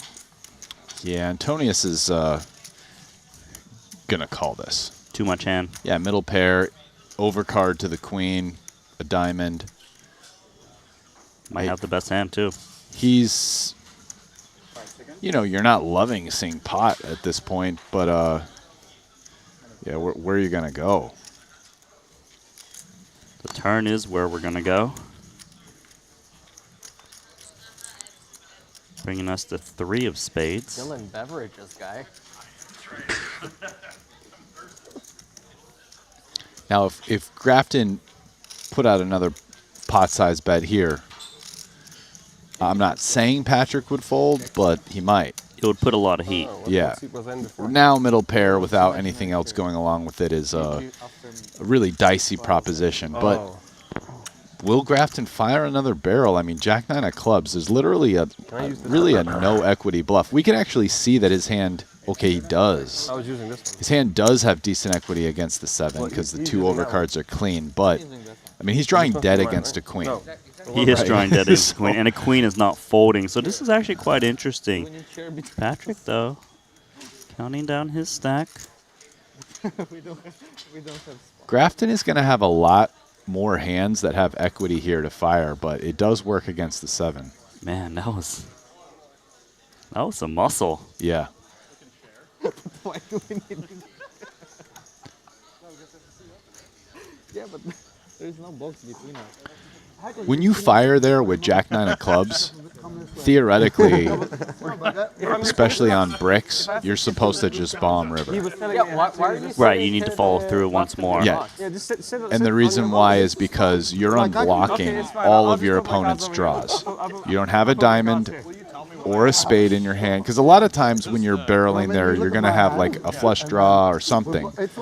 I mean, the 9 may be blocking, what, like 8-9? Like 8-9's folding anyway. So it just, when you get to the river there, your opponent is going to have much more flush draws than normal than if you had some other hands. So you're kind of supposed to keep bluffing. Okay, and then when you mentioned that you unblock the diamonds, it's because hands like ace-x of diamonds that will check call the flop, will check call the turn, looking to check fold the river. Also put no, they're looking to get there. I know, but like if they brick out, obviously there's more hands that will fold. No, I know. I'm just poking You're fun trolling at me, buddy. The words that you chose to that. You call the turn, looking to check fold the river. It's like that's what everybody's looking for when they call the turn. How to put in the maximum to lose, to right? Fold, yeah. No, but yeah, no, exactly. You're right. I'm just I'm trolling you. No one was talking. And now we're on the feature table, we gotta pretend we like each other. No, I'm not pretending. Like I said, I literally hate everyone. Yeah, sure. Thank you, Dylan. You're welcome. Told you liked me, man. No pretending. Well, okay. Oh, did we? I think we just got Dylan Lind. I don't remember him. Dylan Lind just sat down. It was mid-hand of that double barrel of Grafton, hence why did go unnoticed. Like he's already lining up. Like Tony's here with 2 9s. He's like hoping to get through. He's pretty shallow. He rips it in. So yeah, shallow enough that he decides just to play for it all right here. Quite a lot in the middle with a flat in there. Yeah. So 191 goes up to 229 with that squeeze jam. I like that play. Patrick's Yeah, firing. nice hand. No. No, I didn't fold queen. No, no. Aggressive. Aggressive. No, no. Too early for such moves. That's, yeah. Yeah, wait, till the pressure's on. Then. Or too late. Big time.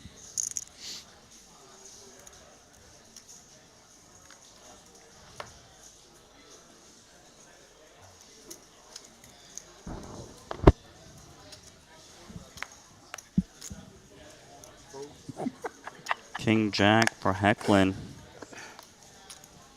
A lot of pressure on that one because we're over here because of him. Well, of course. Ace chip leader.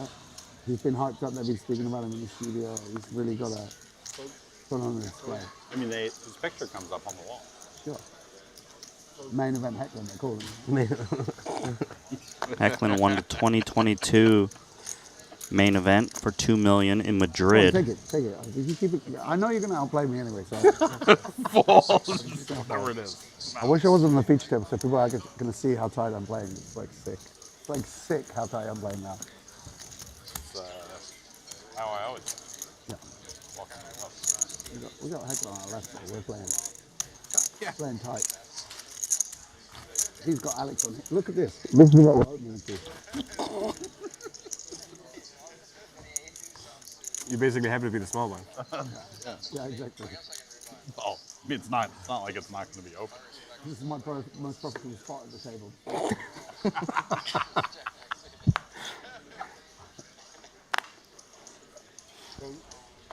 The big blind for 100 lost. That's like 50 or 100. King 6 of hearts for divorce. Occasionally I'll get kings and be able to reshove. Will be.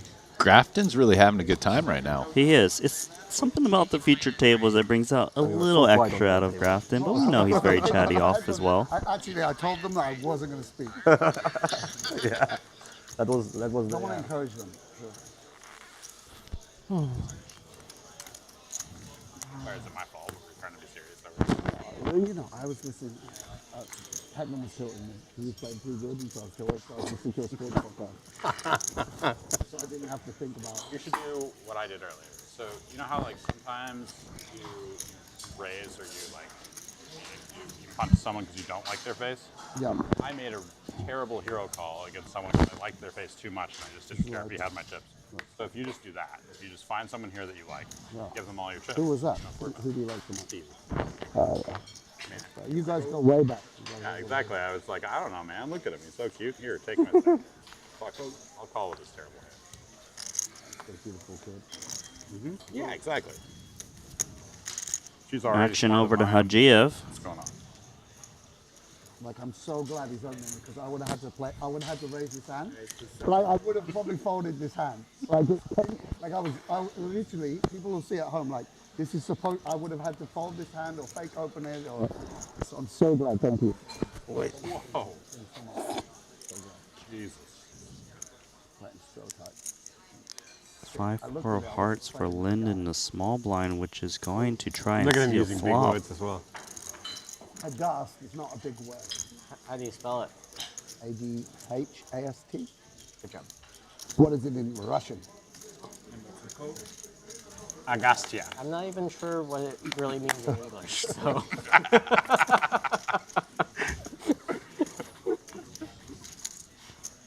This could be fun. Lynn picks up a flush draw. I got confused. Sorry, I Hecklin, thought you had a button. So they both double checked. gutter, and Hajia with a pair of 10s and ace of hearts working.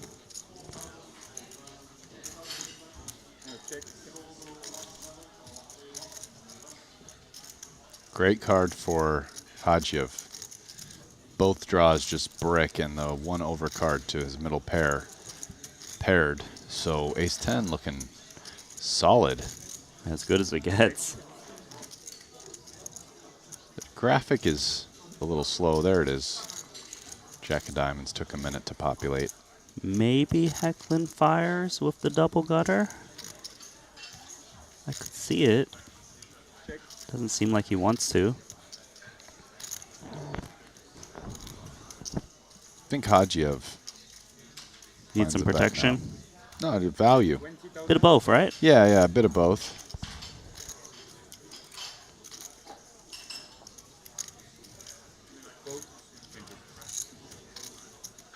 Hecklin still has the double gutter. You never know what's going through his mind.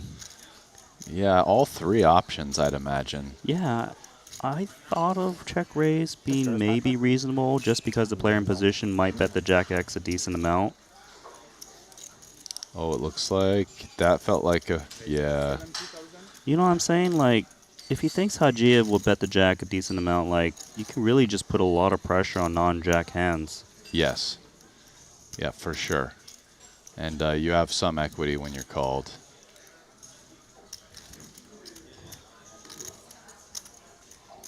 Now Hagiev's in a tough spot because he doesn't know if the hand just ends here if he calls. Yeah, I think it's nice for now. It'd kind of be a big laydown to lay down ace-10 there. Almost your whole range. Yeah, I think you need to make your opponent really prove it here on the river, and then you have a decision. Let's see if Hecklin was one and done, or he's really going to try to prove it.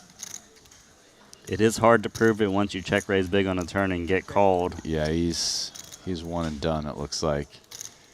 And Hagiev, it's like, how much value is there here? My opponent, I actually kind of like a check back because I agree. What value hand ever takes this line that calls? Right, you need to protect yourself against some big hands that's checking to induce from hearts. Nice check, Hagiev. That's a pro check right there.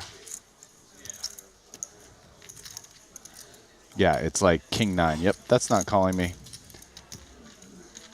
I mean, so often you're just going to see like give ups. That's not like queen 10, just like check raising you, and now just.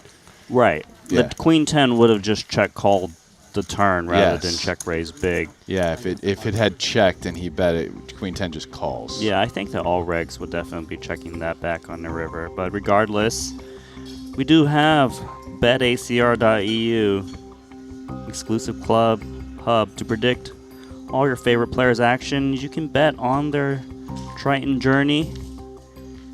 Pick your favorite players. You also get a 15% bonus up to $250 on your first top-up. So check out betacr.eu, especially if you're into sports betting as well.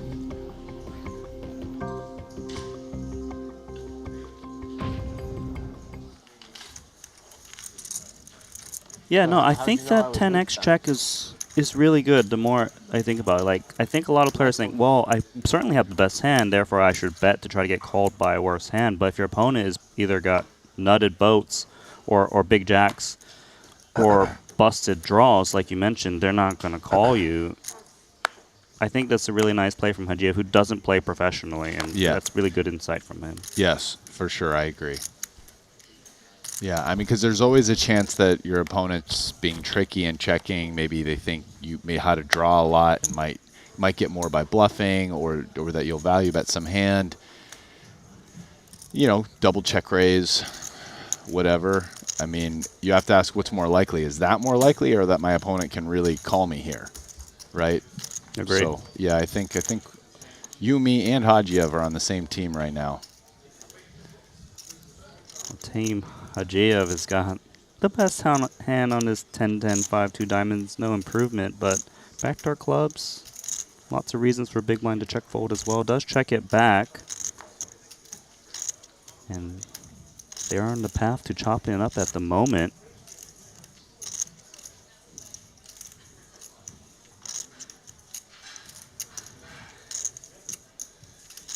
The reason why Hagiev has more equity is, while a 6 would give it to Ponikovs and a jack to Hagiev, a king coming also gives it to Hagiev because he'll play kings and 10s with a jack. Good eye.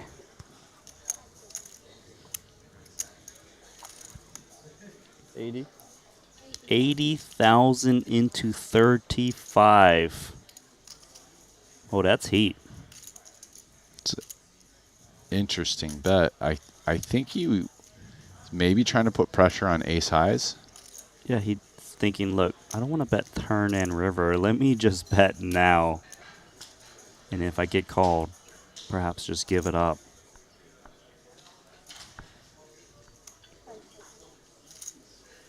But to hero the turn for Hajiev with just king jack high is also heroic against more than 2x pot.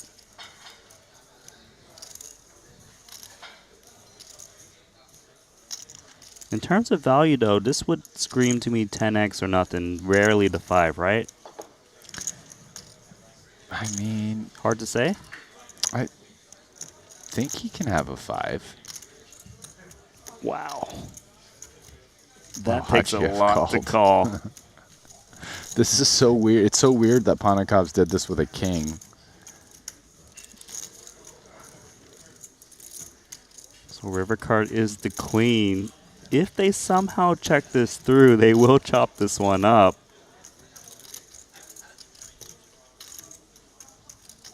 I mean, I couldn't really blame Hajiev for checking this back. Because you have to think that, like, if my opponent was just one stab bluffing and giving up, king high is probably good a lot. It is, like, right? It's really weird to me that Panakov's did this with a king, and I'm kind of curious. I'd love to hear his reason why. Like, well, does Hajiev bet, or does he think the king high is good? This gets checked through. This will be quite funny for the table to see. Yeah. Okay. He's ready to muck. Oh, let's turn him around. Let's chop it up. Good bluffs, Panakov's. The same hand called you. That was a great call from Hajiev. I Yeah. think a lot of people just say, you know what, I don't know what you got, but if you're going to make it more than 2x pot on the turn, one card to go, I think I just lay down the king high. Yeah, that was like a vampire call there by Hajiev. I don't think many people call that with king high. No, I don't think For so sure. I either. agree with you. He was in the streets. That was some street poker Yeah. from both players. Panakov's just also maybe saying, maybe my opponent just like never has a 10 or a 5 here after check back. Maybe he has some played with Hajiev a bunch, and it's just anything he has, he's like, I'm overbetting it. Yep. Because like to me, the hand that makes the least sense almost to overbet is literally king high in that spot. He was like, no, I'm just going to win this pot. And Hajiev says, no, I'm going to win this pot. Yeah. Let me call you down. That was a really cool hand. And we just started this frame of play, so more to come, I'm sure. Or I mean, maybe ace high more than king high, but it's like right there. And I just defending the big blind, he's going to have so many like 8 high, I don't know. It's just, Right, because king high has some showdown value in itself. I hear you. Yeah, it's such a weird hand. Well, kind of a cool one. This Cool is hand. Triton was so rude. This could be cool, Put the Brian. name on her 2 birthday. players got shot. One has a flush draw, the other backdoor flush draw. And they check it around. Oh, Hajiev checked this back with 6-4 of clubs. He's sneaky. That's a curious development. It's interesting because that check back might make Dvoris activate. Try to take this pot down, Yeah, right? He's a pretty nice hand to bluff here. It could actually end up, depending, like if Hajiev just gone bet, he always wins this. Dvoris, after calling flop, would just probably fold turn a lot. Unless he decided to check raise flop, which it seems unlikely, but possible. But here, Hajiev is certainly going to call, and Dvoris has like a pretty good hand to like follow through the river with bluffs. Oh. Well, if he follow throughs on this river, we know Hajiev will be looking him up as he's made the flush. I feel like he's more likely to bluff river when it's not a club than when it is, but he still has 6 high no matter what, so he still might bluff. I feel like the club is not so bad though, right? You can represent the flush yourself. Sure, you don't have a blocker or two to flush, but then again, he Sure. might think Hajiev c-bets a flush draw at a decent frequency on the flop. Yeah, see, he checked. I just think he is going to have a decent amount of one club hands that probably always bluff. Okay. And I'm not saying he's not bluffing here. I just don't think it's an automatic. Right. Yeah. I understand that. I guess you're saying that there's better combos to bluff with. Yeah, and he, like this one, maybe he mixes, or he'll do it some of the time. But if he had, say, like 4 or 5 off with one club, he's always bluffing that now, for example. Is the logic because you don't want to be over bluffing the spot to not always bluff all of your unmade hands? And I think then also, like, if that's the 10 of diamonds, I think his hand is more likely to bluff. Right? Because now he's unblocking Hajiev from having clubs which missed.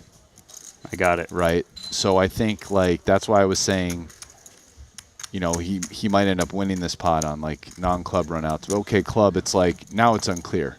Well, he's not going to win because if he bets it's getting called or raised. But like, he might not bluff now.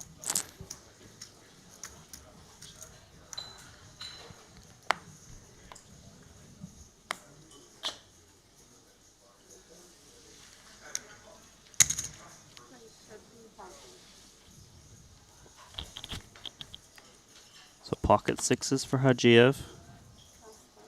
Everything going his way lately.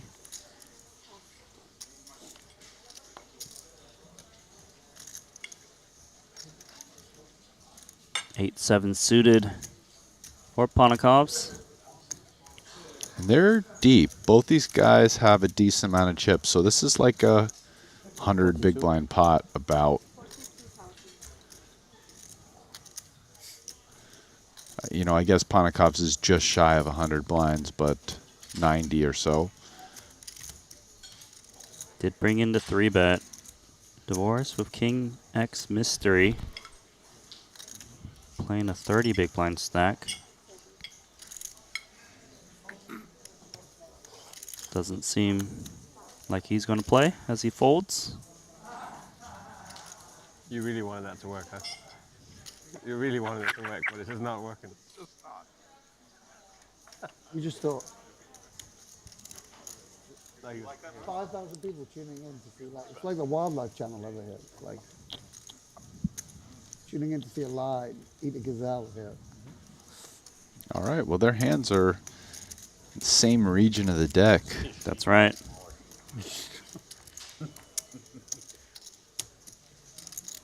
That's also the type of board that can get Hajiev in trouble, as he's got the pair of sixes on an 8-high board, which Ponikovs has top pair.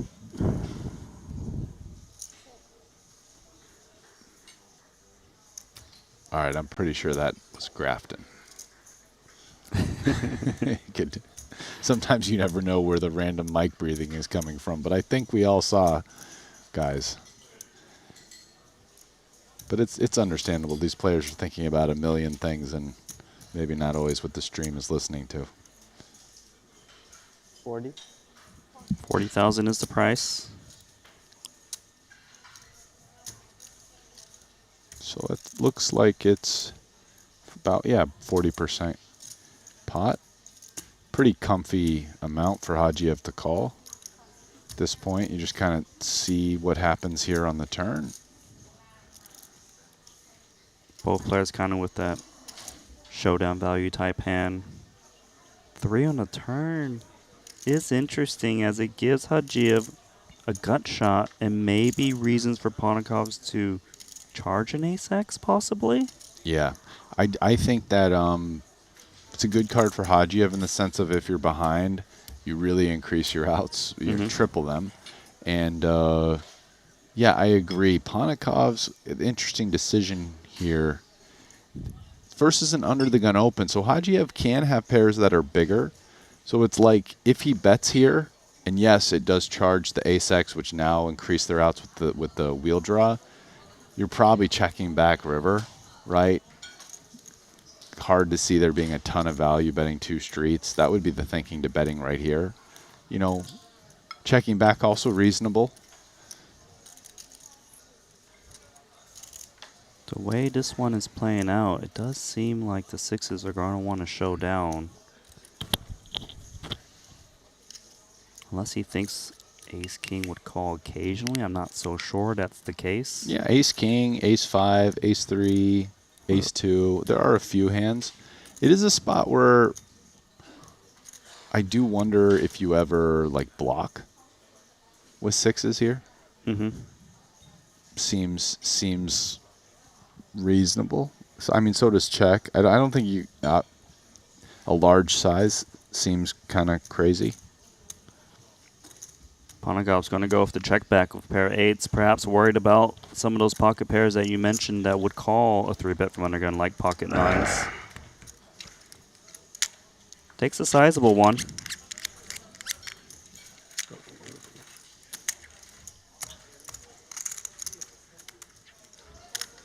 You would have bet a lot of money there, right? When you turned that hand over.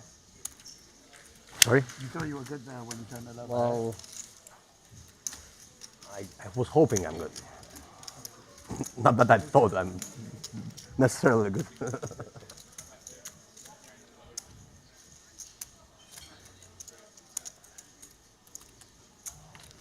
That's like a small needle from Grafton. It is a little bit of a small needle. But a friendly to needle. who, Randy? Tell me who he's needling. I think he's needling Hajiev. Who do No, you think? he's needling Ponakov. Is he? Won a massive pot and he's still unhappy. Yeah. I'm just thinking maybe I misplayed. He's saying, wow, when you turn that over, you expect to be good. Why should he expect it to be good? Well, Ponakov's didn't bet either the turn or the river. So he's kind of this, and now he even just started talking to Ponakov's. Oh, you're winning a pot, you're not happy. And now Ponakov's is wondering if he should have bet the turn or the river, right? Did he misplay it? But yeah, I think he was kind of like small needle, very small needle, but to Ponakov's. Subtle. Yeah. Well, what about these needles? Pocket aces. Looking for action. So they're called needles. Do you know the origin of this? Is it just the point of the A? I'm going to assume it's the point of the A. Otherwise, it makes no sense to me. Yeah. Also, rockets. They kind of have the pointy top as well. Yeah, okay. 39K is the price.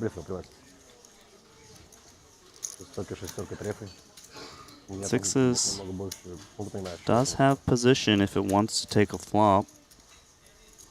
Perhaps a little bit of 4-bet jam is possible.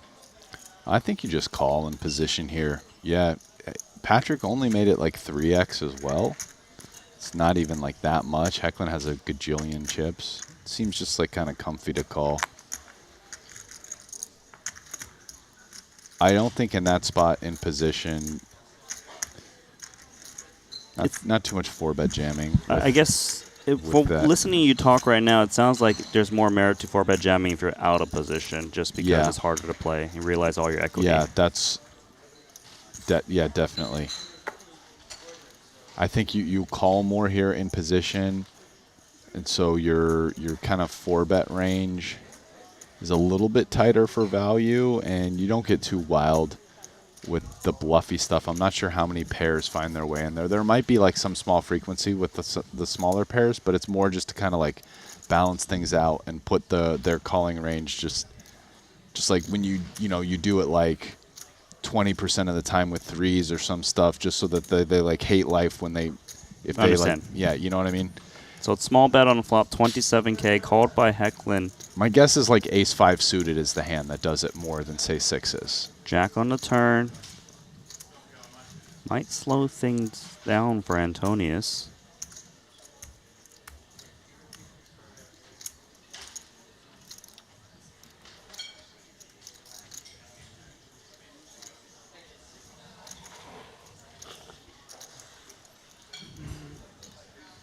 So Antonius does check. Feels like the big decision is the turn for Hecklin whether to bet or not.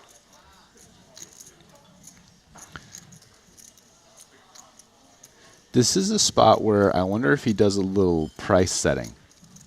Something You like slip quarter in pot? like the like 35K bet, and then just like check back river, kind of like save yourself. Yeah, he's price setting even cheaper. Even cheaper. I mean,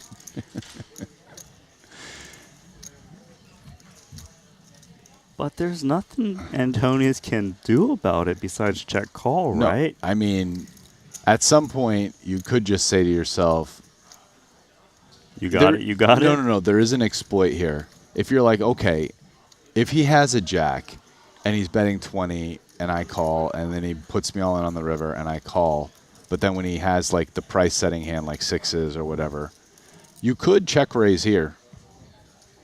Like, why not? If you decide I'm probably calling river anyway, why don't I at least put these hands in a bad spot? Check raise. You know, make it 70.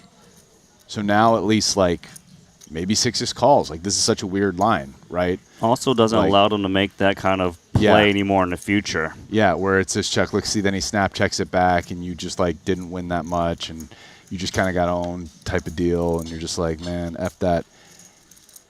You can slip in the little check raise there, and you're like, nah, brother, price setting too small, too small price setting. I'm ready to lose it all. You take it all. You got me beat, you win it all. You don't got me beat, I make your life difficult. No, I actually think that's a really good point that you mentioned, because the way it played out there is what I usually see: the small price setter, check back river, and then the ace, the overpair. You know, they only capture that turn bet. Yeah. To kind of check raise there and kind of take away that play, right? So that they can't just auto bet price set the turn on that top pairing card. I think it's quite a good counter for thinking about the long run, right? Like, you're playing these hands over and over with the same players. Yeah, because what you do want to do with aces there, it's like, oh, check, they check back. Then, you can bet 2/3 pot. Like, they only had a SPR of 1. You can bet up to pot all in on the river, right, with the aces or kings or whatever. And so you figure you don't need to bet both streets. But the problem, is with that price setting thing is you kind of just get duped into getting, 10% only. And then, so. I hear you. Yeah. What it does take away is it kind of takes away your ability as much to, you could call that price setting bet, then just make a big fold on the end with aces. So, you're already putting in a lot more money than that doing it, but yeah. Oh, that is an out-of-line 3-bet from Grafton. King-9 offsuit squeezing from the big. No, I was going to say I saw a 6 there. So this is why he's talking about how tight he's playing, so he can just come in and 3-bet the King-9 off. I was just sitting over there with Nacho. I can tell you. He's got it all figured out. Why, what was he doing? Coins. Oh, yeah. Coins. Bro, it's so sick.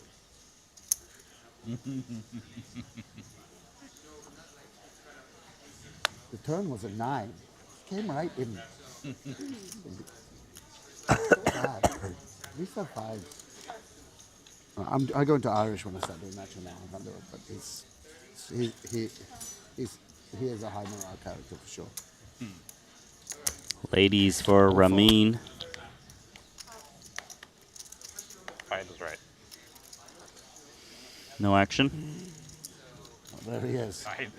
Playing 90% of hands with queens on the button. How you just get folded, both of you, man. Yeah, Fuck. Snap folded both. Patrick doesn't open from here.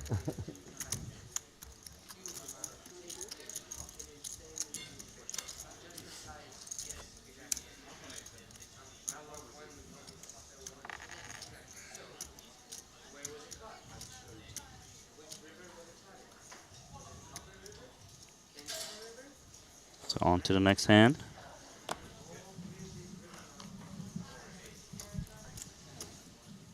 Ace-3 suited for divorce. 13.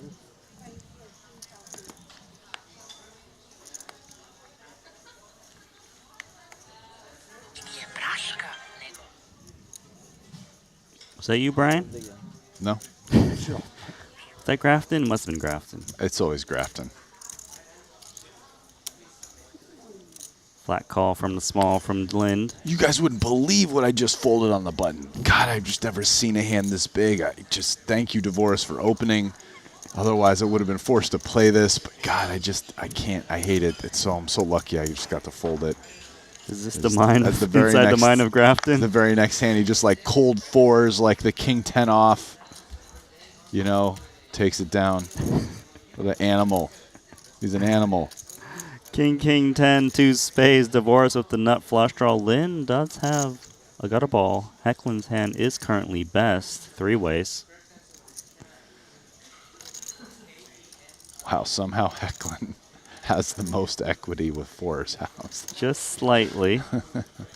6% as you can see.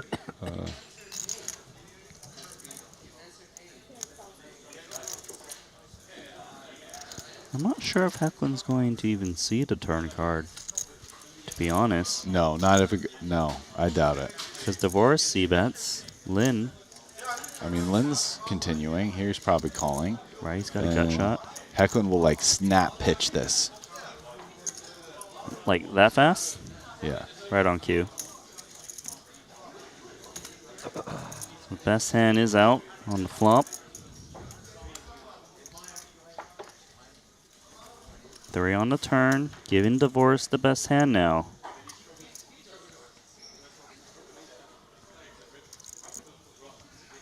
Feels like when you pick up the pair, maybe you don't bet anymore. Yeah, I agree. You can beat the ace, queens, ace, jacks now.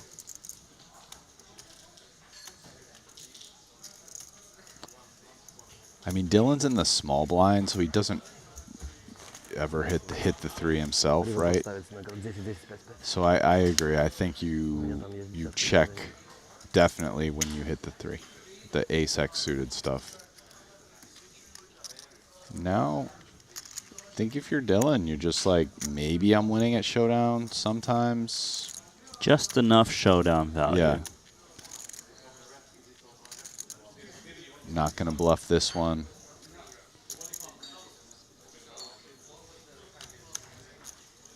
It's like if my opponent has a better hand than 3 kings, ace, jack, he's calling me, right? Fair enough. Does check through. Yeah. Really, the only hands better than that are boats. Forrest did have a small boat. Did fear his opponent maybe had a pocket pair higher than the 3, lower than the 10. Didn't want to value on himself.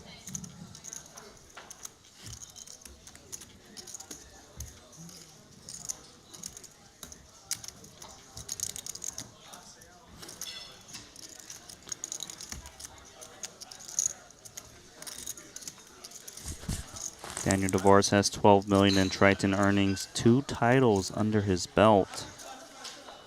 That title was in the 50K PLO in Monte Carlo, winning $956,000.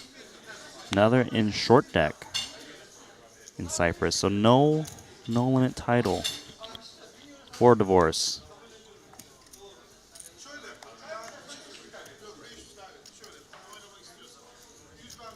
$39. This is a very similar hand, different opponent, right? Hajia pocket 6s instead of Ponikov 3-betting. It's Grafton 8-7 suited. Yeah. Deja vu? Precisely. Just give us an 8-high flop. How do they know when I have pocket 6s? Why are they always 3-betting me? Music? Yeah. That's something to What, just like in the background? Little feature table soundtrack. Yeah, it's like that tune they always play in the World Quite Series. the different flop. Yeah, King 10 5 2 hearts. Yeah. Another type of music they turn on when you have tough decisions. It's like clock or something. Like Grafton might just win this with a c-bet on the flop. It's a pretty tough board to...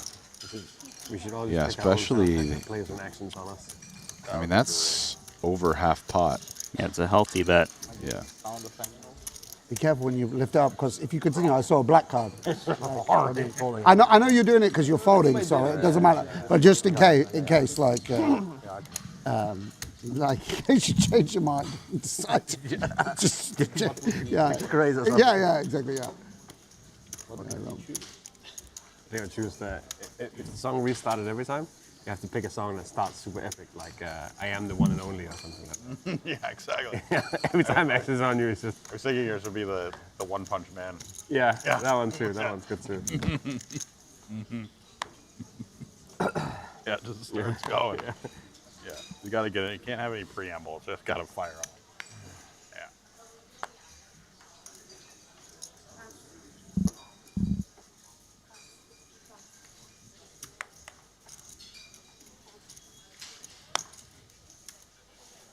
Too good then. 224 before posting antes. Thank you. All right, folded to the blinds, and Ponakov's going to play this. The only question is how. Yeah, he immediately requested the stack size of Dvoris, playing 224K, which is 37 big blinds.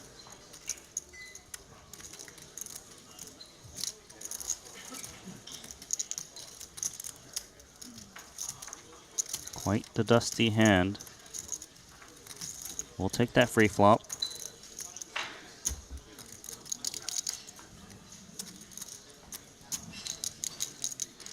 And out flopping the Queen 10 with bottom pair.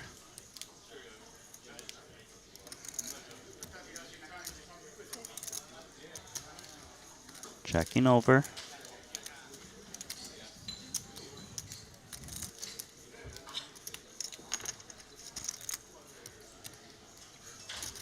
Divorced with the check back. Why did you get a new photo? Ace on the turn, giving Ponakov's It a was gut shot now. Tim's fault.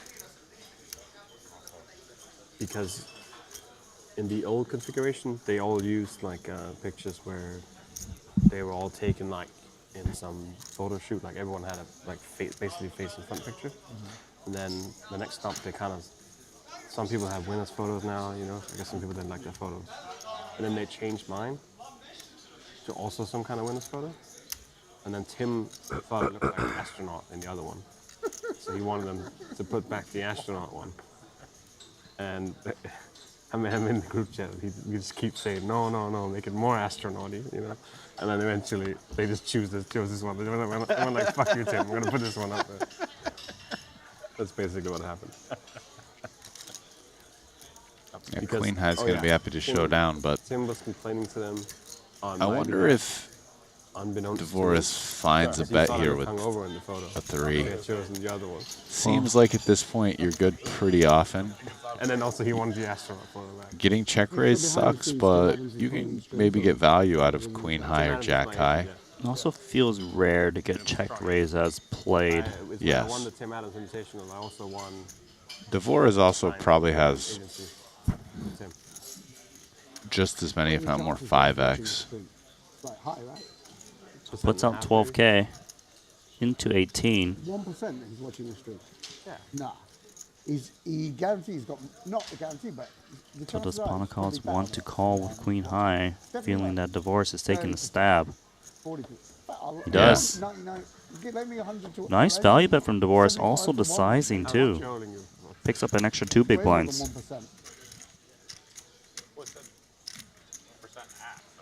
Yeah, percent and a half. Yeah. It's like, I think it's very likely. What's he else has he got to do? Nothing. Well, why isn't he here then? He's got something going on. Clearly he's got something else to do, otherwise he would be here. No, he's got a drug issue, that's why he's not here. We all know about it. We can't talk about it. We can't talk about it on stream, obviously, but like. All right, guys, so check out pokerstake.com to get yourself some action on some of these players who are playing the Triton series rake free. No transaction as well. And I've seen Soiza posting into future events, so if you're interested in Soiza or some other players like Dylan Lind, saw his name out there too, check out pokerstake.com.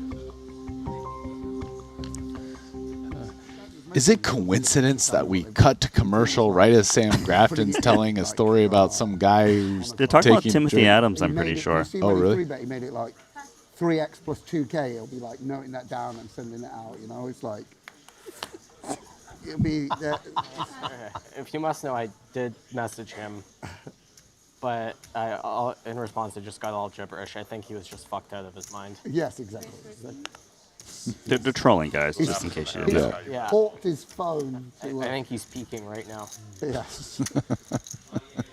Imagine watching Triton on acid or something like that. Would be great. Yeah, I wish it was acid, I man. wish it was acid,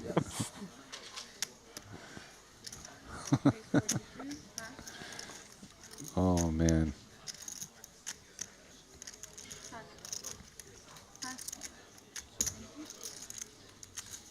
So we do have a 3-bet from Hecklin with aces against Lynn's ace queen. A little low, but This pot could Dylan's get dangerous. in a world of hurt here with ace queen off.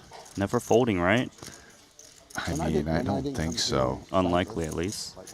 I think this is like not the worst candidate to. I mean, you're probably just calling, but like, yeah. I watched like the main. I was like A little bit of 4-bet fold, maybe. Yeah. Does call. 99K in the middle. Yeah, I'd say it's under, like, I'd lay 20 to 1. King, 9. It's like, how can I bet against you? No, I mean, it'd just be a dumb bet for you to take.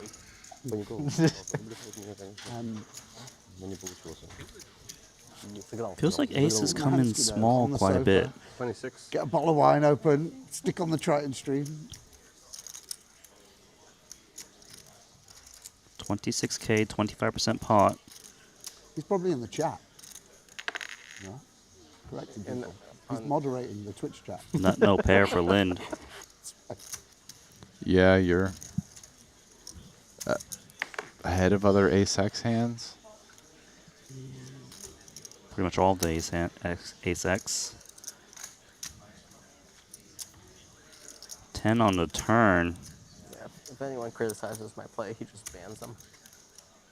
Yeah.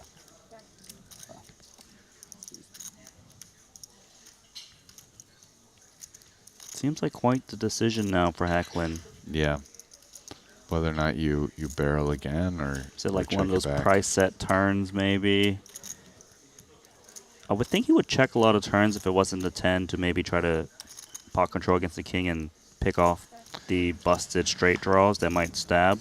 Yeah, I think the thing is with hijack cutoff there, like your opponent never really has like queens and jacks. You just get to stack those hands pre, so you know, I mean, maybe your opponent hits the 10, maybe they have a 9, maybe they have a pocket pair, maybe they have a king. You know, you are blocking the ace-x hands, such as like ace, queen, ace, jack, so it's a little bit less likely they have those. Those are probably folding turn to another bet. So great river card for Hecklin as a king drops. Best full house. Yeah, amazing card for Hecklin. I mean, he's now beating 9s and 10s. Yeah, no, that's well. actually amazing. Yeah. Counterfeiting those hands.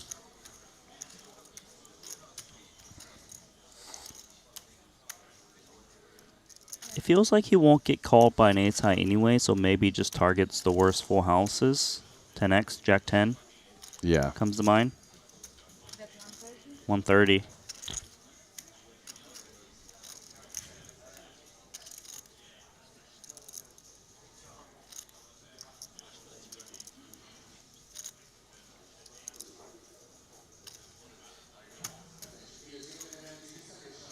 Lynn trying to figure out what he could possibly beat.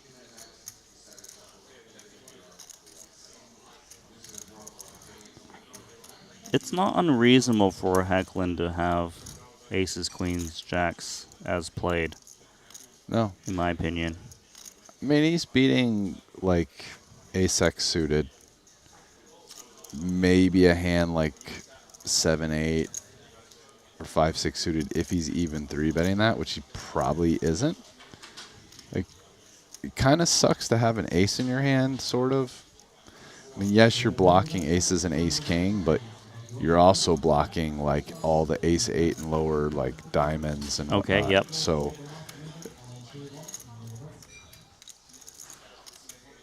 and there's plenty of other hand like jacks can value queens, king, queen, king, jack. All don't have an ace in it as well, so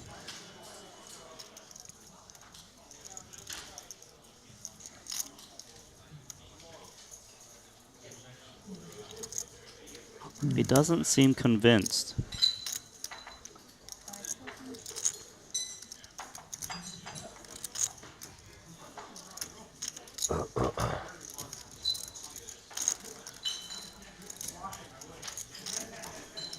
I mean, a queen definitely blocks more value hands than bluffs.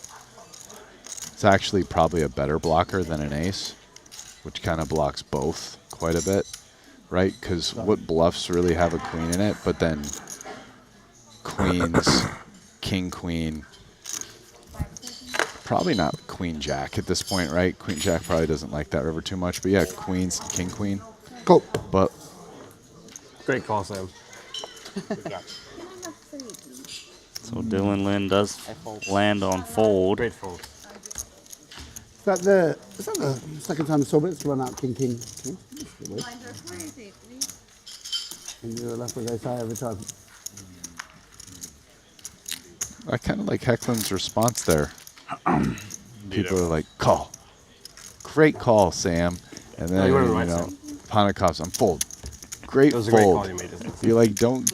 I'm always loose with other people's money. Just follow through with the statement. I like to play. I'm going to have to use that later at the table, like during the World Series.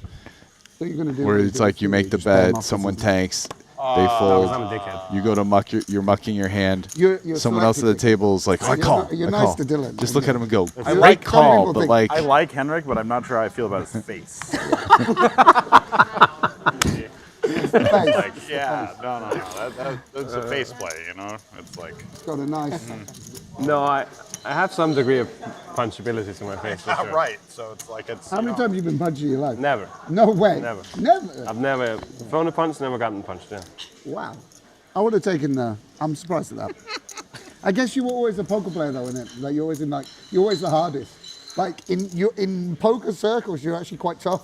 In real world terms, you're a huge wimp, but like in poker terms, like no one fucks with you. That's sick, isn't it? It's like in your own ecology, you know. It's like you're a koala bear, but you're surrounded by gummy bears. You know. What I mean? Okay, yeah. That's an analogy. As they chat away, we do have something interesting developing. Divorce limping the button, Jack 10 offsuit, and Patrick is attacking in the I'll bet small you you've Queen been 7 punched of a few hearts. 100%. Last week. Yeah, earlier today. Patrick is getting after it here. Alex got He it. doesn't believe that Divorce has got a big hand to limp the button, I suppose. Not for what? Actually, I wonder when the last time I was punched. Must have been quite a long time ago. In your younger, There we go. more quieter days. Yeah, Mate, I got my cheekbone broken. My friend punched me in the face, knocked me out cold. I went back I got up and I was like, oh, I think I'm all right. I went back to my friend's face and my face was like this. I had an operation. I had 2 weeks off school. I was 15. It's the worst punch I got. We're on 8, big blind. So those are the current chips counts. The blinds did go up if you didn't notice that. So this will be the last level of day 1 at blinds 4,000, 8,000. Hecklin with the top chip count. And they got that last level vibe of just chatting away, although they were kind of like this the level before as well.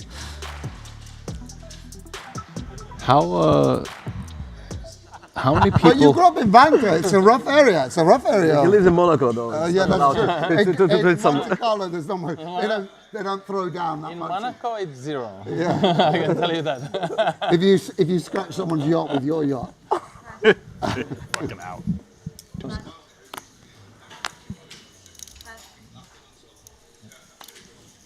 So just something to keep the eye on. We're still pretty far away, actually, but not too far. I think it was 216 people in the largest 100K ever that happened in Jeju.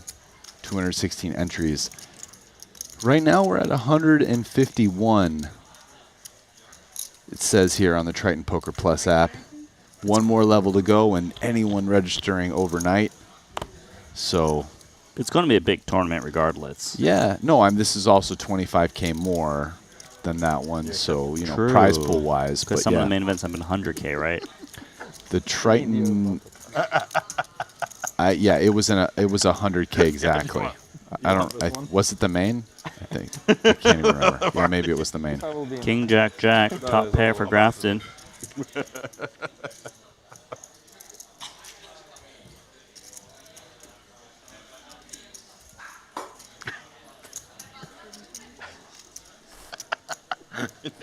Alex was bluffing someone the other day. And he picks up a water to drink it while they're tanking. And then he's like, wait, is this yours? I told him it'd be so much stronger if he knew it was mine. If he still drank it. Call from Grafton. Hajiev did raise this to 30K pre-flop, blind versus blind.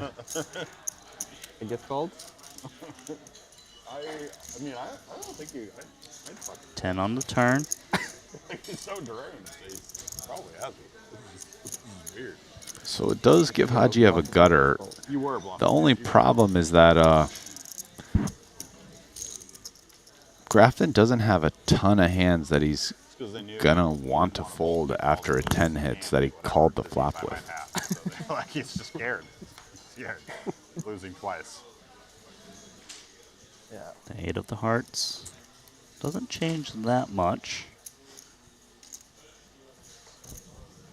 Why do I always let Henry? I do agree with you that it's hard to imagine a hand that Grafton calls a raise pre-flop, calls this flop, and folds to a turn bet.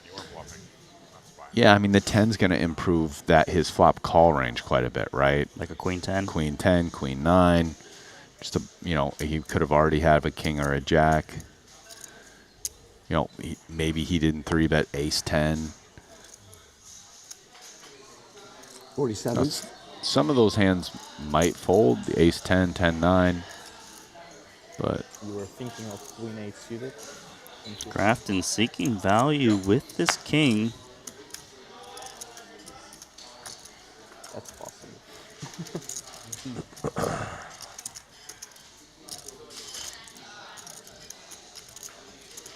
This is a half pot bet. I don't really see Hajiev being able to call here. Really sure what he's beating. Yeah. I can't really imagine a hand he beats. The only thing I can think of is half the pot. Somehow, although ace highs often will just check back in Grafton's shoes. Does let go? Maybe. It's actually a pretty reasonable hand to bet because it's like kind of his worst hand. Fold your opponent off ace high or maybe like a smaller pair. Okay, yeah, sure. I've never punched the face. Pot potentially even an 8, a rivered 8. But it just seems like calling for a half at best was never really an option for Hajiev. Yeah.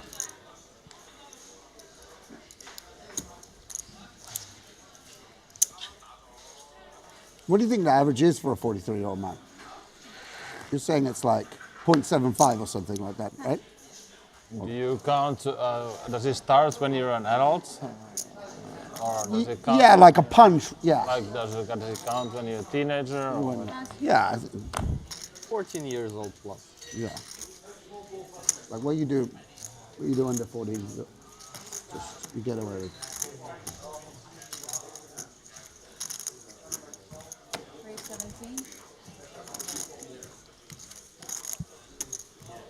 Patrick gonna come in with king 5 of clubs. Hajiev's got ace 10 suited.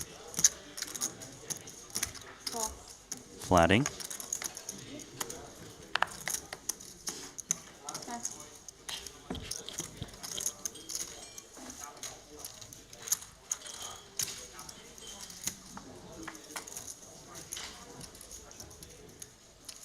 High flop, going to give Hajiev top pair, top kicker. Some backdoor potential for Antonius, who is the pre-flop raiser. He comes with check. I was curious whether he would c-bet this or not. His hand feels just a little kind of bad to check call a bunch, like especially against a sizing like this. Yet it feels like king 5, backdoor straight and flush draws. You're kind of giving up a lot, just check folding it. Maybe like a little too much. But it hurts to kind of react against a 25K bet, which isn't on the small side. No. No, this, I think it's probably a too much here for king 5. How about this play? Check raise. Yeah, so this is interesting. So Patrick kind of agrees that he can't really check call here, but just because he also agrees with me that it's kind of gross check folding this, he's turning it into a check raise. Which might have to do with the size of the bet. Like maybe if Hajiev had bet like 15K, Patrick just calls. Mm-hmm. So he does raise the 58,000 for Hajiev. He's got top pair, top kicker. Hajiev has like not the worst hand to just re-raise flop with and just say like you're playing for stacks, in my opinion. Ace 10 performs pretty well, and Patrick at the end of the day has started this pot with like think under 40 bigs. He's turned the king. Wow. First he was thinking, how can I bluff my way through this? Now it's how do I get value out of a 10? Yeah, I mean, if you're Patrick and you're beat, you're just getting stacked at this point. So be it. So be it. But he can really try to get value from a 10 right now, right? Yeah, I mean... Come in small? I think it's a spot where you kind of come in with a pretty small bet here. This fits. It looks like it's about a third of the pot. Normal circumstances, the king isn't supposed to hit the check raise range too much, I think, for Antonius, and I think it's going to be confusing for Hajiev. It's probably slightly better for Patrick than Hajiev, but yeah, it's not supposed to hit Patrick a ton. Oh, wow. And that river's... That's awful for even Hajiev. Worse for Hajiev, because now just ace-10 looks even better. In fact, you probably think you're not losing to a king much. Like, if you lose, you figure, my opponent had, like, queens, right? Like, check raise queens, bets the king, and now just bets again.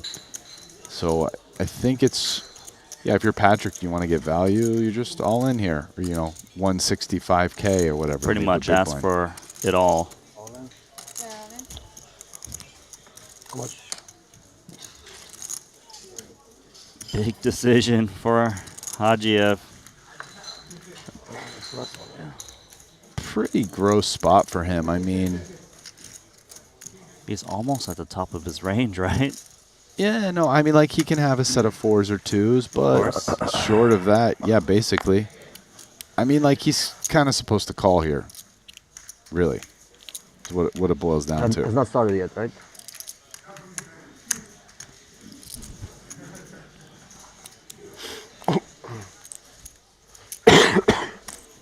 Like, if he ends up folding, it'll be a really sick fold, and I would say non-standard play, which is kind of what makes it sick.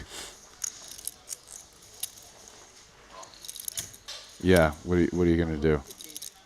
He's going to be a little disgusted to see that. Disgusted he is as Patrick rakes in a 644,000 chip pot, check raising the flop with just enough equity, hitting the turn and the river card to get paid off for the maximum against Hajiev.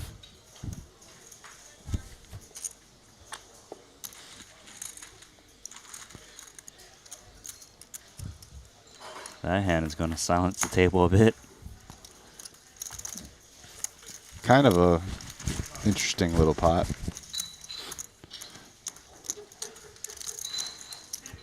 Yeah, it's a really fun one. Yeah. Not for Hajiev, but for us it was.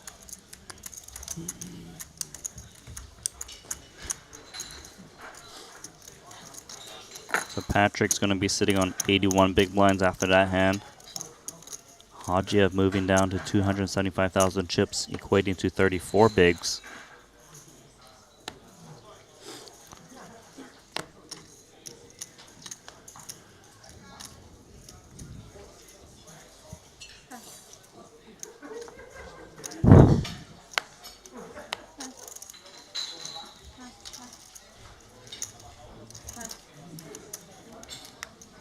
No. Over to Lind in the small blind, 7-6 offsuit.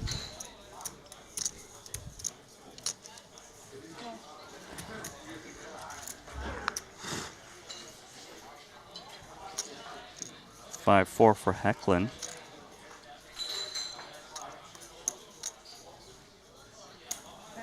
And we shall take 3.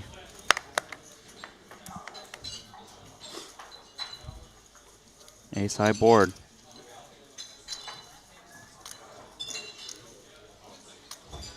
Range advantage for Lynn, but the best hand for Hecklin at the moment. Yeah.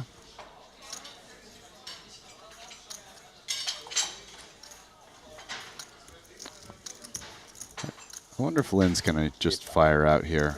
Yeah, a min bet. That all makes a lot of sense. Just 7 high, clearing out 8, 9, 10 high. Accomplishes quite a lot. All of the random unpaired hands that the big blind check back would contain. But a pair is not going anywhere, especially not to that size. Now Lynn's is going to have to pick something up, probably. Because while he has a range advantage, you can't really just, and most specifically a nut advantage, you can't really just blast away here because his range is still super wide, right? Like, yes, he's the only one who has aces, kings, and ace-king. But you know, we still have the very wide range of the random hands. Of like a bunch of random hands that you're just limping blind BVB. So it's not like you just get to bet everything, bet.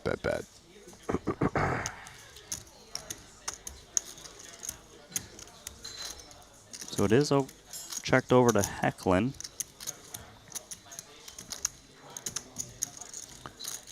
Now after this line, like min bet flop, check, Hecklin actually has an advantage. Could definitely bet a 4 there. Because to not get counterfeited like this? Yeah, a 4 benefits a lot from clearing out 2 random overcards, like 6, 7. A lot of protection with it. What up? And I think in bet check, Hecklin has more king X. So It's just fine. he's going to get to bet, and one of his natural hands that calls flop, like a 4, probably wants to bet just as much as an ace does. The ace is like more clearly for value, but hates getting check raised. But a 4 is still the best hand a lot and really loves getting the protection and clearing out overcards. Wow, full pot from Lind. Repping the ace. He actually has the best hand. He does. He doesn't know it. But he thinks the king X bets the turn a lot, right? Hence why he's betting to rep the ace. He does not worry about the king. Yeah. I mean, I think right now he could have a king as well. Oh, Hecklin's going to put in a cheeky little raise. We min raising this? This guy is sick. And so this is just designed, he's risking 85K to win 80. That whenever my opponent's bluffing, he's just going to fold. So he's probably bluffing enough, maybe at least 50% of the time. So let me just put in this cheeky little raise. This is some advanced poker going on between Lynn and Hecklin. Yeah, he's right as well. His opponent is bluffing. Can Lynn click it back? Is there a world where that happens? Yeah, and just make it like 130. That would be sick. That would be like the next level right now if he made it like 130. That's an even better price on it, right? Okay, so my opponent's doing that as a bluff, and now I'm risking 85 to win 165. But the problem is, how often is your opponent doing it? It's much easier for Dylan to just be betting as a bluff there than Hecklin to be doing that as a bluff. Mm-hmm. Oh, the cool hand of poker. A little smile for Hecklin. Cheeky little raise. 86 remaining. It's just fucking an animal. He almost just got me to 3-bet him at 7 high. Yeah, of course. If you guys want to see what's happening on these outer tables, scan that QR code in the top right. Download the Triton Poker Plus app, and you can follow all of the action I don't know. for all of the tables. The thing is, if you try and bluff him, he bluffs you back, and then if you It's just like. Well, that's what I was thinking. Is like, if I 3-bet and he calls, it's fine. But if he 4-bets and then he's bluffing, I quit poker. I start playing 600. That's why you think I folded the button. I retire. That's all. Stay out of his way. I'm finished. That's all I got. He's the sole reason we're here. Who are they talking about now? They're talking about if Lynn had min 3-bet bluff. Mate. And Hecklin. I can't. But like Benny Spindler to Paul Fulton. Just. Sam was actually talking to me about retirement while that hand was happening. He just came up to me completely unprovoked, and he's just like, "I'm too old for this." And I'm like, he is really old. No, that's what I said too. So Lynn was saying if he had min 3-bet the bluff is that when you one, retire, the only thing and people got do when click they retire 4, is play he would cards. retire. It's like, oh great, I retire. I'll play poker with my friends. You know, I'll be retiring straight into my profession.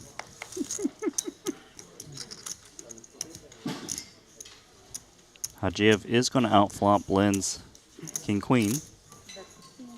C-betting in it.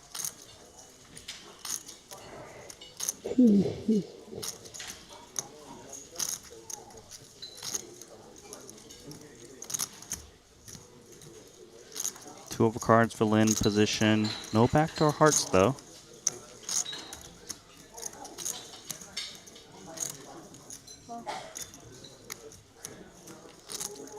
Making the call.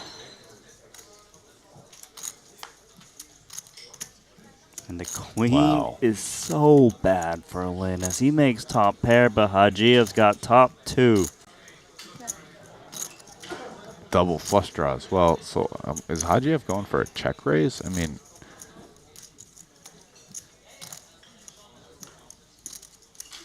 feels like that's what it is. And I feel like Lynn's going to oblige him. I mean, you float, you hit a queen, now top pair. Seems like betting is what makes the most sense. I mean, Lynn's going to have a lot of draws that would love betting here. Backdoor spades is halfway there, and hearts still double flush draw. So Lynn trying to go for value, 52,000. Hajiev debating whether to check raise or check call. All in. It is nice charging draws. There we go, check jam. Can Lynn get away? What if he's up against a big combo draw? Yeah. He's going to be ahead of combo draws. There's only one card left to come. This isn't PLO. Lynn seems to always be in the toughest spots. Makes the call, and Hajiev, heavy favorite, needs to dodge the king to win this massive 486,000 chip pot.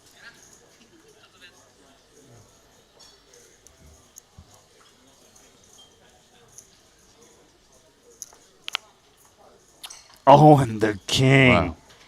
How unlucky is Hajiev? Understandably frustrated. Got sucked out on by Patrick for massive pot, and now against Lind. He was a 93% favorite, Rast. Yeah. Does that just hurt from the booth as well? I mean, yeah, Hajiev is running salty right now. Oof. I don't think. Wow. Well, guys, if you need to cool down, maybe check out sportsbet.io, where you have the opportunity to bet on all the different types of sports available. Different types of balls, footballs, basketballs, paddle balls. I don't know what other type of balls there are, but you can probably find out over at sportsbet.io. And it's very easy to deposit. Also supporting a wide range of digital currencies. They also have a mobile app for ease of play. Check it out. You've been freed from it now. Hey, Bobo. Hello.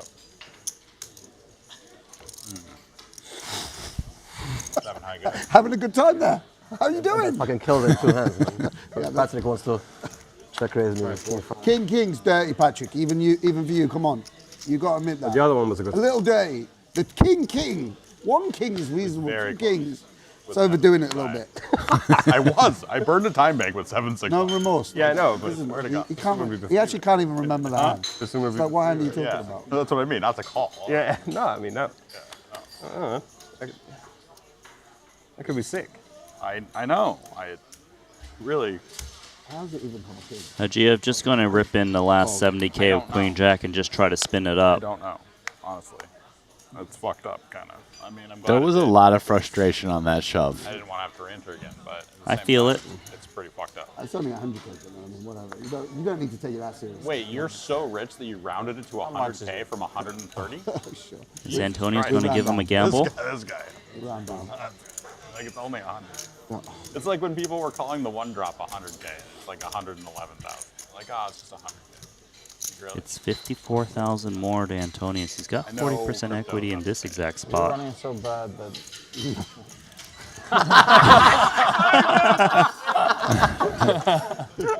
I want the call, man. You're running so bad. The kings killed you, man. It's like, yeah. Like, So I feel like Patrick, I don't feel like. I feel like I'm a favorite. This hand looks. Good luck, Rob. GTO.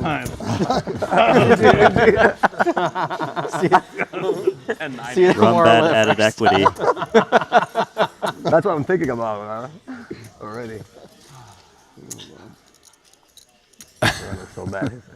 That was funny. The whole table has really made light of this in kind of a nice way, where it's not. Oh my goodness. Yeah, you are running bad, Hajiev. Patrick might make a raw flush just for flair. That's the jack of hearts, and then I make the river. So just a queen or a jack for Hajiev. Seems like he's 3 hands ago. admitted defeat.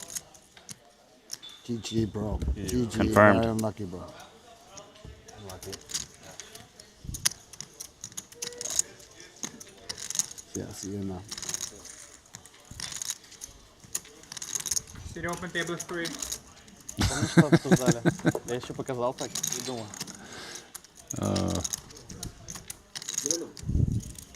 Guys, wait till he walks away to announce the seat open. Give him a minute, okay? I had the best feeling after I showed it.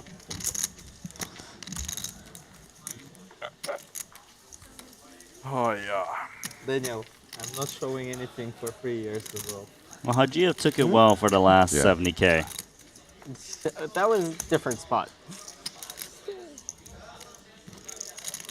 No, you want to know what really changed it is when Grafton like turned to him. No. And just said, Oh, dude. just like made it a I thing. thought you were saying Just that didn't I let was it like go. GG Wow, or you're really, you know. Then he kind of got him to laugh, and then everybody got involved, and it just changed the nature of it. Because Hajiev was like really kind of tilted, pissed. He was a bit steamy at the Yeah, moment. steamed. And then Grafton actually did a good job of kind of making it like, yeah, man, wow, you're really running bad, aren't you? And just, but it's like, so it's like Hajiev almost like wanted people to acknowledge it, sort of, and Sam did. And then the table did, and Hajiev's like, okay, yeah, okay, you guys know, I just ran really salty. Good, I just wanted a little, like, sympathy, you know? Fair enough. Yeah, I don't know, that was like my emotional read on what just went down there. I kind of think it helped Hajiev a little bit. Not the bank account, but just the feels. Not the bank account. No, He the bank still account. won't No, be. there's no money coming back. That's not how this works. No. Yep. Does have the option to get back in it, though, with a re-entry. Registration is still open. He just took one look at the stack and went, he's so sure. Your guess is as good as mine. So Patrick picks up a gut shot. Hecklin over pair.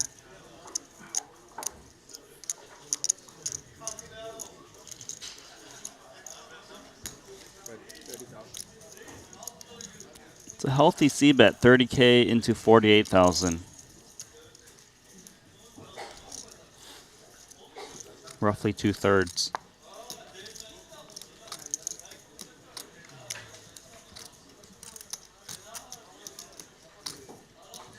No spade in hand for Antonius. Not interested.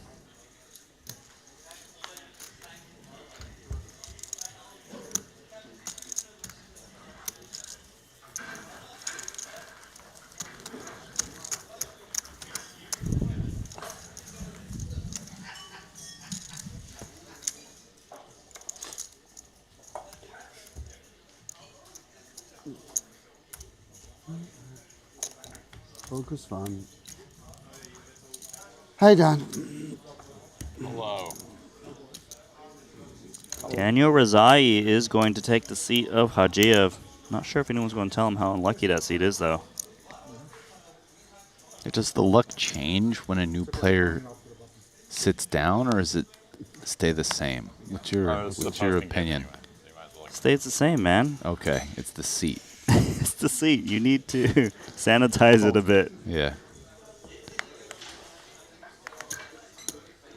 Aces for Lynn. That's a lucky seat right now. Hecklin looks interested. Okay. Oh, man. Uh-oh. Big pot incoming. Uh-oh, SpaghettiOs.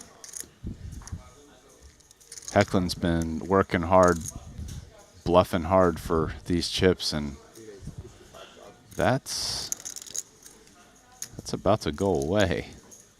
We could be playing like a 900K plus chip pot if they happen to get it in pre. I don't really see how they don't. Lynn's going to want a 4-bet off of this stack, right? It looks like he has like 480, which is 60 blinds. And 60 blinds, I think if he was like a little bit shallower, you start flatting here. But like when you flat here now, there's still quite a lot kind of behind. It's almost like a 3.5 SPR, and you're out of position. So there's a lot of times you kind of like, don't get the money in as much as you'd want, like automatically. Like a lot of those times where you flat the 3-bet, it ends up being like a lower SPR than this. So yeah, I think 4-bet is the natural play, and Hecklin isn't making a move. He's got the ace-king suited. Look at this, just calling. Might be able to find a way to save some chips. They're playing +1 versus the hijack in this 4-bet pot. And it's Queen 10-8 rainbow.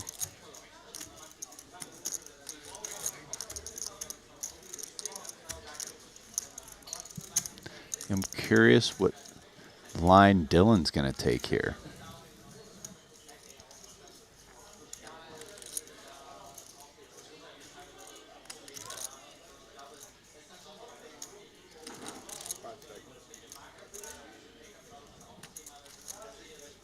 The line is going to be a downsized bet.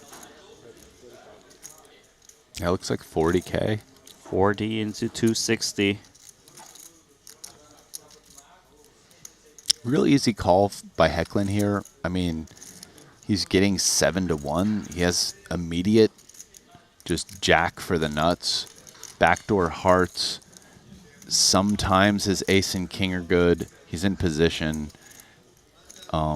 Just nothing to do. There's no real reason to raise. You're kind of either way ahead or way behind. You're still ahead of like ace-5 suited or some of that stuff by a lot. And when your opponent has queens, kings, or aces, you're buried.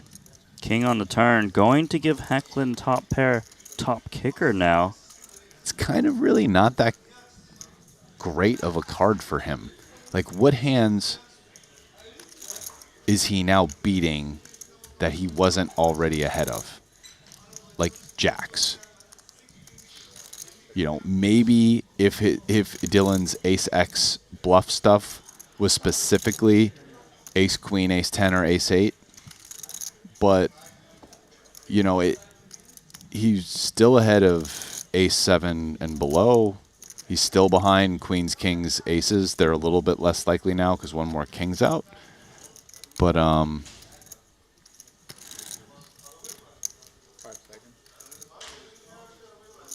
Well, Hecklin is he gonna doing the bet price setting again? 65K.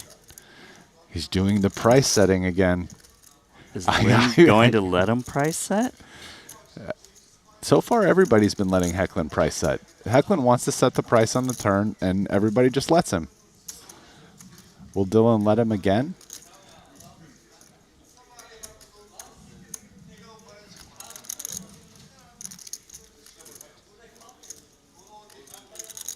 I mean, how much value are you really getting check raising here, though? It's a little dicey. Like, what are you doing that as a bluff with? In the other pot, you had a lot of bluffs. This one, it's like a little bit less clear, right? Like, River card is the 5. Now we'll get to see, was Hecklin price setting, or is he going to seek value? yeah, look, snap check. Wow. See, I know what's up. He only lost 230K in that pot. And he hit a king.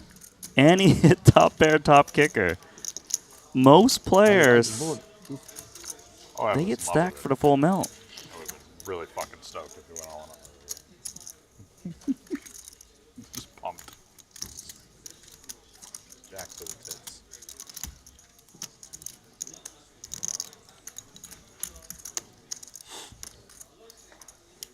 So Hecklin doesn't lose that much, and Lindo, he is surging still. 731,000 in chips.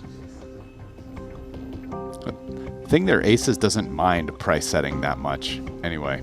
Yeah, well. Yeah, not like the other pot where I think aces minded it more. Make some good decisions. I mean, you can lead yourself to a victory here in the main event and capture one of these Jacob & Co. watches, which is very unique as you can only win that one in the main event at a Triton stop. So check out Jacob & Co. See all of their fabulous, beautiful pieces.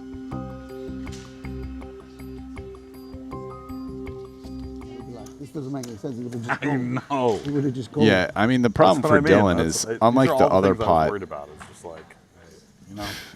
Henrik probably has the range advantage on the turn. I mean, aces can't check raise there, really. The other pot, I actually think you could kind of do it. He could have a lot of hands that he's kind of bluffing with. The one you're referencing is the Jack 5 Deuce Jack board. Yeah. Yep. Yeah. This one, aces is pretty happy after turn bets to just see a river check and win. Really not a good result. So might have caught Dylan saying he was sarcastically saying I would have been stoked if you had jammed into me on the river, meaning he is not sure what to do. The downside isn't. Because I think you're right. That turn card is actually better for Heckman's range, given the action pre and flop. This is a 3-bet from Ponikov's ace-6 suited against Hecklin. Hijack versus +1. How do I explain that to my mom? I lose that hand. Like, son, how'd your trip go? Well, lost 390K in one day. What happened? Well, I decided to 3-bet a man all in 7 high.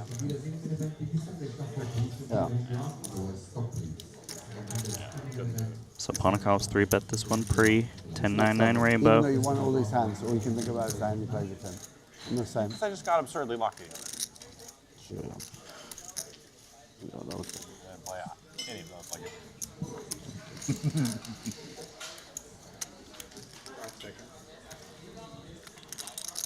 65. C-bet 65,000. That's half the pot. Instantly getting the pocket fives down. Henrik didn't like to see the sizable bet on the flop. Also has opportunities to get counterfeited, of course, with that 10.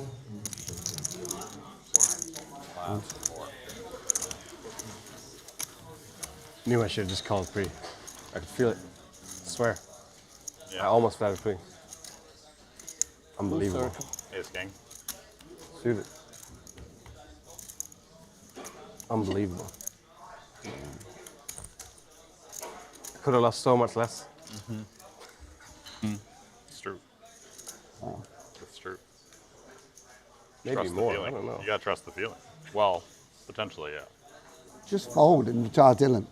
That'd be That's it. it, that'd be it. People will be like, well, we can't- he's giving something off, obviously. These at the fucking table. combinations, yeah. He's giving us something Yeah. off at the table. Fucking knows that. We would just 3-bet folding ace king to him. He'd just be like,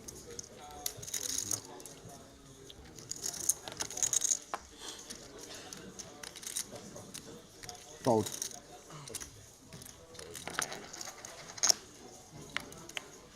Thank God. We lock it down. Oh, I'm happy. We don't mess with too. him. I'm happy too. He's in a mood. He's in the mood. Even the hands he loses. Even the hands he loses, he plays like a genius. Genius. New deck, table 3. You're not wrong. She's just there. Are you sure it's like his face and not just the whole? The Heckman The persona. package, Just yeah. the Heckman brand. The package, yeah. The brand. The franchise. The Heckman brand. I want to open a Heckling in Vegas, you know? Heckling. They would sell like outdoor wear and stuff like that. No, I think they just sell everything. Heckland's Yeah, bar. anything. But mate, imagine a bar in Copenhagen called Heckland's. Huge morale. Oh, that. Come on, bro. You could afford to dust like 40K, lose 40K a year, running Heckland's bar in Copenhagen. We all pile in there a couple of times a year. Where you spending New Year's? Heckland's bar, Copenhagen. I love that. That's where It's I'd retire to. that's the future, bro. I think if it has to be like Hecklin's Bar and Barbecue, like something like that. Yeah. It needs. You gotta have like wings and ribs and stuff. Yeah. I decided. Look American. Like 2-liter pints of beer. No, that's the whole thing. Yeah. 2 liters. Fuck. After Heckling retires me, I'll retire at Heckling. Yeah. There we go. You can only come in and buy a keg for the whole night.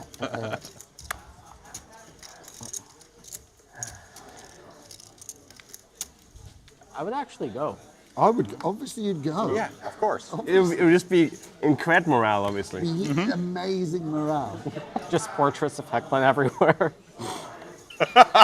He could also give like vouchers away whenever he busts you in a tournament for one night free. Like, Like, give you a signed beer voucher. Yeah. I'm still not arguing about that. I'm still too intimidated. I don't know whether I can hold this hand though. He's going to pretend like he's making a huge laydown. You've knocked your chips over so many times today. I know, yeah. It's like Tonka toys. What? You know, it's like they don't feel real. You know, it's like a kid playing with. It's like being in a sandpit, isn't it? Don't know what that means. You do anything later, Russ? You want to go to Hecklin's after the stream? Yeah, get some wings and some pints. Seems like the spot. Some ribs, yeah.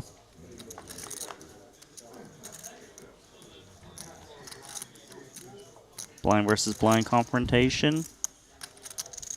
Check through pre. I wonder if he's here still though. We should get that voucher. Get that voucher. Do we get commentators vouchers? I mean, we should, right? Never hurts to ask.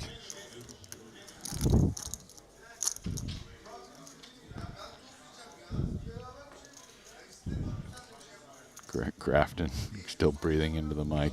Thank you, Grafton. Yeah. Like so someone just take intimate. away that mic from him.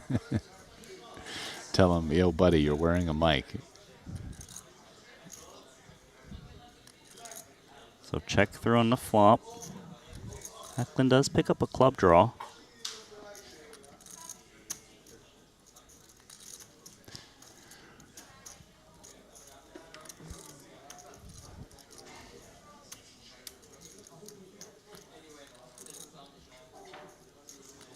Is he going to bluff with queen high? The answer is yes. Don't think you can bet too small with queen high because you're trying to get at least king high to fold, so can't go tiny. Attacking the ace and king highs that have no Yeah. club in hand. Understood. Unbeatable. Yeah, who can beat Hecklin? Take a voucher, Lynn. Avoided losing more. That's true, actually. Mm-hmm. Maybe I just got lucky when I turned the pair. You know? Maybe turn 5 and he checks to me and, you know. What do I do? You would win some. Cannon it off, huh? You figure it out. You figure it out. I think I'll find a way to cake it off. You're like, We've got ace king and we're pretending we've got tens. Yeah, or aces. Yeah. Right.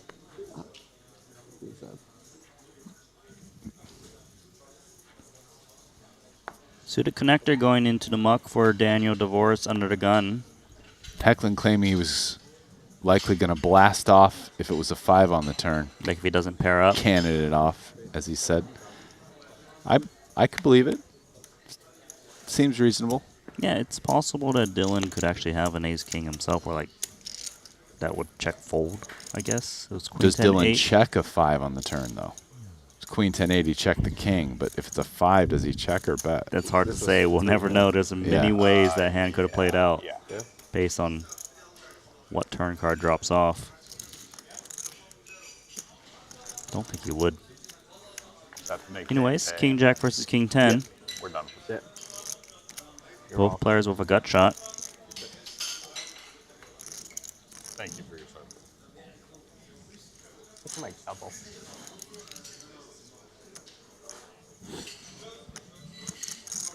You're saying that because he looks like he's a fighter pilot? Dan. Oh, I'm... He's come dressed as a fighter. I'm ready. He looks like he just parachuted here. Starts the party with 13,000.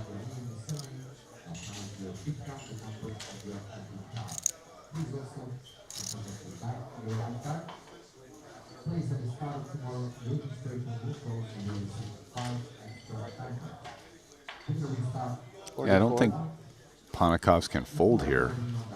This And is he interesting. actually check raises, which is... You don't see this too often, do you? Check raise on a board like this. No, not from the big blind. Big blind defending versus... Everyone in this room. I guess it's early position. Where's he the cut up? Yeah. Yeah. He'd get that shit done and no one would ever catch him. Yeah. Serious what? Patrick is in the Serious low blood jack. vendetta. I wouldn't want you out for my blood.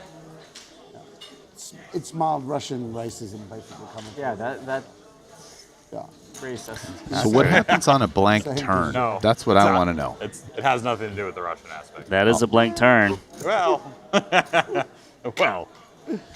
There's a lot of deeply ingrained things. Well, I guess it You could said be. if he was Australian, you'd view him I just the don't know that same. he would have the know. same character if he wasn't Russian. So I guess that is kind of racist. No, it's just hard. It's hardened because he's an orphan set adrift in the Atlantic Ocean, I and know. washed up on the thing, and they took him in. He was 2 years old, but he could speak perfectly formed Yes. sentences. He one and done? Wow, it's the one and done. They took him into a military program, trained him to be a fighter pilot. But I He'd wonder already if been Patrick brainwashed. just doesn't bet here So a good. decent amount. He was 2 It years old. feels like he could delay and bluff at it on the river. Yeah, that is definitely an option for him. But if he checks back, does Ponikovs let him?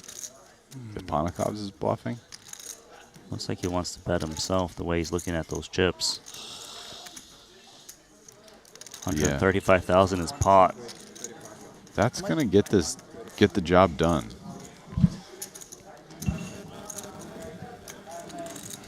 So Patrick winning that one up to Why do they always try and bluff you? 777,000 chips. Why don't we try? I think they'd learn, right? After this hand.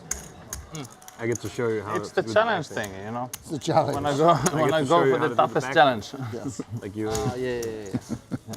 You took it? Yeah, and I put the blue there. You tried it? I haven't tried. I forgot. You don't think Alex is going to bust this hand? No. I'm never busting. This is the last I got hand. you to say that. No, he's not Fucking busting. tricked him. Yeah. Yes. Good luck, Alex. Just Wow. We've just like reduced his VPIP by 50 or some shit. Yeah, he's folded. He's not even going to look. You think he's peeling queen 8 suited to your open now? No, hell no. Last hand? Yeah. He said he's fucking out. Oh, I think so. So here's the last hand of the night. Easy decision. Fold. Wow. Can't believe how tight Grafton played. Feels sorry, like, Unbelievable.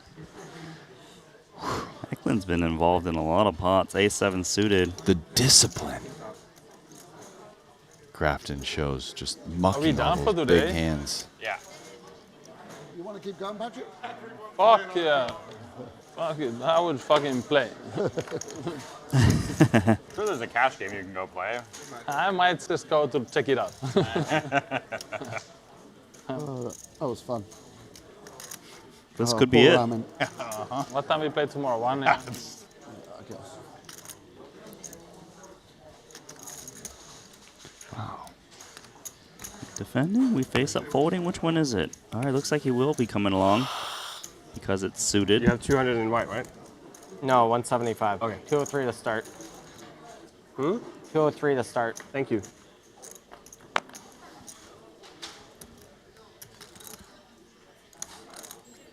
And this will not be an interesting hand. It's going to be a quick one. It's going to be one of those bet small and snap folds. One and done.